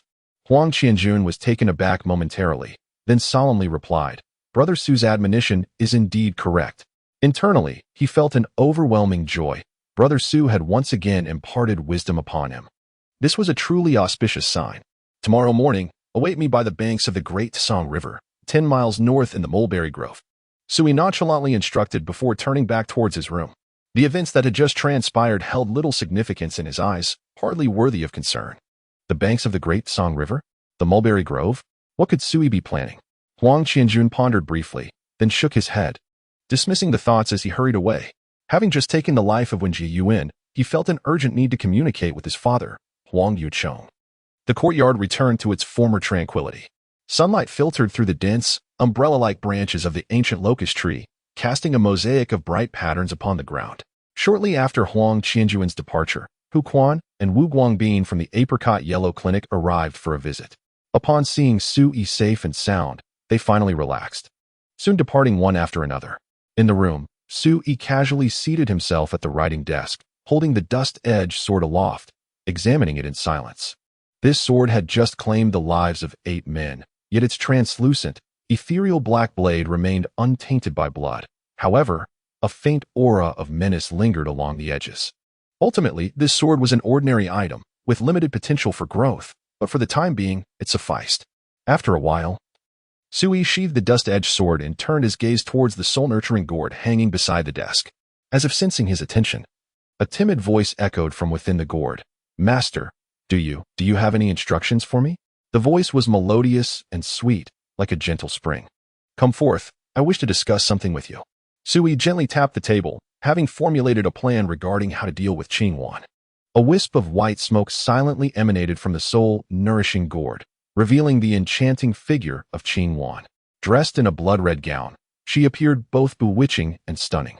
Her countenance, reminiscent of a youthful beauty, featured large, timid eyes that floated delicately, resting against her graceful forehead, exuding a hint of naivety. Sui pondered aloud. I present you with 2 choices. The first option entails waiting until I embark on the path of Yuan Dao cultivation, at which point I shall grant you liberation. Qingwan nervously fidgeted with the hem of her garment, inquiring softly, Master, what is the second option? The second is quite simple. We shall engage in a transaction. Sui stroked his chin, his gaze penetrating as it lingered on Qingwan. I shall bestow upon you a secret method of cultivation, enabling you to truly embark upon the path of ghostly cultivation in return for your promise to fulfill one request of mine. What does the master wish for me to promise? Qingwan lifted her head, her cherubic face brightening with anticipation. Sui casually replied, you shall serve as my furnace. And when I transition from the path of Yuan Dao to that of Ling Dao, we shall engage in a dual cultivation session. The martial path encompasses 4 realms: blood transference, qi gathering, furnace nourishment, and leakless. Yuan Dao comprises 3 realms: Valley Departure, Yuan Mansion, and Star Gathering. Ascending further leads to the 3 realms of Ling Dao, the first of which is known as the transformation of Spirit's realm. To reach this state, one must transmute their entire Yuan power into a harmonious blend of yin and yang, known as Ling Yuan, based on Su Yi's previous cultivation experiences. Adopting the method of dual cultivation as he approached the transformation of Spirit's realm would undoubtedly prove to be an exceptional choice, granting him an advantage far beyond that of his past life. Indeed, even if he did not pursue this course of action, Su Yi possessed alternative means to achieve his goal, albeit requiring considerable effort and the fortuitous alignment of circumstances. Should he choose to cultivate Qingtang as a furnace for his own advancement, the subsequent endeavor of breaking through to the spirit transformation realm would become significantly less cumbersome. The notion of dual cultivation? Qingtang was evidently taken aback, her speech faltering, and her alabaster complexion flushed to deep crimson. Akin to the dawn's early light gracing her cheeks, radiating warmth as if set aflame. Her eyelashes fluttered delicately, and her head nearly nestled against her chest, presenting an image of profound embarrassment. Su Yi, however, remained unfazed, poised as he proclaimed, "Indeed, should you acquiesce, I shall impart to you a unique method of dual cultivation that will not only spare you from any detriment or depletion of your essence, but will also enhance your own spiritual journey." After a brief pause, he continued with nonchalance, "Of course, should you be unwilling, that is entirely acceptable. I would not presume to take advantage of your fragile spirit in such matters." In his previous life, had he expressed a desire for a dual cultivation partner, it was likely that countless celestial maidens would have flocked to him like moths to a flame. After all, the opportunity to cultivate alongside Su Xianjun was a rare fortune for any woman aspiring to transcend the mundane and attain enlightenment. Whether Qingtang could grasp this reality was of little concern to Su Yi. He remained distant from the threshold of the spirit transformation realm for the time being. "Take your time to contemplate.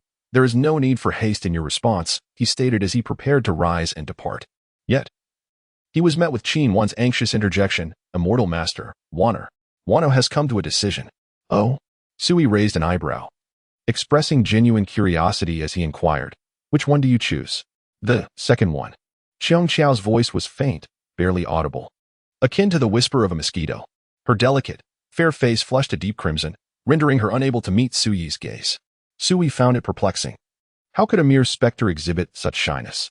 After a moment of contemplation, he stated, "Once you make a choice, there can be no turning back. Do you understand?" Xiong Qiao's chest rose and fell, clearly overwhelmed with anxiety. After taking several deep breaths, she timidly replied, "Our understands." Sui continued, "While I shall impart to you the methods of cultivation and guide your practice, you are not my disciple and must not presume such a title. Do you comprehend?" "Xiao understands," she affirmed, nodding obediently. After a moment of reflection, Sui added, "Even if there are matters of dual cultivation in the future, you shall not be my wife or concubine, and I will not bear any responsibility towards you. Do you understand?" Xiang Qiao paused, her voice trembling as she responded, "Master need not worry. Chmaoer does not dare to aspire to such things." Only then did Sui nod in satisfaction, declaring, "I shall grant you one more day to contemplate. If you do not regret this decision by then, I will teach you the ways of cultivation." With that, he rose and exited the room.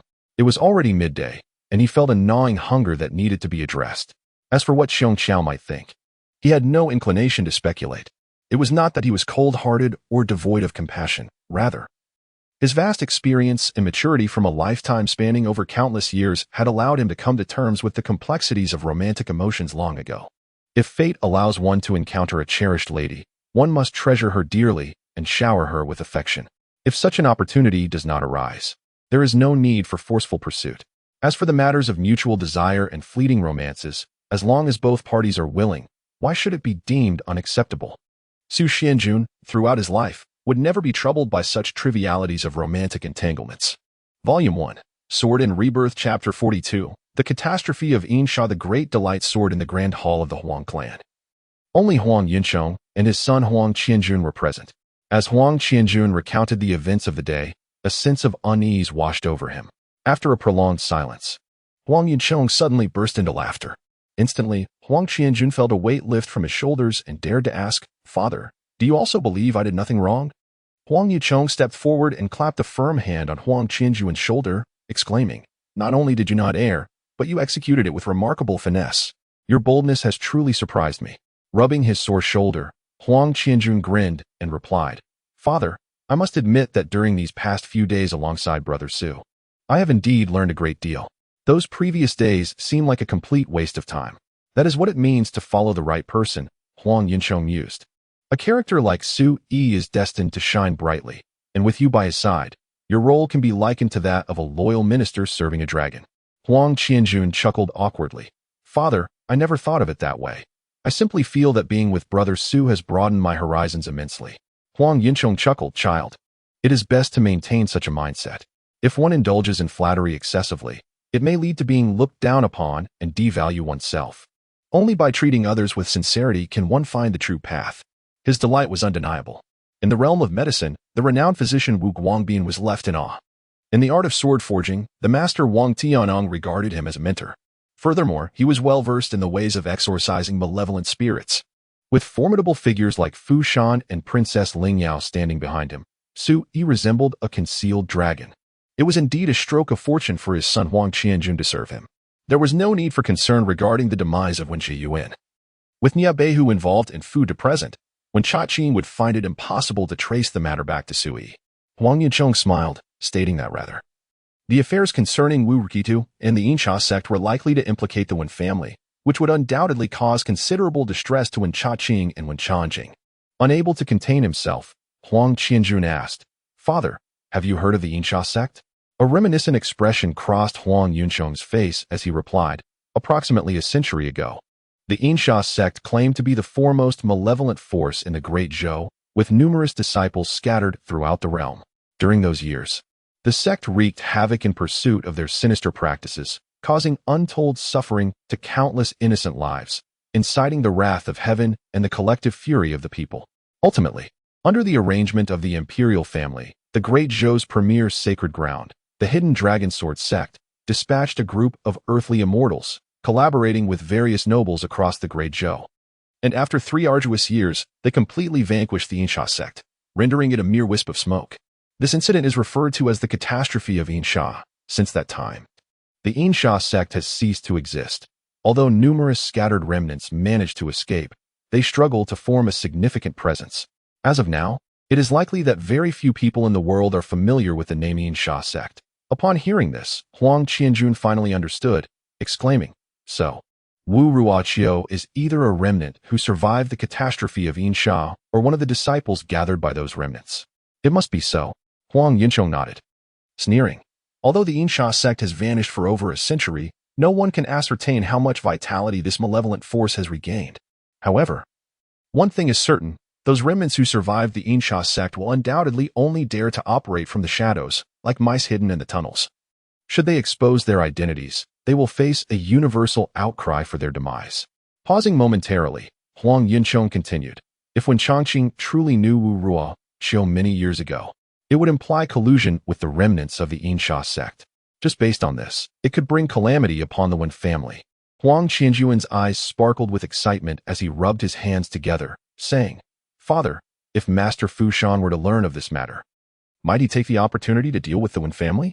Huang Yuchong remained silent for a moment before shaking his head. In the past, the Wen family would undoubtedly have faced repercussions, but now, the situation is different. Why is that? Because the Wen family is about to possess a master disciple. Huang Yinchong spoke with a hint of envy in his tone. Even he had not anticipated that Wen Lingzhao, having only recently entered the Tianyuan Academy, would capture the attention of the martial arts master Zhu Guqing, who wished to take him as a disciple. This affiliation alone was sufficient to instill a sense of caution in the city lord, Fu Shan. Huang Qianjuan's emotions churned within him, rendering him unable to find tranquility. It dawned on him just how significant the status of a master's disciple truly was. At the city lord's manor, upon hearing Nia Beihu's report, Fu Shan, a man of genteel appearance reminiscent of a middle-aged scholar, nodded in acknowledgement. You have handled this matter well. The Wen family, particularly Wen Changqing and his son, were already aware of Wu Ruoqiu's existence, yet chose to conceal it, effectively inviting calamity upon themselves. Fu Shan scoffed. He was well aware of the malevolent influence of the Yinsha sect. My lord, shall we seize this opportunity to deal with the Wen family? Nia Beihu inquired softly, his gaze flickering. That would be ill-advised, Fu Shan replied, shaking his head. Wu Ruoqiu has already been dealt with by young Master Su. This amounts to a lack of tangible evidence. Furthermore, with the Wen family now possessing a master's disciple, we must show them a modicum of respect and refrain from rash actions. At this point, he inquired, what does young Master Su intend? Nie Beihu paused, responding, young Master Su has not expressed any particular sentiments. Fu Shan contemplated for a moment before stating, then this matter is beyond our purview. For now, let us investigate the ghostly corpses and insects in the city. Remember, once our investigation concludes, we must provide young Master Su with a response. Understood, Nie Beihu acknowledged. Before adding, by the way, there is one more matter. Fu Shan suddenly recalled a matter and produced a gilded invitation he had long prepared, presenting it to Nie Beihu. It was an invitation to the Longmen banquet, and he requested that Nie Beihu take a moment to deliver it to young Master Su. Upon receiving the invitation, Nie Beihu could not help but remark, my lord, given young Master Su's style of conduct, he likely holds little interest in participating in the martial contests at the Longmen banquet. Fu Shan shook his head and chuckled. Who said I invited young Master Su to engage in combat? I seek to invite him as a distinguished guest to observe and critique the performances of those young warriors. Realization dawned on Nie Beihu as he understood that the city lord intended to bridge the gap with Su Yi through this gesture. Suddenly, a guard approached to report. My lord, the head of the Wen family, Wen Chongjing, along with Wen Chongqing, has come to seek an audience. Fu Shan casually replied, let them in. Commander Nie, can you guess their purpose for coming? Fu Shan inquired with a smile. Nie Beihu also smiled, replying without hesitation. It must be to clarify the relationship between the Wen family and the Yinsha sect. After all, once they bear that burden, they could attract calamity at any moment. Fu Shan nodded in approval, adding, besides that, they are likely to strongly request that our city lord's mansion extend its influence to assist the Wen family in apprehending Wu Ruoqiu, as Wen Chongqing's son cannot have died in vain. Indeed, when Wen Chongjing and Wen Chongqing arrived and stated their intentions, it was just as Fu Shan had surmised. Having already made a decision, Fu Shan immediately declared that he would restore the Wen family's honor and would collaborate with them to pursue Wu Ruoqiu. That night, the guards of the city lord's mansion, alongside the protectors of the Wen family, commenced a thorough search throughout the city for any suspicious clues. This incident stirred quite a commotion, capturing the attention of many. However, none of this concerned Su Yi, as the night breeze gently whispered and the moonlight flowed like water. Su Yi practiced the pine crane body refinement technique in the courtyard several times before seizing the dust-edged sword. Under the moonlit night, he began to demonstrate his swordsmanship. Swish, swish, swish. Su Yi's tall figure floated like an ethereal being, his sword moving in harmony with his form.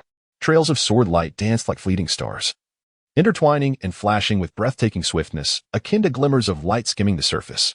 The water-like night shimmered with ripples created by the sword's brilliance, as if the moonlight were being shattered by the blade, casting ever-changing shadows upon the ground, now appearing, now vanishing. So swift was he. The sword shadows multiplied. The sword-light soared, rendering even Su Yi's figure an elusive wisp. This was the essence of the grand joyous sword classics, to absorb the boundless energy of the universe and exhale a lifetime of joyous winds. The heart of this sword technique lay in its freedom and ease, unrestrained and omnipresent, penetrating every nook and cranny without limitation. The grand joyous sword classics comprised merely 6 fundamental sword maneuvers: reel in the Star River, lift the sun and moon, split the mountains and seas, slice through the blockades, and navigate the murky waters of the 10 directions. Just the previous night, Su Yi had invoked the reel in the Star River move, effortlessly annihilating over 100 ghostly corpse insects. This sword technique was one of the supreme sword arts crafted by Su Yi in his past life. Renowned for its formidable power and profound mysteries, deserving of a place among the pinnacle sword classics of the imperial realm, regrettably constrained by his cultivation. The current Su Yi can merely execute the techniques of this sword art, unable to embody its essence in the profound truths of the Tao. Lacking essence and profound truths, it can at best be regarded as a mere martial sword technique. In the realm of cultivation, the classification of martial arts can be succinctly summarized in 8 words. Technique is inferior to law. Law is inferior to Tao. The term law precedes technique, while Tao precedes law. The 4 realms of martial arts are those of transcending the mundane. The martial arts and techniques within them have yet to transcend the ordinary and can all be categorized under the term technique.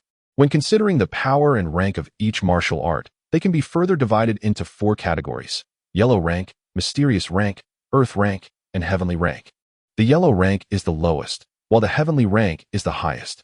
Each rank is subdivided into upper, middle, and lower tiers. Generally speaking, a cultivator at the blood transformation realm can cultivate at most yellow rank martial arts. In a similar vein, the gathering chi, nurturing furnace, and no-leak realms correspond to the mysterious rank, earth rank, and heavenly rank, respectively. For instance, even if a mysterious rank martial art were to be bestowed upon someone at the blood transformation realm, their cultivation would make it exceedingly difficult to unleash its full power. In summary, the cultivation of martial arts is not merely a matter of higher ranks being better, but rather of whether they align with one's own cultivation level. Of course, throughout history, there have been prodigious individuals who have defied this convention, unbound by the constraints of martial art ranks. Just as Su Yi, at this moment, practices the Grand Joy Sword Canon, which, while merely within the realm of technique, is incomparable in terms of rank. First volume, Sword and Rebirth, Chapter 43, bestowing scriptures and transmitting the Tao, the secret of ghost cultivation after a brief tea time. Clang. Su Yi's ethereal figure paused in the center of the courtyard, sheathing his sword, accompanied by the melodious resonance of the blade, the night and moonlight, which had rippled like water, gradually settled into tranquility. What a delightful sensation! Su Yi's eyes sparkled, his body and spirit invigorated. What constitutes the joy of the sword? When one's body is as delicate as crystal and the heart as luminous as the moon, pure and serene, both body and mind find unparalleled joy. This, indeed, is one of the reasons Su Yi is devoted to the path of the sword. All weariness was swept away in an instant. The progress in tempering his sinews was evidently more gradual compared to the refinement of his flesh. Su Yi quietly sensed the subtle transformations within his body. However, at present, residing in the Xinghuang Medical Pavilion, with an abundance of herbs at his disposal, he believed that if he maintained this pace of advancement, he could achieve perfection in sinew refinement in less than a month. Nonetheless, before delving into bone refinement, it was imperative to gather some spiritual herbs. Otherwise, ordinary herbs would be utterly inadequate for tempering his bones to the degree of frost-like marrow. Upon reflecting on this, Su Yi could not help but let out a soft sigh. Originally, he had planned to venture to Yunsong Mountain. This mountain sprawls for hundreds of miles, vast and majestic, undoubtedly housing places where spiritual energy converges. Moreover, spiritual herbs often arise in such locales. However, of late, he had been preoccupied with his training, coupled with various unforeseen events, which had delayed his quest for spiritual herbs at Yunsong Mountain. Suddenly, a timid and soft voice emerged from the soul-nurturing gourd, belonging to Qian. Su Yi was taken aback and said, "It is night, and no one is around. You may roam freely without remaining confined within the gourd." Oh. Soon, a figure clad in a blood-red gown emerged, revealing a delicate visage tinged with a hint of embarrassment. In a hushed tone, she remarked, previously, "The immortal master did not instruct me, so I dared not leave without permission." "Enough of this timidity," Su Yi replied, shaking his head. "I am not a villain. There is no need for such unease." He discerned that Qingwan resembled a frightened rabbit in his presence, too timid to breathe freely, her speech laced with trepidation. Whenever her gaze occasionally met his, it was suffused with reverence and fear, making him feel as though he often bullied her. Despite his words, Qingwan retained her cautious demeanor. Su Yi, unwilling to dwell further on this, inquired, "What is it that you have come to understand?" Qingwan nodded eagerly, yes.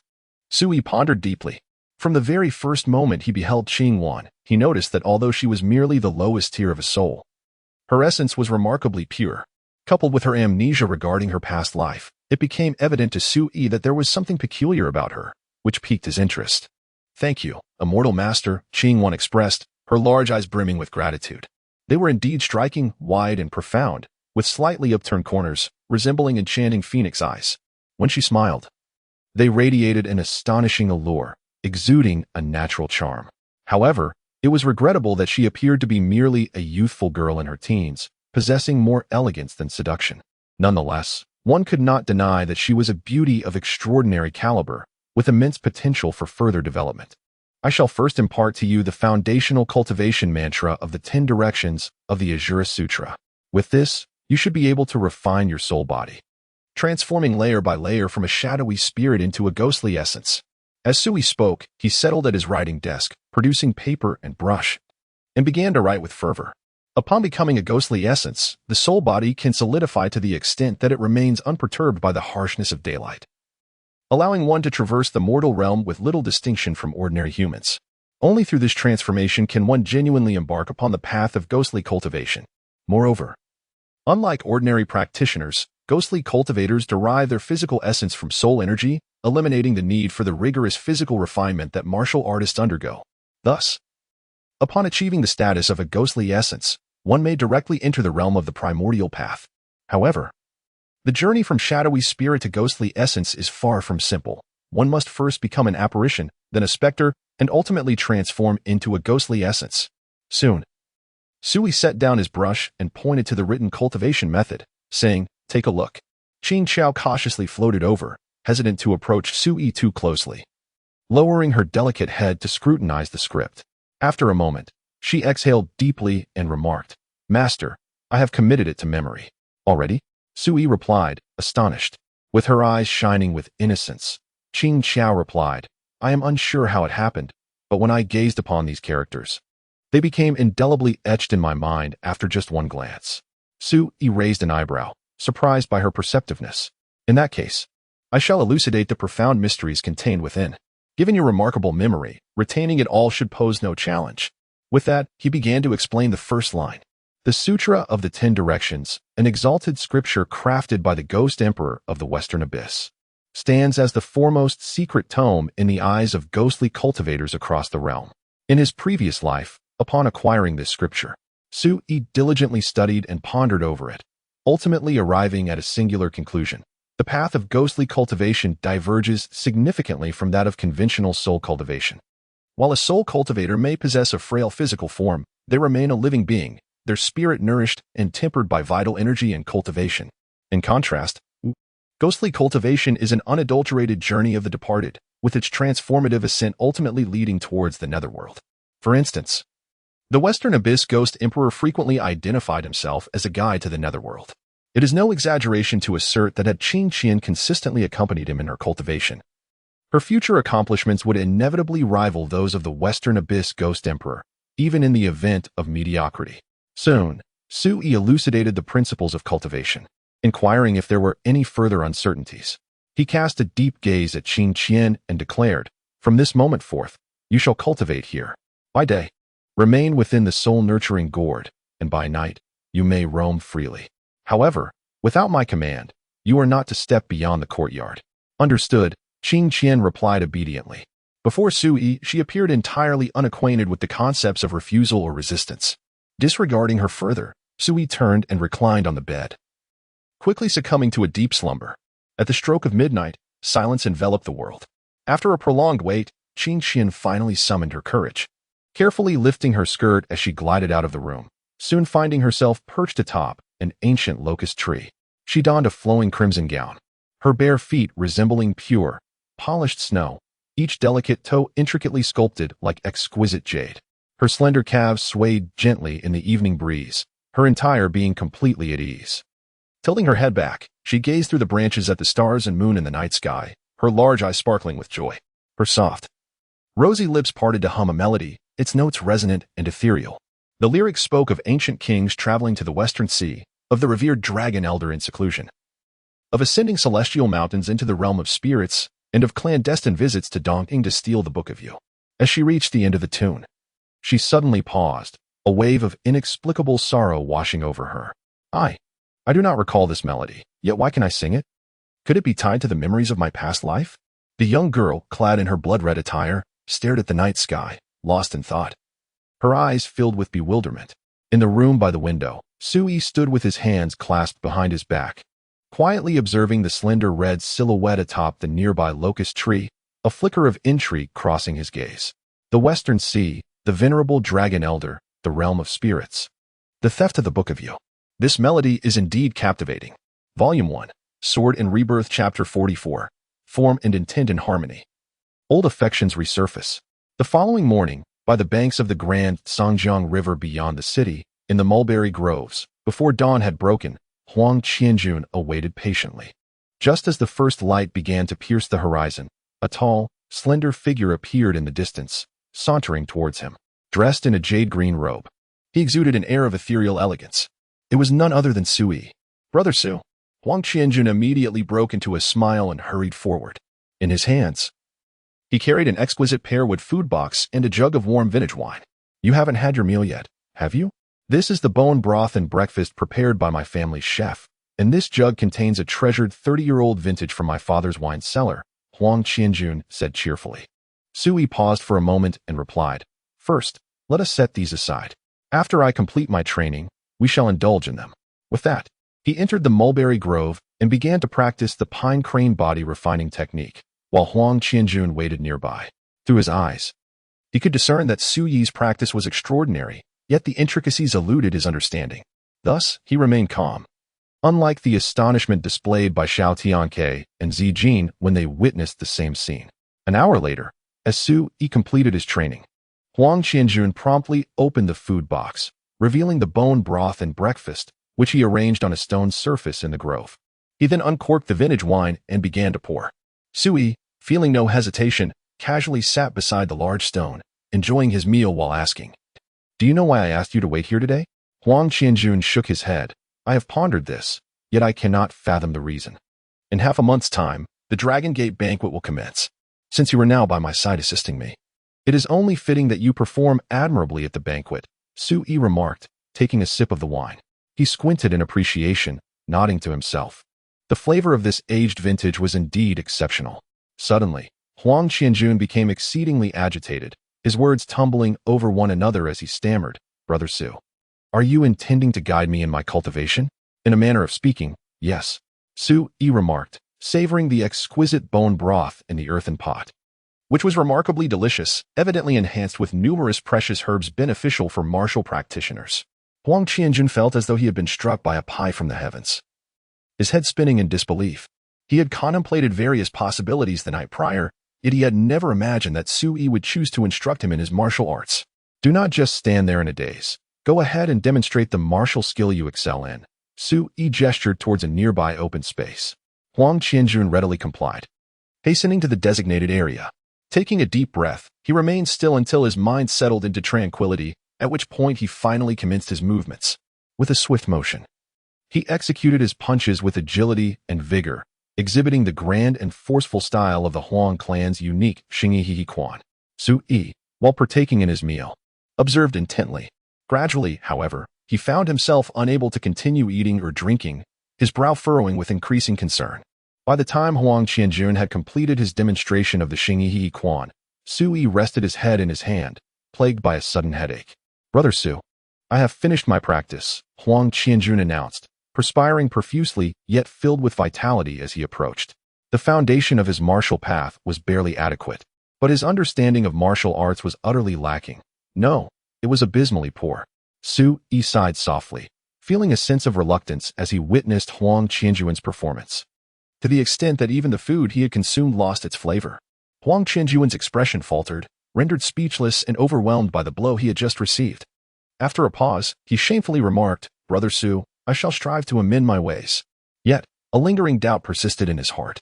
Although he had only attained the rudimentary level of flesh refinement, as per his father's assertions, his foundation in martial arts was remarkably solid. His grasp of the Xingyi Quan was not as inadequate as Su Yi had claimed. However, Huang Qianjun, being perceptive, refrained from engaging in debate. He then observed as Su Yi rose and approached a vacant area, declaring, "What is Xingyi? It is the harmonious fusion of form and intent. The Xingyi Quan embodies the unity of heart and will, the alignment of intent and energy, the convergence of energy and strength, the synergy of shoulder and hip, the coordination of elbow and knee, and the connection of hand and foot. Each strike is immediate, with a single inch leading the way." As he spoke, Su Yi's figure suddenly shifted, exemplifying the Huang family's ultimate technique, the Xingyi Quan. With each punch, he intertwined, coiled, drilled, and flipped, seamlessly integrating his movements. His whole being resembled a twisted rope, and his momentum swelled with the grandeur of a mountain, exuding an overwhelming force. As he maneuvered, his steps resembled the motion of a plow, his feet rooted firmly to the ground. His figure was both resolute yet flexible, embodying strength that was expansive yet grounded. Huang Qianjun's pupils constricted suddenly, his spirit trembling. Remember, the essence of this martial art lies in the phrase form and intent as one. Thus, The interplay of void and solid, the balance of rigidity and softness, and the harmony of motion and stillness are achieved. Each strike resounds like the tolling of a divine hammer upon the celestial drum, its momentum destined to shake the heavens and seize the soul. From a distance, one could witness Su Yi's punches, their force reminiscent of a mountain lifting the gates of heaven, akin to the mighty hammer of a god striking the heavenly drum. The imposing aura left Huang Qianjun shaken, his heart trembling and breath caught in his throat, every muscle in his body taut, and a chill running down his spine. Merely observing from a distance, the force was overwhelming. Is this the Xingyi Liuhequan of my Huang family? Huang Qianjun was astounded, nearly biting his tongue. His gaze wandering. Even the form of this martial art practiced by his father pales in comparison to such a formidable presence. After a moment, Sui withdrew his energy. Calm and composed. Have you grasped it? He inquired. Huang Qianjun stood dazed for a moment, sheepishly replying, Brother Su, I understand a bit. Yet I cannot fathom the essence within. His voice dwindled, and his head drooped. He had been so engrossed in his astonishment that he could hardly appreciate its subtleties. This lad is even inferior to the most basic of Yin spirits. Sui inwardly shook his head. After a moment's contemplation, he snapped a twig from a mulberry tree and began to inscribe upon the sandy ground. Moments later, he discarded the twig and stated, This is a breathing technique I devised on the spur of the moment. It may not be formidable, but it aligns perfectly with your Huang family Xingyi Liuhequan. After you commit it to memory, from today forth, practice this breathing method. Huang Qianjun promptly approached, attentively observing. Additionally, each morning, you shall wait here, and I will guide you in your martial practice. However, I will only instruct you for 7 days. Should you fail to grasp even these basic principles within that time, do not follow me any longer. Now, ponder this well. I shall take my leave. With that, Sui turned and departed. Huang Qianjun stood there in a daze for a moment, then suddenly took a deep breath, gritting his teeth and resolutely declaring, Brother Su has bestowed upon me a tremendous opportunity. If I fail to seize it, I might as well end my life. Indeed, not everyone in this world is a naturally gifted prodigy, especially in this realm devoid of spiritual essence. One cannot hold Huang Qianjun to excessively high standards. Ultimately, it is his past life experiences, having encountered numerous extraordinary talents, that have inadvertently led him to impose such harsh expectations upon Huang Qianjun. Inside the medical clinic, upon seeing Sui, the steward Huquan hurriedly approached and said, Young master, Miss Lingzhao has brought 2 guests and is currently waiting for you in Xinghuang Courtyard. Xinghuang Courtyard, the name of Su Yi's residence. 2 guests? Su Yi was momentarily taken aback, but then nodded and proceeded to exit through the back door of the clinic. Upon opening the courtyard gate, he spotted 3 figures standing beneath the large locust tree, engaged in conversation. Among them was Wen Lingzhao. Since the conclusion of the birthday banquet, he had not seen his sister-in-law for 7 days. Upon seeing Su Yi, Wen Lingzhao's face lit up with joy, her eyelashes curling elegantly, her beautiful eyes sparkling like water, as she waved her delicate hand, fairer than frost and snow, to greet him. Her voice was cheerful and melodious. A smile tugged at the corners of Su Yi's lips. For how could one not feel uplifted in the presence of such a radiant and lively beauty? However, upon noticing the man and woman beside Wen Lingzhao, Su Yi's brows furrowed slightly, and the smile on his lips gradually faded. Brother Su. The woman turned, her gaze directed towards Su Yi, her eyes reflecting a myriad of emotions. Dressed in resplendent attire, her beauty was striking, and as she stood there, she exuded a serene elegance akin to an orchid blooming in a secluded valley. When her enchanting eyes flickered, they inadvertently revealed traces of melancholy and sorrow, evoking a sense of pity. What brings you here? Nanning, the sole female disciple from the outer sect of the Qinghe sword manor who had once shared a close bond with him, possessed a gentle and refined demeanor. Her admiration and reverence for him were profound, and she often accompanied him. At that time, he had yet to awaken memories from his past life. His disposition solitary and somber, with few companions. Nan Ying's presence had provided him immense solace during those years of companionship, which lasted 3 years. Though they had never regarded themselves as a couple, their relationship bore a striking resemblance to one in the eyes of outsiders. However, ever since his sudden loss of cultivation and subsequent fall from grace as a discarded disciple of the Qinghe sword manor, Nan Ying had vanished from his life, never to be seen again. It could be said that his feelings for her had lingered like a knot in his heart, causing him profound sorrow whenever he reminisced about her. Yet, after the awakening of his past life memories, everything had irrevocably changed. Little did Su Yi expect her appearance at this moment. What purpose did she have for coming?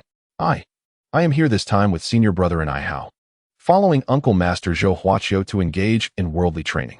Yesterday, while passing through Guangling City, I heard some matters concerning you, senior brother Su, and thus I wished to come and see you, Nanning said softly, her cherry lips gently biting down, a hint of sorrow surfacing between her brows, rendering her even more pitiful in appearance.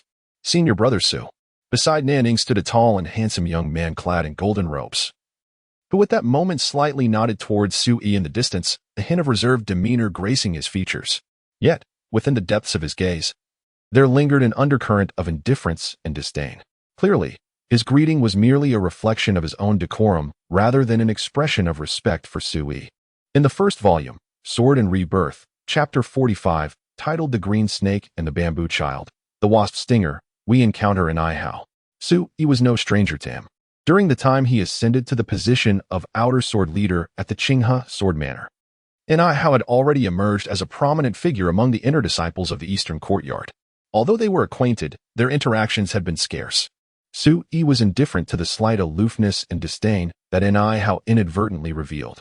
Now that you have seen me, if there is nothing else, you and an Hao may take your leave, Sui stated calmly, issuing a dismissal. Nanning was taken aback, seemingly unable to believe such unceremonious words had come from Sui. After a brief silence, she turned to an Hao with an apologetic expression. Senior brother, may I have a moment alone with Sui? Very well, but do not take too long. Master Uncle Zhou is still waiting for us at the Li family. An Hao replied, nodding as he deliberately ignored Sui and turned to exit the courtyard.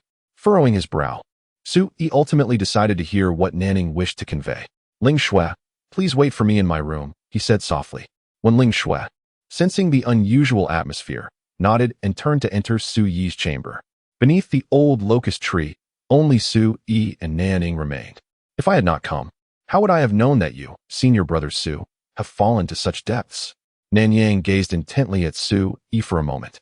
A faint and playful smile curling at the corners of her lips, her alabaster chin lifted gracefully. In that instant, she seemed transformed, no longer the gentle and demure figure, but instead exuding an unabashed disdain and pride within her exquisite features. The former sword leader of the outer sect of the Qinghe sword manor, what a glorious past. Yet, who would dare to believe that the once respected Su Shixiong now finds his reputation tarnished in Guangling City, reduced to the object of ridicule as a son-in-law? Nanning spoke with a teasing lilt. How does it feel? I imagine it's rather unpleasant. I assent it. Did you come here merely to witness my amusement? Sui raised an eyebrow, silently chiding himself for ever having been enamored with such a capricious and fickle woman. Indeed, I have come to revel in your misfortune. Nanning, unrepentant and laced with sarcasm, continued, back in the Qinghe sword manor, you were the esteemed sword leader, and I had to cater to you, ingratiating myself at every turn, feigning admiration and reverence whenever we crossed paths. I had hoped that once you ascended to the inner sect, you might lend me a hand, allowing me an opportunity to cultivate there as well. Who would have imagined that before you could rise to the inner sect, you would first become a mere shell of your former self, stripped of your prowess? As she spoke, her chest heaved with emotion, her delicate visage now marred by a chilling hatred. All the effort and devotion I invested in you over those 3 years, reduced to nothing. Sui's furrowed brow gradually relaxed as he replied, his expression neutral. So, you mean to say that during our time together, you never felt a genuine affection for me? Of course not. However, it became evident that Sui remained remarkably calm. Her serene demeanor filled Nanning with an intense discomfort. Yet, she quickly regained her composure and, with a radiant smile, remarked, fortunately, after you fell into a state of uselessness, I seized the opportunity to be with senior brother and Hao. He is a disciple of the inner sect's Eastern Courtyard, a dazzling figure within the Qinghe sword sect. Even in your prime, you were unworthy to carry senior brother Hao's shoes. With his assistance, I entered the inner sect for cultivation 6 months ago. Given my current standing, I am far beyond the level of a worthless son-in-law like you. Her words dripped with pride, clearly intended to provoke and humiliate Sui. However, to her surprise, Sui's expression remained unchanged, as calm as ever. Don't you have anything to say? Nanning couldn't help but ask. Sui replied casually. I merely feel a twinge of pity for Hao. He is nothing more than a tool for your manipulation. Once you find a more powerful ally, you will undoubtedly discard him. Nanning paused, then suddenly smiled lightly. Sui, I never expected you to have become so astute. You're quite right in your observation, but I shall not admit it at this moment. Sui nodded, That is understandable. Understandable? What nonsense. Nanning scoffed. If it weren't for you wasting 3 years of my time, I wouldn't have only become an inner sect disciple 6 months ago. Su-yi sighed inwardly, reflecting on how blind he had been during those 3 years. After thoughtful consideration, Su-yi remarked earnestly, your approach and cunning are lacking. A truly formidable individual would not expose their inner ugliness merely to vent past grievances. Even if one were to play the role of a white lotus, they would still erect a magnificent facade. At that moment, Nanning, covering her mouth, chuckled softly. Have you finally become so exasperated that you cannot help but scold me? Let me assure you, in the eyes of others, I am gentle and demure, pure as jade, and understanding. Even some elders of our sect have developed affections for me. Who would believe a worthless son-in-law like you calling me a harlot? Her laughter was filled with unrestrained joy. Sister, it is getting late. Came the distant voice of Ni Hao from outside the courtyard. Instantly, Nan Ying's smile faded, her hostility and resentment evaporated, replaced by a hint of melancholy that rendered her even more pitiable. She stood with grace and beauty, a vision of elegance. Su-yi shook his head in disbelief. Who could have imagined that all of this was mere pretense? Su-yi, we are now inhabitants of different worlds. No matter how unwilling you may feel, you can only endure a life beneath others, like a humble ant, struggling to survive. As for me, I shall ascend to heights you can only gaze upon with longing for the rest of your life. Nanning approached Su-yi, her gaze devoid of warmth, and softly warned, remember, do not mention today's events to anyone in the future. Otherwise, I am capable of anything. As she spoke, a faint smile graced her lips before she turned and walked away. Of course, even if you were to voice your thoughts, no one in this world would believe the words of a worthless son-in-law. Watching her figure fade into the distance, Su-yi could not help but touch his nose and chuckle. This was for the best, as it at least unraveled a knot from the past, ensuring that he would harbor no lingering feelings for such a wretched woman. As the saying goes, the green snake may bite, and the yellow wasp may sting. But both are harmless compared to the venomous heart of a vixen. Just then, the door to the room creaked open, and when Lingzhao emerged, her expression far from pleasant. Her gaze towards Su-yi tinged with concern. Did you hear that? Su-yi inquired. When Lingzhao replied indignantly, I caught a glimpse of her words. That woman is simply vile. I have never encountered someone as shameless as her. Had I known her intentions were malicious, I would never have brought her here. There are many such people in this world. There's no need to dwell on her, Su-yi remarked with a smile as he affectionately ruffled Wen Lingzhao's hair. It was only then that he noticed, after just 7 days apart, there was a distinct change in the aura surrounding the young girl. Have you begun refining your muscles? Su-yi asked in astonishment.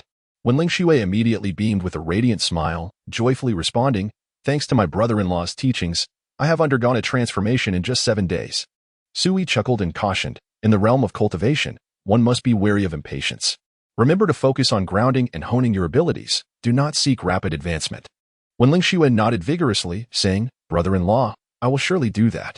By the way, are you planning to attend the Dragon Gate banquet?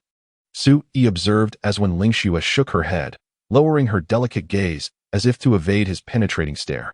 Brother-in-law, I have one more matter to discuss with you today. Su-yi, taken aback, inquired, what is it? His voice carried a tone of disappointment and helplessness. Are you worried that I might be upset? There is no need for that. A smile involuntarily graced Su-yi's lips as he hurried to reassure her. It was inconceivable that the young girl would harbor such concerns over trivial matters regarding herself. Brother-in-law, do you have anything you wish to convey to my sister? Even a letter would suffice. I can deliver it for you. When Lingzhao offered, her voice bright and clear. Su-yi initially intended to decline, but upon witnessing the hopeful glimmer in her eyes, his heart softened. He was acutely aware of her desire to bridge the gap between him and her sister, to mend their estranged relationship. Regrettably, unbeknownst to her, both he and Wen Lingzhao were essentially strangers, and the notion of estrangement was unfounded. The distance and mutual disdain stemmed solely from the arrangement of this marriage, under the covert influence of the Su family in Yujing City. Coupled with the support of the matriarch, she was compelled to marry.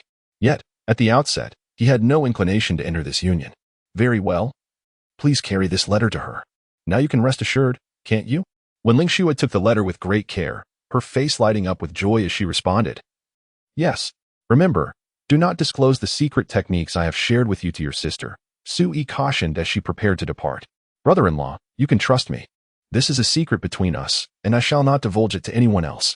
When Lingzhao waved her hand and departed with a cheerful stride.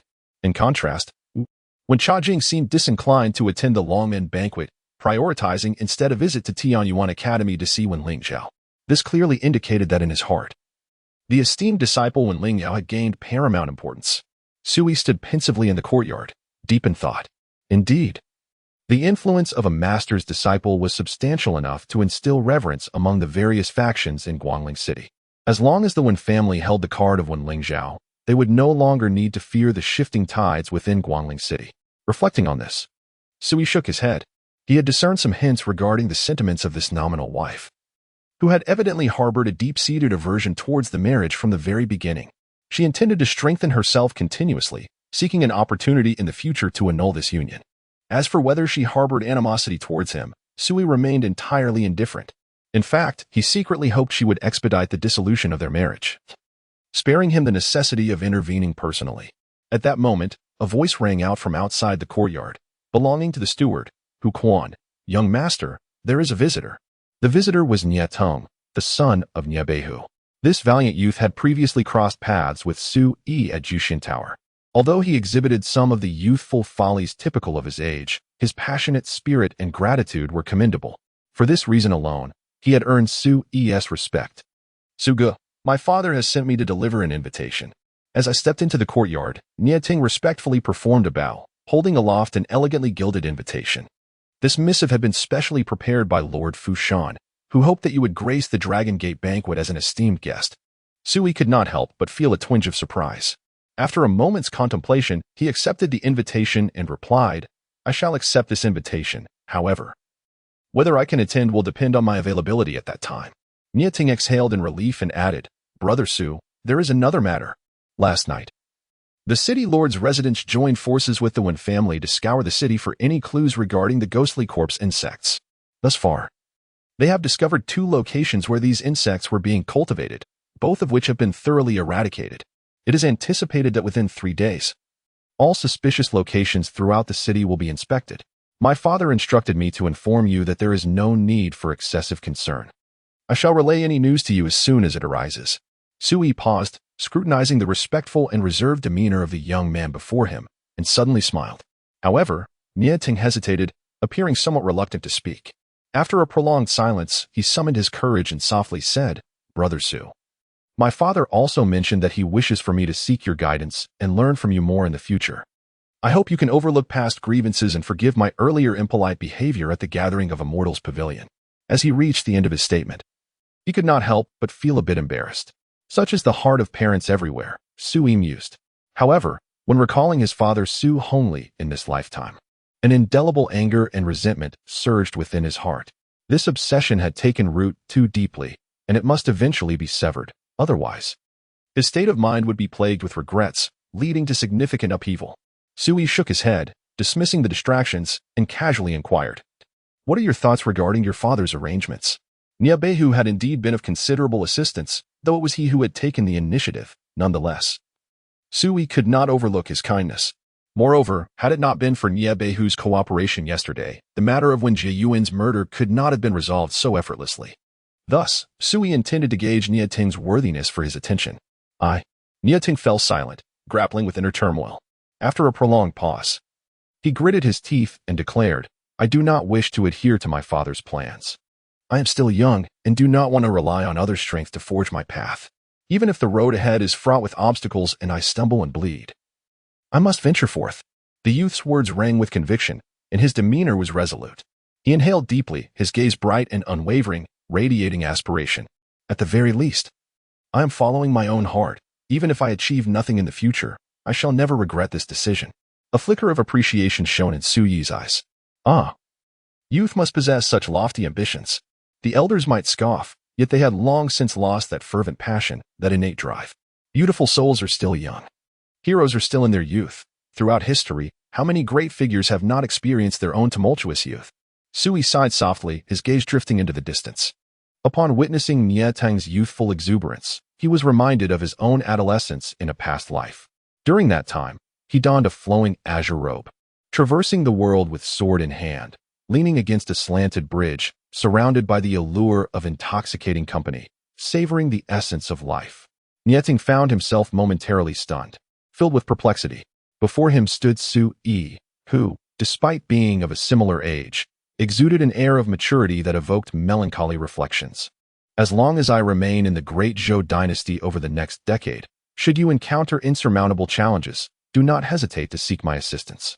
I shall extend my aid thrice, Sui declared, clasping his hands behind his back as he turned towards his chamber. He silently mused. In the realm of sparrows and swans, there exists no distinction of rank. A commoner or a nobleman, a single cup of wine suffices. You are akin to a majestic rock soaring through the clouds, lamenting only the heavens for their unwillingness to let you ascend today, as a youth. I must embody the spirit of when the sea reaches its end, the sky becomes the shore, when one climbs to the summit. I shall be the peak. Nie Tung stood in a daze, watching Su Yi's figure retreat into the room, only regaining his senses after a prolonged moment. With a sudden flourish of his hand, he turned around, brimming with excitement. Finally, he could convey the news to his father in the grand hall of the Li family in Guangling City. Li Tianhan, the clan leader, complimented Brother Zhou.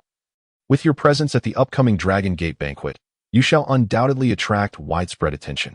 After all, with your esteemed status, even the city lord, Fu Shan, must show you due respect. Seated on the opposite side, Zhou Huaqiu waved his hand dismissively, responding calmly, I am merely an observer. Hoping to seize this opportunity to witness the prowess of the young martial artists from Guangling City and Luoyun City. As for the matters of the Dragon Gate banquet, let it be decided by Lord Fu Shan. He donned a robe of coarse fabric, his hair and beard a silvery hue, his visage bearing the marks of age. Yet, within the depths of his gaze, there flickered a penetrating brilliance that commanded attention. Ha ha ha, Brother Zhou, you are far too modest. You are indeed an esteemed elder of the Qinghe Sword Mansion, a master of the 13 swords of Qingfeng, whose renown resonates throughout Yunhe County. Li Tianhan exclaimed with a hearty laugh. Moreover, Brother Zhou is in the prime of his life. The day will surely come when you shall aim for the realm of the Grandmaster and achieve an even greater breakthrough. His praise was not without merit. Among the 12 elders of the Qinghe Sword Mansion, Zhou Huaqiu was ranked 4th, possessing profound and exceptional mastery of the sword arts, earning him the esteemed title of the Old Sword of Qingfeng in Yunhe County. The realm of Grandmaster. Zhou Huaqiu's gaze momentarily drifted, and he sighed softly. The difficulty of reaching that realm is akin to ascending to the heavens. I have been ensnared in the peak of the gathering Qi realm for 19 long years. And even now, I have merely brushed against the threshold of the Grandmaster's domain. How long must I endure before I can truly step inside? Just as he spoke, a tall, handsome figure clad in golden robes, and I Hao, along with the gentle and serene Nan, dressed in a flowing gown of pure white, entered the room side by side. Have you seen Sui? How is he faring now? Zhou Huaqiu inquired. Nan, with a graceful demeanor, performed a slight bow before responding. Brother Su has lost his cultivation and has married into the Wen family, finding himself in a somewhat precarious position, which truly tugs at the heartstrings. Alas, Zhou Huaqiu's expression was complex, his eyes filled with sorrow. Su-yi, that child, originally possessed an extraordinary talent for the sword. When he first became the outer sect sword leader, I was certain that his future achievements would far surpass those of your senior brother, Nai Hao. Who could have anticipated that fate would be so cruel, truncating his martial path? After speaking, he sighed deeply in lament. How could that inept fool ever compare to senior brother Nai Hao? Knitting quietly murmured to herself, yet quickly offered words of comfort, Master Zhou. Those matters are now in the past. You need not worry excessively about senior brother Su. Although he is now an ordinary person, he seems to be living quite well. Zhou Huaqiu nodded and replied, this is precisely why I have refrained from visiting him. I fear that my presence may remind him of past sorrows, causing him to dwell on the loss of his cultivation and fall into despair. Suddenly, Nai Hao spoke, directing his gaze towards Li Tianhan. Uncle Li, is junior brother Mo Yun not at home? Nai Hao nodded, adding, indeed, given junior brother Mo Yun's current status and cultivation, he no longer needs to partake in the martial exchanges of the Longmen banquet. As they mentioned Li Mo Yun, Zhou Huaqiu couldn't help but smile, praising. Mo Yun is indeed remarkable. His innate talent is exceptional, and I believe that within a year, he will be ready to challenge the gathering Qi realm. Ha ha ha, Brother Zhou. You flatter me. Li Tianhan exclaimed with delight. Master, senior brother Nai Hao is no slouch either, yet you seldom praise him. You are rather biased. The sound of gentle chimes from Nanning seemed to voice a tender defense for Nai Hao, eliciting an involuntary chuckle from Zhou Huaqiu. Undoubtedly, Nai Hao is a remarkable young talent, a true gem among men. Li Tianhan interjected, however, observing, in my opinion, the future circumstances for Su Yi may become rather dire. Zhou Huaiqiu furrowed his brow and inquired, what do you mean by that? Li Tianhan's gaze flickered as he continued, from what I understand, his wife, Wen Lingzhao, is about to become a disciple of the esteemed Master Zhu Guqing. Moreover, Wen Lingzhao possesses an unparalleled beauty, attracting numerous admirers within the Kaiyuan Academy. Some scions of illustrious families have even declared their intent to completely oust Su Yi from Wen Lingzhao's side. After a pause, he lamented, in such circumstances, how could Su Yi possibly fare well in the future? I fear that, not only from others, but particularly from the Wen family. Su Yi will increasingly be looked down upon, and one cannot dismiss the possibility of adverse events transpiring. Zhou Huaiqiu narrowed his eyes and fell into silence. Though he felt sympathy and compassion for Su Yi's plight, he found himself powerless in the face of such a predicament. This stirred a slight sense of guilt within him. Yet it was only that he could never position himself against a disciple of a master, nor could he involve himself in the affairs of the Wen family. Such involvement would be troublesome and could lead to repercussions. One could not fault anyone in this matter.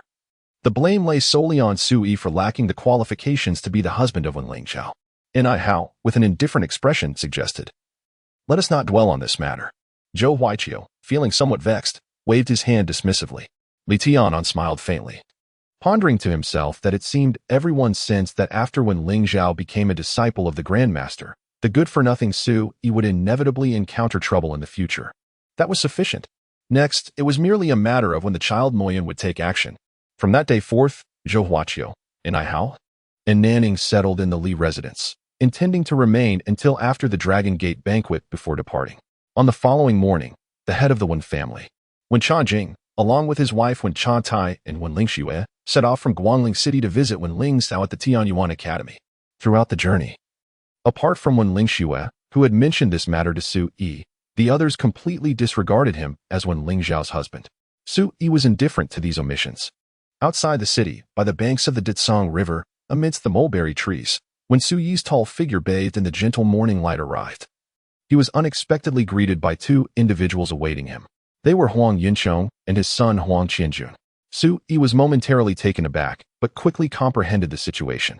Indeed, Huang Yinchong hurried forward, his expression filled with excitement, and said, I learned yesterday that young Master Su has bestowed upon my son a profound secret technique, and I am truly honored. I have come today to express my gratitude.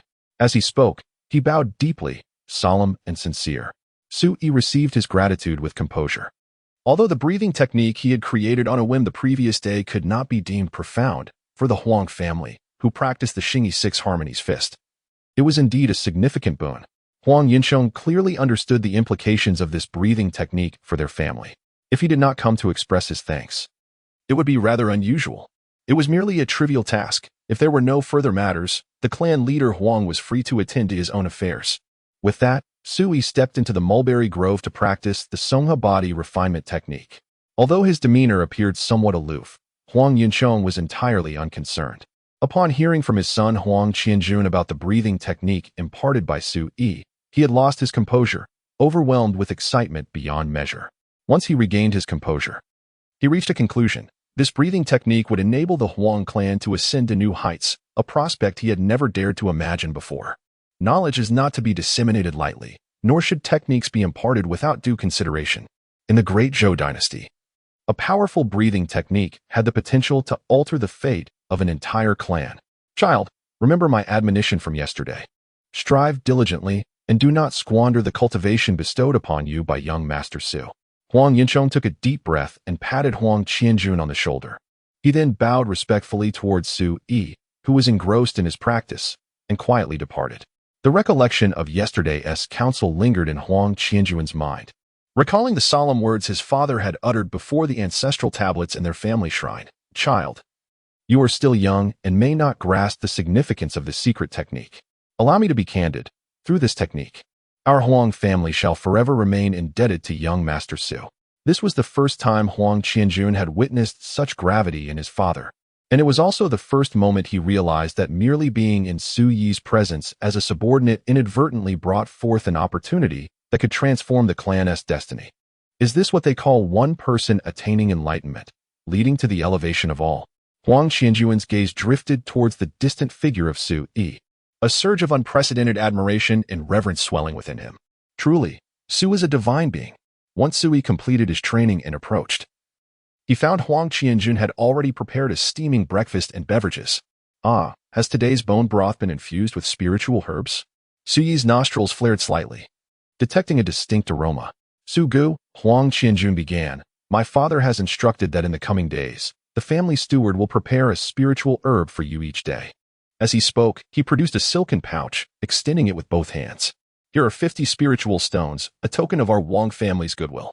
I sincerely hope you will accept it. Otherwise, my father will forbid me from ever stepping through the gates of the Huang residence again.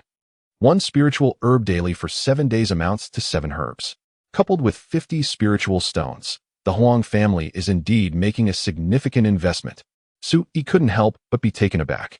The rarity and exorbitant price of spiritual herbs need not be elaborated upon, and spiritual stones, such treasures, are exceedingly rare, scarcely found in the market, far beyond what mere wealth could procure. To Su Yi's knowledge, among the 3 prominent families in Guangling City, none possessed more than 100 spiritual stones. Yet now, the Huang family had generously presented him with 50. Huang Yucheng is indeed astute. Recognizing the value of a breathing technique far surpasses that of these treasures. Su Yi shook his head, dismissing further thoughts, and settled down to enjoy his meal and drink. Meanwhile, Huang Qianjun retreated to a clearing in the woods to practice the Xingyi Lua fist. After he completed his routine, Su Yi offered him guidance on his shortcomings before departing. The apricot yellow cottage awaited. With these spirit stones in hand, there is no longer a need to devise plans for gathering medicinal herbs from the distant Yunsang mountain. Seated in his chamber, Su Yi poured the spirit stones from the pouch onto his desk. Each stone gleamed with a crystalline luster, exuding waves of spiritual energy. Although these were merely the lowest-grade first-tier spirit stones, they were indeed a rare treasure in the spiritually barren Dezhou dynasty. Indeed, with these stones, I shall refine my physical prowess to perfection in less than half a month. A faint smile graced Su Yi's lips. Days turned into weeks, and Su Yi's life unfolded in a serene and fulfilling manner, devoid of any further upheaval. In addition to his rigorous training, he occasionally attended to patients at the Xinghuang Medical Pavilion, managing accounts and collecting payments. During the quiet hours of the night, he would summon the innocent and ethereal ghost girl, Qing Wan, to offer her guidance in her cultivation. At times, he would engage her in conversation. Alas, the girl remained unable to shed her timid demeanor when faced with him. This left Su Yi somewhat exasperated. If she trembled at mere words, how would she react to a gentle touch? Such a state raised concerns about their future in mutual cultivation. After all, mutual cultivation is no trivial matter. It necessitates a multitude of physical and spiritual interactions. A single misstep could spell disaster. Of course, discussions of mutual cultivation felt distant for Su Yi. He had ample time ahead to help Qing Wan overcome her fears. In the stillness of the night, she would sometimes perch atop the old scholar tree, serenading the silence with ancient melodies. Her voice, ethereal and transcendent, resonated with beauty. One must admit, Qing Wan was indeed a remarkably talented ghost. During this period, Nie Teng had visited twice to report certain matters to Su Yi. For instance, every location within Guangling City had undergone a thorough inspection, resulting in the discovery of 7 sites harboring ghostly corpse insects, all of which have been meticulously eradicated, leaving no lingering threats. Su Yi found this rather perplexing. Since Wu Ruoqiu was commanded by his sect to nurture these sinister creatures, why had no one from his sect come to investigate after both he and the insects were annihilated? Ultimately, Su Yi deduced 2 possibilities. The first is that the Yinsha sect may have learned of Wu Ruoqiu's predicament and is secretly probing into the matter. The second possibility is that the Yinsha sect remains oblivious to these developments, hence their lack of response. Regardless of which scenario holds true, Su Yi is acutely aware that the malevolent practitioners within the Yinsha sect would never simply let this matter rest. Nevertheless, such latent danger hardly unsettles Su Yi. A despicable sect that forges swords with the blood of women cannot aspire to greatness. As time progresses, the Dragon Gate banquet approaches ever closer. Upon the vast expanse of the Donsong River, boats abound, their silhouettes mingling, as artisans from both Guangling City and the opposite Luoyun City hurriedly prepare the banquet venue.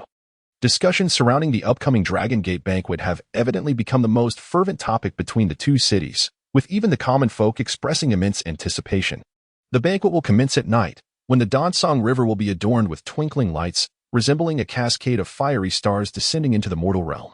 At that moment, the night sky will be as desolate as ink, and the river will shine like a picturesque masterpiece, truly a breathtaking spectacle. On that clear morning, in the mulberry fields outside the city, Brother Su, I have already begun to refine my tendons. Huang Qianjun was brimming with excitement, akin to a student eagerly awaiting praise from their teacher. However, Sui merely nodded and remarked, with my guidance and the spiritual herbs provided by the Huang family. If you still cannot achieve this step, further cultivation would be futile. Huang Qianjun immediately felt a twinge of embarrassment, his exhilaration waning. Sui pondered for a moment before adding, nevertheless, given your current martial arts proficiency, you have barely scratched the surface.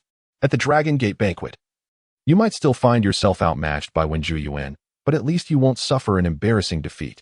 The journey of martial arts cultivation is a gradual ascent from the superficial to the profound.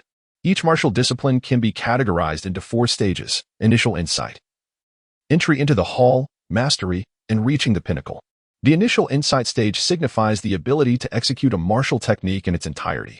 For an ordinary practitioner, reaching this stage is not particularly challenging. The entry into the hall stage involves grasping the subtleties within, skillfully unleashing the power of each technique. Mastery represents a further elevation, where one comprehends and internalizes a martial art, allowing for the fullest expression of strength with every strike. As for reaching the pinnacle, it entails cultivating a martial discipline to the extent that one can draw parallels and extrapolate principles, infusing it with personal insights, thus unleashing unprecedented power. Attaining the pinnacle in martial arts grants one a unique force, such as the momentum of a sword, blade, or fist. However, it is worth noting that ordinary yellow-tier martial arts contain little in the way of profound insights. To speak of attaining the pinnacle of mastery is to acknowledge an arduous journey. Even reaching the level of consummate skill is exceedingly challenging. The potential inherent in the Huang family's original Xingyi Lehiquan lies in its consummate state. However, under Su Yi's guidance, and with his imparted techniques of breath control, this martial art has undergone a transformative evolution. As long as Huang Qianjun continues his practice diligently, he will surely reach the summit in due time. Brother Su, the Longmen banquet is but 3 days away. Will you be attending? Huang Qianjun inquired, unable to suppress his curiosity. Let's see how it unfolds, Su Yi replied nonchalantly. Having participated in countless debates and gatherings that stirred the heavens in his previous life, he had mingled with figures of great renown. The prospect of attending a modest event like the Longmen banquet failed to pique his interest. Huang Qianjun felt a twinge of disappointment. He had envisioned that if Su Yi were to participate, he would effortlessly secure the first place. Just the thought of such a scenario ignited a fervor within him. Brother Su, I have heard that Elder Zhou Huaqio from the inner sect of the Qinghe Sword House will also be present. It is said that those who excel will be directly considered as successors to the Qinghe Sword House. Huang Qianjun suddenly recalled, his aspirations ignited. Therefore, I intend to perform admirably this time. Even if I am far from becoming first, should I catch Elder Zhou Huaqio's eye, it would be a meteoric rise for me. Zhou Huaqio. Upon hearing this familiar name from the past, Su Yi paused momentarily as memories began to stir within him. After a brief silence, he reflected on the echoes of bygone days. He cast a sidelong glance at Huang Qianjun, shaking his head with a smirk. Is this the extent of your ambition? How utterly disappointing. Volume 1, Sword and Rebirth, Chapter 48. Fu Shan's request in the apricot yellow cottage. The city lord Fu Shan. Mr. Su. Fu Shan greeted with a smile as he approached. I come uninvited, and I hope you will not take offense. This time, like Xiao Tianke and Zi Jin. He addressed Su Yi as Mr., a term of respect that indicated he no longer regarded Su Yi as merely a young man. Su Yi, contemplative, replied. Has Lord Fu encountered an insurmountable issue? I knew I couldn't conceal it from you. Fu Shan sighed heavily, a shadow of concern crossing his brow. I come with an unwelcome request, hoping for your assistance. Please, go on, Su Yi nodded. Fu Shan gathered his thoughts before continuing. In 3 days, the Dragon Gate banquet will commence. Everything was under my control until last night when I received a letter from the city lord of Luoyuan, Li Jianyu. In his correspondence, he proposed that during this Dragon Gate banquet, we determine the ownership of Lingzhou Island for the next decade.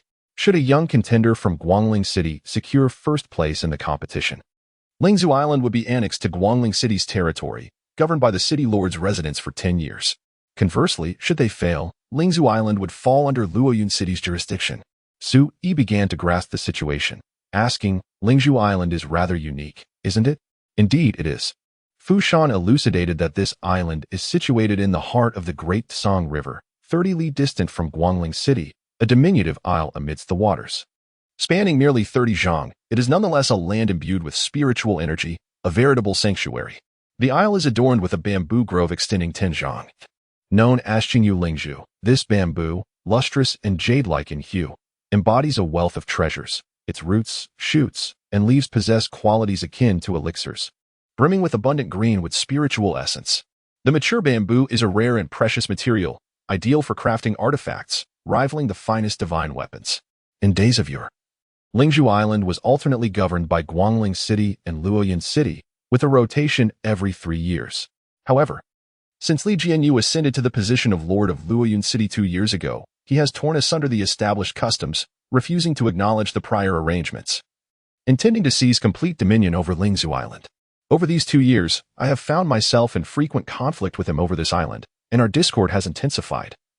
Should this impasse persist, it is inevitable that a brutal bloodbath will ensue. At this point, Fu Shan let out a wry smile. Sui remarked, "If he has proposed to resolve this matter at the Longmen banquet, would that not align perfectly with your intentions?" Fu Shan sighed. "Had this suggestion reached me a few days ago, I would have readily acquiesced. Yet, he chose to inform me only last night, which complicates matters." "And why is that?" Sui raised an eyebrow. "At the Longmen banquet, any young martial artist under the age of 18 is eligible to participate. Had I been privy to this information in advance, I would have certainly made preparations and sought out formidable allies to partake in the endeavor." Fu Shan explained patiently. "But time is of the essence, and I am unable to make the necessary arrangements now." In contrast, Li Jianyu, who proposes such a strategy, must have harbored intentions long before, exuding confidence. At this point, Sui nodded and remarked, "Li Jianyu is indeed a clever strategist." Fu Shan replied coldly, "That old fox is cunning and ruthless. He never engages in battles without assurance, and this occasion is no different. I have gathered intelligence indicating that he has already appointed a young prodigy named Imo Tianling to take the field. Imo Tianling hails from the esteemed Imo clan of Falling Cloud City, aged 18, and possesses the cultivation of great perfection in the blood transportation realm. He spent 2 years training within the inner sect of the Qinghe Sword Mansion. Subsequently, he departed from Yunhe County to join the Red Scale Army under the banner of the Lord of Cloudlight, where he honed his skills in the crucible of war for over a year, having become accustomed to the brutality of life and death, and has achieved numerous military accolades. Such a fierce character cannot be compared to those scholarly disciples who have yet to witness the horrors of battle." As he spoke, his expression grew increasingly troubled. His brow furrowed in concern. So it is him. Sui felt a sense of familiarity and quickly recalled that during his 3rd year of training at the Qinghe Sword Mansion, Imo Tianling was already an inner disciple. This individual is known for his cold disposition and unpredictable temperament. He once brutally severed the right arm of a fellow disciple during a martial contest, inciting the wrath of prominent figures within the sect, who subsequently expelled him from the Qinghe Sword Mansion. Sui did not anticipate that, after such a lengthy interval, he would once again hear news of this person. "Mr. Su, I am aware that inviting a person of your stature to participate in a contest may seem beneath your dignity, yet I find myself devoid of alternatives. If you choose not to acquiesce, it is of no consequence. I shall seek other avenues." Observing that Sui remained silent, Fu Shan could not help but feel a twinge of anxiety, his heart heavy with uncertainty. Initially, he had not considered soliciting Su Yi's assistance. It was only upon Nie Beihu's suggestion that he suddenly recalled that the esteemed Mr. Su, who was revered by Princess Lingyao, was merely 17 years of age. At such a tender age, he could certainly partake in the Dragon Gate banquet. After much hesitation, Fu Shan finally steeled himself and sought help. Naturally, he did not harbor the expectation that someone of Su Yi's caliber would readily agree. He approached the matter with a spirit of tentative hope. Suddenly, Sui spoke. "I have heard that Elder Zhou Huaqio of the Qinghe Sword Mansion and Nai Hao are also present. Why does Lord Fu not invite Nai Hao to take action?" Fu Shan could only manage a wry smile and a shake of his head. "Firstly, I have no acquaintance with Zhou Huaqio, and secondly, both Zhou Huaqio and Nai Hao have been residing at the Li residence for some time. Moreover, as you are aware, during the recent birthday celebration for the matriarch of the Wen family, my demeanor displeased Li Tianhan greatly." Sui nodded in understanding. "Very well, then. When the Dragon Gate banquet commences, I shall also make an appearance." After all, Fu Shan had greatly aided him at the gathering of Immortals Pavilion. And although Fu Shan acted under orders at that time, Sui could not ignore the gesture of goodwill. Now that the other party had come seeking assistance, he felt compelled to offer his support. Regardless of the worthiness of the opponent, it would be an opportunity to witness the enchanting spectacle of the rivers adorned with lanterns, akin to dragons. Fu Shan was overjoyed and clasped his hands in a gesture of respect, exclaiming, "With Master Su present, the situation is assured. I harbor no further worries." He quickly took his leave. While he had agreed to attend the Longmen banquet, his primary concern remained his own cultivation. For several days, Huang Qianjun had presented him each morning with a pot of bone broth brewed from spiritual herbs, coupled with the availability of 50 spiritual stones for cultivation. Suyi's progress was remarkably swift. Just the previous night, he had successfully refined his sinews to a state of consummate perfection, his entire musculature resembling that of a coiling dragon, embodying a terrifying explosive power within its flexibility. Should he face Wu Ruoqiu, a practitioner at the Qi gathering realm, he would effortlessly vanquish her. Indeed, as he began the bone refining process, the efficacy of ordinary herbs became negligible. Soon, Sui furrowed his brow, rising from the wooden tub. His seemingly slender yet imposing physique was marked by well-defined muscles, as pure and luminous as jade. Though not robust, every inch of his skin, flesh, and sinews concealed a force that would leave other martial artists in awe. After wiping his body and donning his robes, Sui settled cross-legged upon the bed, each hand grasping a spiritual stone. Bone refining represented the final stage of the blood-shifting realm. Attaining this level was far more challenging than sinew refining, primarily due to the formidable task of refining bones to the marrow, akin to frost. Most martial artists in the Dazhou dynasty would find themselves trapped in this stage throughout their lives, struggling to achieve a higher breakthrough. In Guangling City, practitioners of the blood-shifting realm were as numerous as cattle, yet those at the Qi gathering level remained a rare few. The crux of the matter lies in the formidable challenge of bone refinement, which looms like an insurmountable chasm, obstructing the pathway to higher realms. For Sui, the true difficulty does not reside in the act of refining bones, but rather in the scarcity of cultivation resources. In the past, he could rely on common herbs to aid his practices. However, such herbs have now become utterly ineffective. He is left with no choice but to use spiritual herbs, spiritual stones, or to cultivate in areas abundant with spiritual energy. Yet, within the vast territory of the Great Zhou dynasty, these resources are undeniably rare. Holding merely over 30 first-tier spiritual stones in his possession, the absence of spiritual herbs means that his daily cultivation would consume 5 stones. This is not a sustainable approach. Perhaps it is time to contemplate leaving Guangling City. As he cultivates, Sui reflects. The Great Zhou dynasty boasts extensive territories, comprising 6 states and 36 prefectures within its jurisdiction. Each state encompasses 6 prefectures, which, in turn, contain several cities. Yunhe Prefecture, for instance, is one of the 6 prefectures under the jurisdiction of Gunzhou, possessing 19 cities.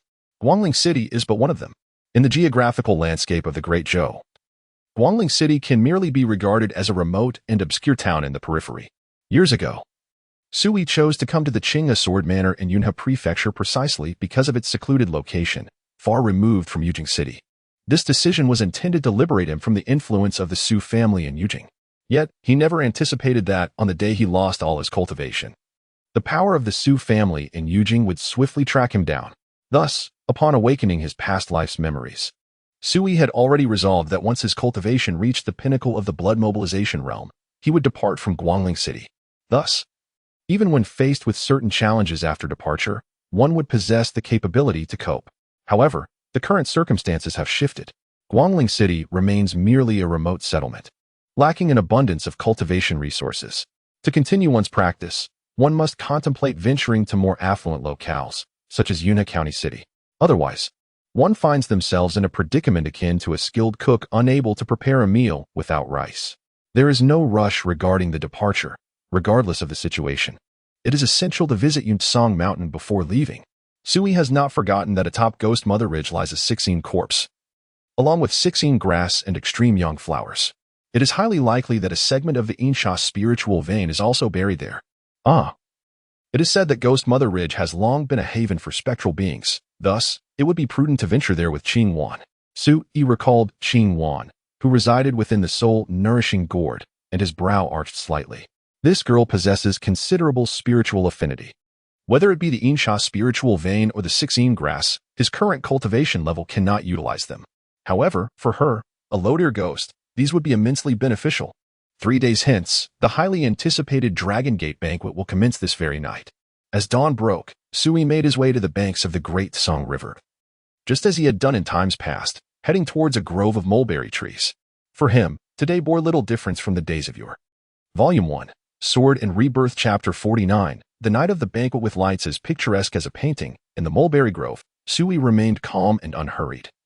His mind clear as he repeatedly practiced the pine crane body refinement technique. Cultivation has always necessitated contentment in hardship, a quiet heart to accumulate wisdom. Those with great perseverance can sustain their efforts, while those with grand ambition can forge ahead with fervor. Both are universally acknowledged as the essence of cultivation. Even the most astonishing prodigy, one who captivates the heavens, cannot attain greatness without relentless and diligent cultivation. Upon arriving at the city gates, one could behold the vast expanse of the Datsang River, where formidable black chains lay sprawled across its 100-zhang-wide surface, extending all the way to the opposite shore. Upon these chains rested thick stone slabs, resembling an immensely broad stone bridge that spanned the Datsang River. This was the Longmen Bridge. In the heart of the river stood a colossal arena, towering 3 zhang high and stretching 10 zhang in diameter, intricately forged from black fine iron. The Longmen banquet would unfold near this arena tonight. This platform, also known as the Longmen Arena, symbolizes the leap of a fish into the Dragon's Gate. At this moment, a multitude of people traverse the river, bustling and boisterous, with many ordinary folk drawn to the spectacle. In the evening, whether in Guangling City or the opposite Luoyang City, unless one possessed an invitation, the common folk would be unable to tread upon the Longmen Bridge. Sui, not far away, suddenly noticed a group approaching, led by Wen Xiaobei. With arms crossed and a smile on his face, Wen Xiaobei remarked, "Where's that scoundrel of yours? Why isn't he here with you?" Sui raised an eyebrow, realizing Wen Xiaobei was referring to Huang Qianjun. "What did you just say?" Suddenly, a voice of reproach erupted. From the crowd, a figure rushed forth, seizing Wen Xiaobei by the collar and delivering a resounding slap across his face. The sharp crack of the slap echoed, and Wen Xiaobei's cheek swelled visibly, blood trickling from the corner of his mouth, leaving him momentarily dazed. Huang Xiao. Wen Xiaobei was taken aback. He had distinctly not seen Huang Qianjuan's figure just moments ago, which gave him the audacity to mock openly in front of Sui. To his astonishment, scarcely had his words fallen when the notorious Huang Qianjun charged towards him. The other members of the Wen family behind Wen Xiaobei wore expressions of shock, some visibly flustered. Huang Qianjun sneered, "You truly have a short memory. In that case, I shall first break one of your legs." He was about to strike. Stop. Suddenly, a cold snort resonated through the air. Wen Jin, having appeared out of nowhere, hastily approached, his handsome visage marred by an icy demeanor. Slap. Yet, Huang Qianjun still managed to deliver a resounding blow to Wen Xiaobei's face, causing blood to spurt from his mouth and nose, his face resembling a blooming flower. Tears and snot streaming down. "You." A glint of cold fury flashed in Wen Jin's eyes, clearly incensed. However, he soon stiffened, sensing a frigid gaze directed from afar. He lifted his eyes to behold Huang Yuchong, the patriarch of the Huang clan, draped in a purple robe, his demeanor imposing as he stared impassively in their direction. This sight immediately quelled Wen Zhuyuan's fury. Taking a deep breath to suppress his anger, he coldly remarked, "Huang Qianjun, do you recall what I said that day? If you dare, let us spar tonight at the Longmen banquet." Without a moment's hesitation, Huang Qianjun replied, "Why not?" Having said that, he tossed Wen Xiaobei aside, clapped his hands, and grinned. "Wen Zhuyuan, I have been anticipating this day for a long time." His eyes were ablaze with ferocity, his fighting spirit ignited. Such a demeanor from Huang Qianjun took Wen Zhuyuan by surprise, leaving him feeling somewhat unfamiliar, his brows knitting in concern. After a moment's contemplation, he coldly declared, "Then we shall meet tonight. Let us depart." With a flick of his sleeve, Wen Zhuyuan strode away, followed closely by Wen Xiaobei and the others, their faces flushed with indignation. "What a nuisance!" Huang Qianjun spat disdainfully. Turning to Sui, he beamed, "Brother Su, did that fellow vex you?" Sui shook his head and replied, "You might want to ponder how to confront Wen Zhuyuan tonight. I shall take my leave first." He had not anticipated that merely pausing for a moment would lead to such an unexpected encounter. Soon, Sui's figure vanished through the city gate. "Will young Master Su attend tonight's banquet?" Huang Yinchong approached from a distance. He had intended to greet Sui, but, noticing his direct entrance into the city gate, wisely refrained from intruding. I inquired a few days ago. Brother Su has no interest in tonight's gathering, Huang Qianjun replied, shaking his head. Huang Yichong couldn't help but feel a twinge of disappointment, exclaiming, I had hoped to arrange a VIP seat for young Master Su. His expression then turned serious as he advised, My child, should you encounter Wen Jueyuan tonight, remember not to engage in reckless bravado. If you find yourself at a disadvantage, conceding defeat is not shameful. Huang Qianjun responded affirmatively, Father, I fear neither victory nor failure. Huang Yinchong sighed. As far as I am aware, Li Moyun from the Li family will not be attending the Dragon Gate banquet. Given the circumstances, it seems that Wen Jueyuan stands the greatest chance of claiming the top prize in the Dragon Gate competition among all in Guangling City. Even if you are not his match, there is no need for despair. With the profound techniques imparted by young Master Su, your future accomplishments are destined to surpass those of Wen Jueyuan. By the end of his words, Huang Yunchong's mood had brightened once more, his brows and eyes radiating delight. Huang Qianjun nodded in agreement. Despite possessing the experiences and memories of a previous life, he would not allow himself a moment of complacency in his cultivation. After all, how could he hope to surpass the swordsmanship of his past in this life? As dusk descended, Sui gracefully departed from the courtyard alone. Are you also planning to attend the Dragon Gate banquet? The steward, Hu Quan, inquired with a smile. Indeed, Sui replied with a nod. Perfect. We can travel together. I have already rented a boat. I will prepare some rice wine and snacks shortly. Tonight, we can sail upon the river, admire the myriad fishing lights, and witness the grandeur of the Dragon Gate competition, an experience beyond compare, Hu Quan said cheerfully. Sui paused, taken aback by the mention of a rented boat. Hu Quan elaborated, without an invitation, one cannot set foot on Dragon Gate Bridge tonight. To observe the Dragon Gate competition, one must indeed sail upon the river. Watching from afar, Sui then produced a gilded invitation from his sleeve and asked, Is this the kind of invitation you mean? Hu Quan's eyes suddenly sparkled with surprise. Young master, this is a VIP pass, the most esteemed kind. It grants access to the VIP seats, allowing you to sit alongside the city lord. Sui responded with an O, stowing the invitation away, and inquired, Does this pass allow me to bring a companion? Of course, Hu Quan replied without hesitation. Then you shall accompany me, Sui declared, striding purposefully towards the exit. Hu Quan was momentarily taken aback, but soon regained his composure and hurriedly followed, his heart brimming with delight. He had not anticipated that he would have the opportunity to visit the Longmen Bridge this evening, not far from the Xinghuang Medical Hall.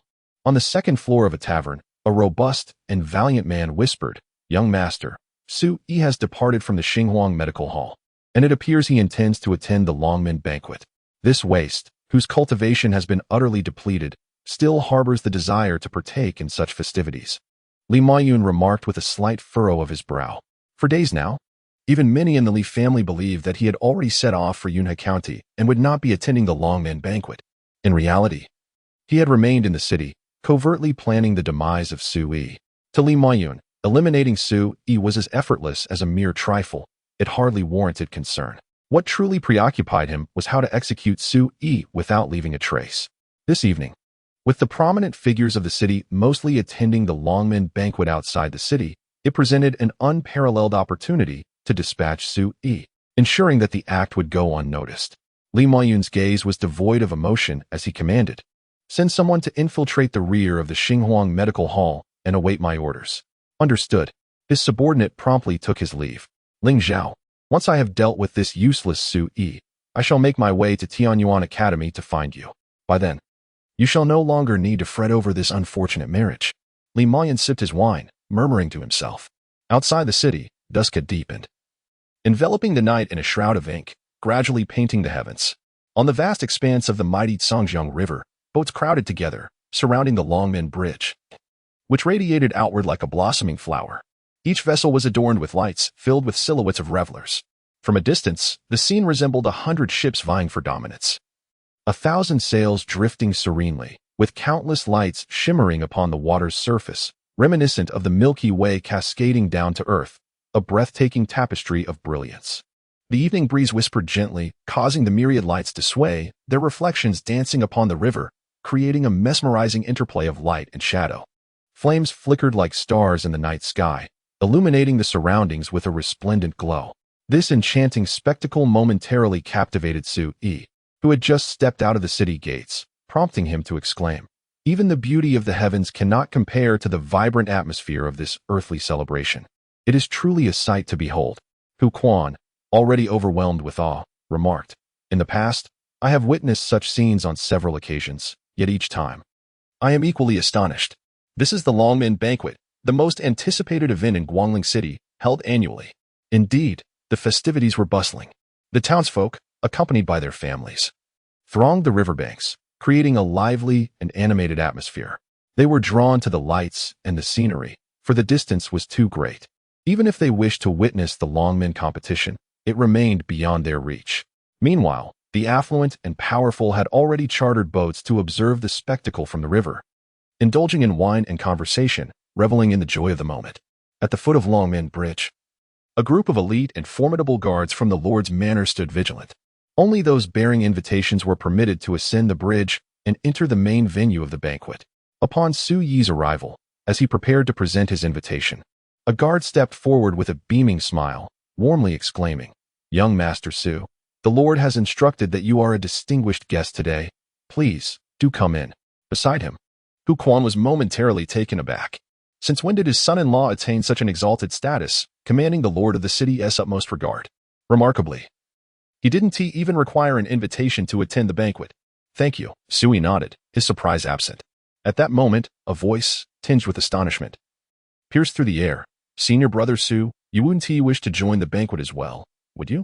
Su turned to see Nanning standing a short distance away, her delicate features etched with surprise, clearly not expecting to encounter him here. In this evening's gathering, Nanning appeared particularly resplendent. Her hair was elegantly styled, revealing her slender, snow-white neck.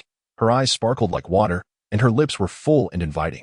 Standing there, she outshone the surrounding lights, captivating the attention of numerous onlookers, with some men exhibiting looks of infatuation. Gazing at Sui, she lightly bit her red lip, her eyes shimmering with a smoky allure, and said, "I had thought that without your cultivation, Senior brother Su would refrain from mingling in such festivities. Please do not misconstrue my words. I harbor no intent of sarcasm."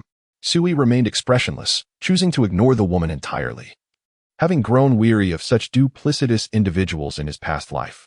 "Sui, it has been a long time," she remarked suddenly. Out of the blue, a stir erupted in the crowd as a group of impeccably dressed individuals approached, exuding an air of authority befitting their esteemed positions.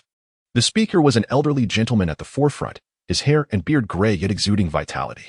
His gaze, sharp and penetrating, seemed to crackle with an electric intensity, instilling a sense of awe. However, when his gaze fell upon Sui, a hint of melancholy flickered across his expression. "Master Zhou," Sui inclined his hand in greeting. This man was none other than Zhou Huaqiu, a venerable elder and the fourth-ranking member of the inner sect of the Qinghe sword sect. In the days when Sui was merely an outer disciple, Zhou Huaqiu had held him in high regard and offered him considerable support. Sui also observed that beside Zhou Huaqiu stood prominent figures from the Li family, including Li Tianhan, the clan leader, and Nai Hao. With a soft sigh, Zhou Huaqiu remarked, "I have heard of your recent tribulations in Guangling City. Regardless of the circumstances, do not succumb to despair. Living well is of utmost importance." Su Yi's eyes revealed a complex emotion as he nodded in response. After a moment's hesitation, Zhou Huaqiu lowered his voice to impart a cautionary note. "Su Yi, do not take offense at my words. I advise you to distance yourself from Wen Lingzhao as swiftly as possible. She has already attained the status of a master disciple. You must understand the weight of that title, and it is clear that you cannot hope to be with her." Having spoken, Zhou Huaqiu, concerned about disheartening Sui, gently placed a hand on his shoulder in a gesture of solace. "Brother Su, my intentions are for your benefit. Do not overthink it." South Shadow, standing nearby, added softly, "We all understand that given your current standing, maintaining a relationship with a master disciple like Wen Lingzhao under the guise of marriage would only invite calamity. Yet," behind her words, a glimmer of schadenfreude flickered in her eyes. Sui, choosing to disregard South Shadow, addressed Zhou Huaqiu with conviction. "Master Zhou, you may not be aware, but I have long harbored the desire to dissolve this engagement." Zhou Huaqiu expressed his relief, saying, "With your thoughts in mind, I feel considerably reassured." A hint of mockery graced the corners of Nan Ying's lips. Was this truly the proud and unyielding sword master of yore? It appeared that a year of being a son-in-law had thoroughly eroded his once indomitable spirit, compelling him to bow to the harshness of reality. And I how observed the scene with an indifferent gaze, choosing not to engage. The world of warriors and that of ordinary folk were inherently separate realms. At this moment, Sui comprehended that they had fundamentally misunderstood his intentions. His desire to dissolve the marriage stemmed solely from a wish to avoid an unwelcome mark of infidelity, not from any concern regarding the troubles brought forth by a disciple of a grandmaster. Shaking his head, Sui dismissed any need for explanation.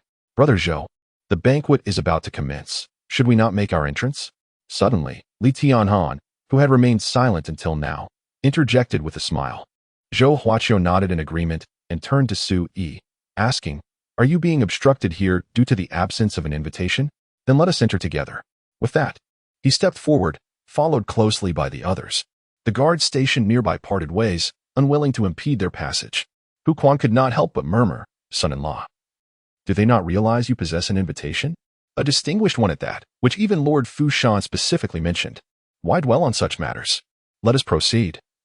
Sui interrupted with a smile, hands clasped behind his back as he made his way towards Longmen Bridge. Hu Quan hurried to keep pace. As a mere steward without an invitation, he felt compelled to stay close to Sui. The night deepened.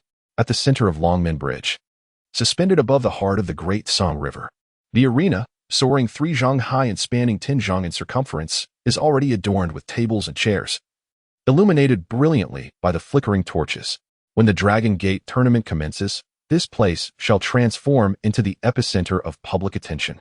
At present, numerous significant figures from Guangling City and Luoyun City have taken their seats around the arena. From Guangling City, notable attendees include City Lord Fu Shan, the commander of the Imperial Guard Nye Beihu, and the Huang clan patriarch Huang Yinchong.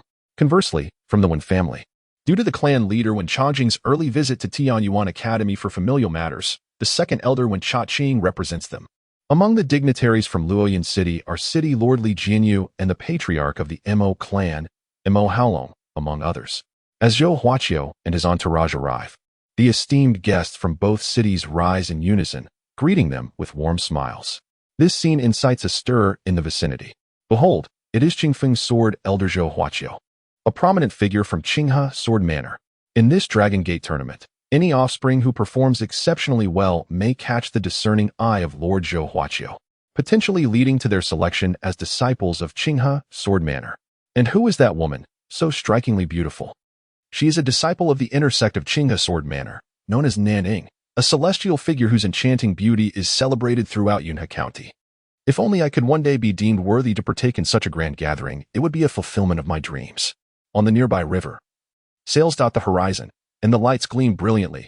The people aboard the vessels are filled with excitement, their expressions reflecting longing and aspiration. This is a grand banquet for the illustrious, a gathering where remarkable individuals vie for recognition and prestige. For the inhabitants of the 2 grand cities, merely partaking in the festivities is deemed an immense honor. Amidst the fervent discussions brimming with excitement, Zhou Huaqiu, Li Tianhan, Nanning, and I have gradually taken their seats. Li Tianhan, having noticed something amiss, remarked, "It appears that most have arrived, yet there remains an empty chair beside Brother Fu. Who is it reserved for?" The prominent figures present turned their gazes toward the empty seat, curiosity etched upon their faces. Lord Fu Shan, the host of the Longmen banquet, occupied the central position, closest to the Longmen arena, affording him an unparalleled view. Yet, beside him, a chair sat vacant. With a hearty laugh, Fu Shan responded, "This seat is designated for an esteemed guest, but as for their identity, I shall keep you in suspense for now." The assembly was taken aback, their minds racing with speculation. An esteemed guest? Who could it possibly be? Could anyone hold a higher status than Zhou Huaqiu? Huang Yuchong and Nye Beihu exchanged glances, a sense of foreboding washing over them as they began to piece together the implications. Though it appeared to be merely a vacant seat beside Lord Fu Shan, its significance could not be understated. However, as Fu Shan chose not to disclose further, they wisely refrained from voicing their thoughts. Meanwhile, in the vicinity of the banquet venue, a multitude of figures had gathered, primarily the younger generation of various esteemed clans. Lacking the qualifications to attend the banquet, they could only observe from the periphery. "Oh, Sui, how did you manage to sneak in?" Upon the appearance of Sui and Hu Quan, they were swiftly recognized. The one speaking was none other than Wen Xiaobei. His expression was one of astonishment, seemingly unable to fathom that Sui had gained entry to the event.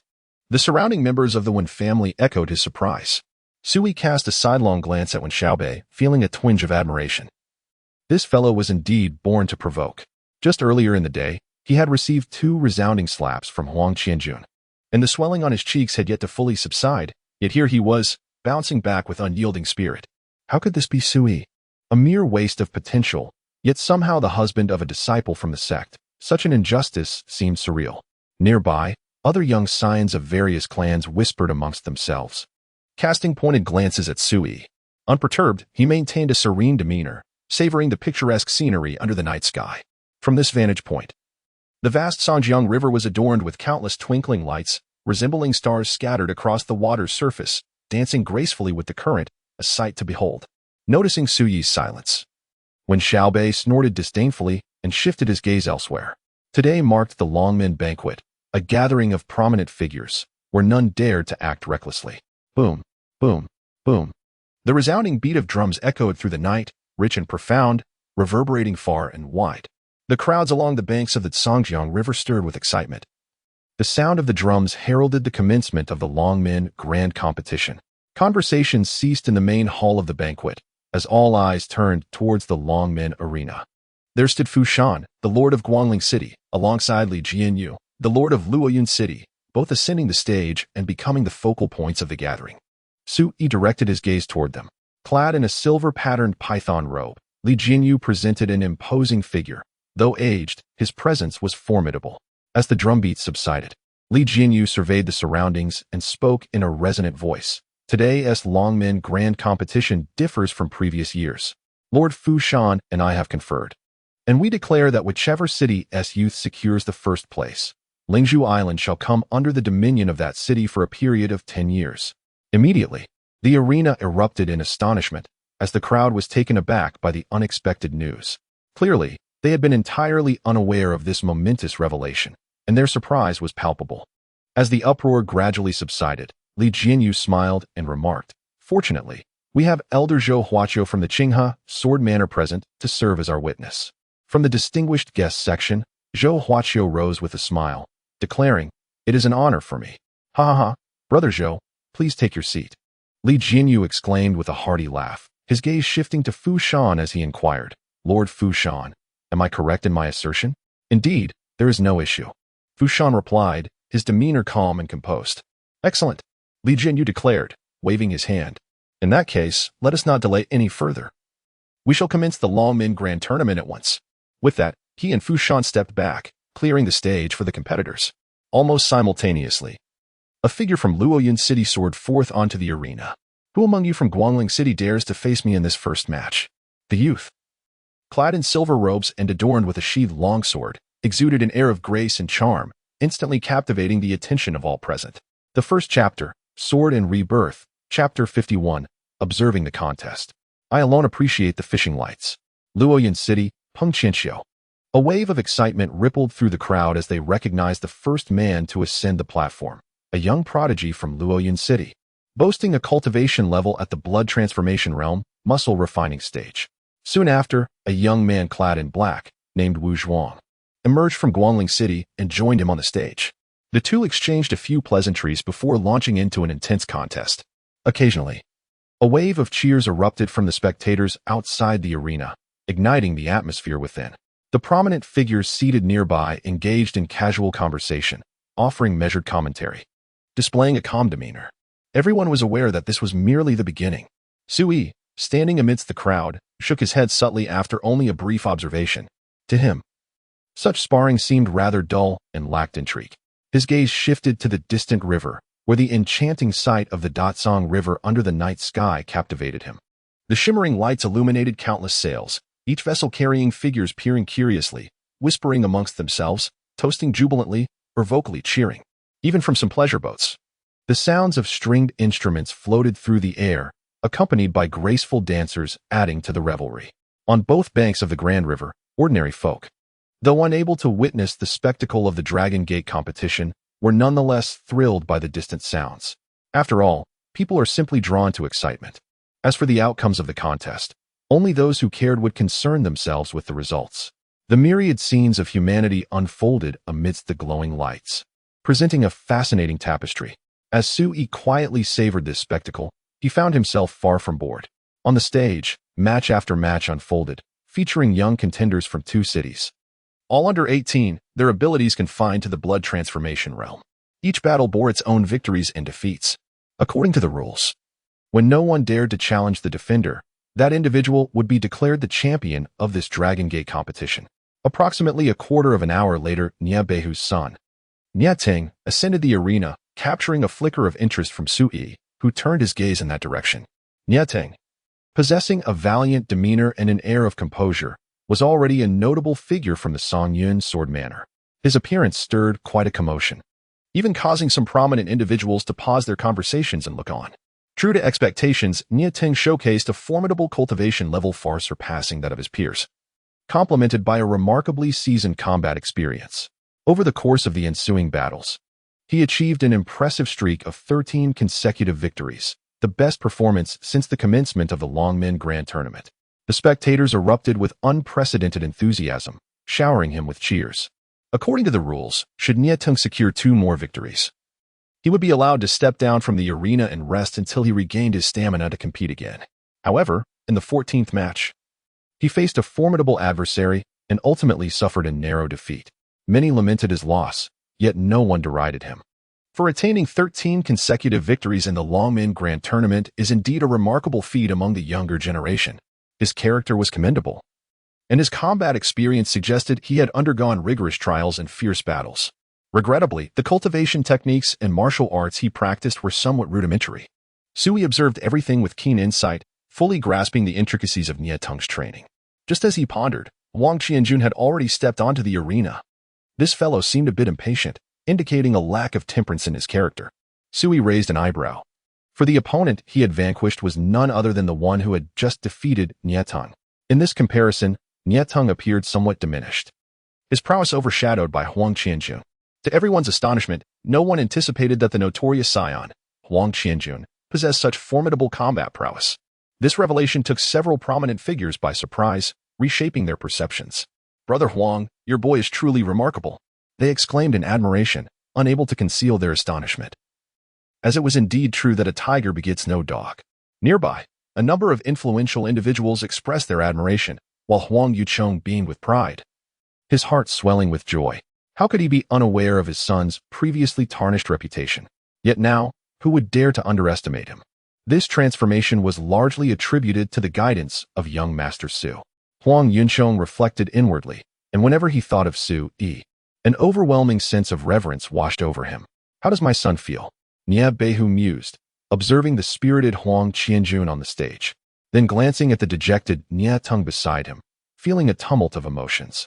He was acutely aware that Huang Qianjun's remarkable metamorphosis was entirely due to Su Yi's influence. If only his son had heeded his counsel and worked alongside Su Yi, the benefits gained in their martial pursuits would surely have surpassed those of Huang Qianjun. The more he contemplated this, the more discontent brewed within Behu. "Father, I do not feel disheartened," Qingtang replied calmly, his demeanor composed. "It is merely a single defeat. It cannot diminish my spirit. Instead, it has illuminated some of my shortcomings, and as long as I amend them, I shall surely advance further in the martial path." Behu was taken aback, and the complexity of his emotions dissipated instantly. With a sense of relief, he remarked, "One must not be arrogant in victory nor despondent in defeat. My son possesses such fortitude. He is destined for greatness." Suddenly, the arena echoed with Huang Qianjun's booming voice. "Wen Yuan, do you dare to step onto the stage for a duel at this moment?"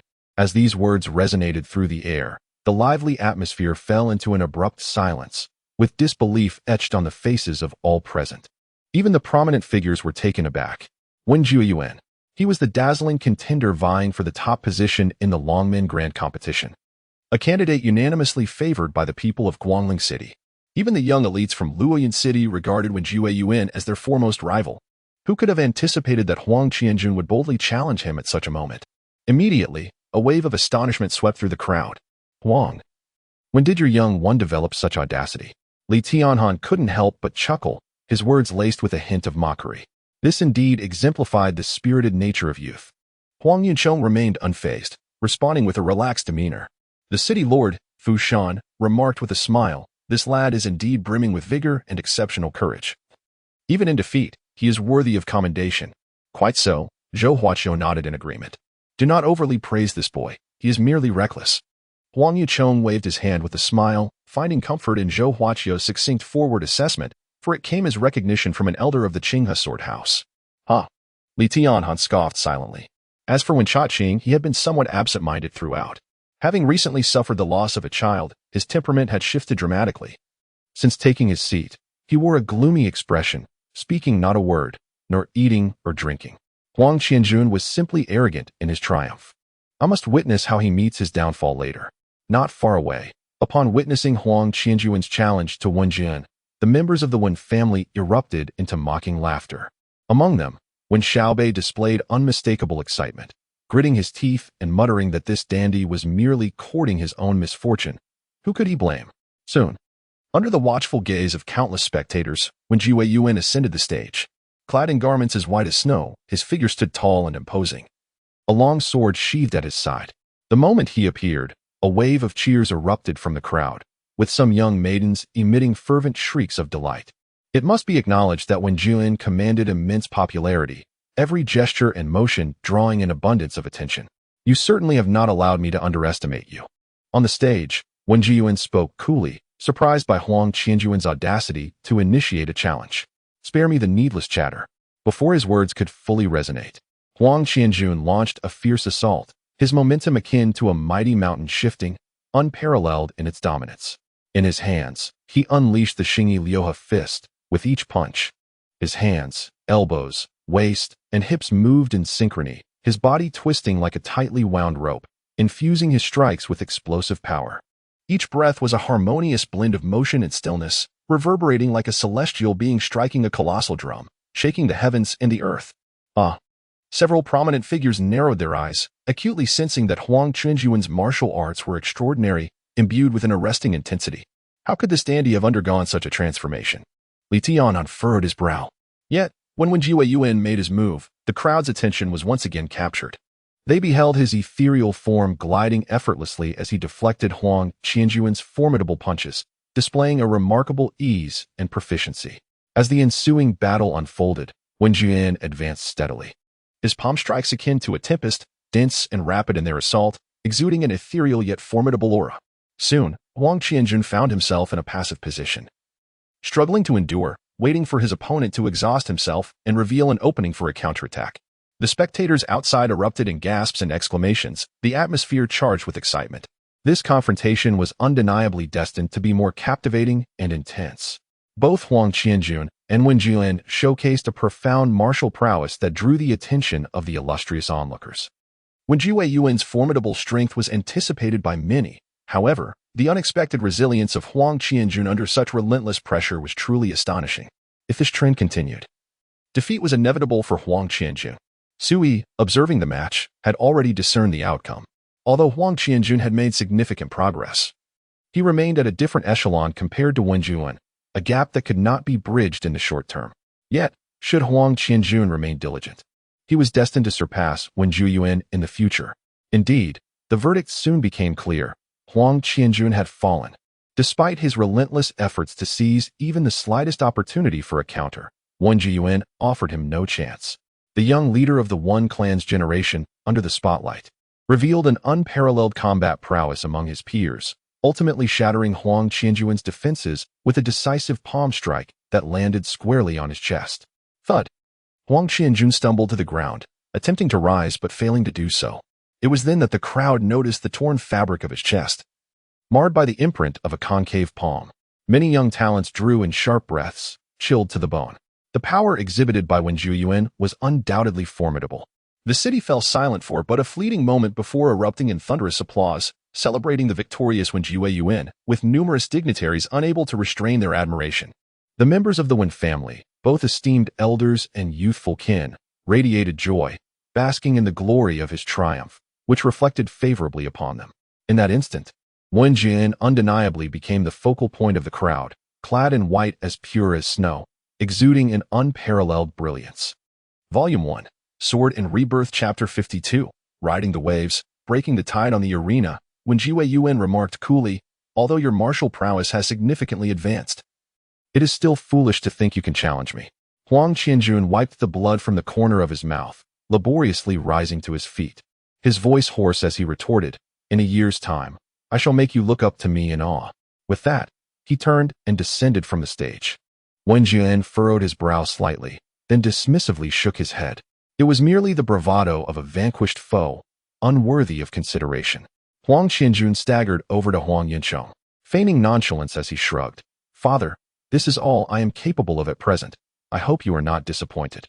Huang Yinchong stood and embraced Huang Qianjuan's shoulder tightly, his face brimming with pride and satisfaction, saying, "I never expected you to endure this long. Though you have lost, you have earned honor in defeat." Huang Qianjun grinned broadly.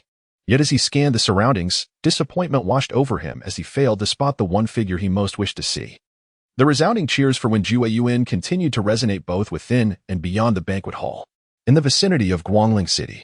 Whether it be the spectators aboard boats on the river or the ordinary folk gathered along the banks, discussions abound.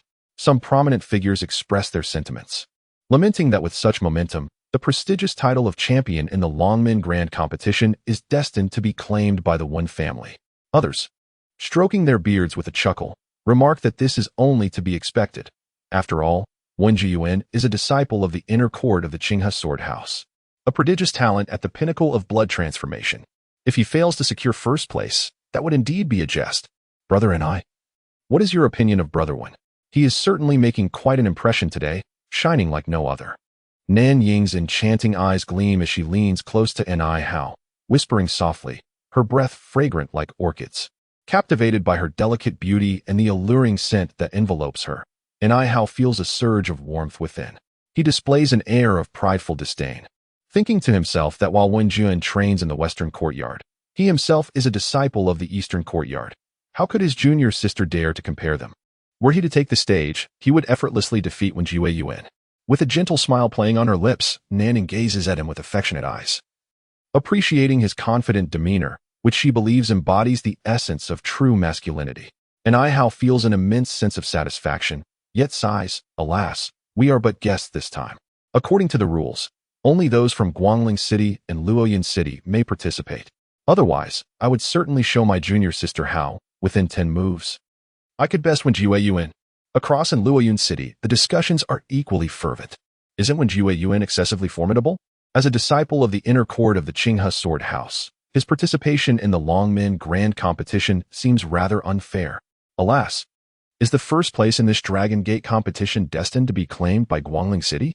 In stark contrast to the excitement emanating from Guangling, the atmosphere in Luoyun City is one of despondent sighs. Many young individuals who initially intended to participate in the contest have now wavered, daunted by the prospect of stepping forward. Is there truly no one in Luoyun City brave enough to compete? If that is the case, the first prize shall undoubtedly belong to our esteemed Wen Lingzhao of Guangling City. A voice rang out from the Guangling side, inciting a chorus of cheers. This spectacle rendered the prominent figures from Luoyun City visibly perturbed. Only the city lord, Li Jinyu, maintained his composure. However, upon witnessing the scene unfold, he pondered briefly before addressing Mo Haolong, the head of the Mo clan, saying, "Brother Mo, time is of the essence. Why not allow Fushan and the others to display their prowess?" Mo Haolong nodded with a smile, responding, "As you wish, my lord." He took a deep breath and bellowed, "Where is Tianling? Why do you not make your move forthwith?" His voice thundered, overpowering the discussions in the crowd. Confusion spread among the onlookers. Could it be that Li Jinyu had arranged for a formidable contender to enter the fray? None could fathom the situation. Unbeknownst to them, Fushan clenched his fists tightly, his eyes gleaming with understanding. Only he recognized that Li Jinyu was revealing his true strength in pursuit of Lingzhou Island. Merely stepping onto the battlefield and posing with bravado was utterly tiresome. Simultaneously, as if sensing something, Sui turned his gaze toward the distant river, shaking his head. Soon, the distinguished figures present, Zhou Huaqio, Li Tianhan, Huang Yuchong, and others, simultaneously turned their heads, their eyes fixated on the same point. At this moment, the others present also sensed that something was amiss, and the murmurs diminished significantly. Just then, a sudden exclamation arose from afar across the vast waters of the great Song River. From the depths of myriad lights, a swift wave surged forth, advancing with incredible speed, akin to a dragon breaking through the waves. Countless boats along its path were jolted aside, while innumerable lights flickered violently, resembling a fire dragon in tumult. The magnitude of this commotion captured countless gazes. People could now discern that the wave was, in fact, a figure running atop the water, moving with the swiftness of flight. Illuminated by the scattered lights, it appeared as if a divine being was treading upon the waves. "Is this a human?" someone exclaimed in disbelief. The prominent figures present were equally taken aback, their expressions reflecting incredulity. Walking on the water, defying gravity? Such feats could only be accomplished by someone at the pinnacle of the Qi-gathering realm. Within the banquet hall, only Zhou Huaqio possessed such prowess. Could it be that a formidable figure from the late stages of the Qi-gathering realm had arrived? Under the scrutinizing gazes of all, the man, resembling a deity or demon, extended his form, leaped gracefully, and landed effortlessly upon the Longmen Bridge. Observing the astonishment on the faces of those present, he could not help but burst into laughter, seemingly amused, and declared, "Do not overthink, esteemed guests, I merely traversed on a wooden plank." Not a person of the Qi-gathering realm. His bronze skin glistened, clad in dark military attire, with a sheathed sword slung over his back. His slender figure bore a long, narrow scar across his brow, exuding an air of iron-blooded ferocity. At that moment, the onlookers beheld a wooden plank floating upon the river's surface. It became evident that the man had been sprinting across the water atop this plank, rather than truly gliding effortlessly upon the waves. This revelation brought a collective sigh of relief, yet it also stirred a profound astonishment within the crowd. Even to race upon a wooden board across the river necessitates a considerable cultivation of one's inner strength. To achieve such a feat in the blood transformation realm speaks volumes of the formidable depth of this man's capabilities. So, it is this nefarious disciple, seated among the audience. Zhou Huaqio furrowed his brow, his expression darkening. And Hao and Nanning also recognized the visitor, their faces betraying surprise. It was Mo Tianling. Once a disciple of the Qinghe sword manor, he had been expelled due to his reckless and fierce temperament. Having severed the arm of a fellow disciple during a sparring match, inciting the wrath of the sect's elders. Subsequently, he had departed from Yunhe County to join the Crimson Scale Army under the banner of Marquis Yunguang, where he had been engaged in relentless battles on the front lines. No one could have anticipated his appearance here, so it was him, the fierce and wild child of the Mo family from Luoyun City. Simultaneously, discussions erupted among the crowd, all speculating about Mo Tianling. The air around him was thick with an aura of bloodshed, indicating that he had taken many lives during his time in the Crimson Scale Army. Fu Shan's brow knitted in concern. At this juncture, even the prominent figures from Guangling City began to sense the precariousness of the situation. Originally, it seemed that the first place in the Dragon Gate Grand Competition would belong to Wen Yuan. However, it was evident that Mo Tianling's arrival had introduced an unexpected twist to the competition. "Tianling, do not delay any longer. Hasten to join the fray," spoke Mo Haolong, the head of the Mo family from Luoyun City, in a grave tone. "Though the Dragon Gate competition may seem tedious, how could I dare to refuse when you, esteemed elder, have spoken?" Mo Tianling chuckled, striding confidently onto the stage, drawing the gaze of all present. "Come, I shall grant you the opportunity to strike first. Should I initiate, you may not even have the chance to draw your sword." He cast a sidelong glance at Wen Yuan, his demeanor casual and playful, exuding an air of nonchalance that bordered on arrogance. This posture and tone conveyed an unmistakable audacity. Wen Yuan furrowed his brow, not incensed, but rather displaying a hint of solemnity as he sensed the formidable aura emanating from his opponent. Yet, this only ignited the fighting spirit within him. With a clang, Wen Yuan unsheathed his sword, its blade sharp and imposing. "Draw your weapon," he stated with a grave countenance, his voice icy. "You are not worthy of my blade." Mo Tianling shook his head, his words casual as if merely stating a fact, provoking a flicker of anger within Wen Yuan. Without further hesitation, he surged forward, his figure akin to an arrow released from its bow, incredibly swift. Swish, swish, swish. In an instant, he unleashed a flurry of 12 strikes, each faster and more dazzling than the last, striking with a brilliance that could captivate the very soul. The 12 swords of pursuit. This was Wen Yuan's ultimate sword technique, having reached an advanced level, just a step away from perfection. Now, that possesses a modicum of interest. Mo Tianling remarked with a slight smirk. He neither dodged nor flinched, his expression composed. As Wen Yuan's sword shadows bore down upon him, he suddenly bellowed, "To defeat you, one punch shall suffice."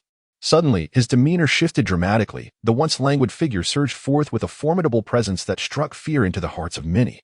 With a thunderous shout, he clenched his right hand tightly and unleashed a powerful punch. In the blink of an eye, to the astonishment of onlookers. Mo Tianling appeared as though he had transformed into a ferocious beast, opening its gaping maw to devour its prey. Exuding an overwhelming and bloodthirsty aura that sent shivers down spines. A sharp, resounding clash echoed across the arena as fist met sword.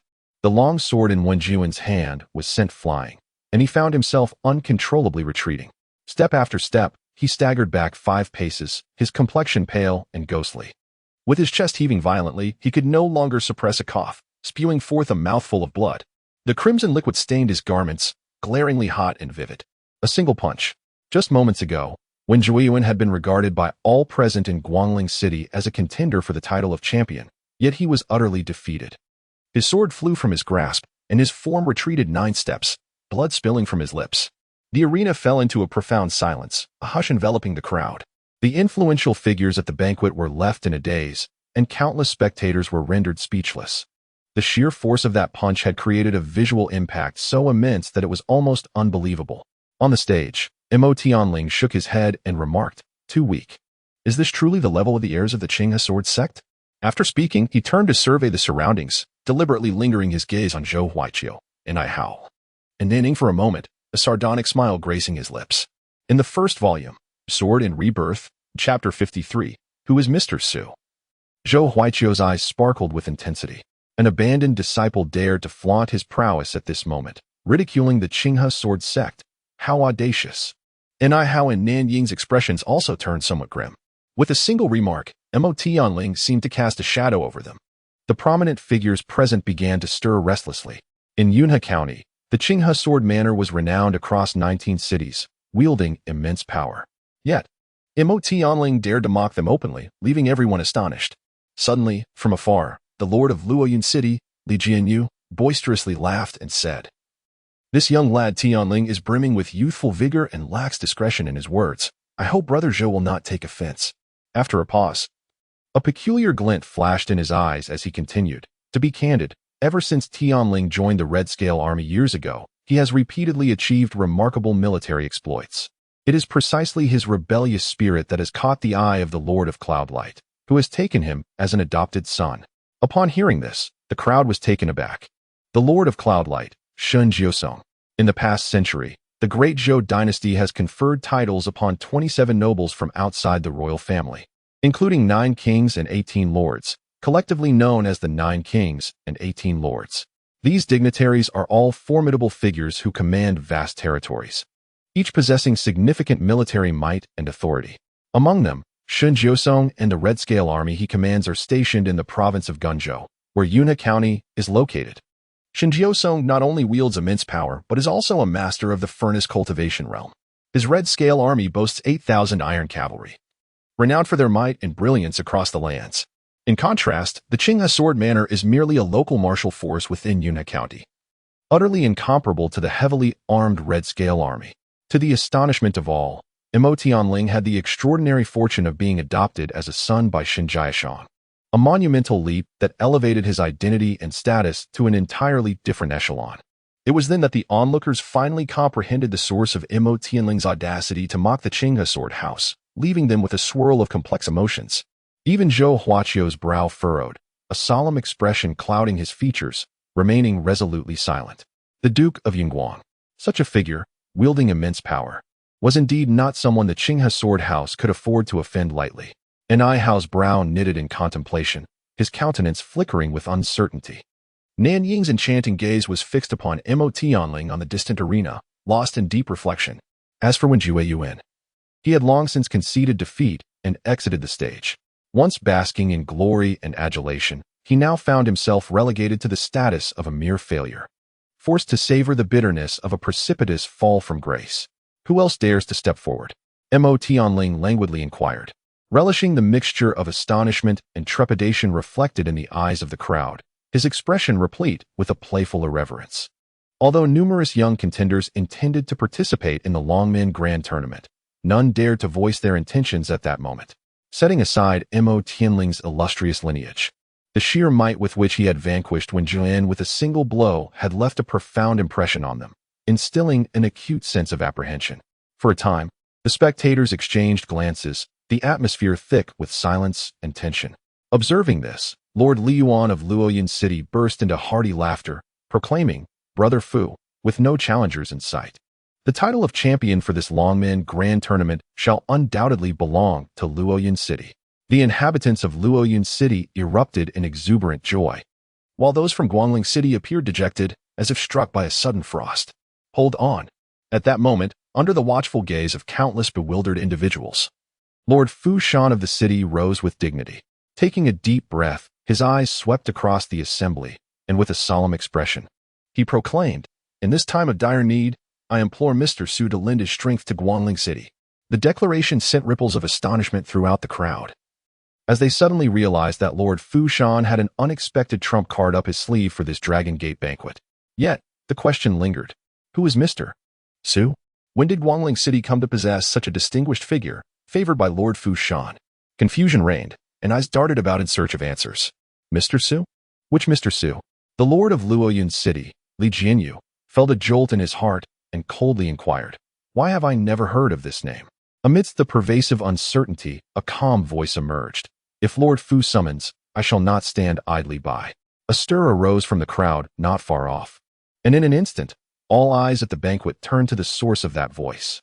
The figure clad in jade-green robes, slender and tall, was none other than Sui. "My lord, what are you doing?" Hu Quan exclaimed, utterly bewildered, his eyes wide in shock. Having closely followed Sui, he heard clearly that the voice belonged to him. "Sui, Lord Fu is not calling for you. Why respond recklessly? If you seek death, do not involve our Wen family." When Xiaobei, nearby, could not help but scold. "This is the Dragon Gate banquet. Can't you see that none of the prominent figures from Guangling City dare to speak? Yet you, a mere waste stripped of all cultivation, step forward? It's utterly mad." At this moment, all eyes in the room turned towards them, causing those standing beside Sui to change color in unison, feeling a palpable discomfort. As if fearing misunderstanding, they all instinctively recoiled. Although Hu Quan did not withdraw, his legs began to tremble, and beads of cold sweat formed on his brow. The sensation of being scrutinized by so many influential figures was utterly terrifying. Only Sui remained composed, seemingly unaffected by the multitude of gazes, exuding an air of tranquility. "Do not fear, simply wait here," he reassured Hu Quan with a gentle pat on the shoulder. Following this, under the astonished, bewildered, and incredulous stares of the crowd, Sui clasped his hands behind his back and strolled leisurely towards the arena. "This fool is seeking his own demise. Let him be. Remember, our Wen family has no association with such a person." When Xiaobei's expression darkened as he gritted his teeth and commanded, as Sui made his way forward, the crowd parted like waves, retreating to either side. Strange glances were cast in his direction. Who could fail to recognize Sui, the infamous son-in-law of Guangling City? Who was unaware that he had long since lost his cultivation? Yet, at this very moment, he chose to step forward.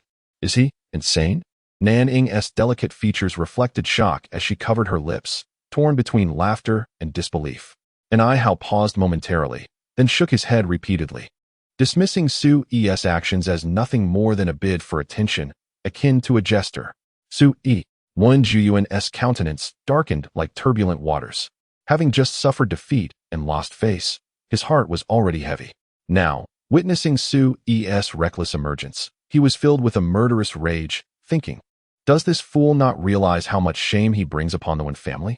Meanwhile, Li Tianhan and several other prominent figures from Guangling City furrowed their brows in confusion. Despite their inner perplexity, they refrained from voicing their thoughts, as they observed Sui approaching from the distance. Zhou Huaqio finally gathered the courage to confirm that it was indeed the Sui he knew, and could not help but exclaim, "Sui, what are you up to?" Sui paused momentarily and casually replied, "Naturally, I am here to participate in the Longmen Grand Competition." Although Zhou Huaqio's curiosity deepened, he keenly sensed something peculiar and chose to remain silent. He was eager to observe what Sui intended to accomplish. Amidst the sea of bewildered and questioning gazes, Sui gracefully ascended the stage, instantly becoming the center of controversy. Isn't he the son-in-law of the Wen family? Hasn't his cultivation long since been rendered obsolete? This is absurd. Is there truly no one left in Guangling City that we must endure the humiliation of allowing such a waste to take the stage? Are we to bear the shame of all Guangling City? Countless voices erupted in uproar, akin to a boiling pot, on the banks of the Great Song River. Onlookers grew agitated, with many cursing and shouting in dismay. Imo Tianling had already taken note of Sui, and upon witnessing him actually stepping onto the stage, he could not help but frown slightly. Sui, you lost your cultivation years ago and became a discarded disciple of the Qinghe sword sect. Our circumstances bear some resemblance. I do not wish to make things difficult for you. Just leave. Mo Tianling sighed softly, gesturing with his hand, his eyes filled with pity. He was well aware of Su Yi's tragic past, and found himself both amused and sympathetic towards Su Yi's current actions. Before Sui could speak, a mocking laughter resonated throughout the venue. Fu Shan, is this the esteemed Mr. Su you spoke of? Li Jianyu, the lord of Luoyun City, erupted in laughter. I was expecting a figure of great renown, yet it turns out to be that son-in-law from the Wen family. Haraha. Following suit, the prominent figures from Luoyun City joined in the laughter. A man stripped of all cultivation, referred to as Mr. Su by Fu Shan, was nothing short of a ludicrous joke. The expressions of many from Guangling City darkened, their anger towards Sui intensifying. If gazes could kill, Sui would have met his demise countless times over. Yet, to everyone's astonishment, Fu Shan's demeanor shifted to one of seriousness as he declared, the grace of Mr. Su is beyond the reach of your insults. Li Jianyu, should you dare to speak so recklessly again, do not blame Fu for turning against you completely. A hush fell over the crowd. Aside from a few, including Huang Yunchong and Nye Beihu, the others were left in stunned silence. This Su Yi was indeed the Mr. Su that Fu Shan had mentioned. The onlookers gaped in disbelief, questioning if they had misheard. Even Zhou Huaqiao, despite decades of cultivating his composure, found himself momentarily bewildered. What was happening? How could the esteemed Lord Fu Shan show such reverence towards a mere youth like Sui? And Hao and Nanning exchanged glances, equally astonished. Mr. Su? Was this individual truly the Mr. Su spoken of by Fu Shan? The members of the Wen family, such as Wen Jiwei Yuan and Wen Xiaobei, looked as if their eyes might pop out. They were the most familiar with Su Yi's background, yet the unfolding events left them momentarily speechless. Just look at the expressions on their faces. Huang Qianjun chuckled coldly within. The unexpected appearance of Su Yi filled him with immense surprise, stirring his heart with anticipation. Very well, I shall observe the extent of Mr. Su's capabilities. In the distance, the lord of Falling Cloud City, Li Jianyu, let out a cold laugh. At this moment, everyone sensed that the situation had taken a peculiar turn. Fu Shan seemed to harbor an unusual confidence in Su Yi, which was quite extraordinary. Mr. Su? Haha. On the arena, Mo Tianling couldn't help but be momentarily taken aback, then scoffed, his gaze turning icy and fierce. I care not who you are, Mr. Su. Are you certain you will not depart on your own? His aura is suddenly transformed into something overwhelmingly intimidating, radiating an atmosphere of iron and blood. Su Yi regarded him calmly, replying, I shall grant you the opportunity to draw your blade, allowing you to accept your defeat with grace. The casualness of his words nearly left everyone speechless. How audacious those words were. Volume 1, Sword and Rebirth, Chapter 54. Su Yi's martial heritage, the grasp of a sparrow. Mo Tianling was momentarily stunned. Su Yi's words echoed the arrogance he had previously displayed towards Wen Juan. Both were equally audacious. Soon after, Mo Tianling burst into laughter, proclaiming, I have trained within the Red Scale Army for over a year, vanquishing countless foes, and have encountered innumerable braggarts, yet none rival your audacity, Su Yi. I shall see if you are worthy of my blade. Mo Tianling suddenly surged forward, the sound of his bones cracking like popping beans filled the air. With every breath, his blood surged, a torrent of power. Boom. As his foot struck the ground, the arena, forged of fine iron, trembled violently. His figure shot forth like a bolt of lightning, charging with unparalleled speed. In midair, he clenched his right hand as if wielding a mountain, forcefully striking towards Su Yi with tremendous might, exuding an overwhelming dominance. The finesse of his technique was evident, with his fist unleashing a thunderous power. This was the pinnacle mastery of the earthly fiend Thunderstrike. Fu Shan's pupils contracted, exclaiming that this was the secret art mastered by the Duke of Cloudlight, Shen Chajin. Renowned for its fist resembling the earth's fury and its force akin to thunder, its power unfathomable. The fact that Mo Tianling could elevate this extraordinary skill to such a supreme level was truly terrifying. In the Qinghe sword manner, only exceptional inner disciples like Hao could refine a martial art to this extent. The earthly fiend Thunderstrike of the Duke of Cloudlight. It seemed inevitable that Su Yi would be crushed. Gasps of astonishment rippled through the crowd, with prominent figures visibly shaken. The son-in-law. Hu Quan's heart raced in his throat. Others also felt a tightening apprehension. Mo Tianling's presence was formidable, and the dismal defeat of Wen Lingzhao served as a stark reminder. Yet, Su Yi remained steadfast, unmoving, until Mo Tianling surged towards him, at which point he slightly raised his right arm. His fingers curled as if crafting a cage with his palm. In an instant, it appeared as though he could confine the entire universe within his grasp. His ethereal demeanor subtly shifted in that moment. Bang! A muffled sound resonated through the arena. The spectators barely had time to blink before witnessing Mo Tianling's figure being propelled backward like a shooting arrow, retreating over a yard before finally regaining his balance. No wonder he dared to provoke on stage. It turned out his cultivation had been restored. A flicker of astonishment illuminated Mo Tianling's eyes as he simultaneously grasped the situation. The entire venue erupted in a frenzy, the audience in uproar. Sui, the universally recognized live-in son-in-law of Guangling City, a former disciple of the Azure River Sword sect who had lost all cultivation, has unexpectedly restored his cultivation without anyone's knowledge. This is truly astonishing. How could it be? Nining seemed greatly stimulated, her fair face changed drastically, and her beautiful eyes widened. Back then, it was precisely because Su Yi had lost all cultivation that she betrayed him without hesitation, seeking another path. Yet, who could have imagined that only a year later, Su Yi, whom she had discarded as a useless person, had actually regained his cultivation. This caused her mentality to become unbalanced, unable to control herself. This is truly unexpected. And Ihao was also taken aback, but remained relatively calm. Back then, when Su Yi was in the Azure River Sword sect, he was only at the muscle-refining stage of the blood-moving realm. Even if he has recovered now, there is nothing to care about. This, when Chongqing, who had maintained a gloomy face and remained silent since the beginning of the banquet, couldn't help but reveal a look of surprise at this moment, his expression changing unpredictably. This damned bastard, he's been hiding so deeply.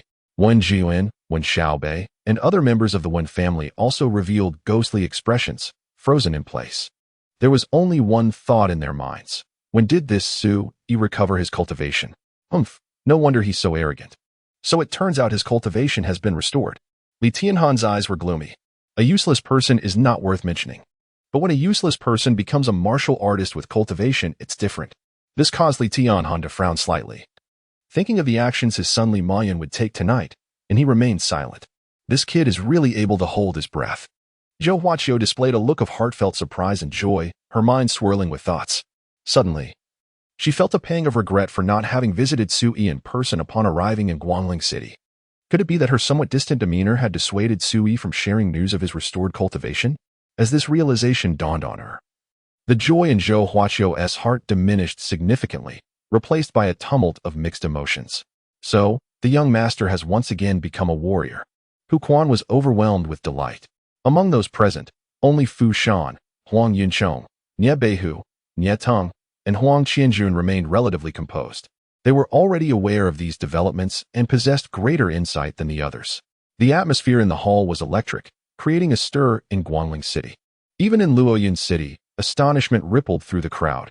A son-in-law, once deemed to have lost all cultivation, had staged such a remarkable comeback, which was undeniably unexpected.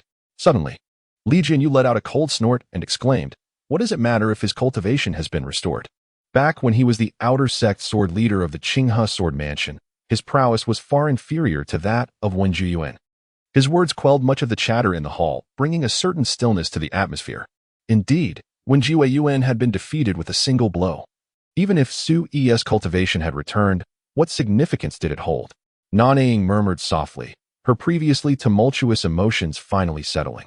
The others also regained their composure, suppressing their feelings and directing their gazes toward the arena. However, a subtle shift in each person's mindset occurred as they faced the restored Su Yi. This turn of events had its merits. It spared them the shame of defeating someone perceived as a pitiful wretch devoid of power. Mo Tianling had calmed down and spoke with a cheerful demeanor. From beginning to end, Su Yi maintained an expression of calm indifference. He paid no heed to Mo Tianling's provocations, instead directing his gaze towards Qingtang at the banquet, saying, "Just watch closely." Qingtang was taken aback, his face a mask of confusion, utterly perplexed. Suddenly, with a thunderous roar, Mo Tianling seized the opportunity to launch another assault. His might surged forth like a tempest, accompanied by lightning and thunder, fierce and unyielding, embodying the true essence of battlefield combat. infused with an astonishing aura of bloodshed and ruthlessness. Wen Jin felt a constriction in his breath, gripped by an overwhelming premonition that had he been the one facing such an onslaught, he would either meet his demise or suffer grievous injury. In that moment, Suyi's figure unfolded gracefully, his hands weaving through the air as if conducting a symphony, devoid of any trace of smoke or fire. Yet, when Mo Tianling's powerful fist came crashing forward, that overwhelming force was effortlessly diverted, unable to even graze the hem of Suyi's garments. Most astonishingly, Suyi's movements were not swift, they flowed like clouds, imbued with an enigmatic rhythm.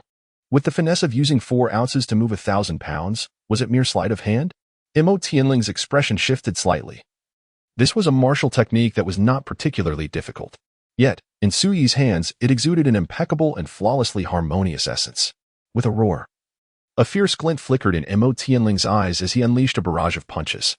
Having honed the earthly fiend Thunder Fist through over a year of relentless warfare in the Crimson Scale Army, where he had slain countless formidable adversaries on the bloody battlefield, he had finally mastered this martial art to an extraordinary degree. Now, he erupted with all his might, his strength akin to that of a tiger or leopard. His fists like thunder, transforming him into a living weapon, exuding an aura of tremendous intimidation. What left Mo Tianling astounded was the fact that each of his subsequent assaults was effortlessly deflected by Suyi, evoking a blend of astonishment and frustration within him. To the onlookers, Mo Tianling appeared as a tempest, surging towards Suyi from all directions, while Suyi stood resolute like an immovable boulder, impervious to the onslaught, his garments remaining untouched. This spectacle drew the attention of the entire assembly, with some prominent figures displaying expressions of disbelief. Only Nie Beihu and his son Yeting were particularly exhilarated. They recognized that Suyi was demonstrating the very martial arts technique, the sparrow-catching hand, that they had mastered. However, the version they executed merely confined the birds within an invisible cage, preventing their escape. Nie Beihu, having immersed himself in this martial art for years, could ensnare a flock of birds, showcasing exceptional finesse. Yet, in comparison to Suyi, he realized that his skill was insignificant. In Suyi's hands, this martial art unleashed an unimaginable power, akin to a celestial being performing a divine display, regarding all living beings as birds, ensnaring the heavens and the earth as a cage. Nie Tung was utterly mesmerized, his spirit captivated. Repeatedly shaken by the revelation that the martial arts he had trained in for years could wield such extraordinary might, he dared not lose focus, holding his breath and attentively observing. The son of the Nie family had finally gained the favor of Mr. Su, a rare opportunity. Fu Shan silently lamented, fully aware that Suyi was using this duel to personally enlighten Nie Tung about the intricacies of the sparrow-catching hand. Huang Yinchong's expression also shifted. Recognizing Suyi's intentions, unlike Fu Shan, this was what one might call destiny. At that moment, everyone present recognized that Mo Tianling was in a perilous predicament. Under Suyi's command, he resembled a cornered beast. With each strike of Suyi's palm, it was as if he were ensnared in an invisible cage, rendering him incapable of escape despite his frantic attempts. The astonishing scenes unfolding before them provoked countless gasps of shock from the spectators. Previously, most had confidently asserted that even if Suyi regained his cultivation, he would still be no match for a fierce adversary like Mo Tianling. Yet now, doubts began to creep into their minds. Particularly, figures such as Nanning and Ai Hao, Wen Jiwen, and Wen Xiaobei experienced dramatic fluctuations in their emotions, their expressions shifting continuously. A spectacle to behold. A character they had once belittled, scorned, and dismissed now revealed an unimaginable combat prowess, leaving them utterly astounded and unable to comprehend the transformation. Break. On the arena, Mo Tianling, his countenance dark and grave, suddenly roared with fervor, channeling his entire strength into his right fist, unleashing a blow with the ferocity of a torrential flood. This punch was as swift as lightning, akin to a thunderous roar, tearing through the air and showcasing the might of a top-tier blood transformation realm master to its fullest extent. Very well. Let me demonstrate to you what true martial arts entail. Suyi sighed softly, gently pressing his hands in the air. This gesture appeared light and devoid of force. However, Mo Tianling was struck with trepidation, sensing as if Suyi's hands cradled the cage, imposing the overwhelming weight of the heavens upon him. Confronted with this celestial prison, he felt diminutive and powerless. There was no escape, no refuge. Volume 1. Sword and Rebirth Chapter 55. A startling revelation, alas. Mo Tianling was engulfed by an overwhelming dread. sensing an imminent and lethal threat that conjured an indescribable despair akin to that of a drowning soul. Having endured over a year of bloodshed on the merciless battlefield, he had faced harrowing trials, yet this was the first time he truly grasped the profound terror of life and death. In that fleeting moment, his fighting spirit crumbled, and he was engulfed by a sense of utter hopelessness. Thoughts of struggle, resistance, and desperation shattered like glass, leaving his mind in a disconcerting void. Meanwhile, the spectators outside bore witness to an unfathomable spectacle. Mo Tianling appeared as though his soul had departed, rendered motionless in that instance. In contrast, Sui, with an ethereal grace, lightly pressed his hands, which shifted positions in the void with a suddenness that was almost surreal. Boom! The air trembled, and a sound erupted like a thunderous explosion. The entire iron-forged arena quaked momentarily as a fierce wind howled, causing Mo Tianling's long hair to billow and his garments to flutter wildly. What martial prowess was this? A profound silence enveloped the arena, as the illustrious figures from Guangling City and Luoyun City collectively gasped in astonishment. Mo Tianling's technique, the earthly fiend thunderstrike, was a renowned lethal art perfected by the esteemed Lord Yun Guang over many years, a veritable killing technique of the highest order. Yet, the martial arts employed by Sui seemed to transcend the realm of mortals, akin to the methods of celestial beings. Though his strike was light, it felt as if a great edifice were collapsing, with the heavens bowing to the earth, instilling a deep sense of awe. Why was it so? Nanning clenched her delicate, ivory hand tightly within her sleeve, the veins on her knuckles protruding visibly. Her gaze fixated unwaveringly upon the young man on the arena, clad in a jade-like garment, exuding an otherworldly charm. Her heart churned tumultuously, overwhelmed by a torrent of inexplicable resentment. The entire situation teetered on the brink of chaos. At this juncture, who could fail to comprehend that Sui had not merely restored his cultivation, but had attained a martial prowess formidable enough to subdue Mo Tianling? This revelation was utterly astonishing. Why do you not defeat me outright? I have promised to grant you a chance to strike. If I were to suppress you now, would it not render me, Su, a man of empty words? Sui spoke with an expression of calm indifference. Mo Tianling was momentarily taken aback. Was it merely to afford himself a chance to strike? Such words struck deeply at his inner dignity, transforming his countenance into one of profound discontent. His eyes ablaze with a fierce and wrathful fire. I can concede defeat, but I shall never accept such an insult. His voice, cold as ice, resonated as Mo Tianling drew his sword. Clang! The dark purple blade shimmered like a mesmerizing cascade of water, reflecting a bloody and chilling glint under the illumination of the night. The purple blood warblade, a fearsome weapon bestowed by the Marquis of Cloudlight. It was hoped that through this blade, Mo Tianling could slay countless foes on the battlefield and achieve unparalleled glory.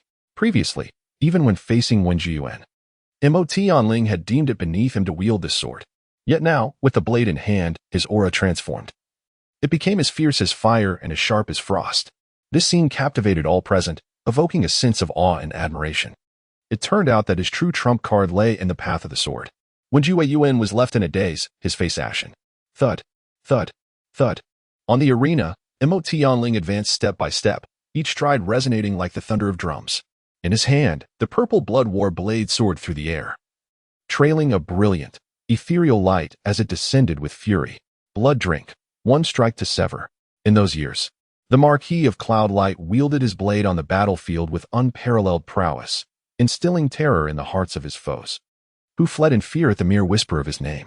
When Mo Tianling executed this very strike, though lacking the overwhelming might of a grandmaster, it still possessed a semblance of its essence.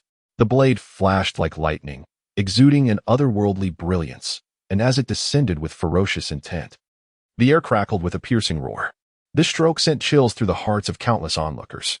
Yet, Sui furrowed his brow slightly, a flicker of disappointment emerging in the depths of his gaze. With a soft sigh, his tall figure finally stirred, amidst the fluttering of his garments. He appeared as a startled swan skimming over a chilly pond, embodying an ethereal grace. As his right hand rose, he deftly navigated through the myriad of dazzling, ominous blade shadows, gently striking the blade of Mo Tianling. With effortless precision, the clash resonated like a thunderclap, causing Mo Tianling's advancing figure to halt abruptly. As if struck by lightning, his entire being trembling violently. The purple-blooded war blade in his right hand emitted a fierce hum before slipping from his grasp. The deadly technique, Blood Dringer's Blade, which was Mo Tianling's ultimate secret, was effortlessly dismantled with a mere tap of Su Yi's finger. The clang of the purple-blooded war blade falling onto the arena jolted the spectators from their stunned silence, each one paling in astonishment. To determine victory with a single finger, how terrifying. The blade had strayed from its true path, emphasizing skill over strength, and thus, the road ahead had narrowed. Su Yi shook his head, having anticipated that someone of Mo Tianling's caliber would have achieved something significant in the art of the blade. Who could have foreseen that the strike he witnessed had veered into a misguided path, utterly lacking in merit? Mo Tianling stood there, dazed and distraught. His voice tinged with bitterness as he asked, "What martial art are you employing?" He was engulfed in bewilderment, feeling as though everything that had just transpired was akin to a nightmare, unable to truly grasp the extent of his opponent's might. Merely a trivial technique, not worth mentioning. Su Yi remarked casually. That single strike just now was simply a counter to the move presented to him, testing one's perception, strength, and temperament rather than any exquisite martial arts. A trivial technique. Mo Tianling murmured to himself, his spirit waning as he concluded, "I have lost." His gaze was hollow, his demeanor gaunt, as he staggered down from the arena. Thus, Mo Tianling, the adopted son of the Marquis of Yunguang, was defeated. On the platform, Su Yi stood with his hands clasped behind his back, calmly inquiring, "Is there anyone else who wishes to compete with me?" A profound silence enveloped the assembly. Whether from the side of Guangling City or that of Luoyun City, none dared to respond. The brief span from when Su Yi ascended the stage to Mo Tianling's despondent concession was but a matter of moments, yet it utterly transformed the perceptions of countless onlookers. Who could have envisioned that the once derided abandoned disciple of the Qinghe sword manor, a figure scorned as the literary family's son-in-law, would, a year later, dominate the Longmen banquet? Especially striking was Su Yi's nonchalant demeanor, as though he could effortlessly subdue Mo Tianling, leaving every individual present profoundly shaken. Wen Jin stood in a daze, as if mourning a great loss. He was the leading figure among the younger generation of the Wen family, heralded in Guangling City as a prodigy destined to vie for the top honors in the Longmen Grand Tournament. In the past, he had regarded Su Yi with complete indifference, often dismissing him with contempt. Yet just moments ago, he had been vanquished by a single punch from Mo Tianling. The blow was undeniably substantial, especially considering Mo Tianling's former status as an inner disciple of the Qinghe sword manor and now, the adopted son of the Marquis of Yunguang. Defeated by such an adversary, Wen Jueyuan could still accept it. However, upon witnessing Mo Tianling easily vanquished by Su Yi, his composure shattered, plunging him into an abyss of unbridled rage and confusion from which he could not extricate himself.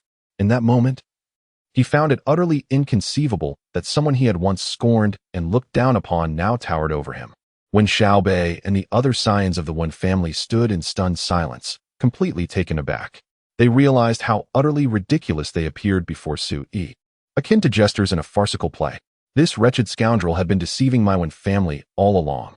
Wen Chongqing seethed with clenched teeth, a terrifying pallor enveloping his countenance as clarity dawned upon him. Li Tianhan felt an overwhelming heaviness in his heart, questioning whether, had his child Mo Yun been present, he could have bested Su Yi. Alas, Zhou Huaqiu was a whirlwind of excitement and regret, his emotions a tangled web. Su Yi's performance filled him with an indescribable astonishment. Yet the memories of how the Qinghe sword sect had dismissed Su Yi as a discarded disciple, coupled with his own aloofness upon learning of Su Yi's fall from grace, weighed heavily on his conscience. All that remained at the corners of his lips was a bitter smile.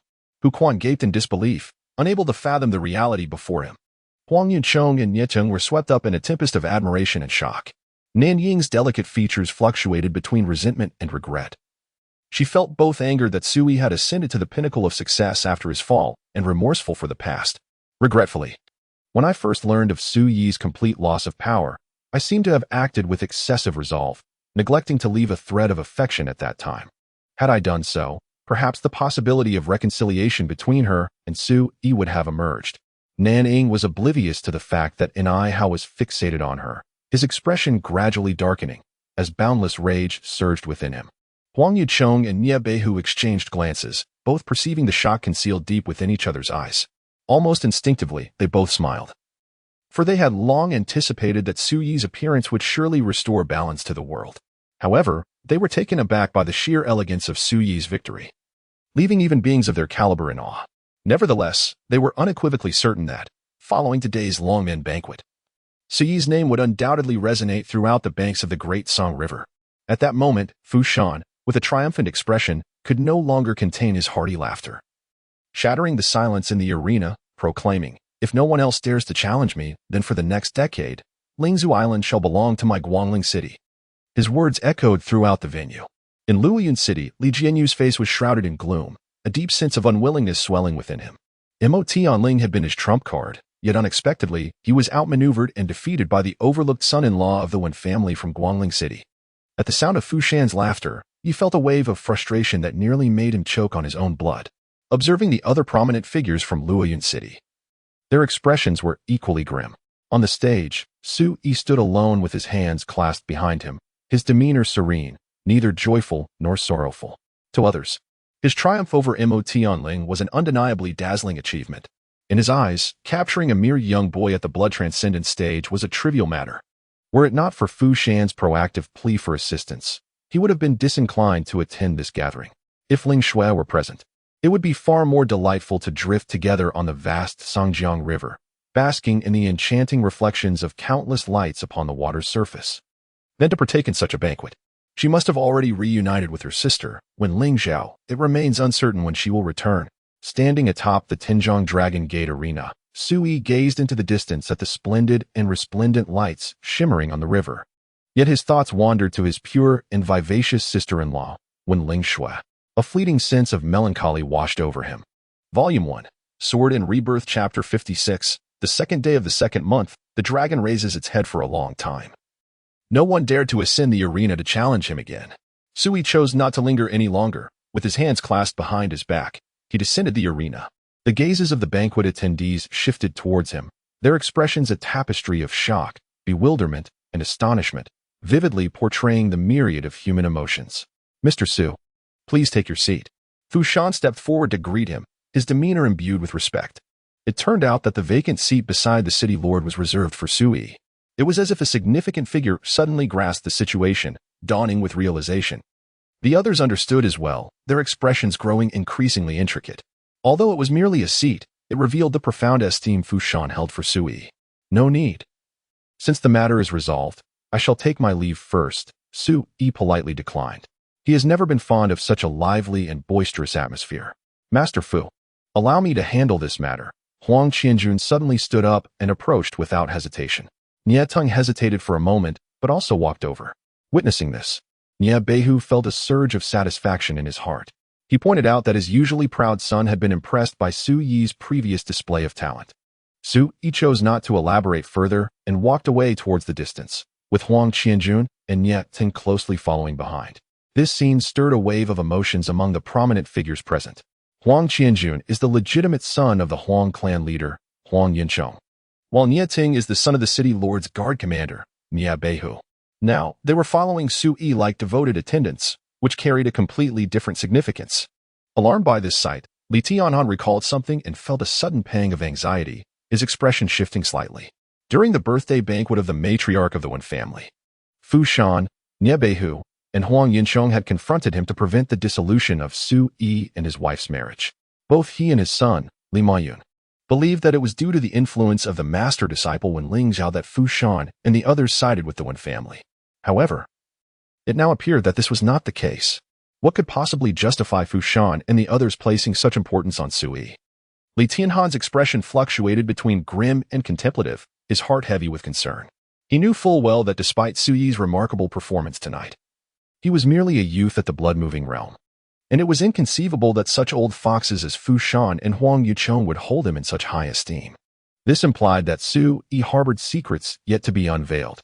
It is precisely this secret that commands the genuine respect of Fu Shan and his companions towards Su Yi. Contemplating this, Li Tianhan could no longer hesitate. He softly instructed the old servant beside him. In no time, the servant hurried away. Alas, as Su Yi's figure gradually receded, Zhou Huaiqiu hesitated for a long while, ultimately sighing softly, deciding not to pursue him. Yet, he could not help but feel a twinge of regret and longing in his heart. Once, he had fallen into obscurity, neglected by all, and even he had distanced himself from Su Yi. So be it, let this matter rest. Zhou Huaiqiu took a deep breath, suppressing the remorse that filled his heart. Sister Nanning, It appears you are quite reluctant to see Sui depart. At that moment, noticing Nan Ying's absent-minded demeanor, An Ihao could no longer contain his ire and spoke coldly. Nan Ying was suddenly startled. Her delicate features shifted, and she let out a soft sigh, feeling aggrieved. Senior brother An Ihao, you are aware that I spent 3 years in the company of senior brother Sui. I once believed that in this lifetime I would have no further connection with him. Who would have thought that today I would witness such scenes? The more she spoke, the darker An Ihao's expression became, a tempest of jealousy swelling within him. Nan Ying, clearly sensing this shift, subtly altered her tone, saying, however, in my heart, you will always be irreplaceable, senior brother. Moreover, if I truly harbored lingering feelings for Sui, how could I have remained indifferent to him for the entire past year? As she spoke, she gently rested her delicate head upon An Ihao's broad shoulder, her voice laced with tenderness. Senior brother An Ihao, seeing you upset brings me a strange joy. At least it proves that you care for me. An Ihao's expression softened instantly, inhaling the subtle fragrance of the lady beside him. His tone becoming considerably gentler as he replied, Junior sister, I was a bit too agitated just now. Nanning extended her graceful hand, linking her arm with An Ihao's. Her voice sweet as she said, Senior brother, there is no need for explanations. I understand completely. Yet within her heart, she pondered a matter. Should she visit Sui before leaving Guangling City? Cousin, that Sui is utterly despicable, having concealed his true abilities all along. This past year, we have all been deceived by him. When Xiaobei expressed his indignation, daring only to murmur his grievances beside Wen Jiyuan, he has never deceived us. It is we who have overlooked him. Wen Jiyuan's expression turned grim. Today was meant to be his moment of glory, a time to bask in the admiration of many. But who could have anticipated the capriciousness of fate?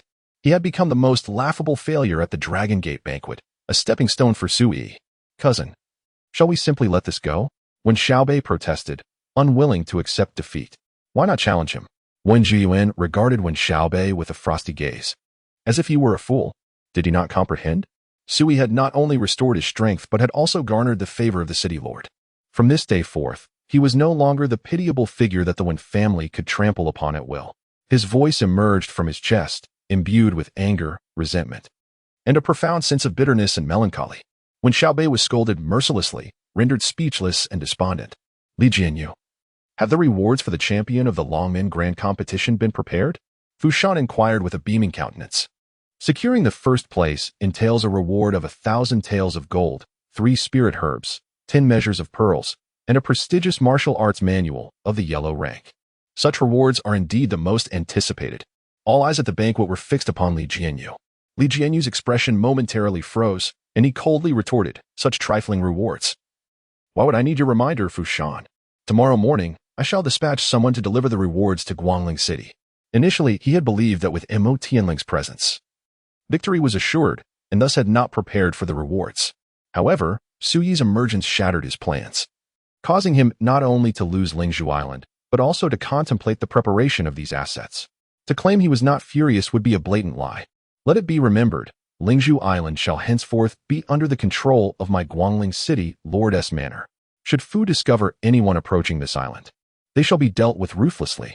Fu Shan, with a smile yet a tone laced with menace, reiterated his warning. Humph.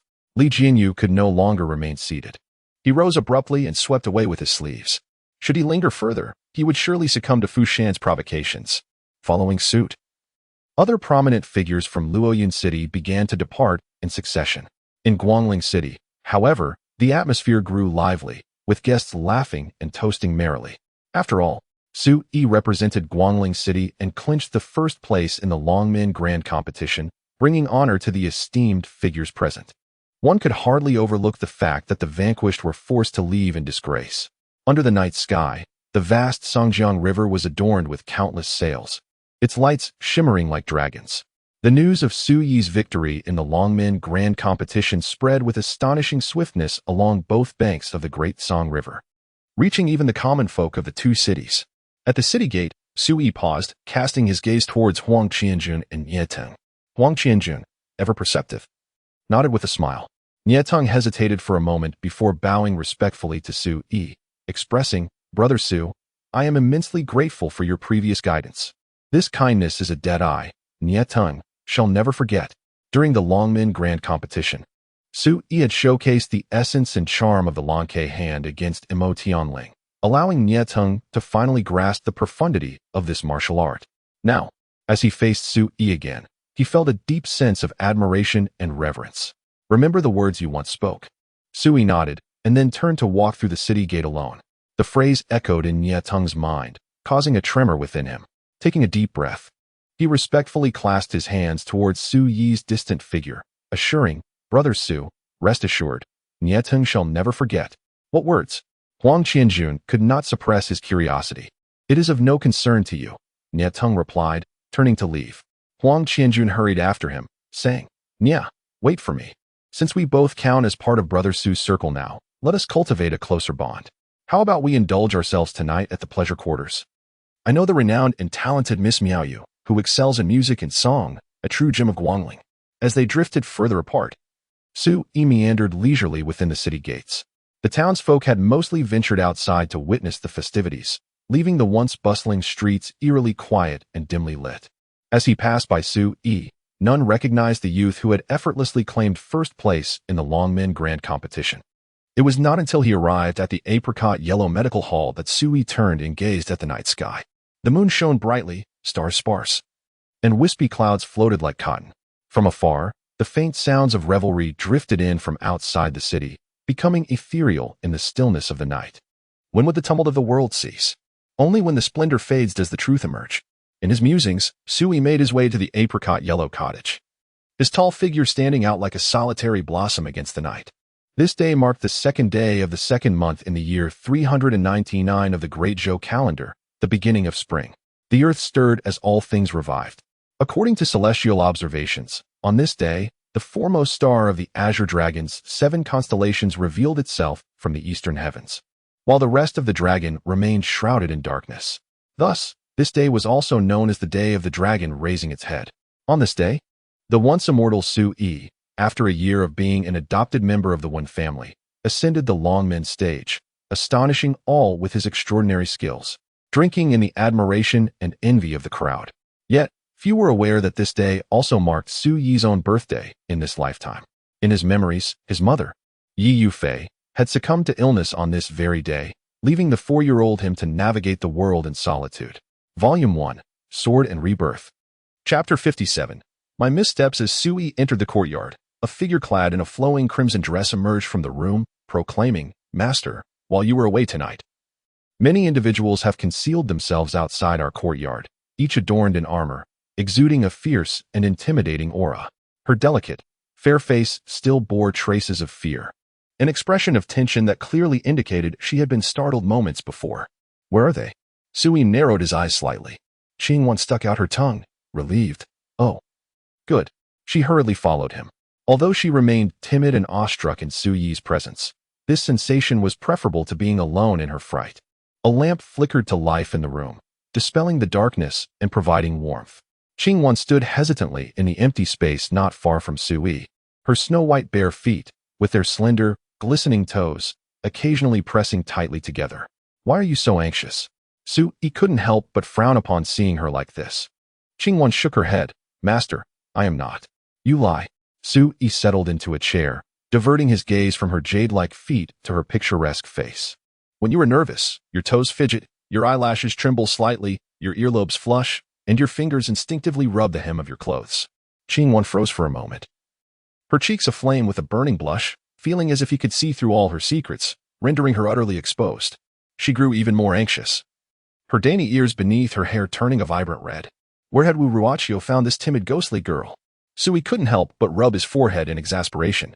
Immediately, he decisively shifted the topic, saying, "Let us discuss the matter of those lurking individuals." Qingwan let out a sigh of relief, pondering. "I was hiding within the old locust tree and overheard some of their conversations." Her voice was soft and melodious as she recounted the events of the night. Upon finishing, Su Yi couldn't help but raise an eyebrow, his fingers lightly tapping the table, his gaze fixed on the flickering candlelight, lost in contemplation. According to Qingwan, those lurking individuals were actually from the Li clan.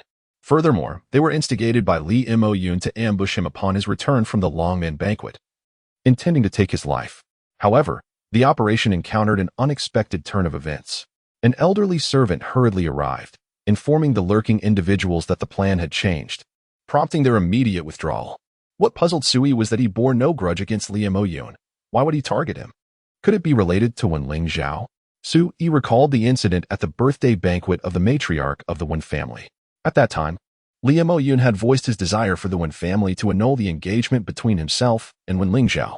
It seemed plausible. For according to Huang Qianjun's earlier remarks, Liu Moyun had long harbored affections for Wen Lingzhao and had repeatedly declared that he would marry no one but her. Thus, it could be inferred that he intended to eliminate Sui to seize the opportunity. With this thought, Sui couldn't help but let out a soft sigh. His nominal wife was indeed quite troublesome, first with Wei Zhongyang and now with Liu Moyun. Now, at the Tianyuan Academy as a disciple of a master. She must have attracted countless admirers. Master, what do you intend to do? Qingwan timidly inquired. Sui casually remarked, even if we were to eradicate them all, it would merely address the symptoms rather than the root of the issue. This incident has only solidified my resolve to dissolve this marriage. It is the only way to achieve a permanent solution. Qingwan, bewildered, asked, Master, do you wish to annul your marriage? Why not? Or do you believe I am being too heartless? Sui retorted, not at all. Qingwan quickly shook her head, leaning languidly in his chair. Sui suddenly burst into laughter and said, very well, today is my birthday. Let us refrain from discussing such disheartening matters. He then lifted the wine jug from the table, pouring and drinking for himself. With a hint of hesitation, Qingwan inquired, Master, will no one celebrate your birthday today? Sui shook his head. I have never been fond of such occasions. Seemingly emboldened, Qingwan asked then, may I know how old you are today? Sui nonchalantly replied, if we add it all together, I am 100,017 years old. Well, you may consider me to be 17. Qingwan stood in a daze, somewhat perplexed. Yet, she refrained from probing further and remained silent for a moment before gathering her courage to say, Master, may I sing you a song? Sui, distracted, replied, as you wish. Beneath the flickering lights, Qingwan took a deep breath, gently adjusted her crimson gown, and parted her rosy lips. A celestial, ethereal melody flowed from her, filling the room with a hauntingly beautiful resonance. The longevity of the immortal master is akin to the perpetual moon, the rising sun, and the majestic southern mountains, unwavering and enduring, much like the lush pines and cypresses. With a soft melody, it flows like the tinkling of a spring in a serene gorge. Sui was momentarily taken aback, but soon a smile graced his lips. This was an ancient song of blessing, and the young girl had indeed put her heart into it. As he sipped his wine and listened, he felt a sense of tranquility envelop him. Outside the window, the night was profound, with a scattering of stars. On such a night, amidst the enchanting and ethereal tones of Qingwan's singing, one could experience a unique delight. In another part of the same night, at the Li residence, Liu Moyun gripped the hilt of his sword tightly, his once handsome features contorted with extreme bitterness. He struggled to suppress his inner fury and resentment, his teeth nearly grinding to dust. Tonight was meant to be the pinnacle of his hunting endeavors. He had meticulously planned everything, intending to kill Sui and then swiftly leave the city to seek out Wen Lingzhao at the Tianyuan Academy. He had even prepared a thoughtful gift for Wen Lingzhao. Yet, who could have foreseen that all his schemes would unravel at the last moment, falling to naught? Unable to contain his rage any longer, Liu Moyun hissed through clenched teeth. What if that fool has restored his cultivation and defeated Imo Tianling? Does that warrant my father's decision to cast me aside? His chest heaved with agitation. He was already aware of the events that transpired at the Longmen banquet, and it was precisely this knowledge that had led to the collapse of his plans. The old servant spoke softly, young master. The clan leader is not concerned about Sui, Fu Shan, Huang Yunchong, or Nie Beihu, but rather fears that in your fury, you may commit some grievous error. After a brief pause, he continued, as for the matter of eliminating Sui, it can wait a while longer. The clan leader mentioned that Sui harbors another secret, and it is this very secret that has garnered the utmost esteem from Fu Shan and others. Should we act without uncovering this secret, it may very well bring unforeseen peril to our Li family. With that, he turned and strode towards the exit. You are to escort the young master without delay. You must reach Yunhe County City as swiftly as possible. Do you understand? The old servant hurried outside, instructing the waiting guards. Yes, the guards responded in unison. Sui, just you wait. In the moonlit night, he and the guards galloped away with haste. At the Tianyuan Academy, atop a verdant peak, there lay a natural hot spring. The night had deepened, and the stars scattered across the sky. Two graceful figures were immersed in the steaming waters, revealing only their delicate, alabaster necks and exquisite faces. Mist swirled around them as ripples danced upon the surface. Wen Lingzhao perched on a stone in the pool, comfortably extending her long, snow-white legs beneath the water, her dainty, crystalline feet playfully splashing the warm currents. A relaxed expression graced her enchanting face, while her alluring silhouette subtly emerged from the mist-covered waters. "Sister, what did brother-in-law write in his letter to you?" When Lingzhao lifted her graceful wrist to wipe the fine droplets from her forehead, her voice bright and inquisitive. Beside her, Wen Lingzhao, with her hair elegantly pinned up and a complexion as pure as jade, possessed a dreamlike beauty amidst the swirling mists. What purpose does it serve to mention him? Her delicate brows knitted slightly. Even in the presence of her sister, her demeanor, appearance, and aura exuded a chilling aloofness, sharp as ice. Nevertheless, Wen Lingzhao could not help but recall the letter her sister had specially entrusted to her some days ago. It contained but a single line. "I hope you can soon dissolve the engagement between us, for then we shall all rejoice." Upon first reading it, Wen Lingzhao was momentarily taken aback, pondering whether Su Yi's words were sincere or veiled with sarcasm. Indeed, as Su Yi had articulated in the letter, her diligent cultivation stemmed from a pent-up frustration, striving through relentless effort to wield greater power and seize control of her own destiny, thus liberating herself from the shackles of this engagement. Yet, Wen Lingzhao had not anticipated that Su Yi, whom she had long disregarded and treated as a stranger, seemed to have discerned some of her innermost thoughts. If that were the case, so be it. However, the tone of the letter struck her as rather peculiar. What did all rejoice even mean? It felt starkly like a form of mockery. Consequently, each time Wen Lingzhao recalled the letter over the past few days, an indescribable discomfort surged within her heart. Pausing for a moment, she mused, "Once I officially become a disciple of my master, I shall find a way to arrange for you to enter the Tianyuan Academy as well. In that case, we sisters can be together for an extended period, and I can watch over you at all times." As she concluded, her voice took on a subtle softness. "Sister, how could I possibly refuse?" On one side, Wen Lingzhao blinked her sparkling eyes, looking pitiful. She certainly did not wish to remain in this state. No. Wen Lingzhao raised her clear gaze towards the night sky, recalling the days when she had been unfortunate enough to be forced into marriage with an unrelated stranger. "Lingzhao, I will never allow you to tread the same path as I did." A hint of bitterness and resentment seeped through her cold tone. Volume 2, The Azure Attire Wielding a Sword, Often Battling Frost and Snow, Chapter 58, with Favorable Winds. Ascend to the heavens on the afternoon of the third day of the second month, the day following the Dragon Gate banquet. Mr. Su, Fu Shan approached with a smile, clasping his fist in greeting. "I, Fu, have come for two reasons. First, to express my gratitude for your gallant assistance at the Dragon Gate banquet last night, and second, to present a gift." With a wave of his hand, 3 guards stepped forward, each reverently offering a jade box. Fu Shan explained with a smile, "This is the reward for the first place at the Dragon Gate competition, totaling 1,000 taels of gold, 10 measures of pearls, 3 spirit herbs, and a top-tier yellow-level martial arts manual." Pausing for effect, he continued, "I took the liberty of converting the gold and pearls into silver notes, making it more convenient for you to carry." He pointed to the first jade box, which contained 18 silver notes, each with a denomination of 10,000 taels. The second box held 3 spirit herbs, Baifuling, Shuiyu Ginseng, and Qingwen Frostgrass. The third box contained the yellow-level top-tier martial arts manual, Nianhua Fuyanshou. Upon hearing this, Sui first opened the third jade box, extracting the manual within. Upon a cursory glance, one could not help but exclaim in surprise, "This martial art is evidently tailored exclusively for female practitioners." Fu Shan chuckled wryly, stating that these rewards were all presented by the Lord of Luoyun City, Li Jianyu, who, by doing so, clearly intended to vex others. "If Mr. Su is dissatisfied, I shall provide you with another manual shortly," Fu added, having already discerned the true nature of this martial arts tome. Sui, seemingly indifferent, waved his hand dismissively, saying, "No need, this will suffice."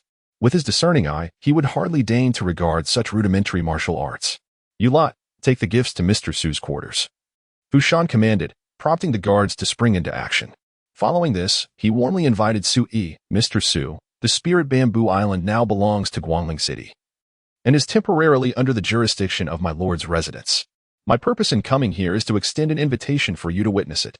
Su Yi's heart stirred at the mention of Spirit Bamboo Island, known for its convergence of spiritual energy and the presence of treasures such as the verdant jade bamboo. When shall we depart? He inquired. Fu Shan immediately responded with a smile. Please follow me, Mr. Su.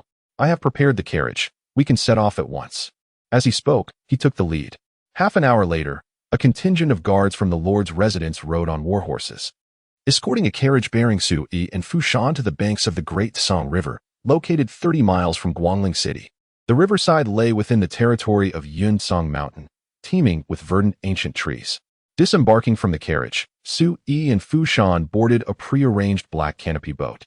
Heading toward the heart of the river, there lies a diminutive island, steadfast amidst the river, merely spanning 30 zhang.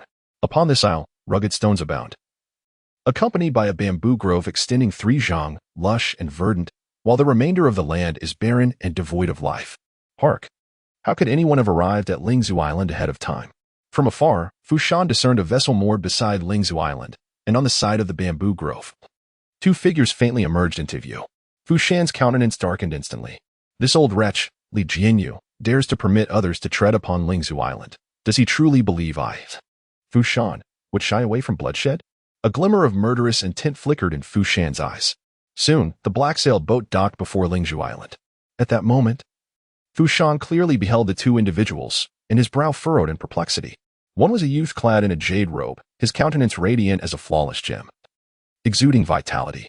The other was an elderly man adorned with a small black round hat, draped in a humble cloth robe, possessing an unremarkable appearance, slightly hunched, standing quietly a mere foot away from the youth. He was at the pinnacle of the gathering Qi realm. Concurrently, Su Yi's gaze swept past the youth and settled upon the old man in the black hat, instantly discerning something from the latter's aura. The martial arts realms encompass 4 stages: blood transformation, gathering Qi, nurturing furnace, and no leakage. To attain the pinnacle of the gathering Qi realm signifies that one has refined their energy into essence, capable of gliding over the water's surface with ease. On land, a single leap could span 10 zhang, with breath akin to thunder, and true energy manifesting outward. This realm is but a mere thread away from the mastery of the nurturing furnace stage. Such a figure, within the confines of Guangling City, would undoubtedly be regarded as a paragon of excellence. Even the city lord Fu Shan possesses merely the martial prowess of the late stage of Qi gathering, a notch inferior to the enigmatic old man in the black hat. However, Su Yi's gaze swiftly shifted away. After all, merely a great perfection of Qi gathering was not worthy of excessive concern. Seizing this moment, he began to quietly survey Lingzhao Island. Before long, he subtly nodded. Beneath this island, there must be a connection to the water veins of the Great Song River, with Yunsong Mountain not far away. The confluence of mountains and waters gathers the essence of heaven and earth upon this island. It is indeed a blessed land rich in spiritual energy, surpassing even the mulberry grove he had been seeking, which explains the emergence of such spiritual materials as the Qingyu Lingzhao. At the same time, the young man in the jade robe and the old man in the black had also noticed the commotion, their gazes converging upon this side. May I inquire if this is Lord Fu Shan? The young man in the jade robe inquired with a hearty laugh. Though merely 17 or 18 years of age, he exuded an air of nobility in his every gesture, treating even a city lord like Fu Shan with casual indifference. It is indeed Fu. May I ask who the 2 of you are? Fu Shan, with his astute eyes, immediately discerned the extraordinary nature of the 2 and discreetly gestured for his entourage to remain stationed on the whooping boat. He and Su Yi then ascended Lingzhao Island together. The young man in the jade robe smiled and clasped his hands. Lord Fu, I have heard my father mention that among the 19 cities in Yunnan County, there are but a few worthy of note, and you, Lord Fu, are one of them. Now that I see you in person, you are indeed remarkable. Fu Shan's pupils slightly contracted, and his expression grew considerably solemn as he remarked, May I inquire about the esteemed surname and title of your father, young master? Fu Shan felt a surge of emotion, his expression growing increasingly solemn as he remarked, I see. To receive such high praise from your esteemed father is indeed a surprise for me. Zhang Yuanxing offered a slight smile, seemingly anticipating Fu Shan's reaction, and inquired, I trust that you do not hold it against me for arriving uninvited? Fu Shan shook his head, replying, How could I dare? Zhang Yuanxing nodded, then turned his gaze towards Su Yi, who stood beside Fu Shan, a look of appreciation crossing his features as he remarked, Last night, I witnessed the remarkable duel between young Master Su and Imo Tianling at the Longmen banquet. It was truly breathtaking and left me in awe. Pausing for a moment, he continued with a smile. However, I have also heard of some past events concerning young Master Su and learned about his current predicament within the Wen family, which appears rather dire. Should young Master Su wish to alter this situation, I would be willing to assist. Yet Sui, who commanded such respect that even Princess Ling Yao addressed him as Sir, hardly needed anyone's support. Raising his gaze to meet the confident and easygoing youth, Sui replied with an indifferent expression, "Have you ever heard the saying, offering flattery without cause is either treachery or theft?" The old man in the black hat's eyes flashed with a hint of coldness as he warned, "Young man, choose your words with care. Be wary of the dangers that may arise from your tongue." After a brief pause, he addressed Sui, saying, "There is no need for you to be overly concerned. My desire to assist you stems solely from my admiration for your talent and martial prowess. A talent such as yours, if confined to this small city of Guangling, would undoubtedly be akin to a brilliant pearl buried in the dust." Sui's gaze was peculiar. It had been a long time since someone had spoken to him in such a manner. "Rest assured, young Master Su, should you choose to accompany me to Yuna County, I guarantee that you will shine brilliantly there and make a name for yourself." Sui, taken aback, replied, "Are you implying that I should follow you as an attendant?" The old man in the black hat snorted coldly. "In Yunhe County, the number of young talents eager to serve my young master is as plentiful as fish crossing a river, yet those who can truly earn his admiration are exceedingly rare." Sensing that Sui might not grasp his implication, the old man elaborated, "To put it plainly, in Guangling City, your triumph in the Longmen Grand Competition certainly warrants pride. However, in Yunhe County, there are many young individuals like yourself." Finally, with a slight smirk, he leisurely remarked, "Now, you must comprehend what a fortunate opportunity it is to be appreciated by my young master." At this moment, Fu Shan's expression also turned peculiar. Had it not been for the other party status, he might have nearly succumbed to laughter. Otherwise, he would not dare to adopt such a condescending tone with Mr. Su. He found himself at a loss for words, unsure of how to respond. Well, it seemed that the other party was perhaps well-meaning. "Maybe? You may consider it. I will be leaving Guangling City in 3 days. Before then, simply relay your decision to Lord Fu," Zhang Yuanxing said with a smile, exuding an air of sophistication, seemingly unconcerned about exerting pressure on him. Subsequently, he turned his gaze towards Fu Shan and remarked, "Although the grade of the Qingyu spirit bamboo cultivated here is rather ordinary, it is indeed rare. I wish to invest in the purchase of 2 stocks. I wonder if Lord Fu would be willing to part with them?" The elderly man in the black hat nodded in agreement. In the second volume, The Green-Clad Swordsman, Shrouded in Frost and Snow, Chapter 59, A Chicken Leg Drenched in Dog Blood.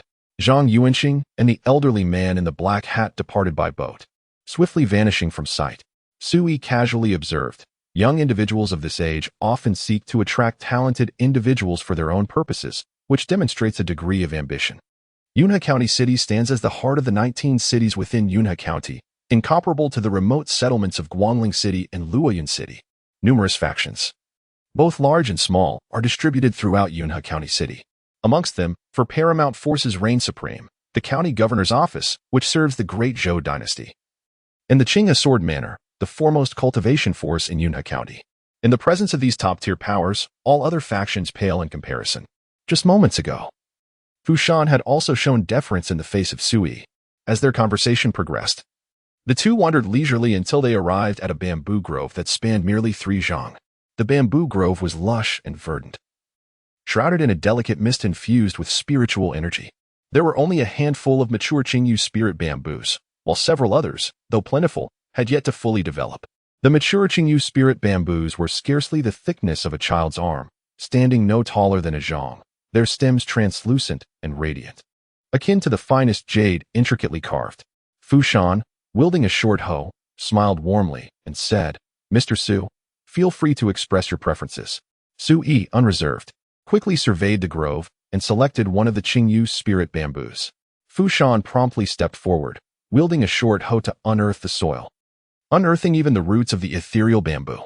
This, after all, is a spiritual entity. Its roots and leaves can be utilized in medicinal concoctions, while its stalk serves as a precious material, embodying treasures at every turn. Mr. Su then surveyed the surroundings, searching for anything else that might catch his eye. With a smile, Fushan remarked that his purpose in bringing Sui here was to share some of the treasures from this ethereal bamboo island, thereby fostering a closer bond between them. Sui pondered. If possible, he would be content with just 2 more. He himself selected a piece of the verdant jade bamboo, which was of exceptional quality. With a little craftsmanship, it could be transformed into a natural scabbard for a jade sword.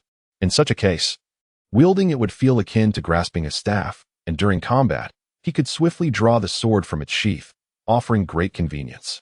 Furthermore, this bamboo, being a spiritual material, would nourish and enhance the dust-edged sword. As for the other 2 pieces of bamboo Sui desired, he intended to use them to forge a batch of talismans. Talismans, weapon forging, alchemy, and beast taming. These are the pursuits most frequently engaged in by practitioners of cultivation. In the vast expanse of the 9 continents, a comprehensive and intricate system of cultivation has long been established. Even the most commonplace low-tier cultivators can discourse fluently on such knowledge. In his previous life, Sui was revered as the master of myriad paths and was certainly well-versed in the art of talisman crafting. Regrettably, this is the azure green continent, where spiritual energy is scarce and barren. Thus, even the endeavor of talisman crafting faces the challenge of sourcing suitable spiritual materials. The verdant jade bamboo before him qualifies as a second-grade spiritual material, barely capable of sustaining the most fundamental talismanic energies. Sui would certainly not let this opportunity slip away. Subsequently, Fushan first unearthed 2 mature Wen Lingzhao and then excavated a bamboo shoot hidden underground, all of which he presented to Sui. He smiled and remarked, "Mr. Su, these Wen Lingzhao are indeed rare treasures, rich in spiritual essence and exquisite in flavor. Under ordinary circumstances, one would hesitate to indulge in them." "Thank you." Sui nodded in gratitude. Fushan waved his hand, saying, "There is no need for such formality. Mr. Su, had it not been for your valiant efforts last night at the Longmen Arena, this Lingzhou Island would have been seized by that old scoundrel Li Jinyu from Luoyun City." Upon arriving at the Xinghuang Medical Hall, Sui suddenly stated, "Lord Fu, I may not remain in Guangling City for much longer." After a brief pause, he hesitated and asked, "Might I inquire where Mr. Su intends to go?" "Yunhe County City." Sui replied casually. He had trained at the Qinghe Sword Mansion for 3 years and was relatively familiar with Yunhe County City. Now that he had begun the process of bone refinement, his next step would be to enter the Gathering Qi realm. And only in a prosperous place like Yunhe County City could he find the resources required for such cultivation. Fushan nodded and inquired, "When does Mr. Su plan to set off?" Sui contemplated briefly and responded, "It will not exceed a month at most. I also intend to visit Ghost Mother's Ridge." "What do you think, Lord Fu?" "I understand," Fushan replied, momentarily taken aback before breaking into a smile. "When Mr. Su departs, I shall personally see you off." Before long, Fushan and his entourage took their leave, while Sui entered the Xinghuang Medical Hall. In an instant, the bustling Hu Quan, Wu Guangbin, and the servants within the medical hall ceased their activities, their gazes converging upon Sui, their expressions imbued with reverence and admiration. The news from the previous night's Longmen banquet had already sent ripples across both banks of the Great Song River and resonated throughout Guangling City, stirring countless waves of intrigue. Who could be unaware that the illustrious title of champion in the Longmen Grand Competition was claimed by none other than Sui? Thus, upon witnessing his presence in the medical hall, the demeanor and eyes of everyone underwent a profound transformation. Each resumed their tasks, but with an unmistakable shift in attitude. Sui offered a brief command before approaching Hu Quan, inquiring, "Do you know, Hu, which herbalist is most familiar with the circumstances surrounding Ghost Mother Ridge?" Hu Quan's expression shifted subtly as he replied, "Young master, that place is exceedingly perilous. Few venture there under ordinary circumstances. What is your intention?" Sui reassured him, "Do not be alarmed. I merely wish to gather some information regarding Ghost Mother Ridge." After a moment of contemplation, Hu Quan responded, "That is certainly manageable. Among the thousands of herbalists employed by our Wen family, there must be some who possess knowledge of that area. Allow me to investigate on your behalf." "Very well. I entrust this matter to you," Sui affirmed. "Rest assured, young master, I guarantee that I will resolve this today," Hu Quan declared, thumping his chest with a smile. Having had the privilege of accompanying Sui to the Longmen banquet, he had been exposed to a world of wonder, his excitement and exhilaration lasting throughout the night. Such an experience would be a tale worthy of boasting for a lifetime. Sui did not linger any longer and departed without hesitation. The enchanting figure before him was adorned in a gown of purest white, her hair elegantly styled in an intricate updo, complemented by captivating eyes and luscious red lips. Her delicate beauty radiated an air of melancholy charm, enhancing her already exquisite allure. It was none other than Nanning. Upon seeing Sui enter, she abruptly turned, her fair visage initially illuminated by surprise. However, a moment later, she bit her crimson lip, her expression dimming, as tears glimmered in her beautiful eyes like misty waters. She spoke softly, tinged with sadness. "Brother Su, today I must leave Guangling City with Master Zhou. Yet, before I depart, I could not resist the urge to come and see you. Were it any other man to witness such a poignant scene of a beautiful woman shedding tears, his heart would likely soften at the sight. He might instinctively ponder whether her yearning to see him was born of an uncontainable affection. However, Sui remained utterly unfazed. Deviating from the expected course of conversation, and directly inquired, "Did you climb over the wall to come here?" "Climb? Over the wall?" Nanying's fragile, sorrowful countenance subtly stiffened, and an eerie silence enveloped the atmosphere. Yet, she quickly regained her composure and sighed softly. "Brother Su, I am aware that my words on that day may have seemed exceedingly harsh and unfeeling. Yet, if I did not still care for you, why would I have sought you out at that time? True indifference lies in treating someone like a stranger, in drawing a definitive line between oneself and the other, rather than expressing one's pent-up frustrations and irrational outbursts after a year apart, as I have done. This is a testament to my lingering care for you." At this moment, Nanying's voice trembled with emotion, her beautiful eyes glistening with unshed tears, and her expression turned desolate and forlorn. "I admit, my words back then were deeply hurtful, and I do not expect your immediate forgiveness. However, could you grant me the opportunity to alleviate my inner guilt? I do not wish to depart from Guangling City with the sense of unease weighing upon me." Seeing Sui remain silent, Nanning hurriedly approached him, her gaze filled with desperation.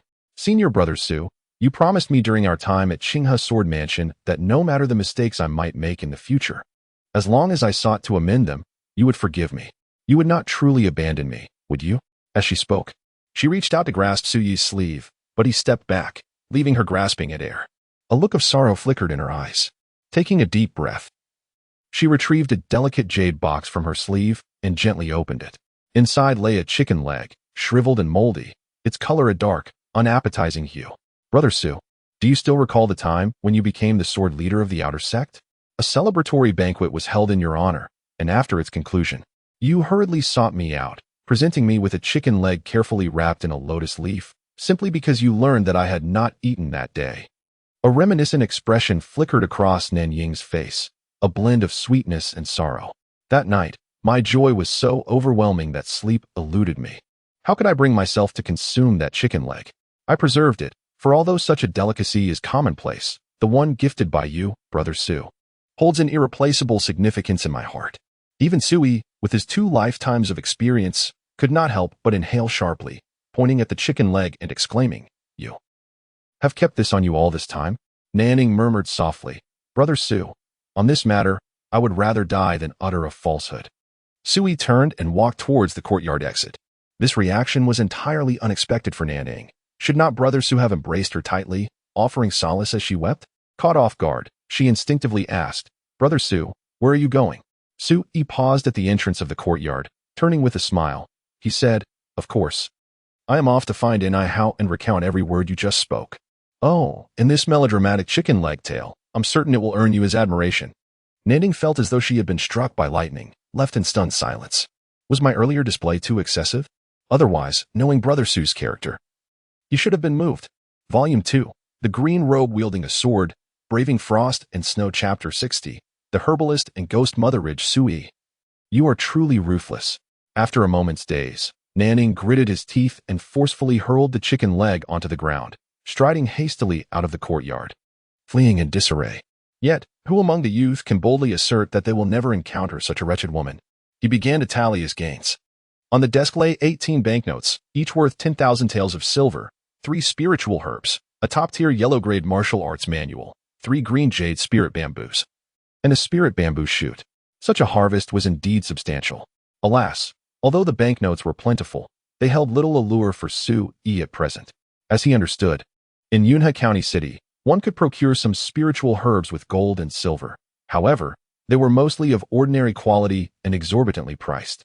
A common low-tier first-grade spiritual herb could fetch as much as 30,000 taels of silver. As for second-grade spiritual herbs, their value was approximately 80,000 taels of silver.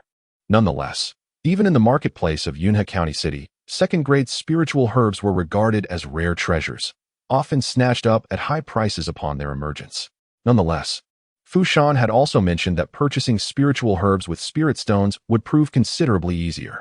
For practitioners, both spirit stones and spiritual herbs are indispensable resources for cultivation. The 3 spiritual herbs before Su Yi were all of the lowest first grade. Conversely, that solitary spirit bamboo shoot possessed an impressive quality, qualifying it as a second-grade item. Upon reaching Yunhe County City, he contemplated exchanging the banknotes for spirit stones. Su Yi mused that in Yunhe County City, one could exchange 10,000 taels of silver for a first-grade spirit stone, and 100 first-grade spirit stones could be traded for a single second-grade spirit stone. Ultimately, even when he travels to Yunhe County in the future, earning money remains essential. Only then can he continuously acquire resources for his cultivation. Soon, Su Yi stowed away the banknotes, spiritual herbs, and manuals. He then exited the courtyard and sat upon a stone bench beneath the great locust tree, wielding the dust-edged sword to carve the verdant jade spirit bamboo. As wood shavings flew about, it wasn't long before Su Yi fashioned a scabbard from the green bamboo. Measuring 3 feet in length and as thick as a child's arm, it gleamed with a crystalline clarity, as translucent as jade. He inserted the dust-edged sword into it, leaving only the hilt exposed, which fit quite well. However, Su Yi found the hilt somewhat unsightly. After a moment's thought, he took action once more, removing the blade edges on either side of the hilt, transforming it into a slender sword strip. Consequently, even the hilt was now nestled within the green bamboo scabbard. Next, Su Yi wove a flexible knot from a cluster of green bamboo fibers, securely fastening it at the opening of the scabbard, allowing it to be hung at his waist. He lifted the completed green bamboo scabbard, scrutinizing it before him. In the daylight, it shimmered with a lush verdancy, as translucent as exquisite jade, held in his hand. It felt cool and smooth, remarkably comfortable. Rather than being merely a scabbard, it resembled a bamboo staff. With a flick of his wrist, the dust-edged sword swiftly emerged with a melodic hum. Indeed, it could serve as a bamboo staff in ordinary times, and when needed, could be drawn for combat. Far more aesthetically pleasing than merely carrying a sword in its sheath at his side. Su Yi was thoroughly satisfied. Although the dust-edged sword possessed only a trace of spirituality, as long as it remained within the nurturing embrace of the jade bamboo scabbard, its sharpness and quality would flourish and evolve. This was the very reason Su Yi crafted this scabbard. Subsequently, he meticulously split the remaining pieces of jade bamboo, crafting them into slender segments measuring 7 inches in length, ultimately producing a total of 36. These materials, imbued with spiritual essence, could serve as a medium for inscribing rudimentary talismans, utilized for arraying formations, vanquishing foes, dispelling malevolence, and divining the future. In the end, Su Yi fashioned a bamboo hairpin for himself, meticulously stripping the surface of the green hue to reveal a simple yet elegant sheen of pristine white. Adorning himself with a green hairpin might lead to misconceptions regarding his appearance. Su Yi approached the bronze mirror in his chamber. In the reflection, he stood with his hands clasped behind him, his long hair elegantly coiled into a bun secured by the lustrous bamboo pin, a bamboo staff slung gracefully at his waist, exuding a refreshing and poised demeanor. His past experiences and cultivated mindset further enhanced his aura, rendering him ethereal and aloof, a paragon of grace. At merely 17 years of age, he radiated youthful vigor, devoid of any hint of despondency, reminiscent of the charm he once possessed in his previous life. Su Yi nodded in satisfaction. The demeanor of the immortal master evoked in Wan'er the phrase, unmatched beauty, unparalleled in the world. Suddenly, from within the soul-nurturing gourd, came the timid admiration of Qingtang, her courage seemingly bolstered, now daring to speak up. Yet, it is merely a pleasing exterior. Only a woman of your caliber would place such significance on it. Su Yi, dismissing her admiration with a shake of his head, instructed her to prepare, as it was likely that he would soon take her to Ghost Mother Ridge. He then proceeded directly to his writing desk, commencing the creation of talismans with the bamboo strips. As evening approached, Hu Quan arrived at the apricot yellow cottage accompanied by an herbalist named Guobing. Guobing, aged and frail, bore a tall, emaciated figure with thinning hair.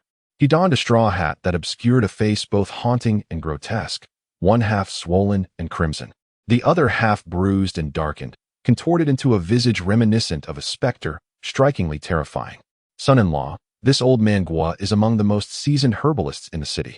Many years ago, he traversed the region of Ghost Mother Ridge, Hu Quan introduced as he gestured towards Su Yi, noting that only old Guo possessed an intimate understanding of the area, as if it were at his fingertips. Hu Quan's praise, however, was somewhat misplaced. Since that fateful encounter a decade ago, when a malevolent entity had injured him, he had not ventured back to Ghost Mother Ridge. Beside them, Guo Bing's voice was hoarse and feeble, suggesting a frailty that permeated his being. After scrutinizing Guo Bing for a moment, Sui suddenly inquired, "What you encountered back then? Was it the Yin Sha ghost?" The mention of the Yin Sha ghost left Guo Bing bewildered. As an ordinary man, he lacked knowledge of such supernatural matters. Su Yi elaborated casually, "The Yin Sha ghost is among the lowest ranks of malevolent spirits, born from the filth of cursed graves. Anyone who falls under its ominous influence becomes susceptible to the poison of the green flames, afflicted as you are, transforming into a yin-yang ghost face, suffering day and night from the corrosive shadows of despair, wishing for death. In severe cases, one may perish within 3 days, reduced to a heap of desiccated bones." Upon hearing this, Hu Quan could not help but express his astonishment. It was the first time he had encountered such bizarre and ominous tales. Guo Bing was momentarily taken aback, but soon his excitement surged, his face reflecting hope as he trembled and spoke. "Son-in-law, do you possess a means to remedy such grievous injuries?" Sui nodded, casually replying, "You have been poisoned for a decade. The venom of the green fire has infiltrated your internal organs. Eradicating this toxin entirely is no simple feat." Guo Bing fell to his knees with a thud, bowing his head as he implored, "Son-in-law, I beseech you to save this old man. For the past 10 years, I have endured unimaginable torment, suffering beyond words. Were it not for the need to care for my wife and children, I would have long since taken my own life. If you agree to rescue me, I am willing to personally guide you to the Ghost Mother Ridge." Sui turned his gaze to Hu Quan and said, "Soon. I will prepare a prescription. You shall fetch the ingredients and brew the medicine. In approximately 6 months, the internal poison can be completely eradicated." Hu Quan quickly agreed, while Guo Bing, overwhelmed with gratitude, repeatedly bowed in reverence to Su Yi. "Enough, old man Guo. The medical skills of the son-in-law are held in high esteem even by Physician Wu, since he has vowed to aid you. You can be assured that his remedies will be effective." Hu Quan assisted Guo Bing to his feet and added, "If you truly wish to express your gratitude to the son-in-law, you must detail the circumstances of Ghost Mother Ridge to him." Guo Bing nodded fervently and inquired, "Son-in-law, do you intend to venture to Ghost Mother Ridge?" "Indeed," Sui replied calmly. Taking a deep breath, Guo Bing clenched his teeth and said, "That place is fraught with peril, its terrain complex and unpredictable. Mere words cannot adequately convey its nature. I am willing to lead you there and traverse it myself." Hu Quan was greatly alarmed and said, "Son-in-law, that haunted place is not to be approached lightly." "You." Sui interrupted, "My mind is made up. There is no need for further persuasion." He then addressed Guo Bing, "Tomorrow morning, you shall come to the Xinhuang Medical Hall and take me to Ghost Mother Ridge. Rest assured, I will ensure your safe return." Without hesitation, Guo Bing agreed. Seeing this, Hu Quan could only sigh, feeling powerless to dissuade him further. Having settled the matter, Sui, out of caution, prepared some talismans and protective items that very night, which allowed him to finally feel at ease. The following morning, Sui, grasping a bamboo staff, with a soul-nurturing gourd hanging at his waist and a hairpin askew in his hair, strolled out of the courtyard. Upon arriving outside the Xinhuang Medical Hall, he found Guo Bing, clad in a bamboo hat, already waiting. However, just as they were about to set off, a voice suddenly echoed from the distant street. "Guo Bing, so this is where you are. At last, I've found you." Su Yi looked up to see a group of figures hastening towards them, with Wen Jian leading the way. Upon noticing Su Yi standing beside Guo Bing, Wen Yuan's pupils contracted and his expression stiffened. Guo Bing, oblivious to this subtle shift, respectfully clasped his hands and asked, "Young master, what brings you here to seek me?" He was a herbalist for the Wen family, and Wen Yuan was the eldest son of the family's head, deserving of utmost reverence. With a solemn demeanor, Wen Yuan replied, "A noble person from Yunhe County intends to visit Ghost Mother Ridge and requires someone familiar with the area to guide them. As far as I know, only you, Guo Bing, possess the capability to undertake this task." Guo Bing was taken aback and instinctively glanced at Sui beside him. "What do you mean?" Guobing. When Jue Yuan furrowed his brow and said, "Rest assured, once the matter is accomplished, you shall not be deprived of your rewards." Guobing hastily clarified, "Young master, you misunderstand. I have already promised Lord Su yesterday and intend to head to Ghost Mother Ridge immediately." What? This left Wen Juyuan momentarily stunned, and he redirected his gaze towards Su Yi, speaking in a stiff tone, "What business do you have at Ghost Mother Ridge?" Despite his cold demeanor, after the series of events at the Longmen banquet, he no longer dared to adopt his previous superior attitude when facing Su Yi. Su Yi casually played with the bamboo staff in his hand, responding nonchalantly, "My affairs are of no concern to you." A flicker of anger surfaced in Wen Juyuan's brow, yet he quickly reined it in. He fixed his gaze on Su Yi's eyes and articulated each word deliberately. "Su Yi, I acknowledge that since your cultivation has been restored, you have become extraordinary, and even Lord Fushan holds you in high regard. However, do not forget, you are still a son-in-law of our Wen family."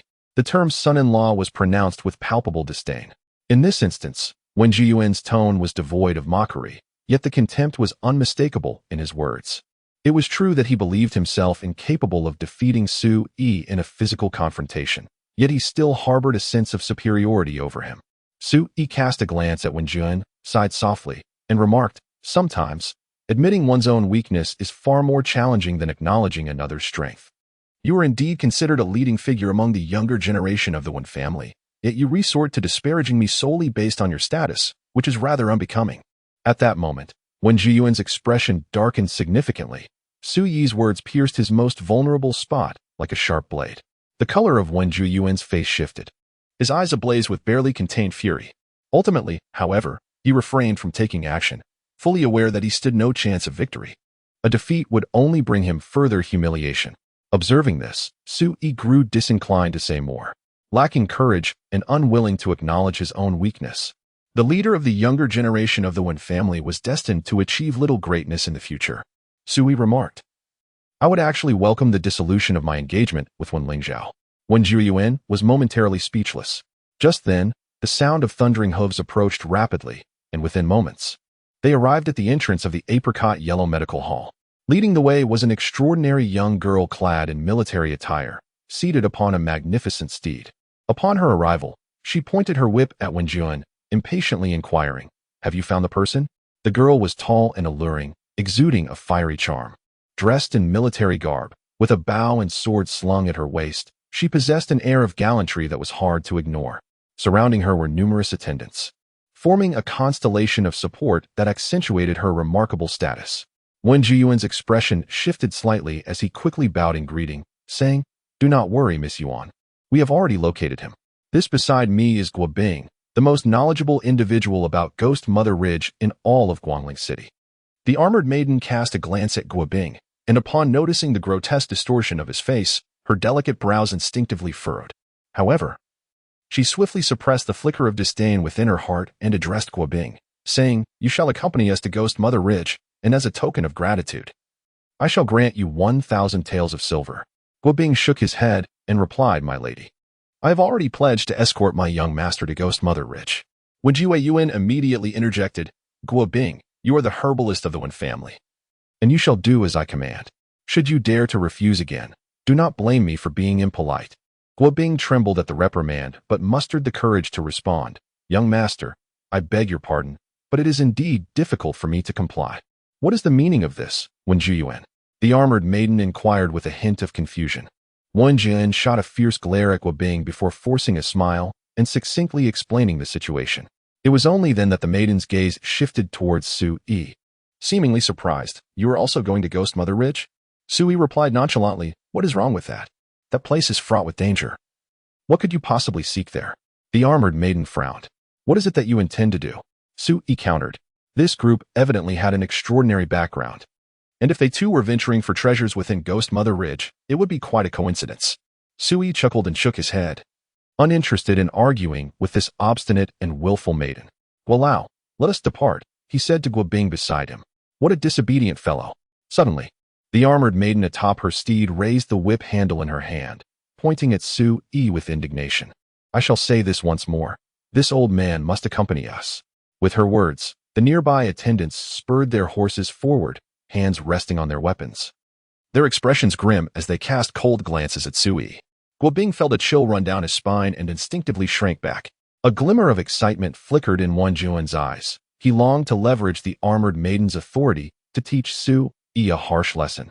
No one understood better than him that in the face of the overwhelming power behind the armored maiden, even the city lord, Fu Shan, would be unable to protect Sui today. Sui furrowed his brows slightly, his gaze indifferent as he looked at the armored maiden. Under normal circumstances, I would disdain to argue with a presumptuous little girl like you, but right now, you are beginning to irritate me. As he spoke, a cold glint suddenly flashed in the depths of his distant, profound eyes, causing his aura to shift dramatically. The armored maiden felt a piercing pain before her, as if a sharp blade was pressed against her throat, an inexplicable chill rising within her, making her skin prickle with goosebumps. It was a chilling sensation. Before she could react, the steed beneath her let out a terrified whinny, its legs buckling as it collapsed to the ground. "Miss, are you all right?" A middle-aged man in a gray robe, quick-witted, leaped at the moment the steed fell, catching the armored maiden and gently placing her on the ground. I am fine." The armored maiden, clearly shaken, had her delicate face turn pale. Glancing back at the fallen steed, it cried out mournfully, trembling all over, too frightened to rise. The onlookers were utterly astonished, bewildered by the transformation of the once majestic steed into such a state. As the armored maiden cast her gaze upon Sui, her delicate features darkened with a hint of anger, and she bit out, "Was it you who orchestrated this?" Upon hearing her words, the gray-clad man and the other attendants' expressions soured, and they dismounted, menacingly encircling Sui. Yet, Sui remained composed, seemingly oblivious to the impending danger. His gaze fixed on the fallen steed as he remarked, "This creature possesses far more intelligence than any human. You dare to mock me." The armored maiden's eyes widened in disbelief, her expression turning glum. Simultaneously, Wen Yuan instinctively distanced himself, regarding Sui with an expression laden with pity. Surely, this fellow was unaware of the formidable presence he had offended. However, to everyone's surprise, in this tense moment, Guo Bing stepped forward, positioning himself protectively in front of Sui. Amidst the astonished stares of the crowd, Guo Bing stammered, "Please, do not be angered. Since we are all heading to Ghost Mother Ridge, we can certainly travel together. If you dare to bully my young master, I would rather perish than guide you." By the end of his statement, the elderly herbalist's demeanor had solidified with unwavering resolve.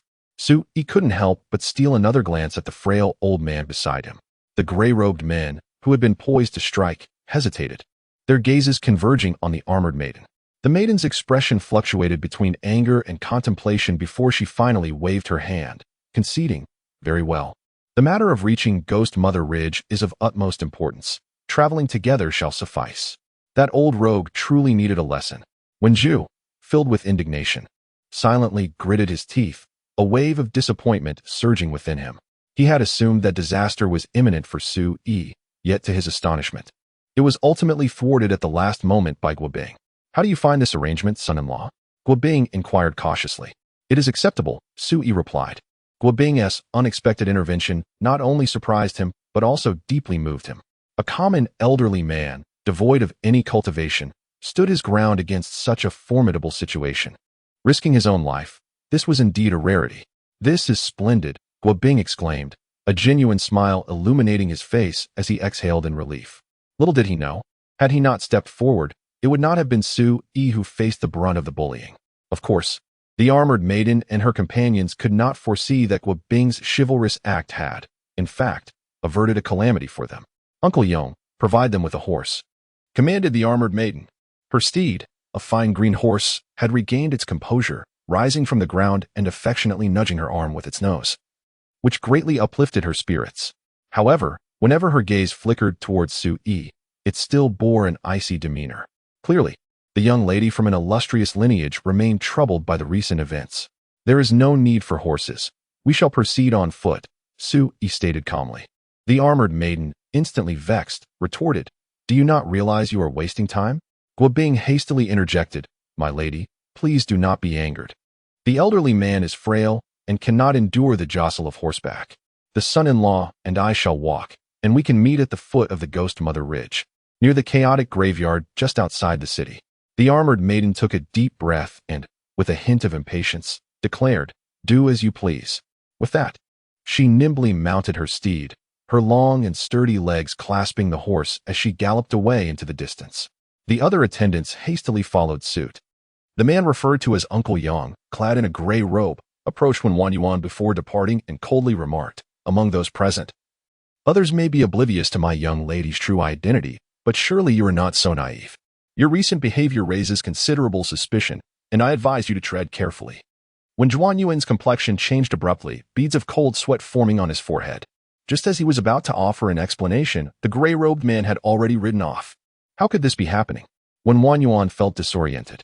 Not far away, Sui shook his head in disapproval.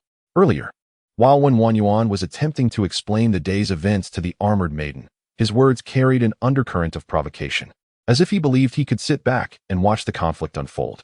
Yet, no one is a fool. When Wen Yuan was aware of the armored maiden's identity, under normal circumstances, he would have made that clear, using it to intimidate her and her companions. Instead, he chose to remain a mere observer, which was decidedly uncharacteristic. The gray-robed man had clearly seen through Wen Yuan's intentions and felt compelled to issue a warning before his departure. Attempting to fan the flames of discord without firmly aligning himself with either side is not clever, but rather foolish. Sui, disinterested in further engagement with Wen Yuan, proceeded toward the city gate alongside Guobing. When Wen Yuan watched the retreating figure of Sui, his expression shifting between shades of green and white. His hands clenched tightly in frustration. He believed that the events of the day had soured entirely because of Suyi's presence. Volume 2, The Young Swordswoman in Green. Unfazed by frost and snow. Chapter 62. The statue's back, sighing for the souls that refused to turn back. Half an hour later, Sui and Guobing arrived at the foot of Ghost Mother Ridge, before the overgrown graveyard. The area was choked with wild grass and dotted with tombs, while a few crows perched on the distant, barren trees, intermittently emitting their harsh, croaking calls. Despite the early morning hour, the scene was unsettling. A group of armored young women had long been waiting there. Upon noticing the tardy arrival of Sui and Guobing, one of the armored girls let out an annoyed huff. "At last, you have arrived." As she spoke, she dismounted and commanded, "Two of you stay behind to watch the horses. Uncle Yang and the others shall accompany me into the mountains." Understood. The attendants immediately sprang into action. "Guobing, you shall lead the way," the armored girl instructed. Guobing hurriedly stepped forward, and seeing this, Sui followed suit, saying, "I shall accompany you." Who would have thought that someone so obstinate could still possess a shred of conscience? The armored girl quipped sarcastically. Sui chose to disregard her comment, deeming it unworthy of his attention to engage with a clearly spoiled and willful girl. "Uncle Yang, you two shall move ahead. Do not let Guobing encounter any danger," she added thoughtfully. The man referred to as Uncle Yang, a middle-aged figure clad in gray, stepped forward, positioning himself on either side of Guobing along with Sui. Guobing, taken aback by such attention, expressed his gratitude profusely. Meanwhile, Sui internally shook his head, recognizing that this was both a form of protection and surveillance, nothing particularly commendable. With that, the group set forth, delving deeper into the graveyard. Along the way, numerous tombs lay in desolation, long abandoned, with desiccated bones, paper offerings, and remnants of incense scattered amidst the wild grass. As we ventured deeper, the undergrowth thickened, and the mist grew denser, creating an atmosphere of profound desolation, interrupted only by the occasional cawing of crows. Guobing, wielding a hunting knife, deftly cleared the thorns and brambles obstructing our path, leading the way with familiarity. "Esteemed son-in-law, what brings you to Guemu Ridge on this occasion?" Guobing suddenly inquired. The armored young woman trailing behind perked up at his question. "First, enlighten me about the peculiarities of Guemu Ridge," Sui replied casually. Guobing pondered for a moment before responding. Since ancient times, ghostly apparitions have been reported at Guemu Ridge. If we speak of the truly bizarre, there are indeed several locations of interest. One such site is an ancient temple nestled within a grove of white pines halfway up the ridge, now long in ruins. Inside, there is a statue seated with its back to the entrance, though its head has been missing for ages. Seated with its back to the entrance? Could it be that someone has intentionally relocated the statue? The armored maiden interjected, unable to contain her curiosity. Guobing paused, visibly impressed. "You must have read extensively." "Esteemed son-in-law, far surpassing us ordinary folk." A dismissive snort came from the young woman behind, seemingly unimpressed. Sui, undeterred, continued, "Aside from the oddity of the statue, Are there any other strange occurrences associated with this temple? Guobing replied, Indeed, there are many. It is said that at night, the dilapidated temple reverberates with the sound of chanting, though some assert it is merely the whispers of spirits. The only certainty is that if one were to spend the night in that temple, the bonfire must not be extinguished, otherwise, one would be devoured by the malevolent spirits lurking in the darkness. There have been numerous incidents of a similar nature in the past. Common specters pose no threat to us. From behind, a voice filled with pride and confidence emerged from a girl clad in military attire, who had evidently been listening intently. What about other areas of Ghost Mother Ridge? Sui inquired. Guobing, renowned as the most knowledgeable herbalist of Ghost Mother Ridge in Guangling City, proceeded to elaborate on various aspects of the ridge. However, 3 locations particularly captured Suyi's attention. One was a path known as Mountain Ghost Path, situated at the rear of Ghost Mother Ridge, winding through a crimson mist. Once one treads upon this path, it is akin to descending into the underworld, where one would be besieged by frenzied spirits. Another was a dilapidated structure at the peak of Ghost Mother Ridge, which was said to have once been a city god temple. When night falls, clusters of emerald phosphorescence appear in this area, and any living soul daring to approach would meet a fate of complete annihilation. Aside from these 3 locations, Ghost Mother Ridge harbors other perilous sites. Yet, in Su Yi's estimation, the haunt of the 6 absolute corpse must undoubtedly lie within one of these 3 places. And if the correct location is identified, it would not be difficult to discover spiritual entities such as the Sha spirit vein, 6 grass, and extreme yang flower. Guobing, lead us to that grove of peach trees.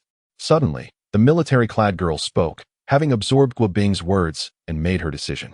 Guobing trembled slightly and said, Miss, that place is truly ominous. The armored maiden interrupted. No need for further words. Simply guide us there, and I assure you, no harm shall befall you. Guobing sighed and then inquired of Sui, My lord, what do you think? It wouldn't hurt to explore there first, Sui replied casually. He had begun to suspect that the purpose of the armored maiden's journey might align with his own. However, such fortuitous matters are inherently ownerless, and should the need for contention arise, he would not hesitate to engage. Upon hearing Su Yi's words, the armored maiden furrowed her brows. A nearby guard whispered, Miss, there is no need for concern. Should this person impede our progress, we shall eliminate him. The armored maiden merely acknowledged with a sound, refraining from further comment. As they conversed, they traversed through the graveyard, guided by Guobing along a treacherous path leading toward Ghost Mother Ridge. Upon reaching this location, the previously clear sky had darkened considerably, overcast with thick clouds, casting a gray pallor over the surroundings. A gust of mountain wind swept through, causing the trees and wild grasses to rustle ominously, and a suffocating aura began to permeate the air. This mountain, steeped in sinister energy, was indeed a breeding ground for malevolent spirits. Su Yi pondered deeply. Merely observing the mountain's formation, he had discerned certain clues. Everyone, be vigilant. We have entered the mountain, and we are likely to encounter unforeseen dangers along the way. Guobing retrieved a protective talisman, hanging it around his neck, his expression shifting to one of utmost seriousness and alertness. Everyone, draw your weapons and remain vigilant. In the face of any danger, remember to protect the young lady at all costs, commanded the middle-aged man in the gray robe, his voice deep and resolute. Understood. The guard sprang into action, and the armored young woman unsheathed her sword. Upon noticing that Sui appeared unfazed, merely holding a bamboo staff, she was momentarily taken aback. With a cold huff, she secretly wished for some malevolent spirits to emerge, eager to witness Su Yi's cowardice in the face of fear. Old Gua, take this bamboo tablet. It can serve as a means of defense, Sui said, producing a 7-inch bamboo plaque and handing it to Guobing. Surprised, Guobing hesitated, pondering the utility of such a trivial item, yet he accepted it promptly, exclaiming, Thank you, young master. Uncle Yong, observing this exchange, narrowed his eyes upon seeing the bamboo tablet. Although he could not discern the intricate design inscribed upon it, he recognized at once that the tablet was crafted from azure jade spirit bamboo. Not only had this young man wielded a staff made of the same rare bamboo, but he had also casually gifted a piece to a mere herbalist. It seemed that this Su Yi was not as inconspicuous as he had first appeared. A subtle furrow formed on Uncle Yong's brow. Earlier, while in town, when Jiwei Yuan had merely introduced Su Yi as a trivial son-in-law of the Wen family. But it now seemed there was more to him than met the eye. Quickly dismissing further thoughts, Uncle Yong reassured himself that his status and strength would suffice to ensure their journey remained uninterrupted. As they continued on their path, the oppressive clouds thickened overhead. Although it was day, it felt as though they had plunged into an abyss of shadow. Moreover, the pervasive mist enveloping the mountains obscured everyone's vision, compelling them to slow their pace. Suddenly, a chilling gust of wind swept through, sending a shiver down Guo Bing's spine. His expression shifted. A sense of foreboding washed over him. Something malevolent is watching us. We must retreat. We cannot proceed any further. At that moment, however, Uncle Yong let out a cold snort, drawing his battle knife from his back and leaping forward. With a swift motion, a blinding flash of crimson blade light pierced through the fog, followed by a piercing scream that echoed through the air. Yet, in an instant, the scream was abruptly silenced. It was merely a mindless, low-tier specter. There was no need for alarm. Guo Bing continued to lead the way. Guo Bing exhaled in relief, feeling considerably reassured.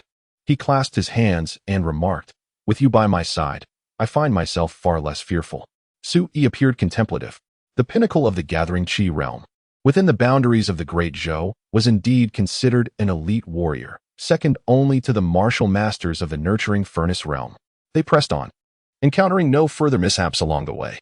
This was largely attributable to Guo Bing's guidance. Had they been unfamiliar with the terrain, they would have undoubtedly encountered numerous perils. Although Ghost Mother Ridge was merely a mountain range, it was vast, stretching across dozens of miles, with rugged rocks, lush vegetation, and dense thickets of thorns. Coupled with the ominous clouds and mist that shrouded the area, their progress was significantly hampered. After a full hour, they finally reached a position halfway up the mountain. "Look over there, my lord," Guo Bing pointed towards the depths of the white pine forest. "That is the dilapidated temple I mentioned." The gaze of the crowd was drawn to the distance, where a lush grove of white pines flickered in and out of view amidst the mist. Yet its depths remained obscured. As Guo Bing spoke, intending to press onward, a faint glimmer of light suddenly ignited within the remote white pine forest. Almost simultaneously, Sui at the forefront of the group and Uncle Yong both captured this fleeting moment. Volume 2, The Green Attire Wielding a Sword, Frost and Snow Encountered. Chapter 63, Malevolent Spirits Roam, Buddha's Light Concealed. In but an instant, that spark vanished without a trace. Uncle Yong pondered briefly before turning to the armored young lady behind him, saying, "Miss, it seems there may be someone lurking in the depths of that white pine forest." "Someone?" The armored young lady displayed no fear. Rather, curiosity illuminated her features. "So, it seems there are others who have arrived at this Ghost Mother Ridge before us?" "Indeed," Uncle Yong replied gravely. "This is quite intriguing." After a moment of contemplation, the young lady made her decision. "Since we are passing by, it would be prudent to investigate. It won't take much time." Sui frowned slightly but ultimately refrained from voicing any objections. Thus, the group altered their course and headed toward the distant white pine grove. They had now reached the mid-slope of Ghost Mother Ridge, where wild grasses engulfed their knees, obscuring any discernible path. Guo Bing brandished his hunting knife, clearing a way through the underbrush, and remarked with a smile, during the day, that dilapidated temple was quite safe. However, at night, one must exercise caution. Soon, the group ventured into the area cloaked by the white pines. The towering pine trees stretched towards the sky, their branches casting shadows in the mist that envelopes the surroundings. As one traverses this eerie realm, the vision is dominated by a dismal and foreboding landscape. The ground is carpeted with a thick layer of decaying leaves, exuding a foul odor. Suddenly, Guo Bing, who was at the forefront, stumbles, and had it not been for Su Yi's swift grip on his arm, he would have fallen. Upon noticing what had tripped him, Guo Bing's countenance shifts drastically. There, half buried in the decaying foliage, lies a skull, marred by grime and dust. Its hollow eye sockets gazing vacantly at the heavens. At first glance, it is enough to send shivers down one's spine. "Let us proceed," Sui suggests. As for Uncle Yong and the others, they remain remarkably composed, exuding an air of calm. To them, seasoned warriors who have witnessed countless bloody battles, a mere skull poses no significant threat. However, not long after they move forward, Sui halts in his tracks. In the distance, among the lofty branches of the white pines, dangle numerous desiccated humanoid figures, tightly clustered, numbering in the hundreds. These grotesque skins, devoid of flesh, represent men, women, and children alike, each with disheveled hair and a horrific deathly visage, creating an unsettling spectacle amidst the dreary atmosphere. What in the world are these ghastly things? Uncle Yong's pupils dilate, clearly startled by this bizarre and chilling scene. The armored girl stiffens, exclaiming in shock. The nearby guards grip their weapons tightly, forming a protective circle around the armored girl, their expressions laden with gravity. Guobing trembles uncontrollably, his face ashen, stammering. This is my first encounter with such a sight. Perhaps we should leave. Do not fear. They are merely the remains of the long-deceased. Sui casually offered some words of comfort. Suddenly, Uncle Yang spoke up. If my conjecture is correct, these corpses were gnawed upon by the ghastly corpse insects while they were still alive. In this world, only the Yinsha sect would nurture such malevolent creatures. Isn't the Yinsha sect long since eradicated? The armored maiden furrowed her brows. What you may not know, miss, is that although the mountain gate of the Yinsha sect was obliterated by the esteemed Qianlong sword sect of the Great Zhou, this sinister sect has numerous disciples and apprentices. Many remnants hid away early on and managed to escape this calamity. Uncle Yang spoke solemnly. In recent years, a series of gruesome and wicked incidents have gradually emerged within the Great Zhou, all seemingly linked to the Yinsha sect. In other words, within the current realm of Great Zhou, the Yinsha sect is subtly showing signs of resurgence. Pausing for a moment, he frowned and added, observing the corpses hanging from the trees, although their skins have endured the ravages of time, they remain relatively intact, clearly having perished here in recent years. The armored maiden's complexion shifted slightly as she remarked, so, it is highly likely that there are sinister individuals from the Yinsha sect plaguing this Ghost Mother Ridge. Uncle Yang reassured her gently, there is no need for you to fear, miss. Such wicked cultivators are akin to rats scurrying through the streets. They dare only to hide in desolate and treacherous places and cannot amount to anything significant.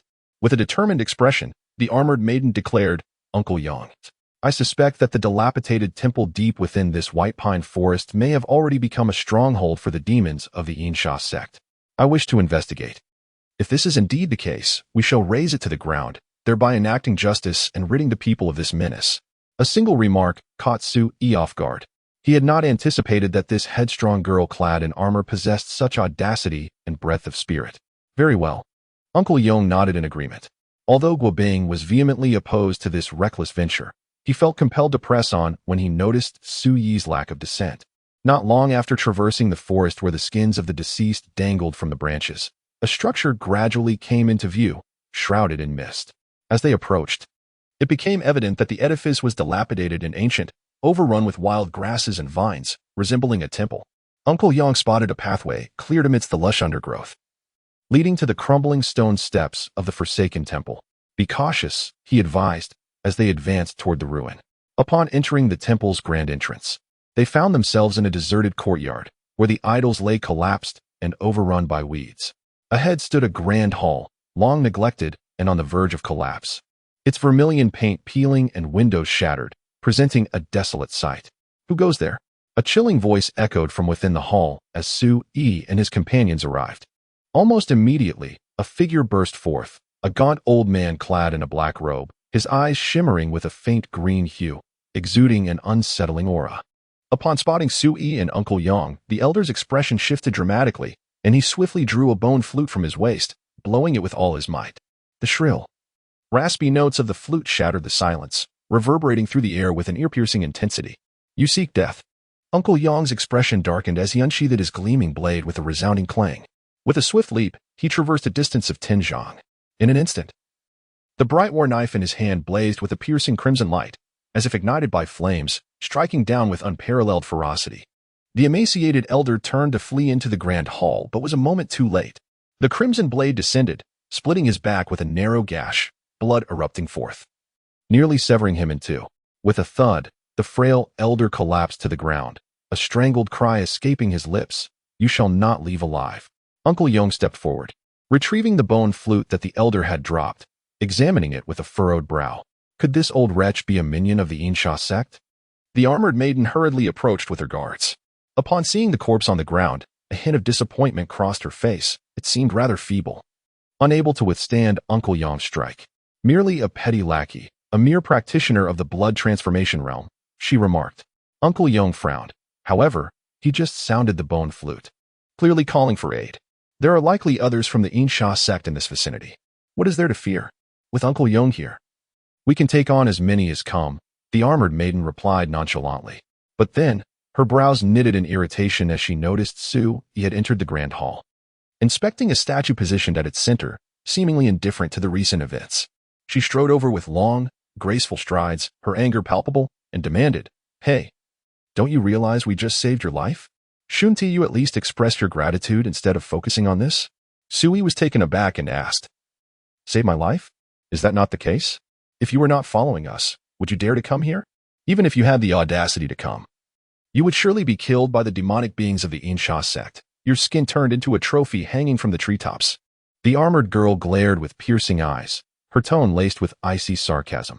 Sui remained unperturbed, casually retorting, "Remember, it is you who are accompanying me and Elder Gua, not the other way around. If you truly possess the capability, you may commence your own endeavors from this moment forth." With that, he turned and walked towards the other side of the grand hall. This girl exhibited numerous flaws, such as a fiery temper, a penchant for argumentation, a tendency to throw tantrums, and an air of condescension, but her faults hardly bordered on malevolence.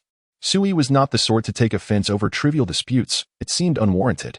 Not far away, the armored girl glared at Su Yi's retreating figure, her chest rising and falling with agitation, her delicate face clouded with frost, her pearly teeth clenching audibly. Yet, paradoxically, Sui's words rendered her unable to refute him.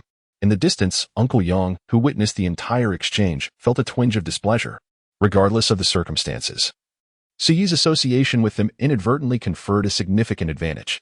After all, had it not been for their presence, he would have likely encountered countless perils alone. This young man appeared quite astute, yet it seemed he had yet to grasp the esteemed status of the young lady. Otherwise, he would not dare engage in verbal sparring with her. Uncle Yang shook his head inwardly, choosing not to dwell further on the matter. He recognized that today's youth are increasingly high-minded, with soaring aspirations. Sui's reaction, therefore, was not particularly surprising. After all, can one truly be considered young without a hint of impetuosity? The grand hall had evidently been tidied, exhibiting a relative cleanliness devoid of cobwebs or dust.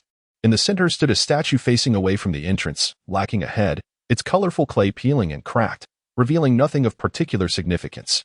However, on either side of the hall, Sui discerned some brush strokes. Though weathered and faded, the colors obscured. One could faintly recognize that the murals depicted the plight of sentient beings adrift in the tumult of the world. Figures of Buddhas and Bodhisattvas stood amidst the throngs, their expressions imbued with compassion, seemingly preaching the Dharma. They perceived the suffering of all beings, yearning to impart wisdom and deliver salvation. Such noble aspirations, yet alas, this temple had long fallen into decay, a relic of past glory, now a haunt for specters, where malevolent spirits roam freely. And the luminous presence of the Buddhist teachings was nowhere to be found. How utterly desolate. Sui was filled with poignant reflections. In the vast expanse of the great wilderness, the Buddhist teachings thrived, flourishing across a province, with numerous disciples and enduring incense offerings. Yet, within the secular realm of the Great Zhou, the monks seemed to lead a most unfortunate existence. Meanwhile, witnessing the armored maiden still in a huff, her delicate face clouded with displeasure, a guard stealthily approached and lowered his voice, inquiring, "Miss, shall we teach this fellow a lesson? Or perhaps we could simply eliminate him. After all, in this desolate wilderness, no one would know how he met his end." Volume 2, The Green-Robed Swordswoman. Embracing Frost and Snow Chapter 64. The killing intent of the rainy night arise with the wind. The young warrior, clad in armor, is but 16 years of age. Having traversed life thus far, she has always had the winds and rains at her command, yet she finds herself for the first time confronting a character like Su Yi, impervious to her charms. She is acutely aware that throughout her life, those surrounding her have not feared her, but rather the might of the clan she represents. However, she never anticipated that encountering someone unafraid of her, who dares to engage her in retorts, would evoke such a vexing sensation. Particularly, Su Yi's disdainful demeanor during their debates has struck a blow to her pride. Yet, upon hearing the suggestion from her guard, the armored maiden resolutely declined with gritted teeth. Her pride and self-respect prevented her from seeking assistance in this matter. Henceforth, regardless of the peril he may encounter, she would not extend her aid unless he were to humbly plead for her help. Taking a deep breath, the young warrior instructed, her voice neither lowered nor softened. Seemingly disdainful, as if deliberately addressing Su Yi. This infuriated her to the core. She inhaled deeply multiple times, fearful of losing her temper and impulsively striking Su Yi. "My lady, please do not be angry. Our esteemed young master is no ordinary man, Guo Bing interjected, having sensed the tension in the air. He approached the armored maiden, attempting to ease the palpable discord between her and Sui. Is he truly that formidable? The warrior scoffed. Guo Bing seemed oblivious to the disdain in the tone of the armored girl, proudly declaring, naturally. At the lawman banquet 2 nights ago, my esteemed son-in-law outshone all competitors, claiming the top position and securing first place in the Longmen Grand Competition. This event has caused quite a stir along the banks of the Ditsang River. Even the people of Falling Cloud City are discussing the renown of my son-in-law.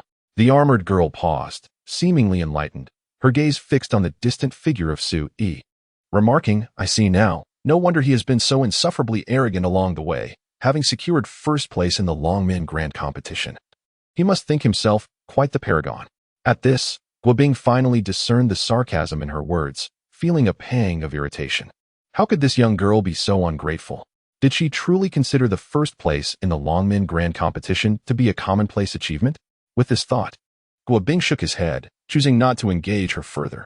Yet, unbeknownst to him, in the eyes of the armored girl, the first place in the modest Guangling City's Longmen Grand Competition was indeed nothing of significance. Suddenly, a low rumble of thunder echoed from afar, causing the dilapidated temple's tiles to tremble and dust to cascade from the rafters. The armored girl flinched, raising her eyes towards the entrance of the grand hall. Miss, it seems rain is imminent, remarked Uncle Yong, his brow furrowed. As a warrior, he was particularly attuned to the changes in the atmosphere, and at the moment the thunder rumbled, he had already sensed a hint of damp chill in the air. Indeed, accompanied by the booming thunder, a torrential downpour erupted, plunging the world into darkness as the sound of rain pattered relentlessly against the temple's eaves. In the distance, a towering forest of white pines was shrouded in a thick, somber darkness and a curtain of rain. Occasionally, lightning flickered within the clouds, illuminating the resilient white pines that stood defiantly against the tempest, resembling a horde of menacing specters. The atmosphere was cold, dreary, and chilling. Guo Bing exclaimed in panic, Quick, light the bonfire. Rainy days are the most perilous times at Ghost Mother Ridge. We must not venture outside, or we shall surely meet our demise. A profound fear radiated from his twisted, ghastly face. Uncle Yong felt a shiver run down his spine and dared not delay, commanding, You few, kindle the bonfire, the rest, attend to the bodies. Then, stand guard outside the main hall, vigilant against any thieves who might exploit the rain to infiltrate.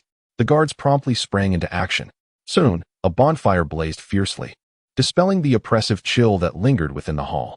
The armored young woman and her companions gathered around the fire, sitting on the ground. Some guards produced their provisions, offering the armored maiden an array of food, wine, meat, and pastries, which were quite sumptuous. The armored maiden took some wine and meat, extending them to Guo Bing, saying, Eat. Guo Bing swallowed hard, his gaze drifting toward the entrance of the hall, hesitating as he remarked, Son-in-law, it is already noon. Perhaps you should join us for some food? Sui stood with his hands behind his back beneath the eaves of the hall, his eyes fixed on the distant curtain of rain, casually responding, No need to worry about me. The armored maiden huffed, retorting, This food was never meant for you. Time passed. The group of the armored maiden had eaten and drunk their fill, yet the torrential rain outside showed no signs of abating. The statue stands with its back turned to the multitude, while Sui faces it, creating an intriguing contrast. The rain patters against the eaves, and mist rises in the darkness. Outside, a tempest rages, yet within the hall, the warmth of a bonfire prevails. Uncle Yong rests his battle blade horizontally before him, poised at the entrance of the grand hall, his spine straight, eyes closed in meditation. The other guards engage in hushed conversation. Guo Bing huddles beside the fire. Weariness etched on his face, he perceives that, given the intensity of the downpour, it is unlikely to cease tonight. This suggests they may have to spend the night in this dilapidated temple. The armored maiden appears somewhat impatient, murmuring, It has been so long. Why have those malevolent beings from the Yinsha Gate not yet arrived? No sooner had she spoken than Suyi's previously closed eyes snapped open. A sudden surge of chilling energy, akin to a whirlwind, burst through the tightly shut doors, rampaging forth. The fiercely burning bonfire was abruptly upturned with a loud crack, sending countless sparks into the air, yet extinguished in an instant. The entire hall was plunged into darkness. Protect the young lady. Be cautious, for there are swarms of ghostly corpses. Chaos erupted within the hall, with shouts of alarm mingling with the sound of drawn weapons echoing through the shadowy space. Almost simultaneously, Guobing felt a sudden lightness as someone seized him by the back of his garments and lifted him. This unexpected turn of events nearly sent him into a panic. Just as he was about to struggle and scream, he heard Su Yi's calm and composed voice beside him. Guolao, do not panic.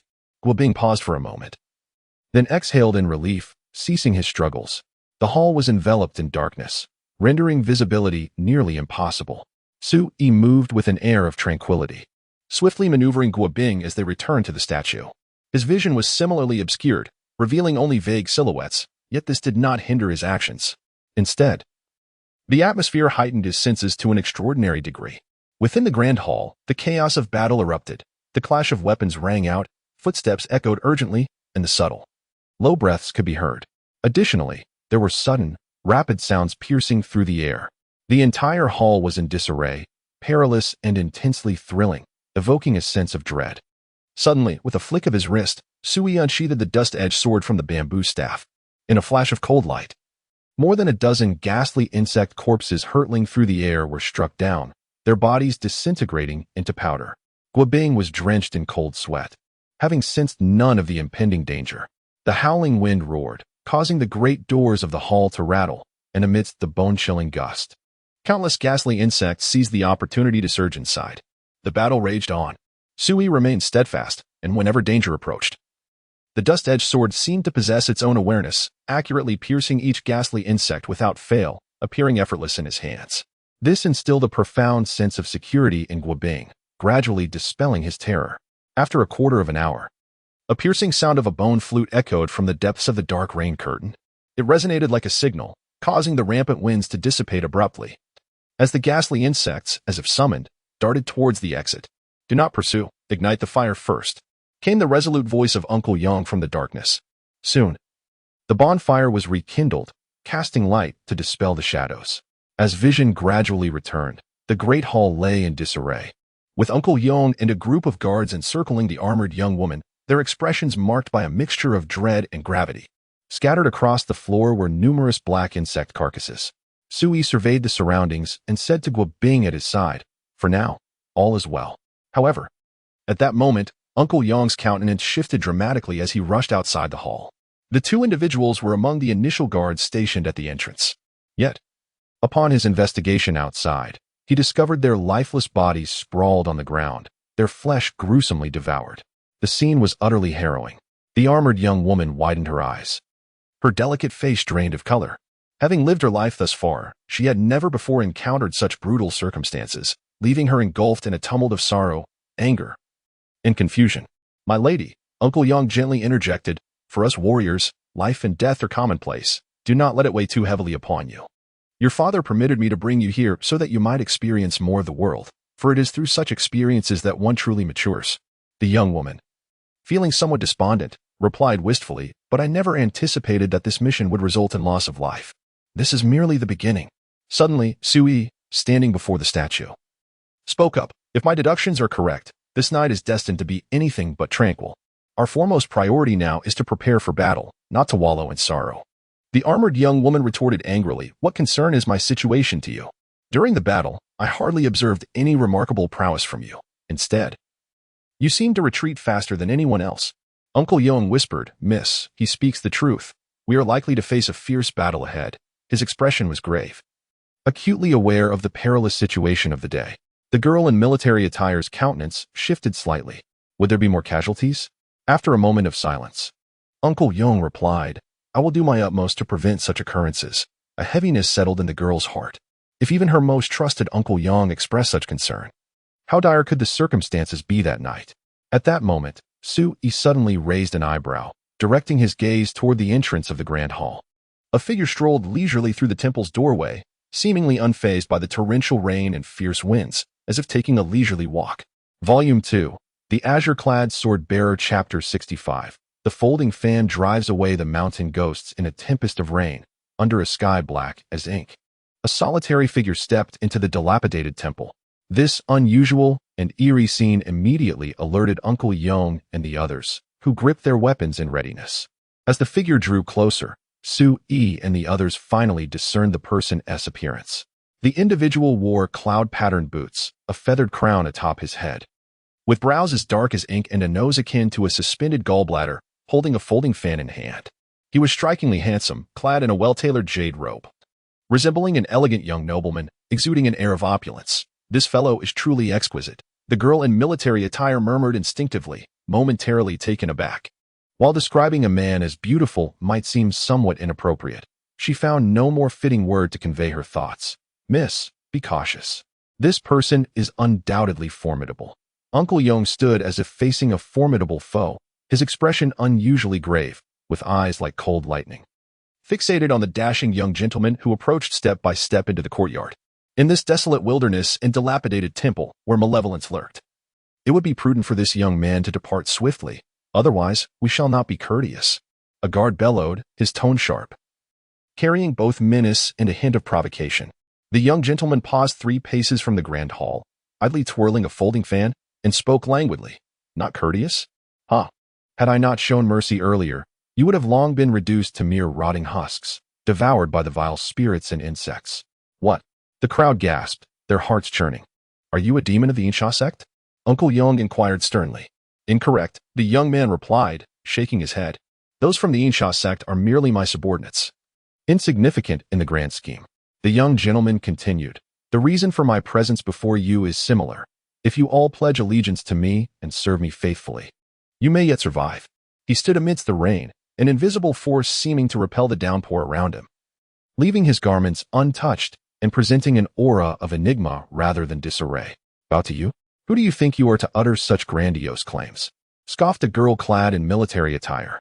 "You shall comprehend my identity once you yield to me," the young man replied with a slight smile, his gaze now directed at the armored maiden. In that fleeting moment, all beheld his eyes, which glimmered with a crimson hue, reminiscent of blood moons, mesmerizing and terrifying. "Buzz." The armored maiden felt a tremor in her heart, her eyes glazing over as she abruptly drew her sword, poised to strike. In a swift motion, Uncle Yong placed his hand firmly on her shoulder, his voice booming like thunder. "Miss, quickly maintain clarity of mind." Each word resonated like a clap of thunder, dispelling the malevolent aura and causing the eaves to rattle. The maiden's ears buzzed, and she jolted back to her senses. Upon glancing towards the distant, strikingly enchanting young gentleman, fear crept into her expression, and her fair face paled by degrees. Moments ago, she had appeared as if possessed, utterly devoid of consciousness.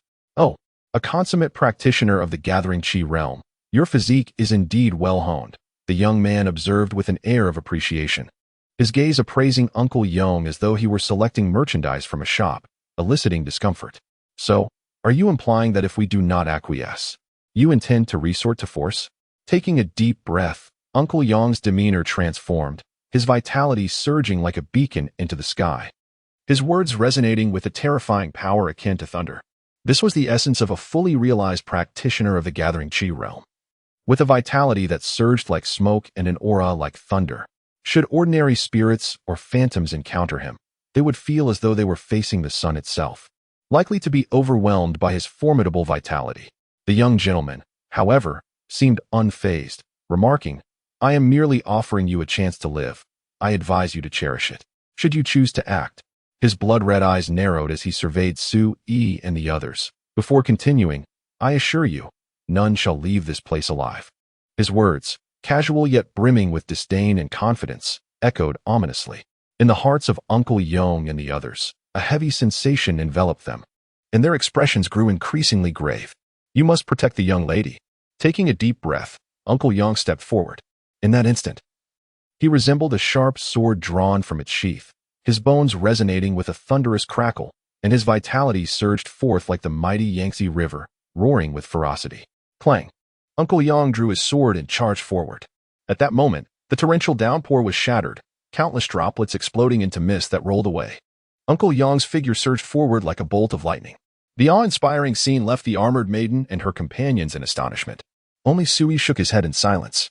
The young noble stood firm, motionless, casually tapping his folding fan. Clang! The resounding clash echoed as Uncle Yong's furious strike was effortlessly countered by the fan, unable to advance even a fraction. "You are incapable." The young noble shook his head and raised his fan. Uncle Yong felt an overwhelming, chilling force surged through the fan and into his blade, akin to an unrelenting torrent of frigid currents crashing against him. causing his grip to tremble violently. And he stumbled back several paces. His sword nearly slipped from his grasp. Bang, bang, bang. With each step he retreated, the stone slabs beneath him cracked explosively, just swirling into the air. The sheer force of the blow he had received was beyond imagination. The armored maiden and her companions were left dumbfounded, their hearts trembling. How could this young noble possess such terrifying power? It is worth noting that Uncle Yong was the strongest among them, a top-tier master in the 19 cities of Yuna County, second only to the Grandmasters. Yet now, with a mere flick of his fan, he had been repelled. A Grandmaster's realm. Uncle Yong's expression darkened, filled with suspicion. A master? The young gentleman displayed a contemplative demeanor and remarked, "Such figures can merely engage me in a contest of strength. Not long ago, I had just dealt with an old fellow, but regrettably, he managed to escape in the end." His voice carried a hint of regret. The crowd shuddered, as if plunged into an icy abyss. Even a master could not match this young gentleman?